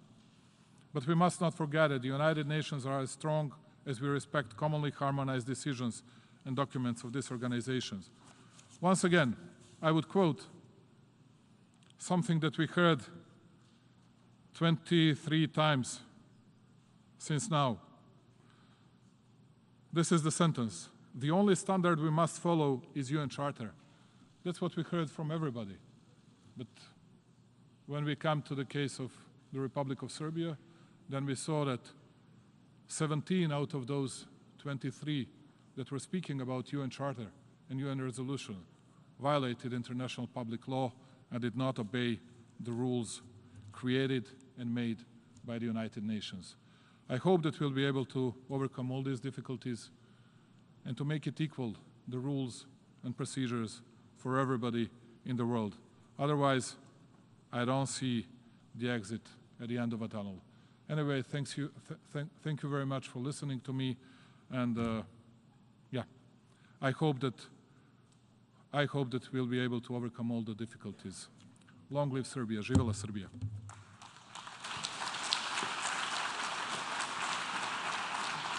On behalf of the Assembly, I wish to thank the President of the Republic of Serbia for the statement just made, and I request protocol to escort His Excellency. The Assembly will hear an address by His Serene Highness, Prince Albert II, Sovereign Prince of the Principality of Monaco. I request protocol to escort His Serene Highness.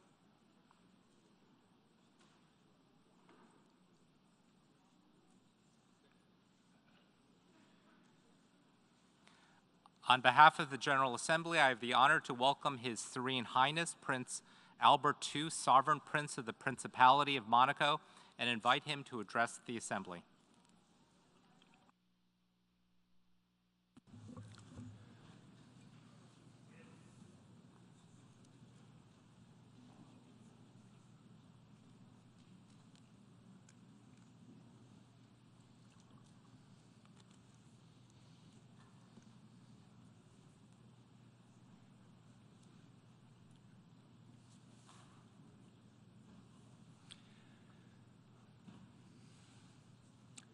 Monsieur le Président. President of the General Assembly, Secretary General, Heads of State and Government, Excellencies, ladies and gentlemen. Allow me to say how pleased I am to be here with you, because at a time when 2 years have passed since the start of the COVID-19 pandemic, this unprecedented health crisis revealed our fault lines in multilateral cooperation and coordination. It forced us to take extraordinary social and economic measures, both to protect our people and also to mobilize international monetary system. Our frenetic day-to-day existence means that we forget that in the Northern Hemisphere, the overshoot day arrives earlier every year, and it should alert us to the fact that what we are imposing on the planet, whose resources we are inexorably exhausting. Yes, indeed, President, the theme that you've chosen for this general debate today reminds us that we are indeed at a watershed moment that requires transformative solutions to address interlocking challenges before us. President, allow me to express my warmest congratulations to you on your election to preside over the 77th session of the General Assembly, and also to thank your predecessor who demonstrated the leadership of a small island developing state. We share your conviction regarding the need to achieve the SDGs that we defined collectively in 2015, and also preserve, in so doing, our environment and ensure the survival of humanity. This 77th General Assembly marks a decisive year for the implementation of the 2030 Agenda. Rest assured of full support of the Principality of Monaco in the preparation for important upcoming deadlines. I'm thinking particularly about the Conference on Water, the SDG Summit, and the Summit of the Future in 2024. President, exactly 100 years ago, Prince Albert I passed away, my great-great-grandfather. This humanist and visionary sovereign advocated tirelessly for the fundamental role of science to drive social progress, particularly within the framework of political decision-making. A century later, we are commemorating his legacy, which continues to inspire my action and the policies of my government. Monaco is playing its role in collective efforts to preserve our planet at a time when the world is at a point where our ways of living are being turned upside down, as well as international relations. President, globalization that we're currently experiencing has accentuated our independence, but also the ties between humankind and nature. Ecosystems are currently unable to regenerate because of our modes of production, which are mainly focused on the use of natural resources and the frenetic rate of consumption. That 2020 was the only pause in the degradation of global ecosystems speaks volumes as to what we are collectively able to accomplish, for better or worse, either in an emergency fashion or more long-term. Indeed, when faced with an emergency, research and innovation allowed for rapid production of vaccines, which we very much welcome. Questions of public health and preparations for other pandemics remains a priority, much like equitable access to prevention and care.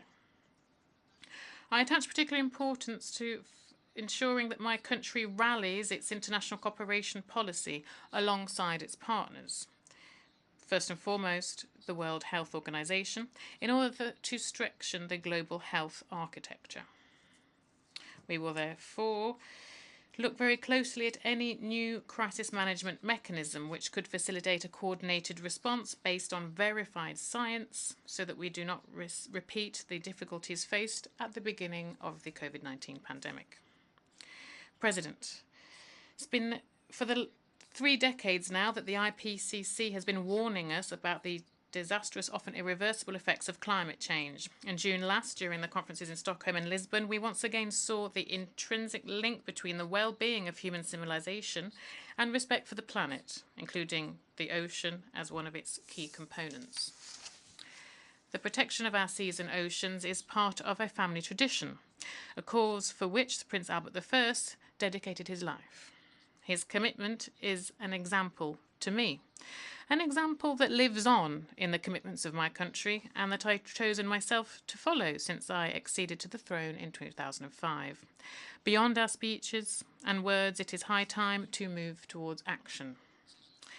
This is nothing more or less than an issue of taking the last opportunity we have to build a future for humanity. While extreme climate events are multiplying, affecting indiscriminately all nations, but particularly punishing the most vulnerable, strengthening adaptation measures must be at the heart of our priorities. I'm thinking particularly for the people of Pakistan suffering of the consequences of terrible flooding. These urgent and crucial efforts must be carried out in concerted way with policies that seek to drastically reduce greenhouse gas emissions and reverse the trend of biodiversity loss by 2030.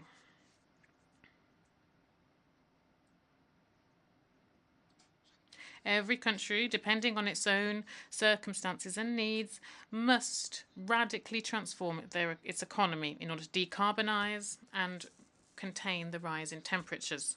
Monaco remains resolutely committed to protect the environment and also to sustainable development. Thus, the Principality is continuing its energy transition to achieve a reduction in greenhouse gas emissions of 55% by 2030 and to achieve carbon neutrality in 2050. In this connection, the most recent report from the IPBES is very clear. Tools and solutions to build a sustainable and fairer future for future generations already exist. We need to implement them. A duty of solidarity is required so that we can collectively manage to succeed in this energy transition. Upcoming deadlines in 2020, both within the Climate Convention and that on biological diversity, must allow us to really pave the way for sustainable societies. When faced with such challenges, a failure would be simply unacceptable. President, Prince Albert I was, my great-great-grandfather in my eyes, an example of being open to others. He was keen to learn and listen to the most cutting-edge of minds. And giving the Principality a constitution, he made it a constitutional state. And while the First World War was on the horizon, he sought tirelessly to convince the future warring parties to find a peaceful solution to their disputes.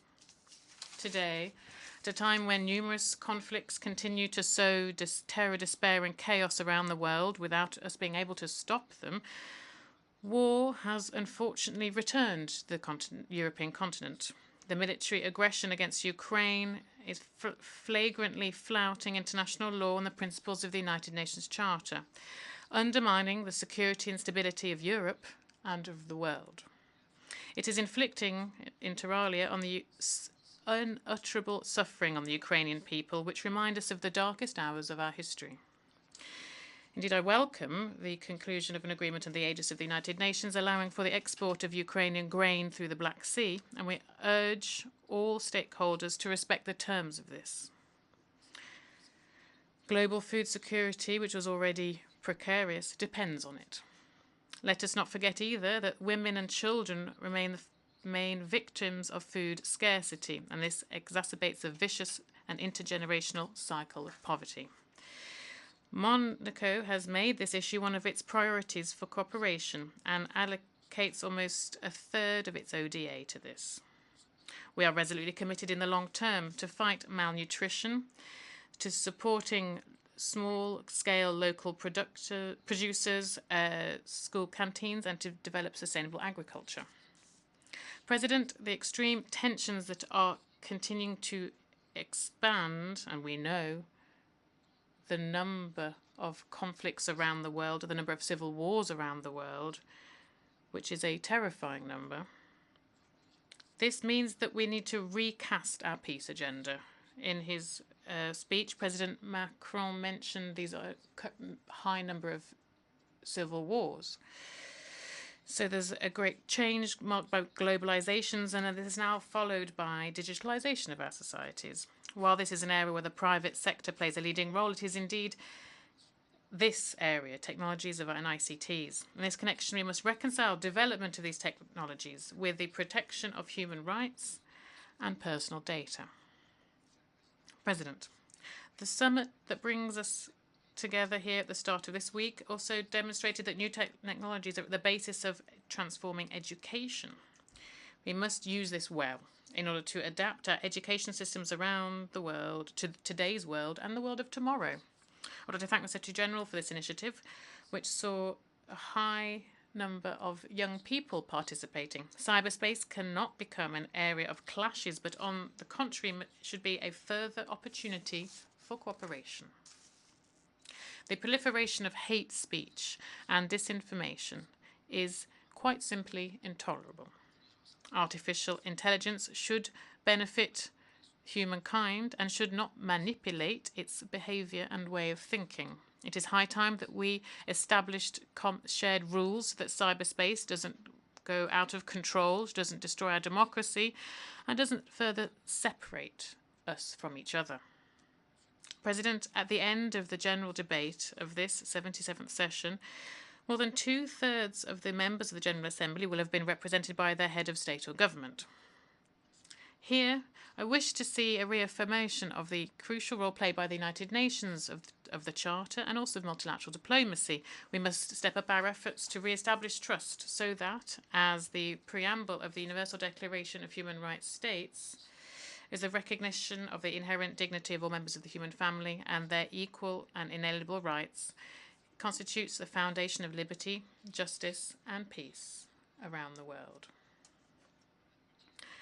Strengthened and effective multilateralism, where young people and women will play a leading role, is the most effective way of addressing global crises. Because women are key players for change, gender equality and economic empowerment of women are the foundation of a more sustainable world. What are we waiting for, then, to promote their place in global leadership? Monaco plans on continuing its commitment within the work of UN Women through its development cooperation policy. My delegation plans on contributing to the work of our organizations to together build more efficient and more inclusive multilateralism, working for the well-being of humanity and of the planet. Thank you for your attention.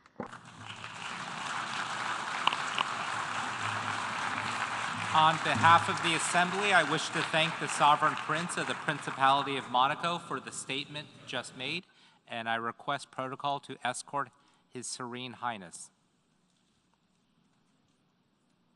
The Assembly will hear an address by His Excellency Charles Angelo Savarin, President of the Commonwealth of Dominica. I request protocol to escort His Excellency.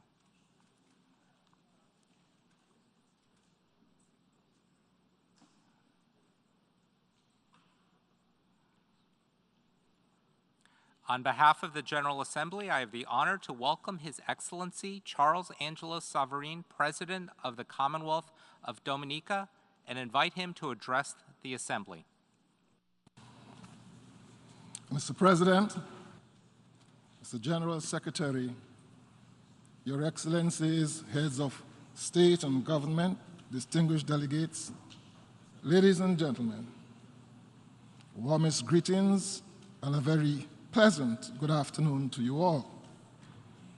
Mr. President, my delegation, and by extension the government and people of the Commonwealth of Dominica, congratulate you on your election to the presidency of the 77th session of the United Nations General Assembly and wish you every success during your tenure.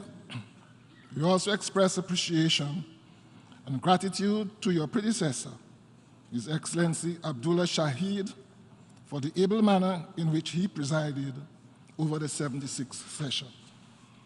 Mr. President, permit me to express my deepest condolences to His Majesty King Charles III, to the royal family, and to the government and people of the United Kingdom on the passing of Her Majesty Queen Elizabeth II. Her Majesty was a symbol of stability and continuity, not only to the United Kingdom, but to the Commonwealth and the world at large. Mr. President, this 77th session of the United Nations General Assembly is being convened at a time when we are faced with innumerable challenges which have both current and long-term implications. These include climate change, degradation of our ecosystem and loss of biodiversity, poverty, inequality, and a growing challenge of chronic, non-communicable diseases. All of these have occupied the attention of this august body over the years, with only marginal progress in finding solutions for resolving these major challenges. Compounding these challenges are other emerging threats, such as the impact of COVID-19 pandemic and the unfolding war in Ukraine.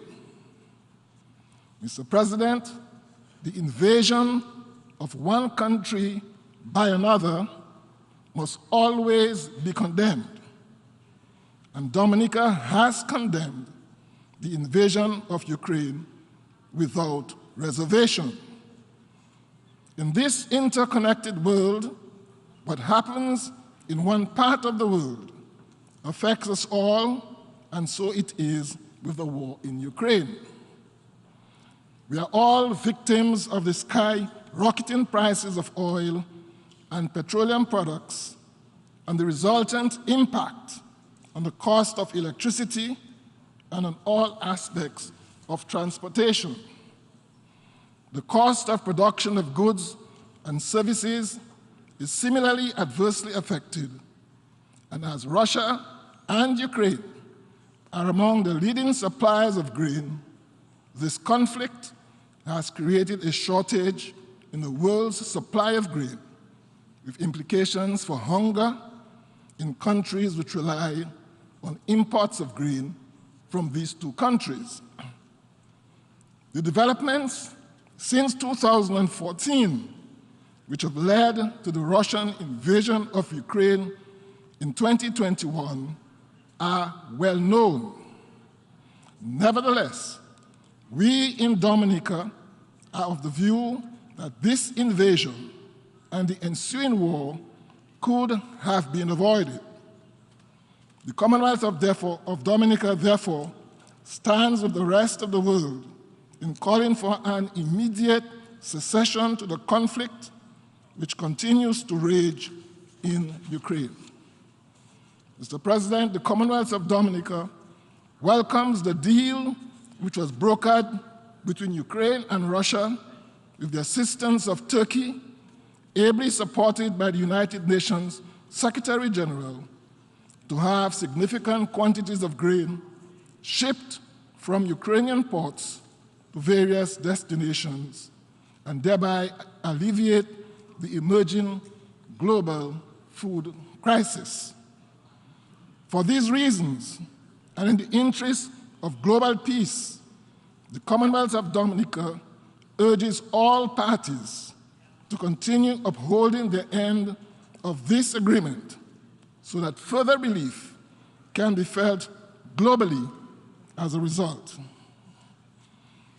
Mr. President, like most member states, we in Dominica and the Caribbean were ill prepared to deal with COVID-19, which in March of 2020 was declared a pandemic by the World Health Organization.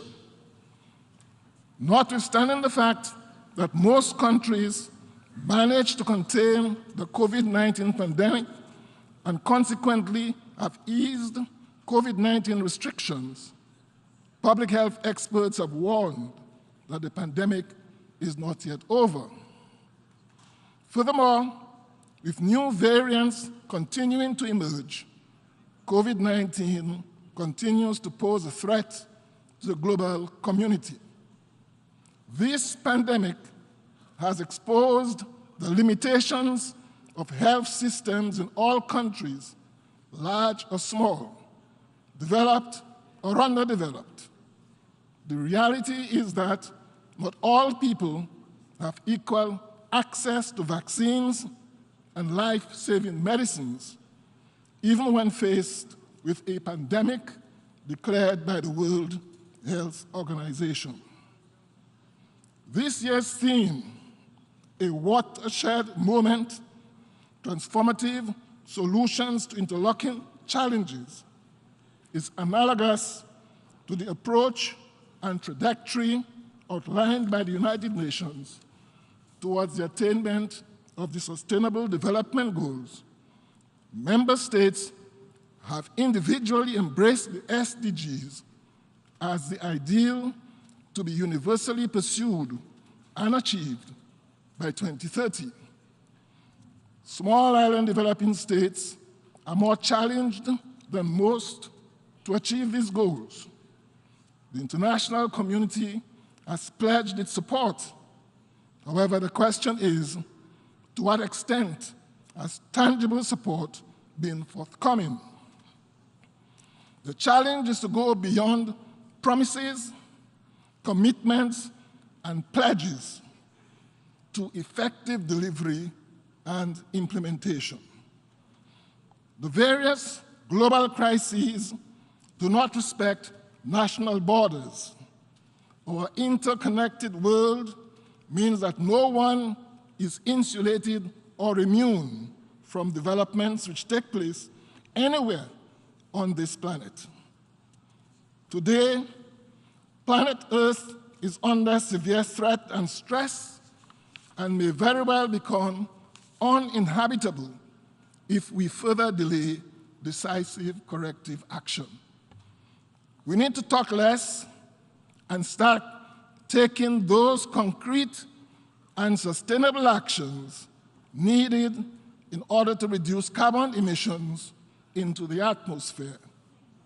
In addition to tropical storms and hurricanes, we are facing the prospect of drought, warming seas, and rising sea levels, all of which will affect lives and livelihoods. For this very reason, we continue to champion the call for collective global action to build the resilience of our small island states to natural disasters which are triggered and exacerbated by our changing climate. We must lay a path for development that is sustainable and people-focused.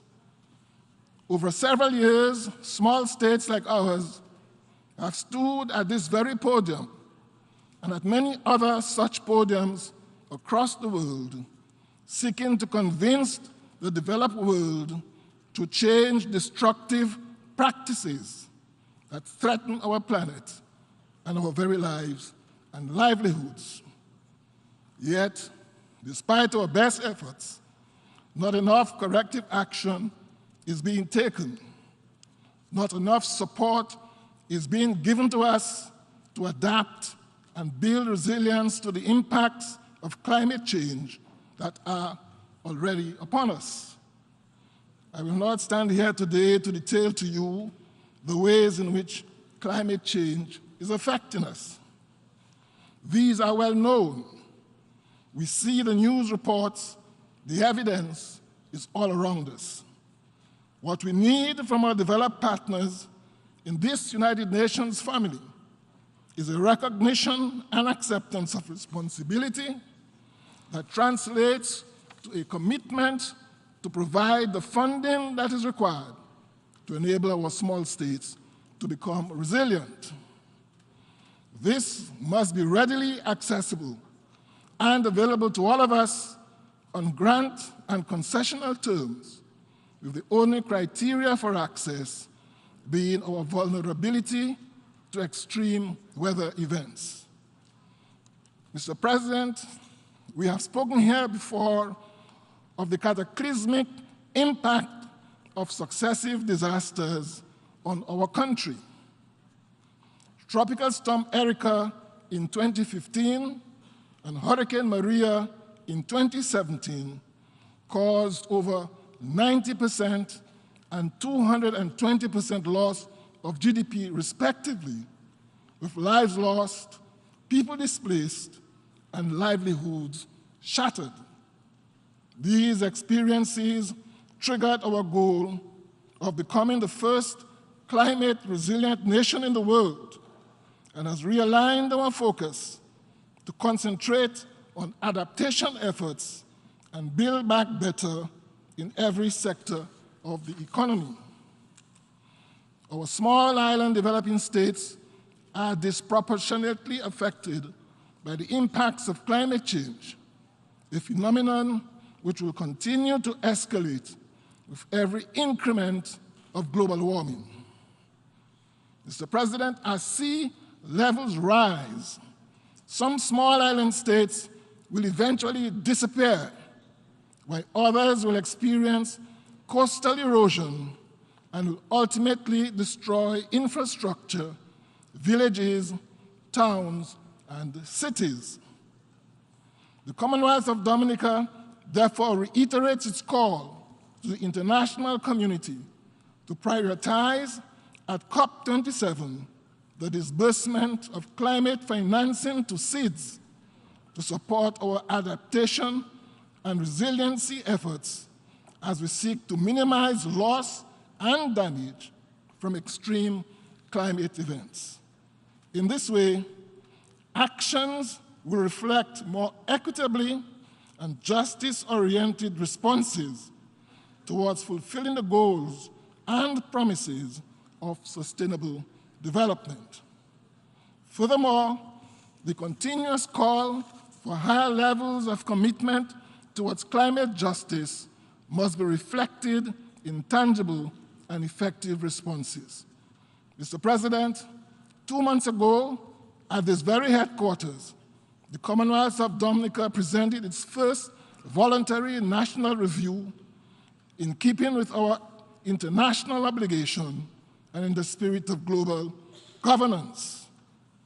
Dominica reported on the tremendous progress accomplished, both in terms of the advances made towards the achievement of the Sustainable Development Goals and our national agenda, guided by the vision of becoming the world's first climate-resilient nation. As we continue to recover from the destructive weather events already mentioned, Dominica's main economic industries are showing signs of positive recovery. Tourism and agriculture remain the main income-generating sectors, with GDP projected to reach pre-pandemic levels by 2023, averaging 5% growth per annum from 2022 to 2026. Tourism recovery has been supported by new infrastructure projects and improved and increased air access. Mr. President, at the center of Dominican's resilience agenda are our citizens. Across Dominica, new and modern climate-resistant homes are being constructed for low and middle-income families by modern and smart health and wellness centers have been constructed and equipped in urban and rural communities. This will allow them to withstand the impact from extreme weather and remain operational while also strengthening response to other natural emergencies and pandemics. In that regard, the Commonwealth of Dominica takes this opportunity to commend the government of the People's Republic of China for its commitment to add a further $42 billion to the new Global Development and South-South Cooperation Fund. This will assist countries like Dominica that are on the front line of the negative impacts of climate change to accelerate the realization of the 2030 agenda. Mr. President, ensuring our citizens enjoy long and healthy lives will always be a priority. Therefore, what we grow and consume has to be a critical component of our resilience agenda. Global trends indicate that issues surrounding food security are not unique to Dominica. Indeed, the SDG 2, Zero Hunger, calls on governments to pursue smart and sustainable food production to help alleviate the perils of hunger. Dominica is working to strengthen its agricultural sector to reduce on the importation of its food import bill. There is renewed emphasis on growing what we eat and eating what we grow, while at the same time ensuring that there is affordable and high-quality produce for export on a consistent basis. Our aim is to develop a scientific and practical approach to reducing the vulnerability of farmers and fisherfolk through the adoption of resilient and sustainable practices. Mr. President, we embrace this signing as our international obligation towards the total elimination of nuclear weapons as outlined in the United Nations Charter for the Maintenance of International Peace and Security. Dominica therefore calls on all states who have nuclear weapons to abide by international law for the non-proliferation of nuclear weapons and the use of diplomacy as a tool towards conflict resolution. Mr. President, the trade and economic embargo imposed against our brothers and sisters in Cuba continues to be of great concern to us in the Caribbean, and the lifting of it has become more urgent in light of the global impact of the Russian-Ukraine war on food security. The Commonwealth of Dominica continues to join its voice with the voices of the overwhelming majority of members of this global organization to call for the immediate lifting of the unjustified trade restrictions and export bans imposed on the good people of Cuba. It has long been established that whatever the objectives were 60 years ago when this embargo was instituted, it can no longer be justified if it ever was. The government of Dominica therefore strongly urges the few states who continue to support these sanctions to heed the call of the overwhelming majority of us gathered here and lift this archaic and unfair embargo against Cuba, and let us all support the full integration of the Cuban people into the global financial and trading systems. For decades, Cuba has been training medical doctors, nurses, engineers, and other professionals, as well as providing technical assistance to developing countries as part of its South-South cooperation. Cuba also offers professional training in various disciplines to thousands of students from all over the developing world.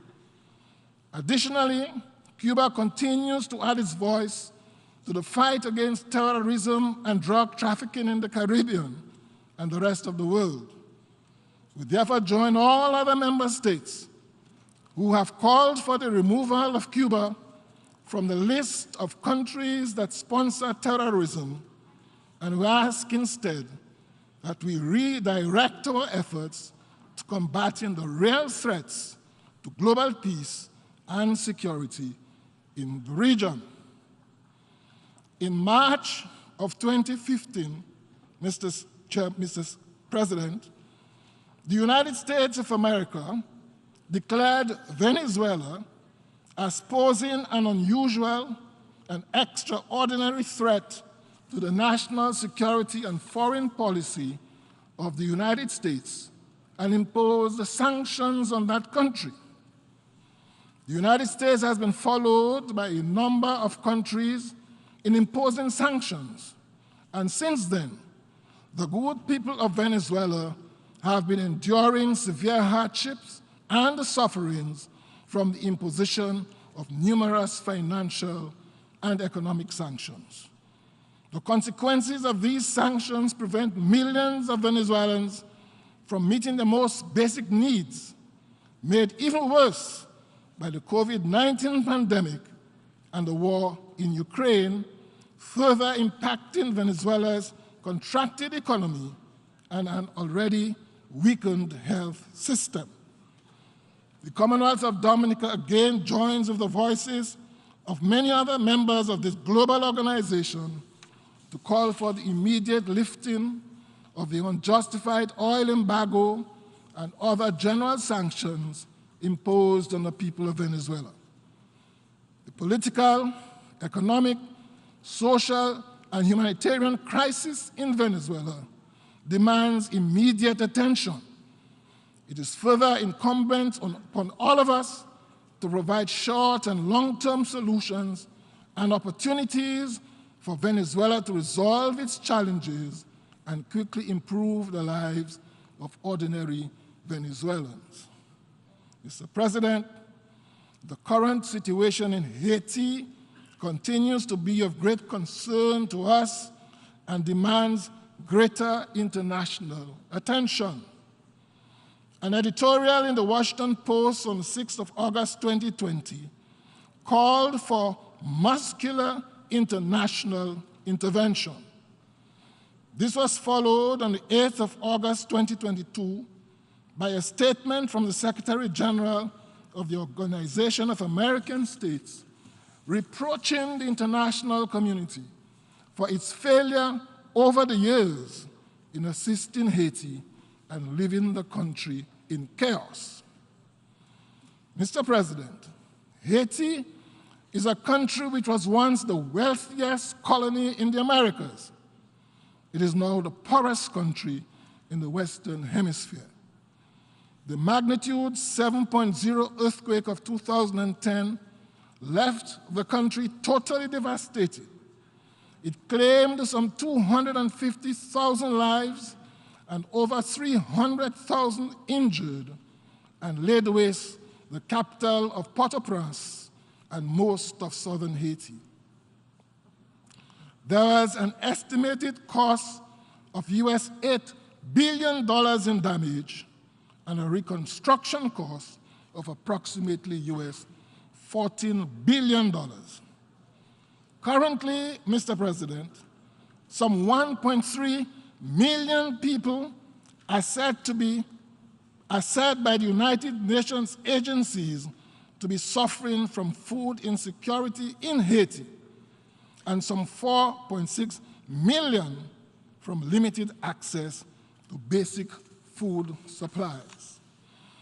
While I am pleased to acknowledge the recent meeting of lead heads of governments of CARICOM that took place in Trinidad and Tobago to specifically find solutions to the many crises which beset Haiti, the international community needs to respond as if Haiti was under invasion, as is the case with Ukraine, or as it did in the post-war reconstruction situation, as was the case with Europe after World War II, requiring a so-called Marshall Plan. Nothing less can overcome the deep-rooted reconstruction challenges facing Haiti.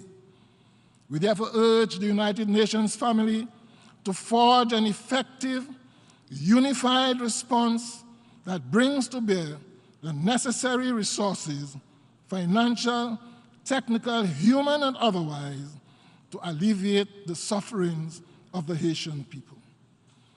Mr. President, the severe and voluminous impacts of the various challenges that we have been experiencing in recent times highlights the importance of multilateralism. As we raise the various issues confronting our individual states and share our hopes, fears, and expectations, let us seek also to offer solutions to our various problems as a united international community, eager to realize a sustainable, transformative, and fairer future for all. As I conclude, Mr. President, allow me to reiterate my country's gratitude to all of our international partners and friendly governments who have stood with the Commonwealth of Dominica, particularly through our darkest days, following the major tropical storms and hurricanes which afflicted us. Our journey is one of building back better, sustainability, and resilience, and with your continued support, we look forward to a brighter future in the days ahead. Mr. President, I wish you all and all delegates at this 77th session every success in their deliberations. I thank you.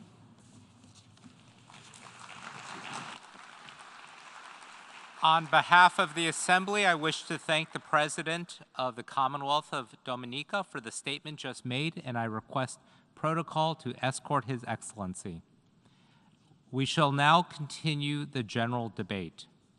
The Assembly will hear an address by His Excellency Mohammed Najib Azmi Mikati, President of the Council of Ministers of the Lebanese Republic. I request protocol to escort His Excellency.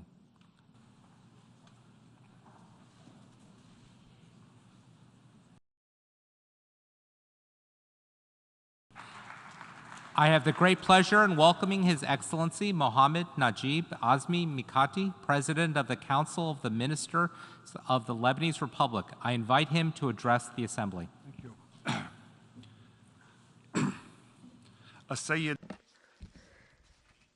Mr. President of the 77th session of the United Nations General Assembly, Your Excellency, the Secretary General of the United Nations, Mr. Antonio Guterres, Heads of State, Government, and Delegations, ladies and gentlemen. I would like to extend to you, Mr. President, my warmest congratulations on your assumption of the presidency of the General Assembly at its 77th session. I also take this opportunity to thank His Excellency Mr. Abdullah Shahid for his good stewardship of the previous session and for all his effort in this regard.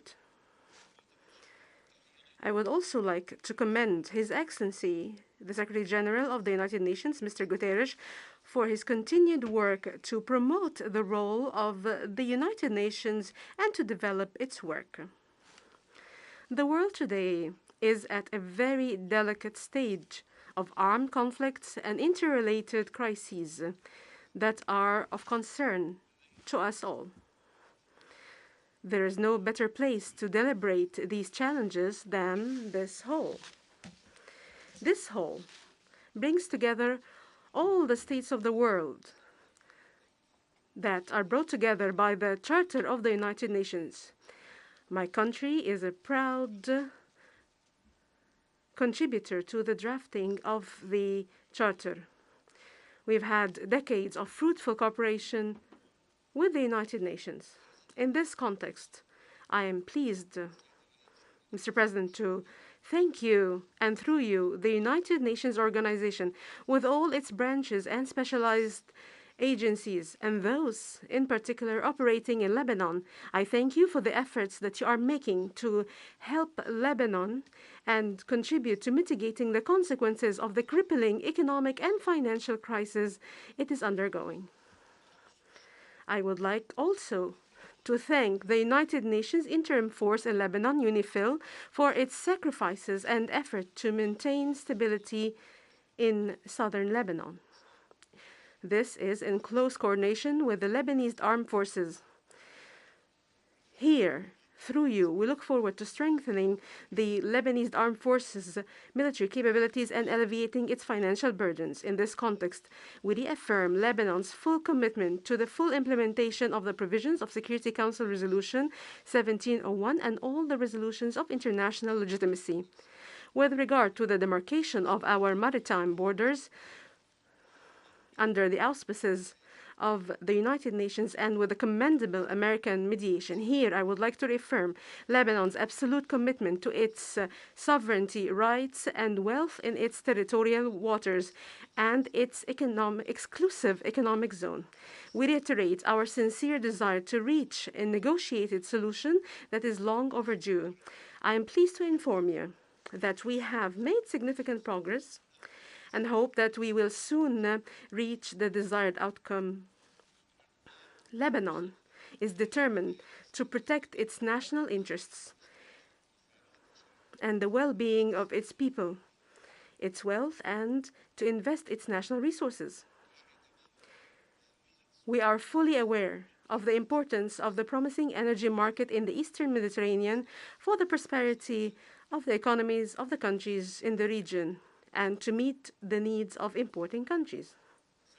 Mr. President, Lebanon believes in the leading role played by the United Nations.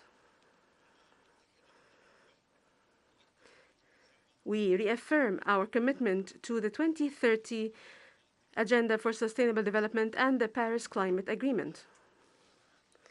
We also believe in the international frameworks that address disarmament issues in their various forms.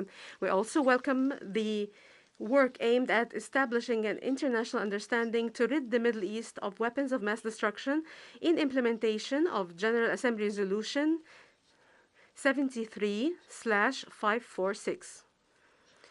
We commend the previous sessions of the conference. We look forward also to the successful conclusion of the third session of the conference, which would be held under the presidency of Lebanon next November. We look forward to contributing to supporting the establishment of a zone free of weapons of mass destruction in the Middle East. Mr. President, many countries in the world today are experiencing severe economic crises, the causes of which are multifaceted and well known. They've had a major impact on all aspects of life. It has made it imperative on many governments and countries to resort to extraordinary measures to try to alleviate the impact of this crisis on their peoples. As for my country, Lebanon, we have been facing for several years the worst socioeconomic crisis in our history. This crisis has affected all institutions and put the majority of Lebanese under the poverty line. It has caused the migration of many promising young cadres. Our homeland has lost the best of its young people in a brain drain. In addition to the unprecedented and severe economic deterioration, the collapse of the exchange rate of the national currency to its lowest historical levels, and the closure imposed by the COVID-19 pandemic, in addition to the catastrophe of the Beirut port explosion. In this connection, we are in pursuit of the truth. This in addition to the consequences of the Syrian crisis and the burden of the displaced. In the midst of all of this, we found ourselves facing an unprecedented political crisis, which has made it necessary to tread very slowly and carefully in a political and economic minefield to remedy the situation and establish the appropriate grounds to contribute to getting out of the crisis. Mr. President, our government has succeeded in achieving many of its goals. The most prominent of these goals include holding parliamentary elections on time, despite the difficult circumstance in the country. But the road ahead of Lebanon is still arduous, long, and full of difficulties before we get out of this crisis. We are working with all our might and determination to overcome it successfully. In this context, our government has signed a preliminary agreement with the International Monetary Fund. From this rostrum, we pledge to proceed with all the legislative and administrative reforms necessary to overcome our present crisis. In this context, we always count on the assistance of Lebanon's international friends, led by the brotherly Arab states,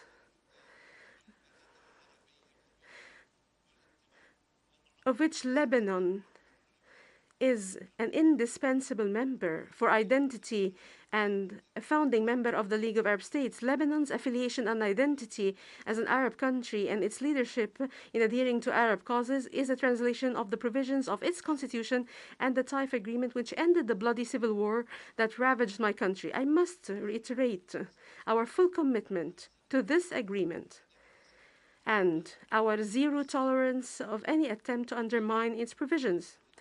We also reaffirm our commitment to the principle of disassociation, which we have pursued since our previous government. This is an effort to keep our country as far away as possible from what it cannot sustain. The government of Lebanon also relies on the United Nations and its member states, which, through their commendable assistance to Lebanon, have always emphasized that a capable and a prosperous Lebanese state is an urgent need for peace and security in the region and the world. In the context of efforts to address the economic crisis, our government is also working on a financial and economic recovery plan that complements our cooperation with the International Monetary Fund, and we are also working on a package of comprehensive structural and sectoral reforms that meet the requirements of the Lebanese people. It also provides them with a social safety net. We also are developing laws that ensure absolute transparency and combat the scourge of corruption. This scourge has increased as a result of the economic collapse. At the same time, we are working to relaunch the economy and to unlock its potential, especially for young people that we are responsible for. They are a beacon for hope for the success of a Lebanese economic model that is open to the world with pioneering opportunities. In this context, we appeal to brotherly and friendly countries to stand by Lebanon in its crisis, in its current ordeal, and to support it in order to get out of it and to address its serious repercussions on the Lebanese people, as well as its repercussions on the structure of the state. We look forward to reconvening of the Friends of Lebanon Conference, which has long been hosted by France in cooperation with the friends and brothers and sisters of Lebanon.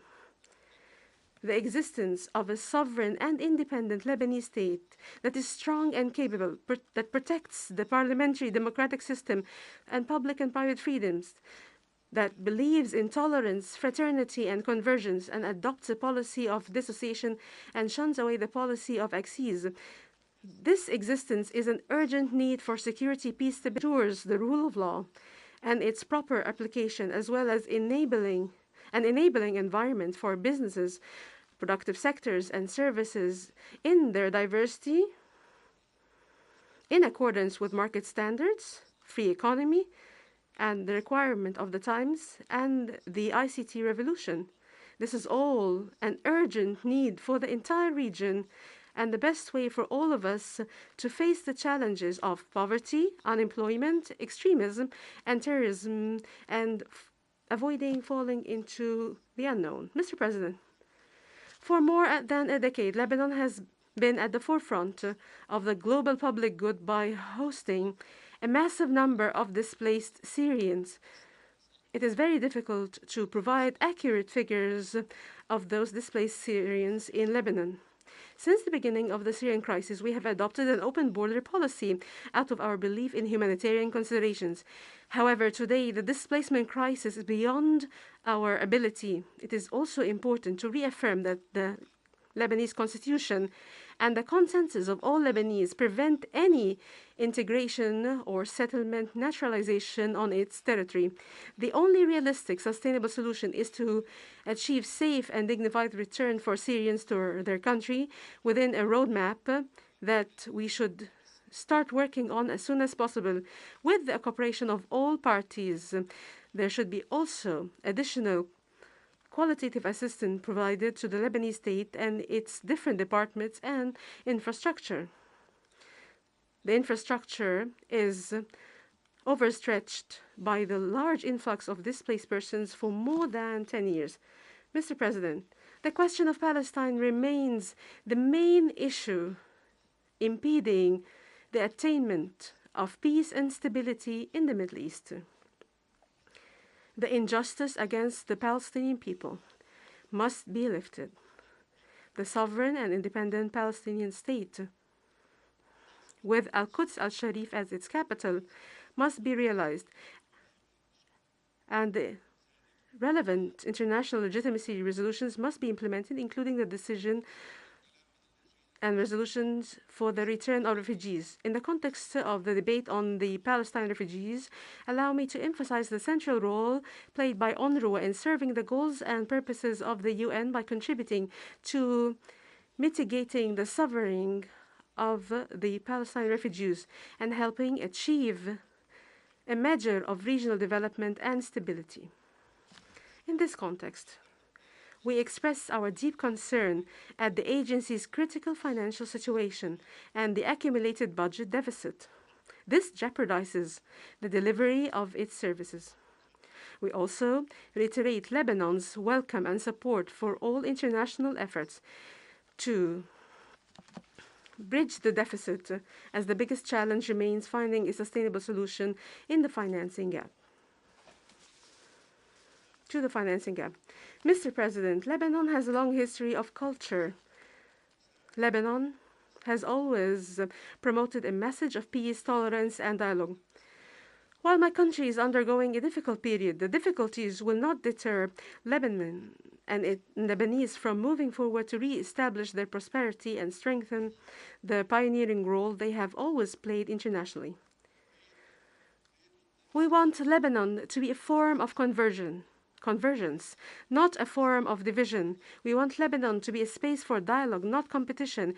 We want it to be a spiritual custodian that brings together the values of the divine religions and the values of truth and justice in this world. I'm confident that with the unity of its people and the help of its brothers and friends, we can achieve the aspired goal. In conclusion, I reiterate my thanks to the United Nations for its continued cooperation with Lebanon and its continued partnership with all member states that love and support Lebanon. And I reiterate my call to everyone to not involve Lebanon in all the conflicts in the region. The greater the challenges, the more we are willing to work together for the good of all our peoples. The recent successive crises have demonstrated the importance of international cooperation in addressing crises that are, on the whole, are transboundary in their nature. And I conclude by referring to the beginning, when the UN started its work to work together in solidarity and complementarity for the benefit and well-being of mankind through justice, security, peace, and sustainable development. We hope for a better world, especially in the Middle East. My best greetings to all of you. Thank you.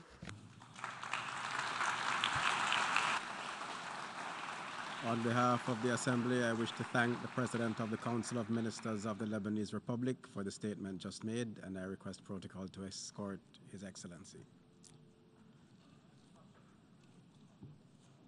I now give the floor to His Excellency Jan Lipavsky, Minister for Foreign Affairs of Czechia.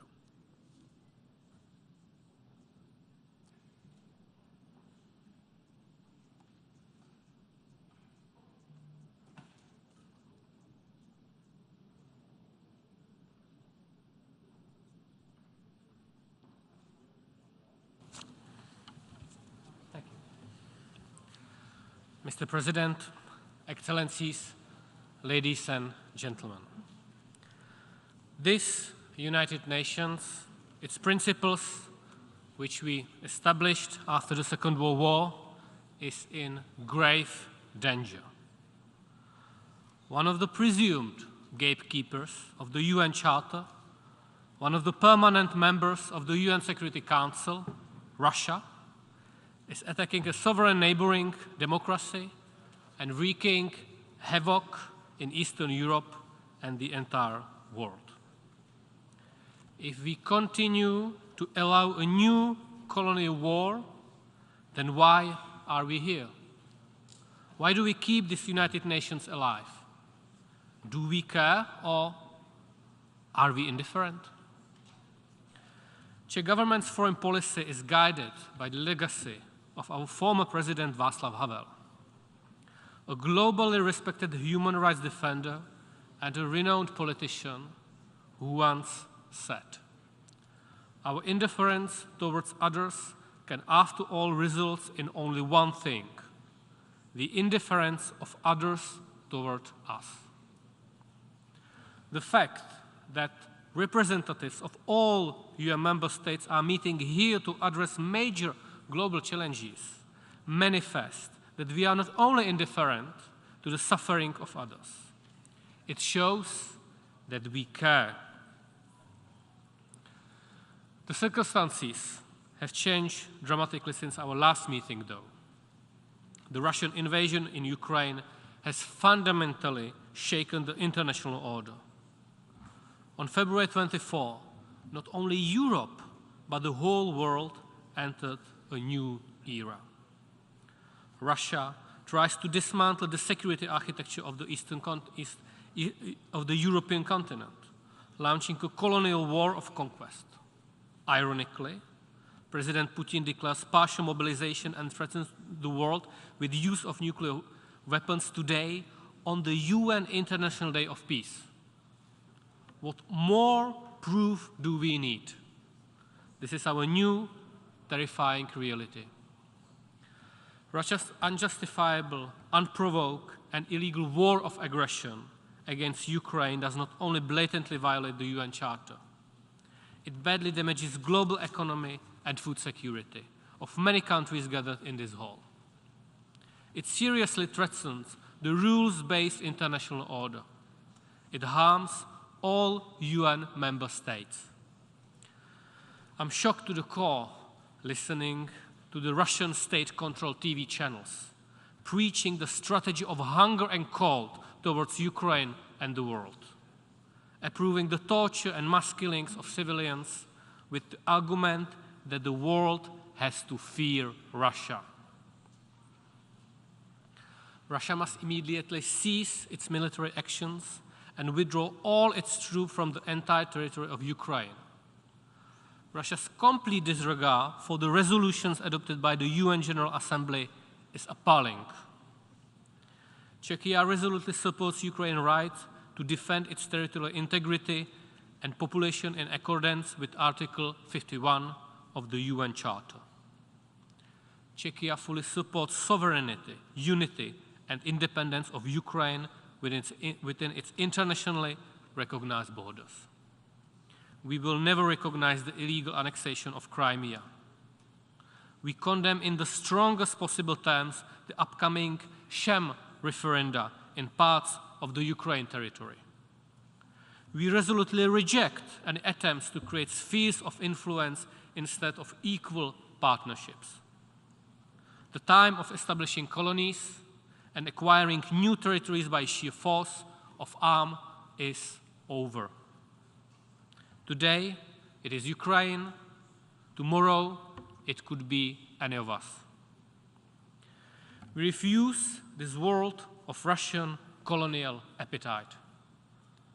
We are horrified by the atrocities committed by the Russian invader. We condemn the existence of filtration camps run by Russia and the horrors in Mariupol, Bucha, Irpin, Izium, and many other places in Ukraine, as well as the apocalyptic shelling of civilian infrastructure. Hundreds of thousands of Ukrainian citizens were deported to Russia, including children. Children forcibly taken away from their parents. It reminds us of the worst practices of the Soviet Union and Nazi Germany in the first half of the 20th century. All these reports on Russian military conduct must be independently investigated. Russia must respect its obligation under the international humanitarian law. There is Russia's international responsibility for the aggression, but there is also an individual crime responsibility for the crimes committed on such a large scale by Russian troops. We will hold all war criminals accountable. Czechia supported the referral to the ICC prosecutor to open an investigation of the situation on the ground in Ukraine. We also strongly support Ukraine's application instituting the proceeding against the Russian Federation under the Genocide Convention before the International Court of Justice. And we call for establishment of a special international tribunal that will prosecute the crime of aggression committed by Putin's Russia. Apart from that, we support Ukraine comprehensively. Czechia hosts the highest number of Ukrainian refugees per capita, over 400,000 in a 10 million country. We provide volumes of humanitarian aid.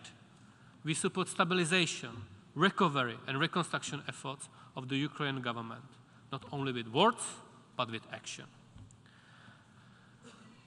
Mr. President, Russia's aggression against Ukraine has only strengthened my country's resolve to continue supporting independent media, civil society, and human rights defenders.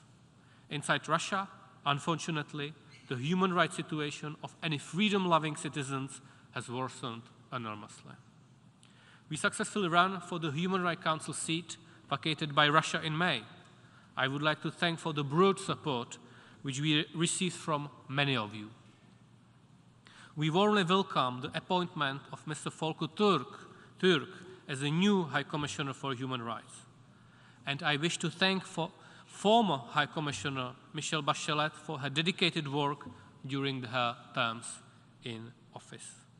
The latest report on China documented by her office shed light on the alarming human rights violation against Muslim groups, including Uyghurs. Unfortunately, the human rights situation in countries such as Afghanistan, Cuba, Ethiopia, Iran, Myanmar, and Venezuela also continue to worsen. We wish for Myanmar to work towards a peaceful resolution of the current crisis. We follow with horror the atrocious manner in which the Iranian authorities handle the rightful protests of women. In Belarus, the regime uses brutal violence against its opponents. In the past 2 years, tens of thousands of Belarusians have been detained, all independent media and civil society organizations destroyed. We are concerned that anti-Semitism and the Holocaust denial are on the rise. This year marks 80 years since the infamous Wannsee Conference, with the so-called final solution to the Jewish question, which resulted in the murder of nearly 6 million Jews. Czechia reiterates Israel's right to protect its citizens against any terrorist activities, including rocket attacks which deliberately target Israeli civilians. Mr. President, Czechia currently holds the presidency of the European Union. Our priorities, such as defending Ukraine, ensuring energy security, and promoting democracy and human rights, are not only regional, they are global in nature. The Russian aggression has only multiplied the already existing global challenges. The progress on the Sustainable Development Goals and the global recovery from the COVID-19 pandemic has slowed down. Prices of agricultural commodities are growing globally. For us, working with youth, listening to their concern is the driving force to get the progress on SDGs back on track. Climate change, pollution, and biodiversity loss are major global challenges. We need a comprehensive humanitarian development peace-based response to crises, including pandemics and sustainable food systems and climate resilience. It is our collective responsibility to ensure the WHO can work effectively and independently of any political influence. No one should be left behind. We firmly support the global efforts for equal access to vaccines and treatments. Stakes are high at the next UN climate conference, COP27, in Egypt, which is approaching. It has been said many times before, but I will reiterate once again. If we do not act now, it might be soon too late. The development of relations between the EU and Africa is among the priorities of the Czech EU presidency. Africa is facing food shortages and negative impacts of climate change and the COVID-19 pandemic. Russian aggression against Ukraine has blocked export of agricultural products. I cannot but express my outrage at how Russian disinformation propaganda is trying to use the food crisis in Africa to spread false narratives that the EU sanctions against Russia caused the shortage. Obviously, if Russia had not invaded Ukraine, we would not have had to deal with this issue at all. Mr. President, turning to other security issues, we are concerned about the increased tension in the Taiwan Strait caused by unilateral threatening actions. We expect cross-strait differences to be resolved by peaceful means, while the status quo is being maintained. The digital space carries many opportunities, but there are risks entailed too. Cyber attacks and cybercrime, misuse of technology, and in particular, disinformation. Let me say this loud and clear. A lie is not an option. For far too long, we have overlooked the spread of disinformation directed against our common values. Let us not forget the COVID-related disinformation. We had to learn the hard way when disinformation began to cost human lives. This is why we need to make sure our citizens and societies are resilient and independent media operate freely. We will continue to reach out and help countries exposed to lies and propaganda. Czechia promotes the concept of digital humanism, which keeps human interests and needs at the center of emerging technologies. Instances of internet shutdowns are growing. We must maintain a free, open, safe, secure, and stable cyberspace where human rights apply online as they do offline. The number of cyber attacks, including state-sponsored ones, continues to rise, as does their severity.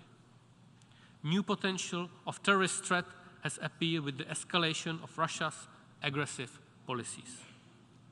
Terrorism maliciously feeds on weak governance, economic hardship, and social injustice, with the Sahel region being struck the most. Czechia reiterates its commitment to countering terrorism and supporting countries that suffer from terrorist violence or threat. I would like to use the opportunity to remind Russia that Czechia still awaits its official response concerning the explosion in the ammunition depot in my country in 2014. This completely appalling act was planned and executed by agents of the Russian military intelligence GRU and claimed the life of 2 innocent Czech citizens in addition to material damage.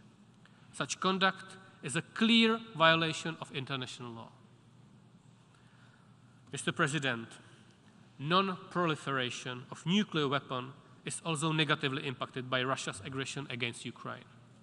Russia does not hesitate to use dangerous nuclear rhetoric, which became a new standard of terrorizing peaceful populations. Czechia resolutely decries Russia's occupation of the Zaporozhye nuclear power plant. Any armed attack on nuclear facilities devoted to peaceful purposes constitutes a violation of the UN Charter and the statutes of the IAEA. We regret that despite lengthy negotiation, it was not possible to achieve consensus on a final outcome document of the 10th NPT review conference because Russia opposed. and we call on Iran to act urgently to fulfill its legal obligations under NPT Comprehensive Safeguard Agreement and clarify all outstanding issues. We commended the IAEA and its Director General for their professional work in verifying Iran's safeguards obligations. Mr. President, this United Nations, this universal organization has a duty to help us better react to existing and emerging global challenges. But in these dark and stormy times, it has the duty to firmly defend the principles it was founded on: the UN Charter, human rights, and rules-based international order. Thank you very much.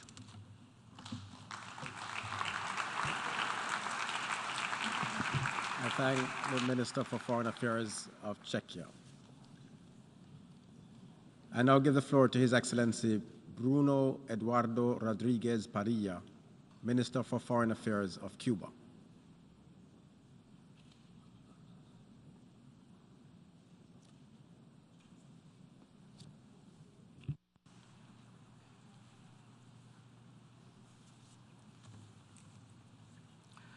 Señor Presidente. Mr. President, delegates, the impact of the COVID-19 pandemic has laid bare, like never before, the true essence of the unjust and unsustainable prevailing international order. Never has humankind had this wealth of scientific and technical potential that it has now. Neither has it ever had the extraordinary capacity that it does now to create wealth and well-being. And however, never before has the world been so unequal in terms of just how much people suffer. 828 million people, 10% of the world population, are going hungry, and around 50 million children suffer from stunting, the most deadly form of malnutrition. Unemployment will affect 207 million persons in 2022, 21 million more than in 2019. In the midst of the fourth industrial revolution, 773 million human beings do not know how to read or write. Around 6.5 million people have died as a result of the COVID-19 pandemic. Vaccinations to tackle this crisis are inaccessible to billions of people in low-income countries. In 2021, pharmaceutical multinationals earned $850 billion. External debt has been paid several times over, and nevertheless it is growing. Paradoxically, military expenditure at a global level is growing at a dizzying pace, and for the first time now exceeds $2 trillion. Nothing justifies the fact that humankind continues to remain threatened by the existence of around 13,000 nuclear weapons. We champion the universalization of the Treaty on the Prohibition of Nuclear Weapons. How much more could we maybe do if these resources were devoted to promoting health and development? How many deaths as a result of COVID and other diseases might have been avoided? How many boys and girls would be spared hunger and preventable illnesses? Mr. President, greenhouse gases reached record levels in 2021, and the same will occur this year. The average sea level has reached a new high. The last 7 years are the warmest ever recorded in history.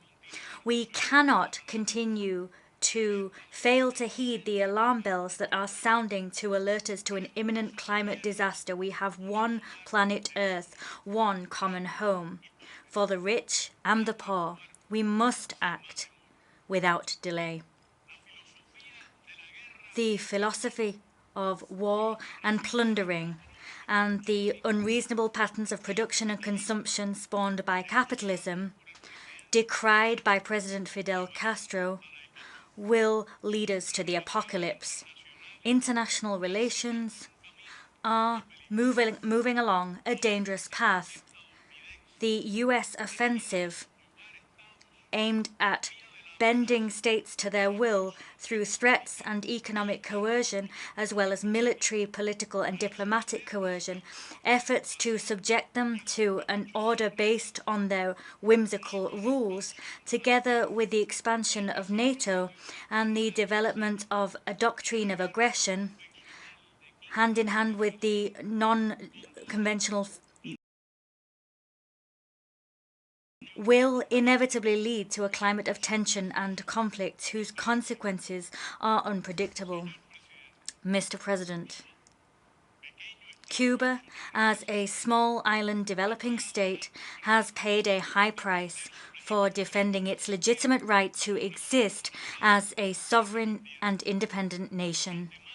For more than 6 decades now, we have resisted a ruthless and unilateral economic, commercial and financial blockade, which was ratcheted up to extreme unprecedented levels from 2019, and this continued during the pandemic. 30 years have now elapsed since the first General Assembly resolution against this blockade, and at this time the US continues to ignore the almost unanimous demand from you to cease its illegal and brutal policy against Cuba. Endeavors are still waged on the part of the US to create material shortages, to sow despair, disenchantment, and to cause damage to the Cuban people. The government of the United States is strengthening pressure on banking institutions, companies, and governments throughout the world that are interested in establishing relations with Cuba, and the United States continues to obsessively pursue all sources of foreign exchange coming into the country to bring about the economic collapse of the nation.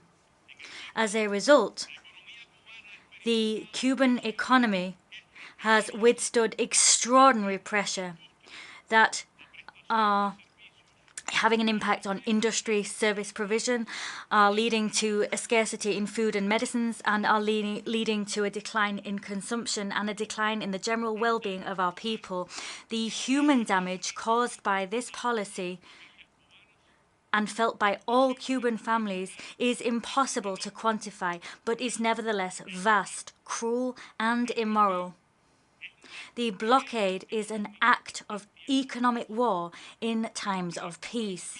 The current government of the United States keeps in force the most aggressive measures of pressure on our country. These were adopted by the government of Donald Trump and remain in force.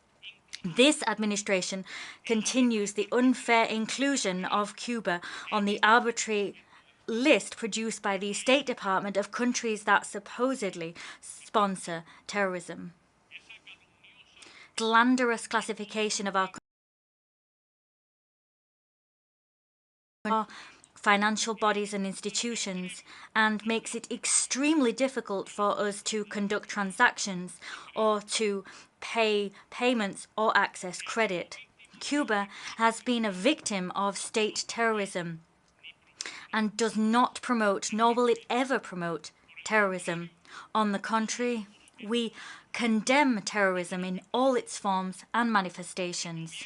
The government of the United States manipulates opportunistically highly delicate issues such as terrorism, religion, democracy, justice, corruption, and human rights.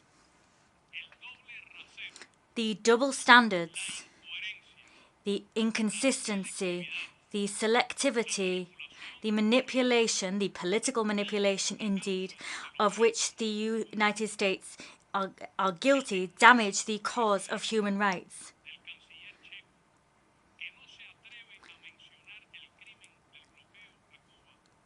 Some delegates have not dared to mention the sad blockade visited upon Cuba, and that is sad. I urge the government of the United States to solve the issues which fuel irregular migration and which promote the loss of life. These factors include their failure since 2017 to uphold their obligation, according to bilateral agreements in force, to earmark no less than some 20,000 annual visas to migrants. There is the Cuban Adjustment Law. There is the treaties that are politically motivated. There are restrictions placed on regular transit countries and the ratcheted up economic blockade. These cause migration and must be ceased. We've heard today that the processing of migrant visas will return to the Embassy of the United States in Havana, and that is a positive step. Cuba reiterates its readiness to move towards a better understanding and better relations with the government of the United States and to develop civilized relations, and including relationships of cooperation between both countries, and this on the basis of mutual respect, sovereign equality, and on the understanding that no attempts will be made to undermine our sovereignty and independence in spite of our major differences. We underscore the valuable commitment and the shown by Cubans and their descendants in protests that have occurred in that country and across the world to ensure that Cuba's sovereign rights are respected and to reject the merciless actions of the United States, in particular the policy of the economic blockade. I also wish to deeply thank heads of state and government for their statements in this general debate, and I thank them for their historic support as well as that of the General Assembly. And I'm also thankful for the demonstrations of solidarity towards Cuba by governments, key figures, political organizations, solidarity movements, social and people's movements from across the world. Today, this solidarity and support remains absolutely vital.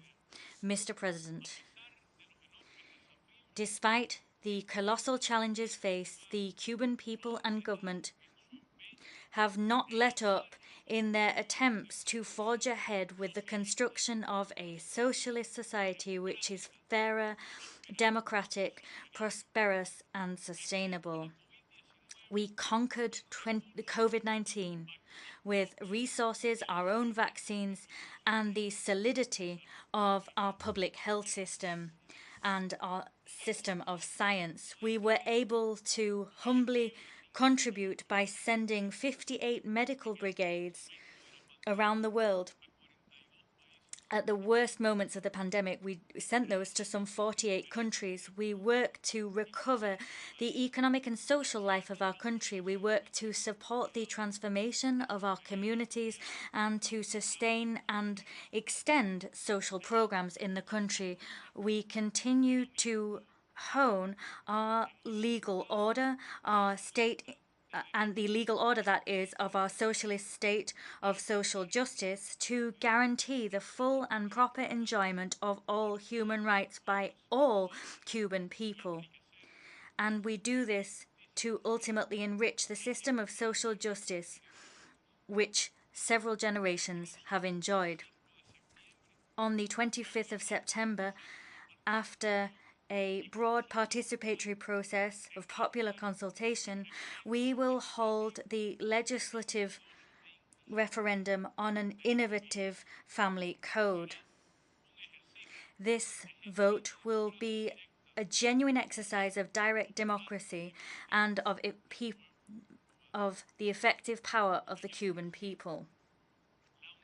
Mr. President, unity in diversity, as proposed by then-President Raúl Castro, is possible in countries of the South, and the community of Latin American and Caribbean states, which is growing increasingly stronger and is creating conditions so that our region can develop higher, better forms of cooperation on the basis of the very precepts of the Declaration of Latin America and the Caribbean as a zone of peace. We are grateful for the dignified stance adopted by several countries in the region on the fact that we've been arbitrarily excluded from various diplomatic fora in our hemisphere. We express our solidarity with the Bolivarian Republic of Venezuela and with its constitutional president, Nicolás Maduro Moros, and we stand shoulder to shoulder with the civic military union of its people as it attempts to withstand attempts made to subvert and destabilize the internal order of that brotherly country. We reject the implementation of unilateral coercive measures in and against Venezuela. We denounce the imperialist attempts made to destabilize the government of reconciliation and national unity of Nicaragua. We reiterate our staunch support for the brotherly Nicaraguan people and for their president, Daniel Ortega. We stand in full solidarity with the sisterly nations of the Caribbean, and we support their legitimate claims for reparations for the damaging effects of colonialism and slavery. These peoples need and deserve to receive just, special and differentiated treatment. We once again reaffirm our historic commitment to the self-determination and independence of the people of Puerto Rico. Haiti needs a special contribution to be made by the international community to its reconstruction and development. Humankind has a debt to settle with that republic. We support the legitimate claim of President Alberto Fernandez and of the sovereign people of the Argentinian Republic over the Malvinas Islands, the South Sandwich Islands and South Georgia Islands and the surrounding maritime areas. We express our full solidarity with the Vice President of Argentina, Cristina Fernández de Kirchner, who was the victim of an unjust and unfounded legal and media attack, and then recently suffered an attempt on her life. We reiterate our staunch commitment to peace in Colombia. The clear preparedness and readiness for peace of Colombia's current president and relevant stakeholders mean that the region and the international community must extend their support to the nation. The necessary resources must be provided to support the Agenda 2063 of the African Union. That agenda establishes the roadmap for the development of that brotherly continent. We are lobbying for the search for a peaceful and negotiated solution to the situation imposed upon Syria, and we call for a cessation in foreign interference and for the full respect of Syria's sovereignty and territorial integrity.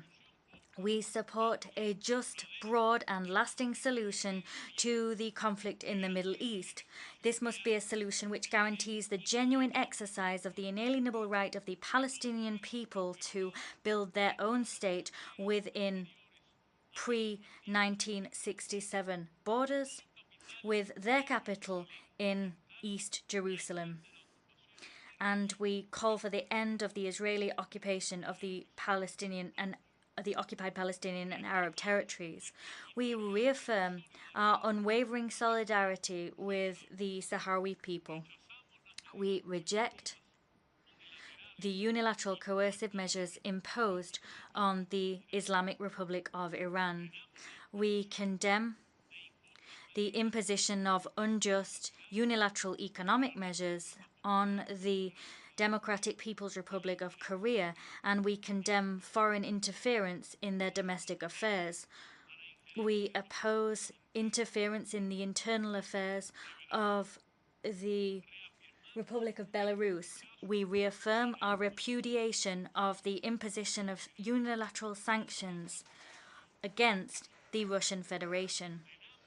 We condemn the unfounded smear campaigns waged against the People's Republic of China and attempts to undermine their territorial integrity and sovereignty. We reiterate the unwavering support for the One China policy. We champion a serious diplomatic and constructive and realistic solution to the current war in Ukraine. This solution must be found through peaceful means with full respect for international law. The solution must guarantee the security and sovereignty of all. Mr. President, Cuba will continue to speak out loud and clear to reject hegemonism and domination, unilateral coercive measures, genocidal blockades, and attempts to impose one culture and one model on the world. We will never let up in the defense of the independence, sovereignty, and self-determination of peoples without any interference or intervention from foreign powers. We have a glorious past, and we must protect present and future generations of Cubans with the leadership of President Miguel Díaz-Canel. We will creatively resist, and we will tirelessly struggle until we achieve our dreams of peace and development with equity and social justice for Cuba and for the world. Many thanks indeed. I thank the Minister for Foreign Affairs of Cuba. I now give the floor to Her Excellency Naledi Pandor, Minister for International Relations and Cooperation of South Africa.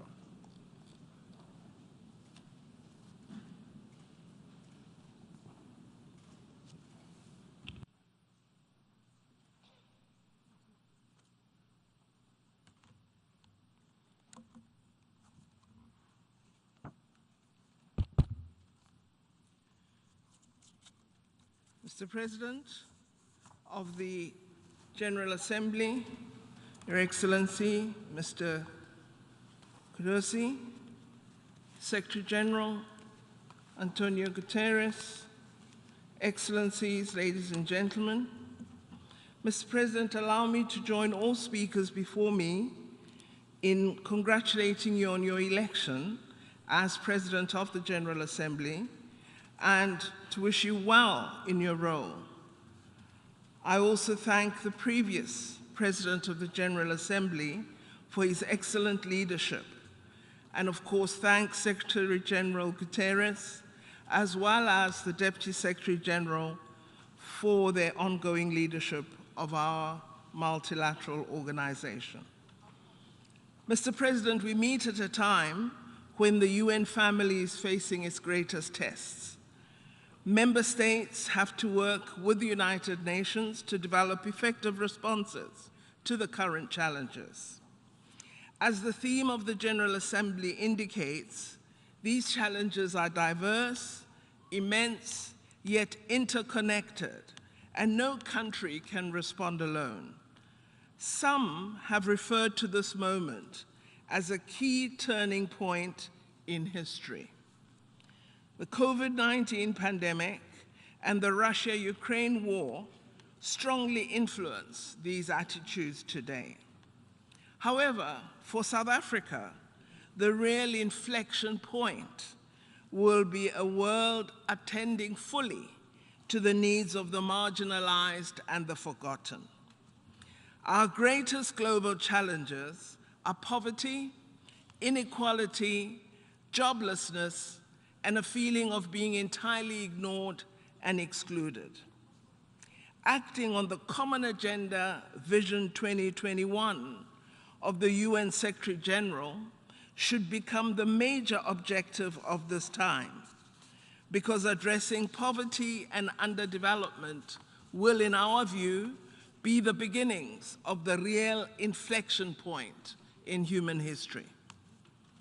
The Charter of the United Nations, the Universal Declaration for Human Rights, and its human rights protocols all commit us to protecting all people without distinction of any kind. We must acknowledge that we face these crises today because we have not always upheld these foundational principles consistently and fairly. We believe international law matters when this one is affected, but doesn't matter when this other one is affected. That does not help to uphold international law. We have learned a great deal from the COVID-19 pandemic. It has provided us with a roadmap on what we should do as the global community and what we should not do to address global challenges. We need to use the lessons from the pandemic effectively. There were some noble initiatives, such as the Access to COVID-19 Tools Accelerator, which was co-chaired by President Ramaphosa of South Africa, the African Union champion for COVID-19 response, as well as the Prime Minister of Norway. This ACT-A initiative laid the basis for a fairer distribution of vaccines, therapeutics, and diagnostics. We would like today to thank all the countries that have acted on their financial commitments to the COVID-19 Tools Accelerator. Mr. President, global solidarity is also required to meet other pressing challenges such as energy and food insecurity, climate change, and the devastation caused by conflicts, including the existential threat of nuclear weapons. Up to now, instead of working collectively to address these challenges, we have grown further apart as geopolitical tensions and mistrust permeate our relations. We should, however, move forward in solidarity, united in efforts to address our common global challenges to ensure sustainable peace and development. One of the tasks, Mr. President, that we must successfully implement is to ensure that developing countries are not left behind when treatments are available. We must do this by creating and supporting research and innovation capacity in Africa and other parts of the world for vaccine production, by investing in strengthened public health systems, and by ensuring that we produce thousands more qualified professional health workers. All this requires sustainable investment in higher education research institutions and in global research cooperation. The mobilization of resources and capabilities to strengthen the pandemic response and the preparedness of all nations must be substantially increased. It will be a tragic indictment on all of us as leaders if future pandemics find the poorest countries as unprepared as many were for COVID-19. We need to strengthen global health architecture to ensure that we are better able to meet the challenges of new pandemics and other infectious diseases of concern. We are proud as South Africa to be part of the solutions to these problems through the recent establishment of the first mRNA global technology transfer hubs that will contribute to the security of supply of life-saving medication for African countries and other developing countries. Mr. President, my country, South Africa, like many other developing countries, faces huge development challenges, including in our energy sector. We need to together collectively address global energy shortages, including by deploying innovative solutions that are cheaper, cleaner, and more accessible.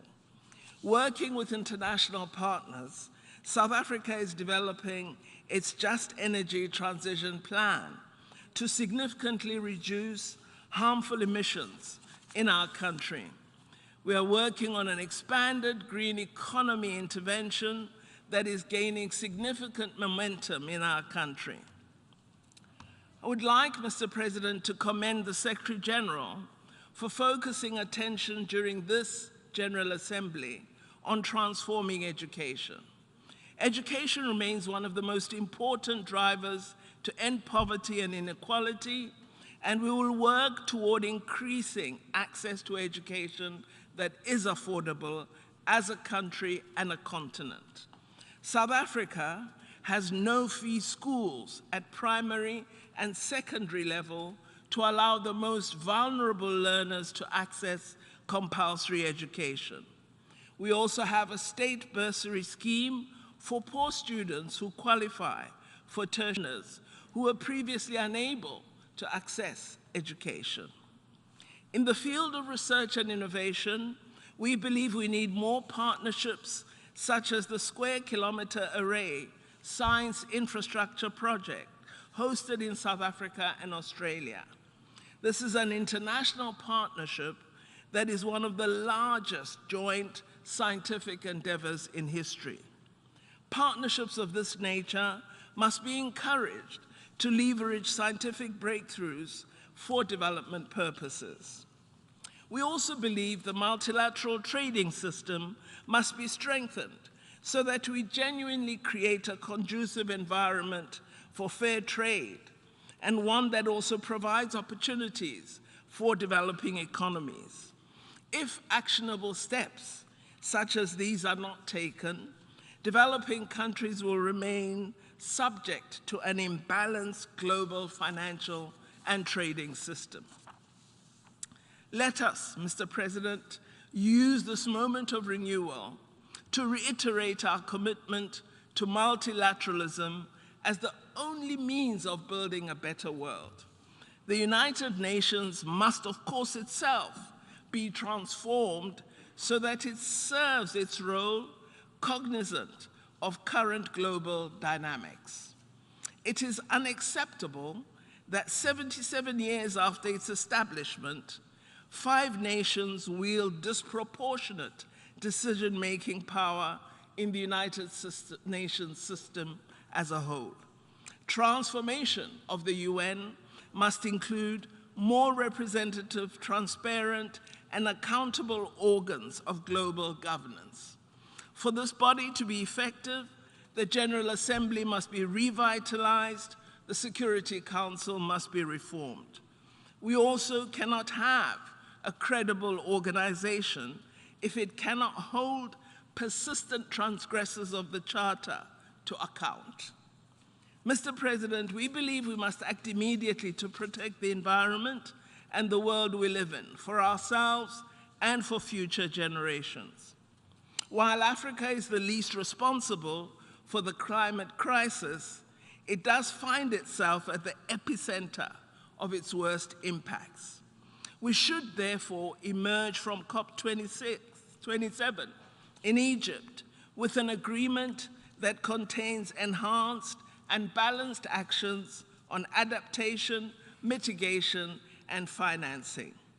This, of course, must take into account our common but differentiated responsibilities and our respective capabilities.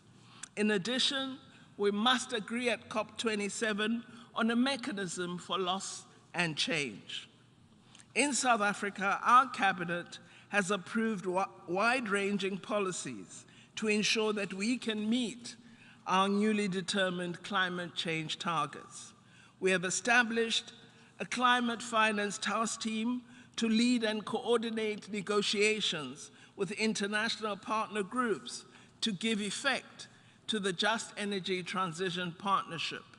The partnership seeks to address South Africa's investment needs in infrastructure to facilitate our coal phase down in a manner that ensures that no one is left behind. Mr. President, I don't need to reiterate that building a better world requires peace and stability. South Africa continues to believe that conflict resolution must not come through fueling conflicts, but through investing in efforts aimed at political dialogue.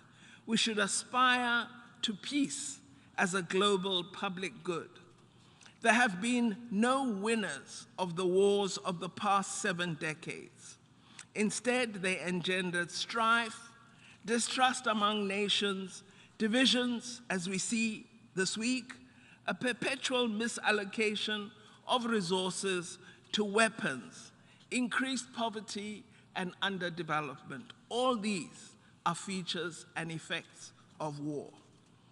While we work to address contemporary conflicts, we should not ignore long-standing conflicts, such as that of the people of Palestine, which has been on the United Nations agenda throughout the 7 decades of existence of this organization.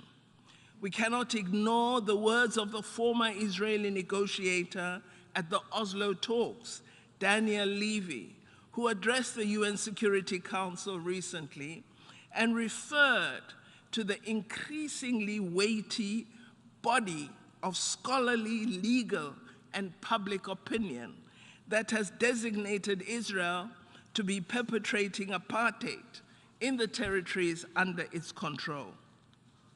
Israel must be held accountable for its destructive actions that have significantly impaired the possibility of a two-state solution.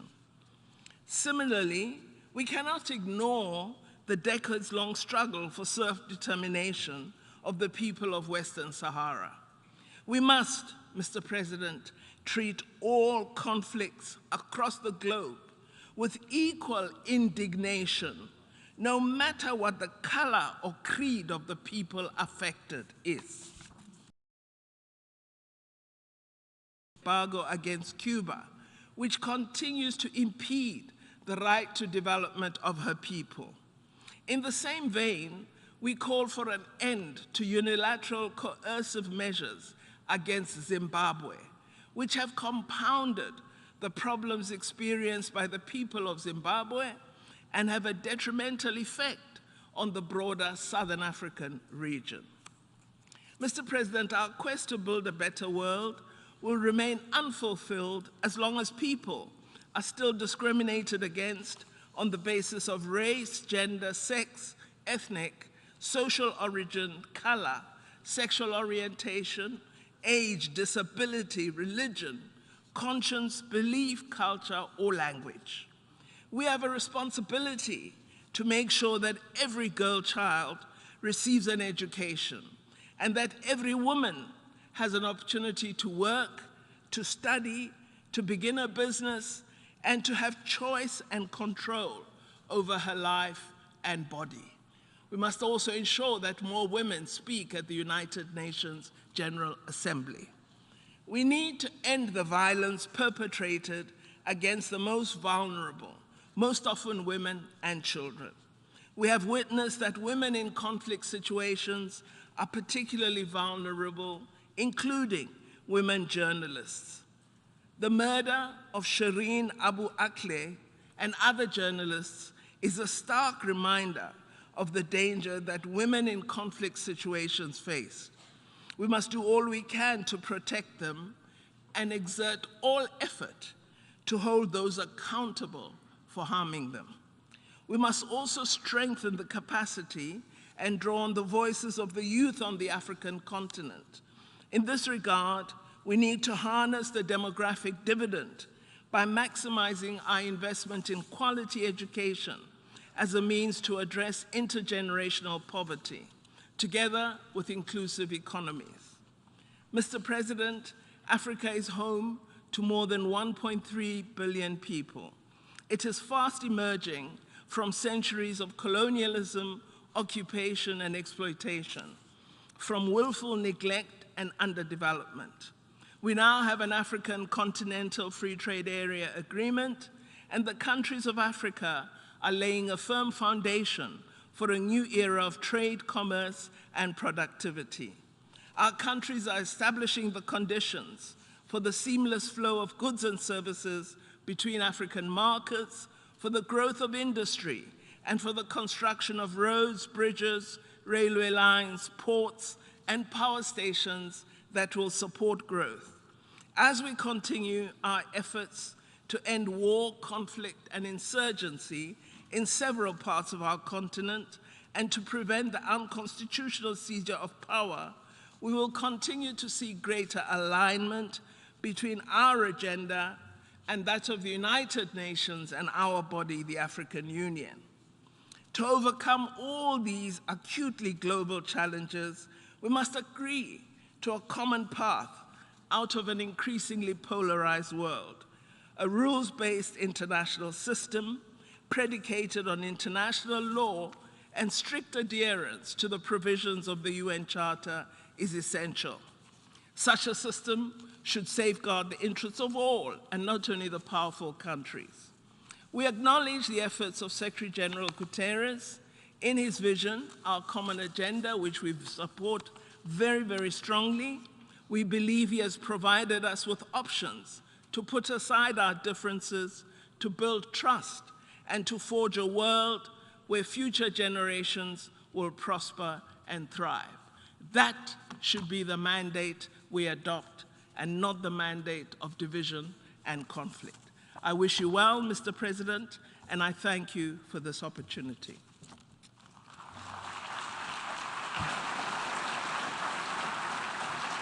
I thank the Minister for International Relations and Cooperation of South Africa. I now give the floor to His Excellency Roberto Alvarez Gil, Minister for Foreign Affairs of the Dominican Republic.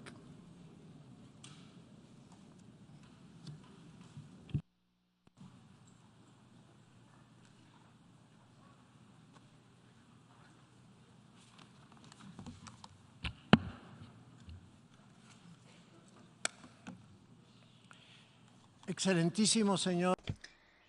Your Excellency, Mr.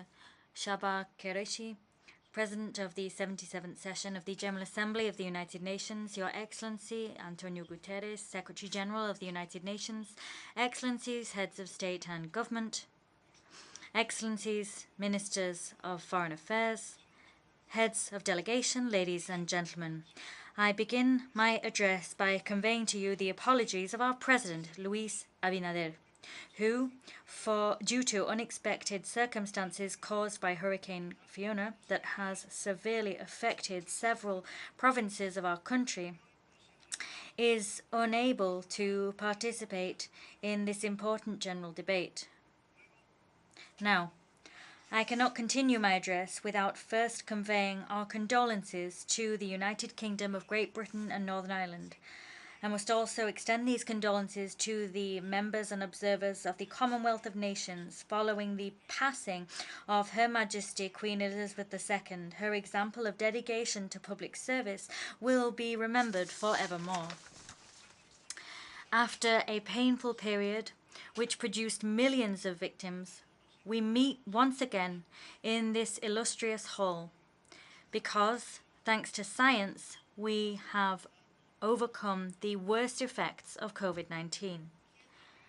But who would have foretold that in the middle of the 21st century, the spectre of war would once again devastate Europe? This has been a bitter ordeal, and let us hope that we learn the lessons we've been taught so that we can be better prepared for the challenges of the future.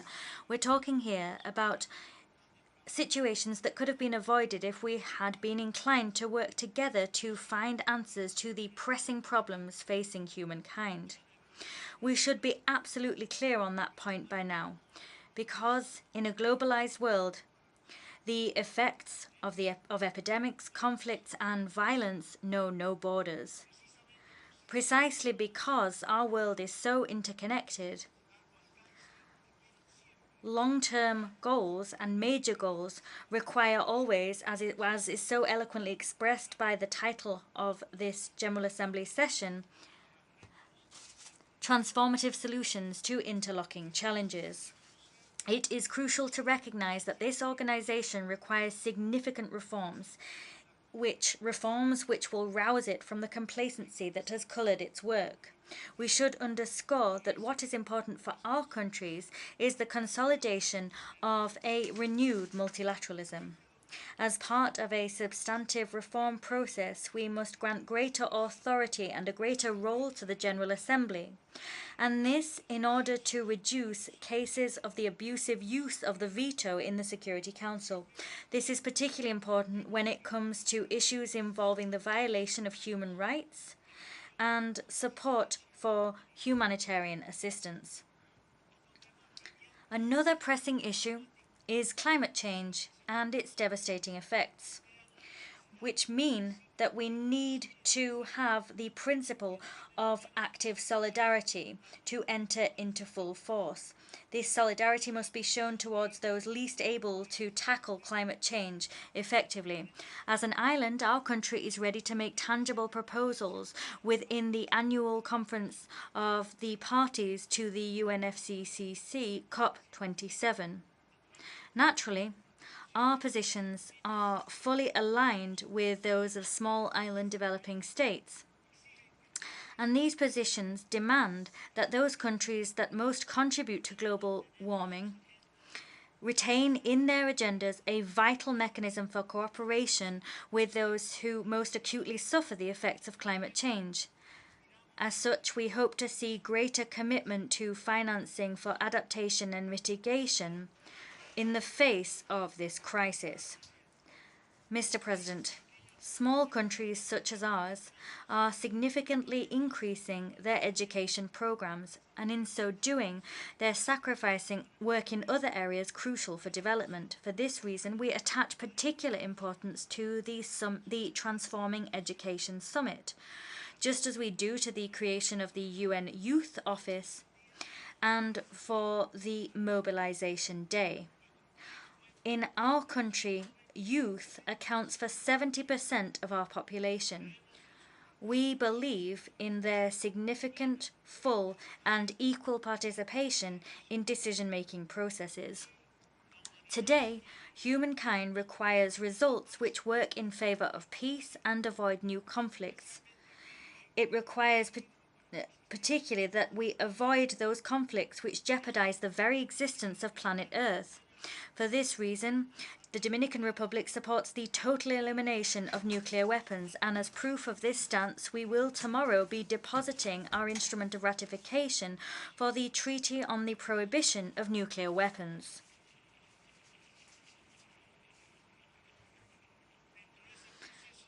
As part of this process by which we continue our commitment to multilateralism, and as we seek to step up our presence in international bodies, our country is now a candidate for election to the UN Human Rights Council for 2024-2026. It is our legitimate aspiration to sit on this council for the first time, and as we pursue this goal, we hope to enjoy the support of this community of nations. Ladies and gentlemen, the 21st century has brought with it many positive developments for the improvement of the quality of life for all of humankind. However, unfortunately, events such as the invasion of Ukraine by the Russian Federation have created not only thrown people into disarray following the loss of human lives, but these events have also seen hunger worsen dangerously in many regions, many of which are far removed from the site of the conflict.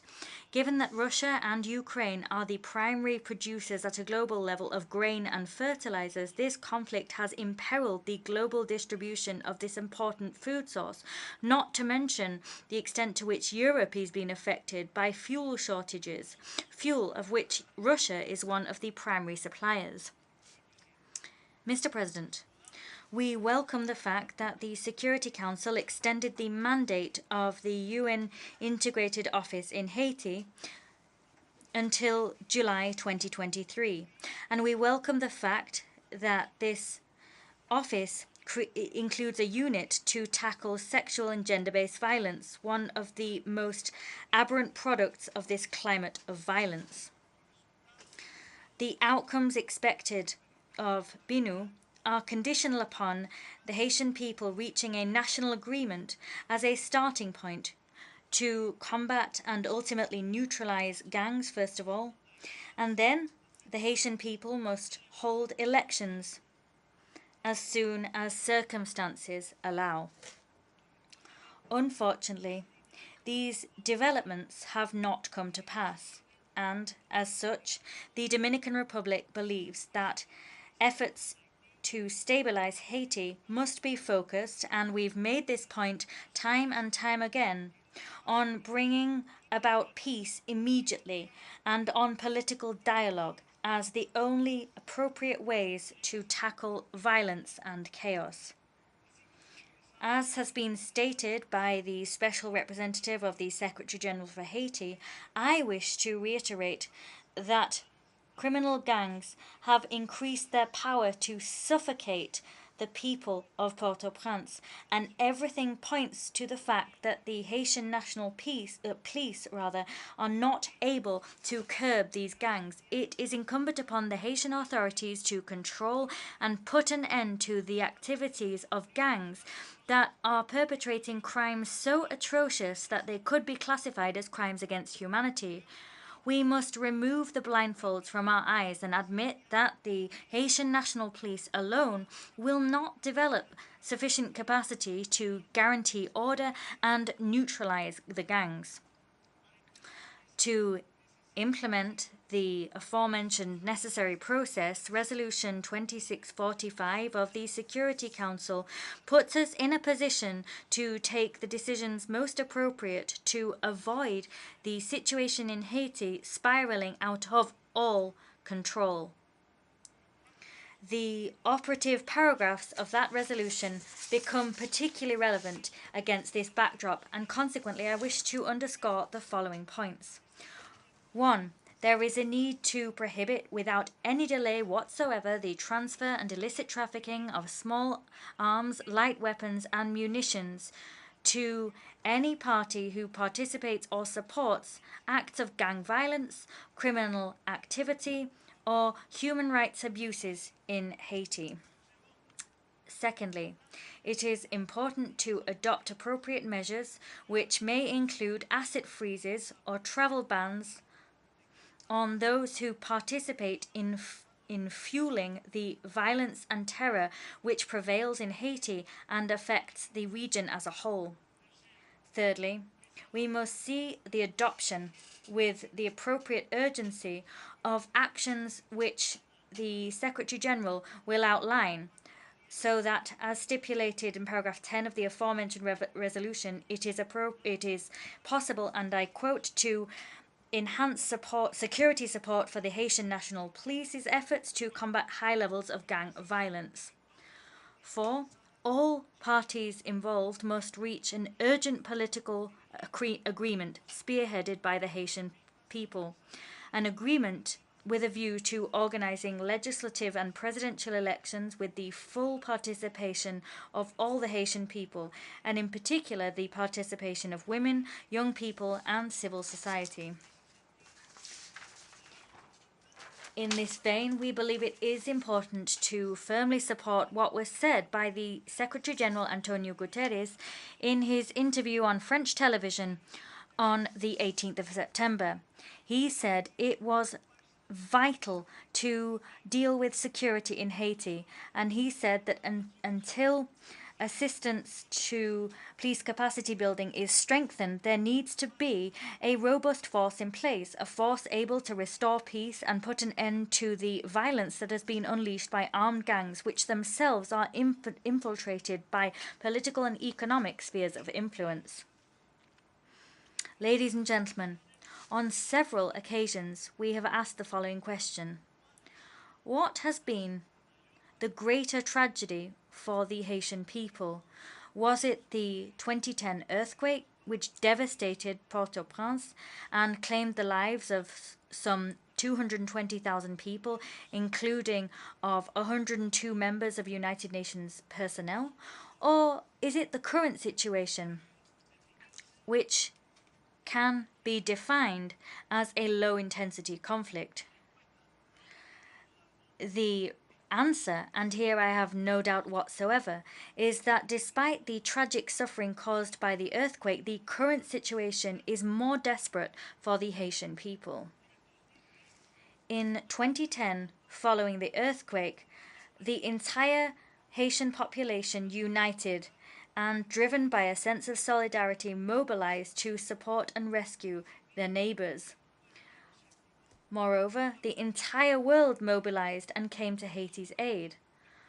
Of course, the Dominican people immediately answered the call for aid. They rallied to bring necessary aid and assistance to their Haitian brothers. But this wasn't just the case in the face of natural disasters. In 1986 too, civic responsibility prevailed and all of the Haitian people united to halt the dictatorship which lasted for more than 2 decades.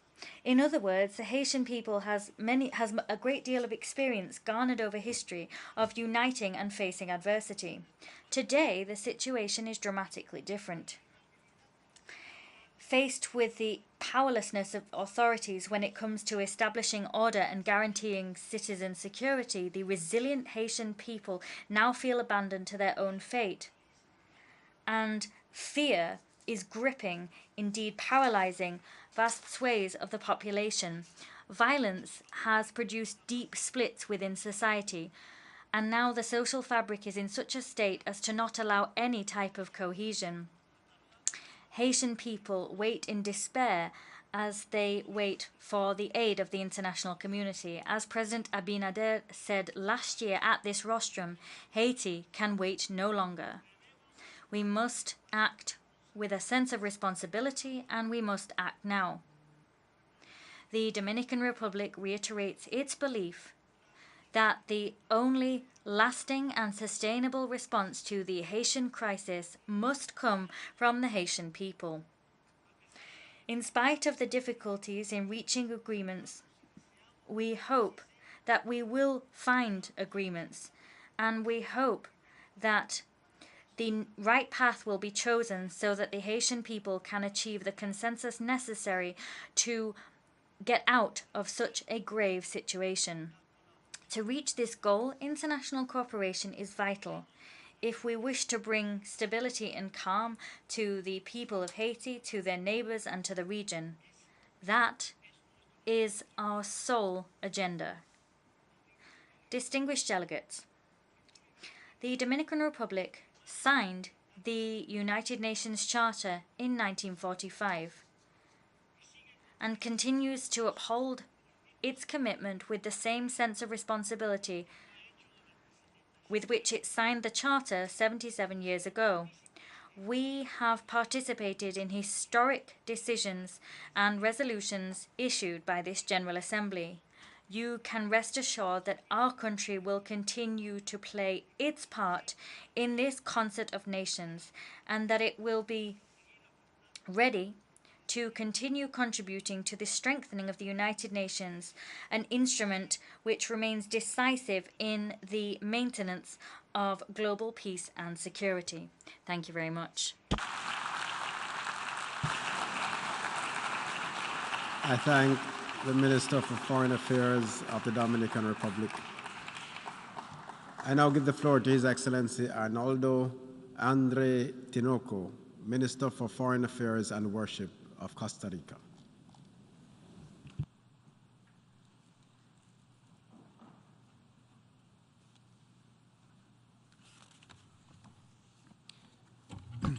Excellencias, Excellencies, distinguished delegates, Mr. President, Costa Rica congratulates you, President, on your election to the helm of the 77th session of the United Nations General Assembly. We are confident that your wealth of political experience will be crucial to the success of the work ahead.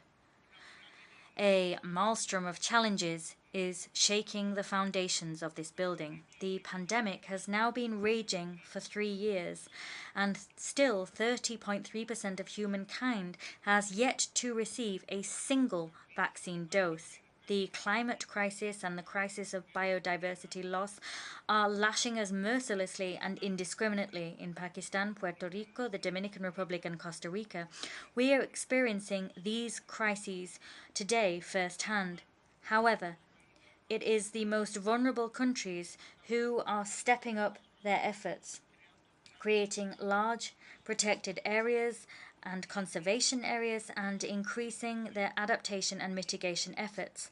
At the same time, the biggest carbon emitters and those responsible for climate disasters remain unaccountable.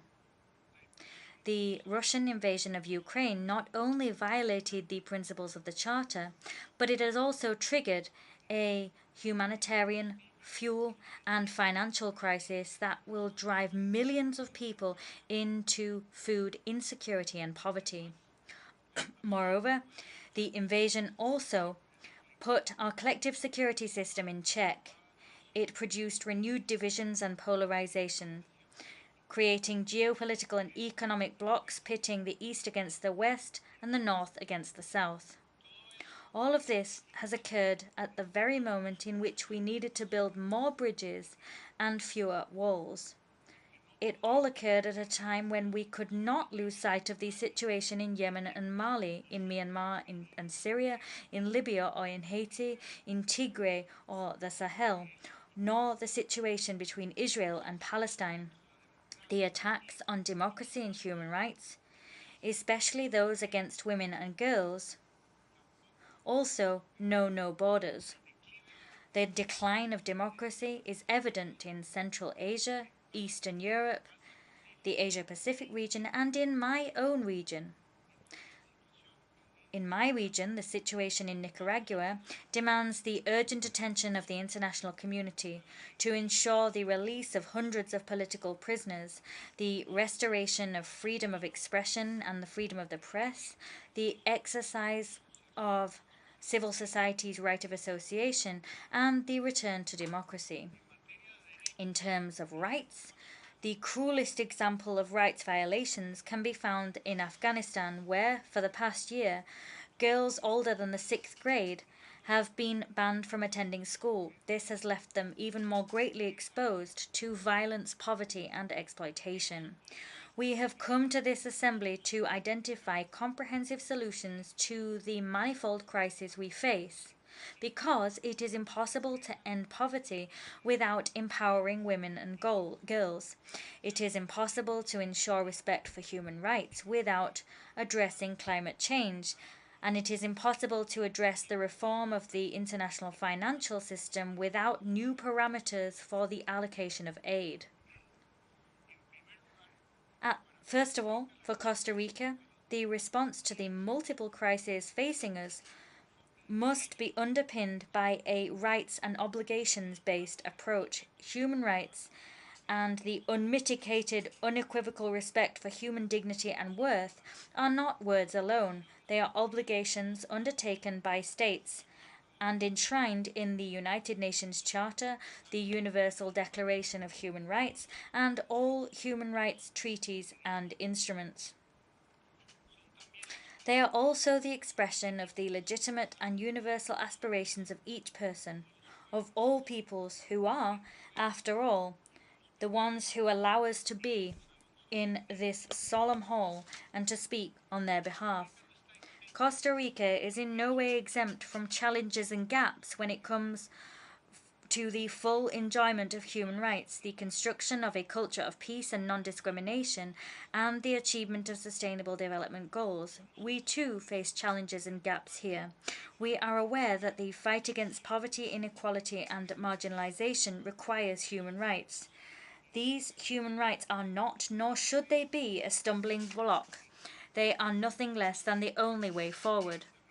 Costa Rica has never closed its doors to migrants who see in our country a transit route or a destination and who come to integrate into our society. we are the 4th country in the world in terms of receiving our receipt of refugee applications per capita. In 2021, we welcomed the largest number of Nicaraguan citizens. However, given our economic situation and reduced fiscal space, and given the phenomenon of mass migratory flows, we have certain limits on our capacity for action. And this has jeopardized the coverage that we can provide to the hundreds of thousands of people who have sought refuge on our soil, coverage that we have always provided.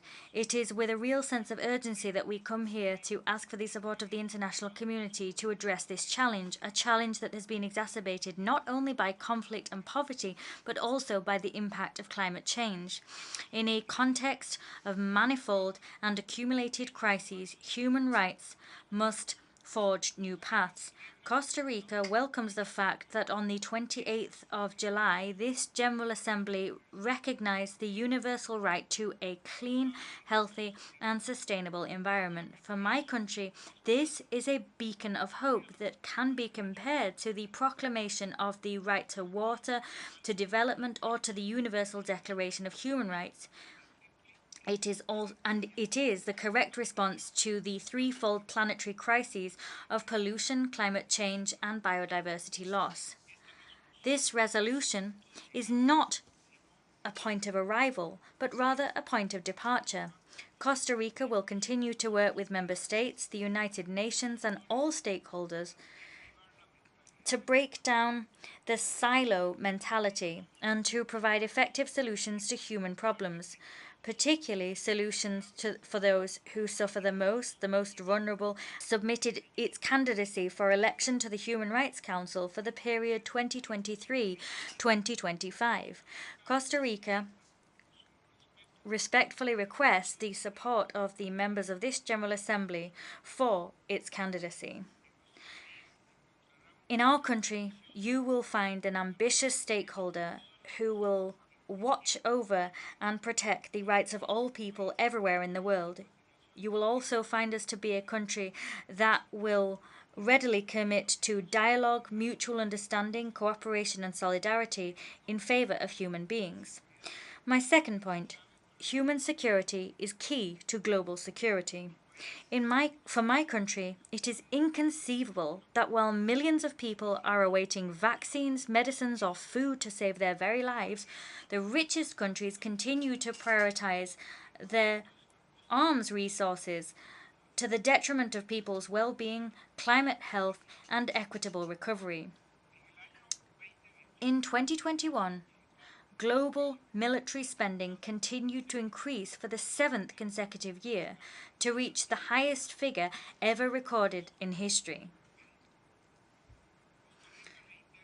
Today, Costa Rica reiterates its appeal for a gradual and sustained reduction in military spending, because the more weapons we produce, the more our efforts at management and control of these weapons will prove ineffective. It is a question of prioritizing the lives and well-being of people and the planet over profits to be made from weapons and war. It is a question of investing in and actively building alternative approaches to security, approaches that facilitate cooperation and care rather than competition and violence.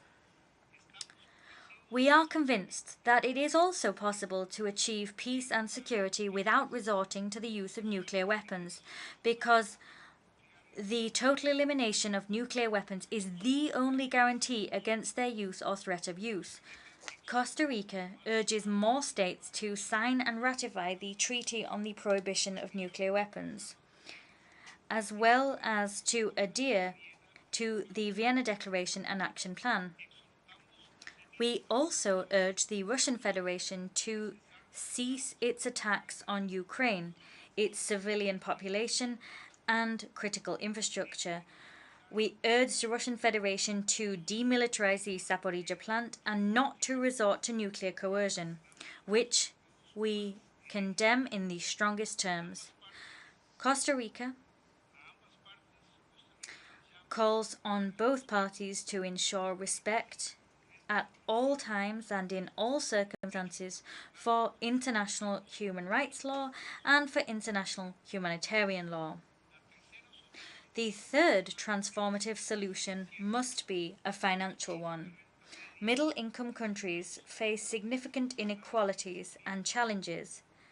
These include a reduced fiscal space that limits our capacity for action and investment and puts our social fabric at risk, despite the fact that we are home to the highest percentage of poor people and migrants in the world. Our income categorization does not allow us to access ODA or to obtain concessional financing on favorable and fair terms. Consequently, it is urgent to go beyond GDP per capita. We must have new parameters for the allocation of aid, investment, and international cooperation. These parameters must take account of other aspects such as structural deficiencies, climate risks, market fluctuations, and fiscal stability. A fourth action requires a higher level of ambition and urgency if we are to address the threefold planetary crisis of climate change, biodiversity loss, and pollution. To address these challenges, safeguarding marine resources and ocean health is of the utmost importance.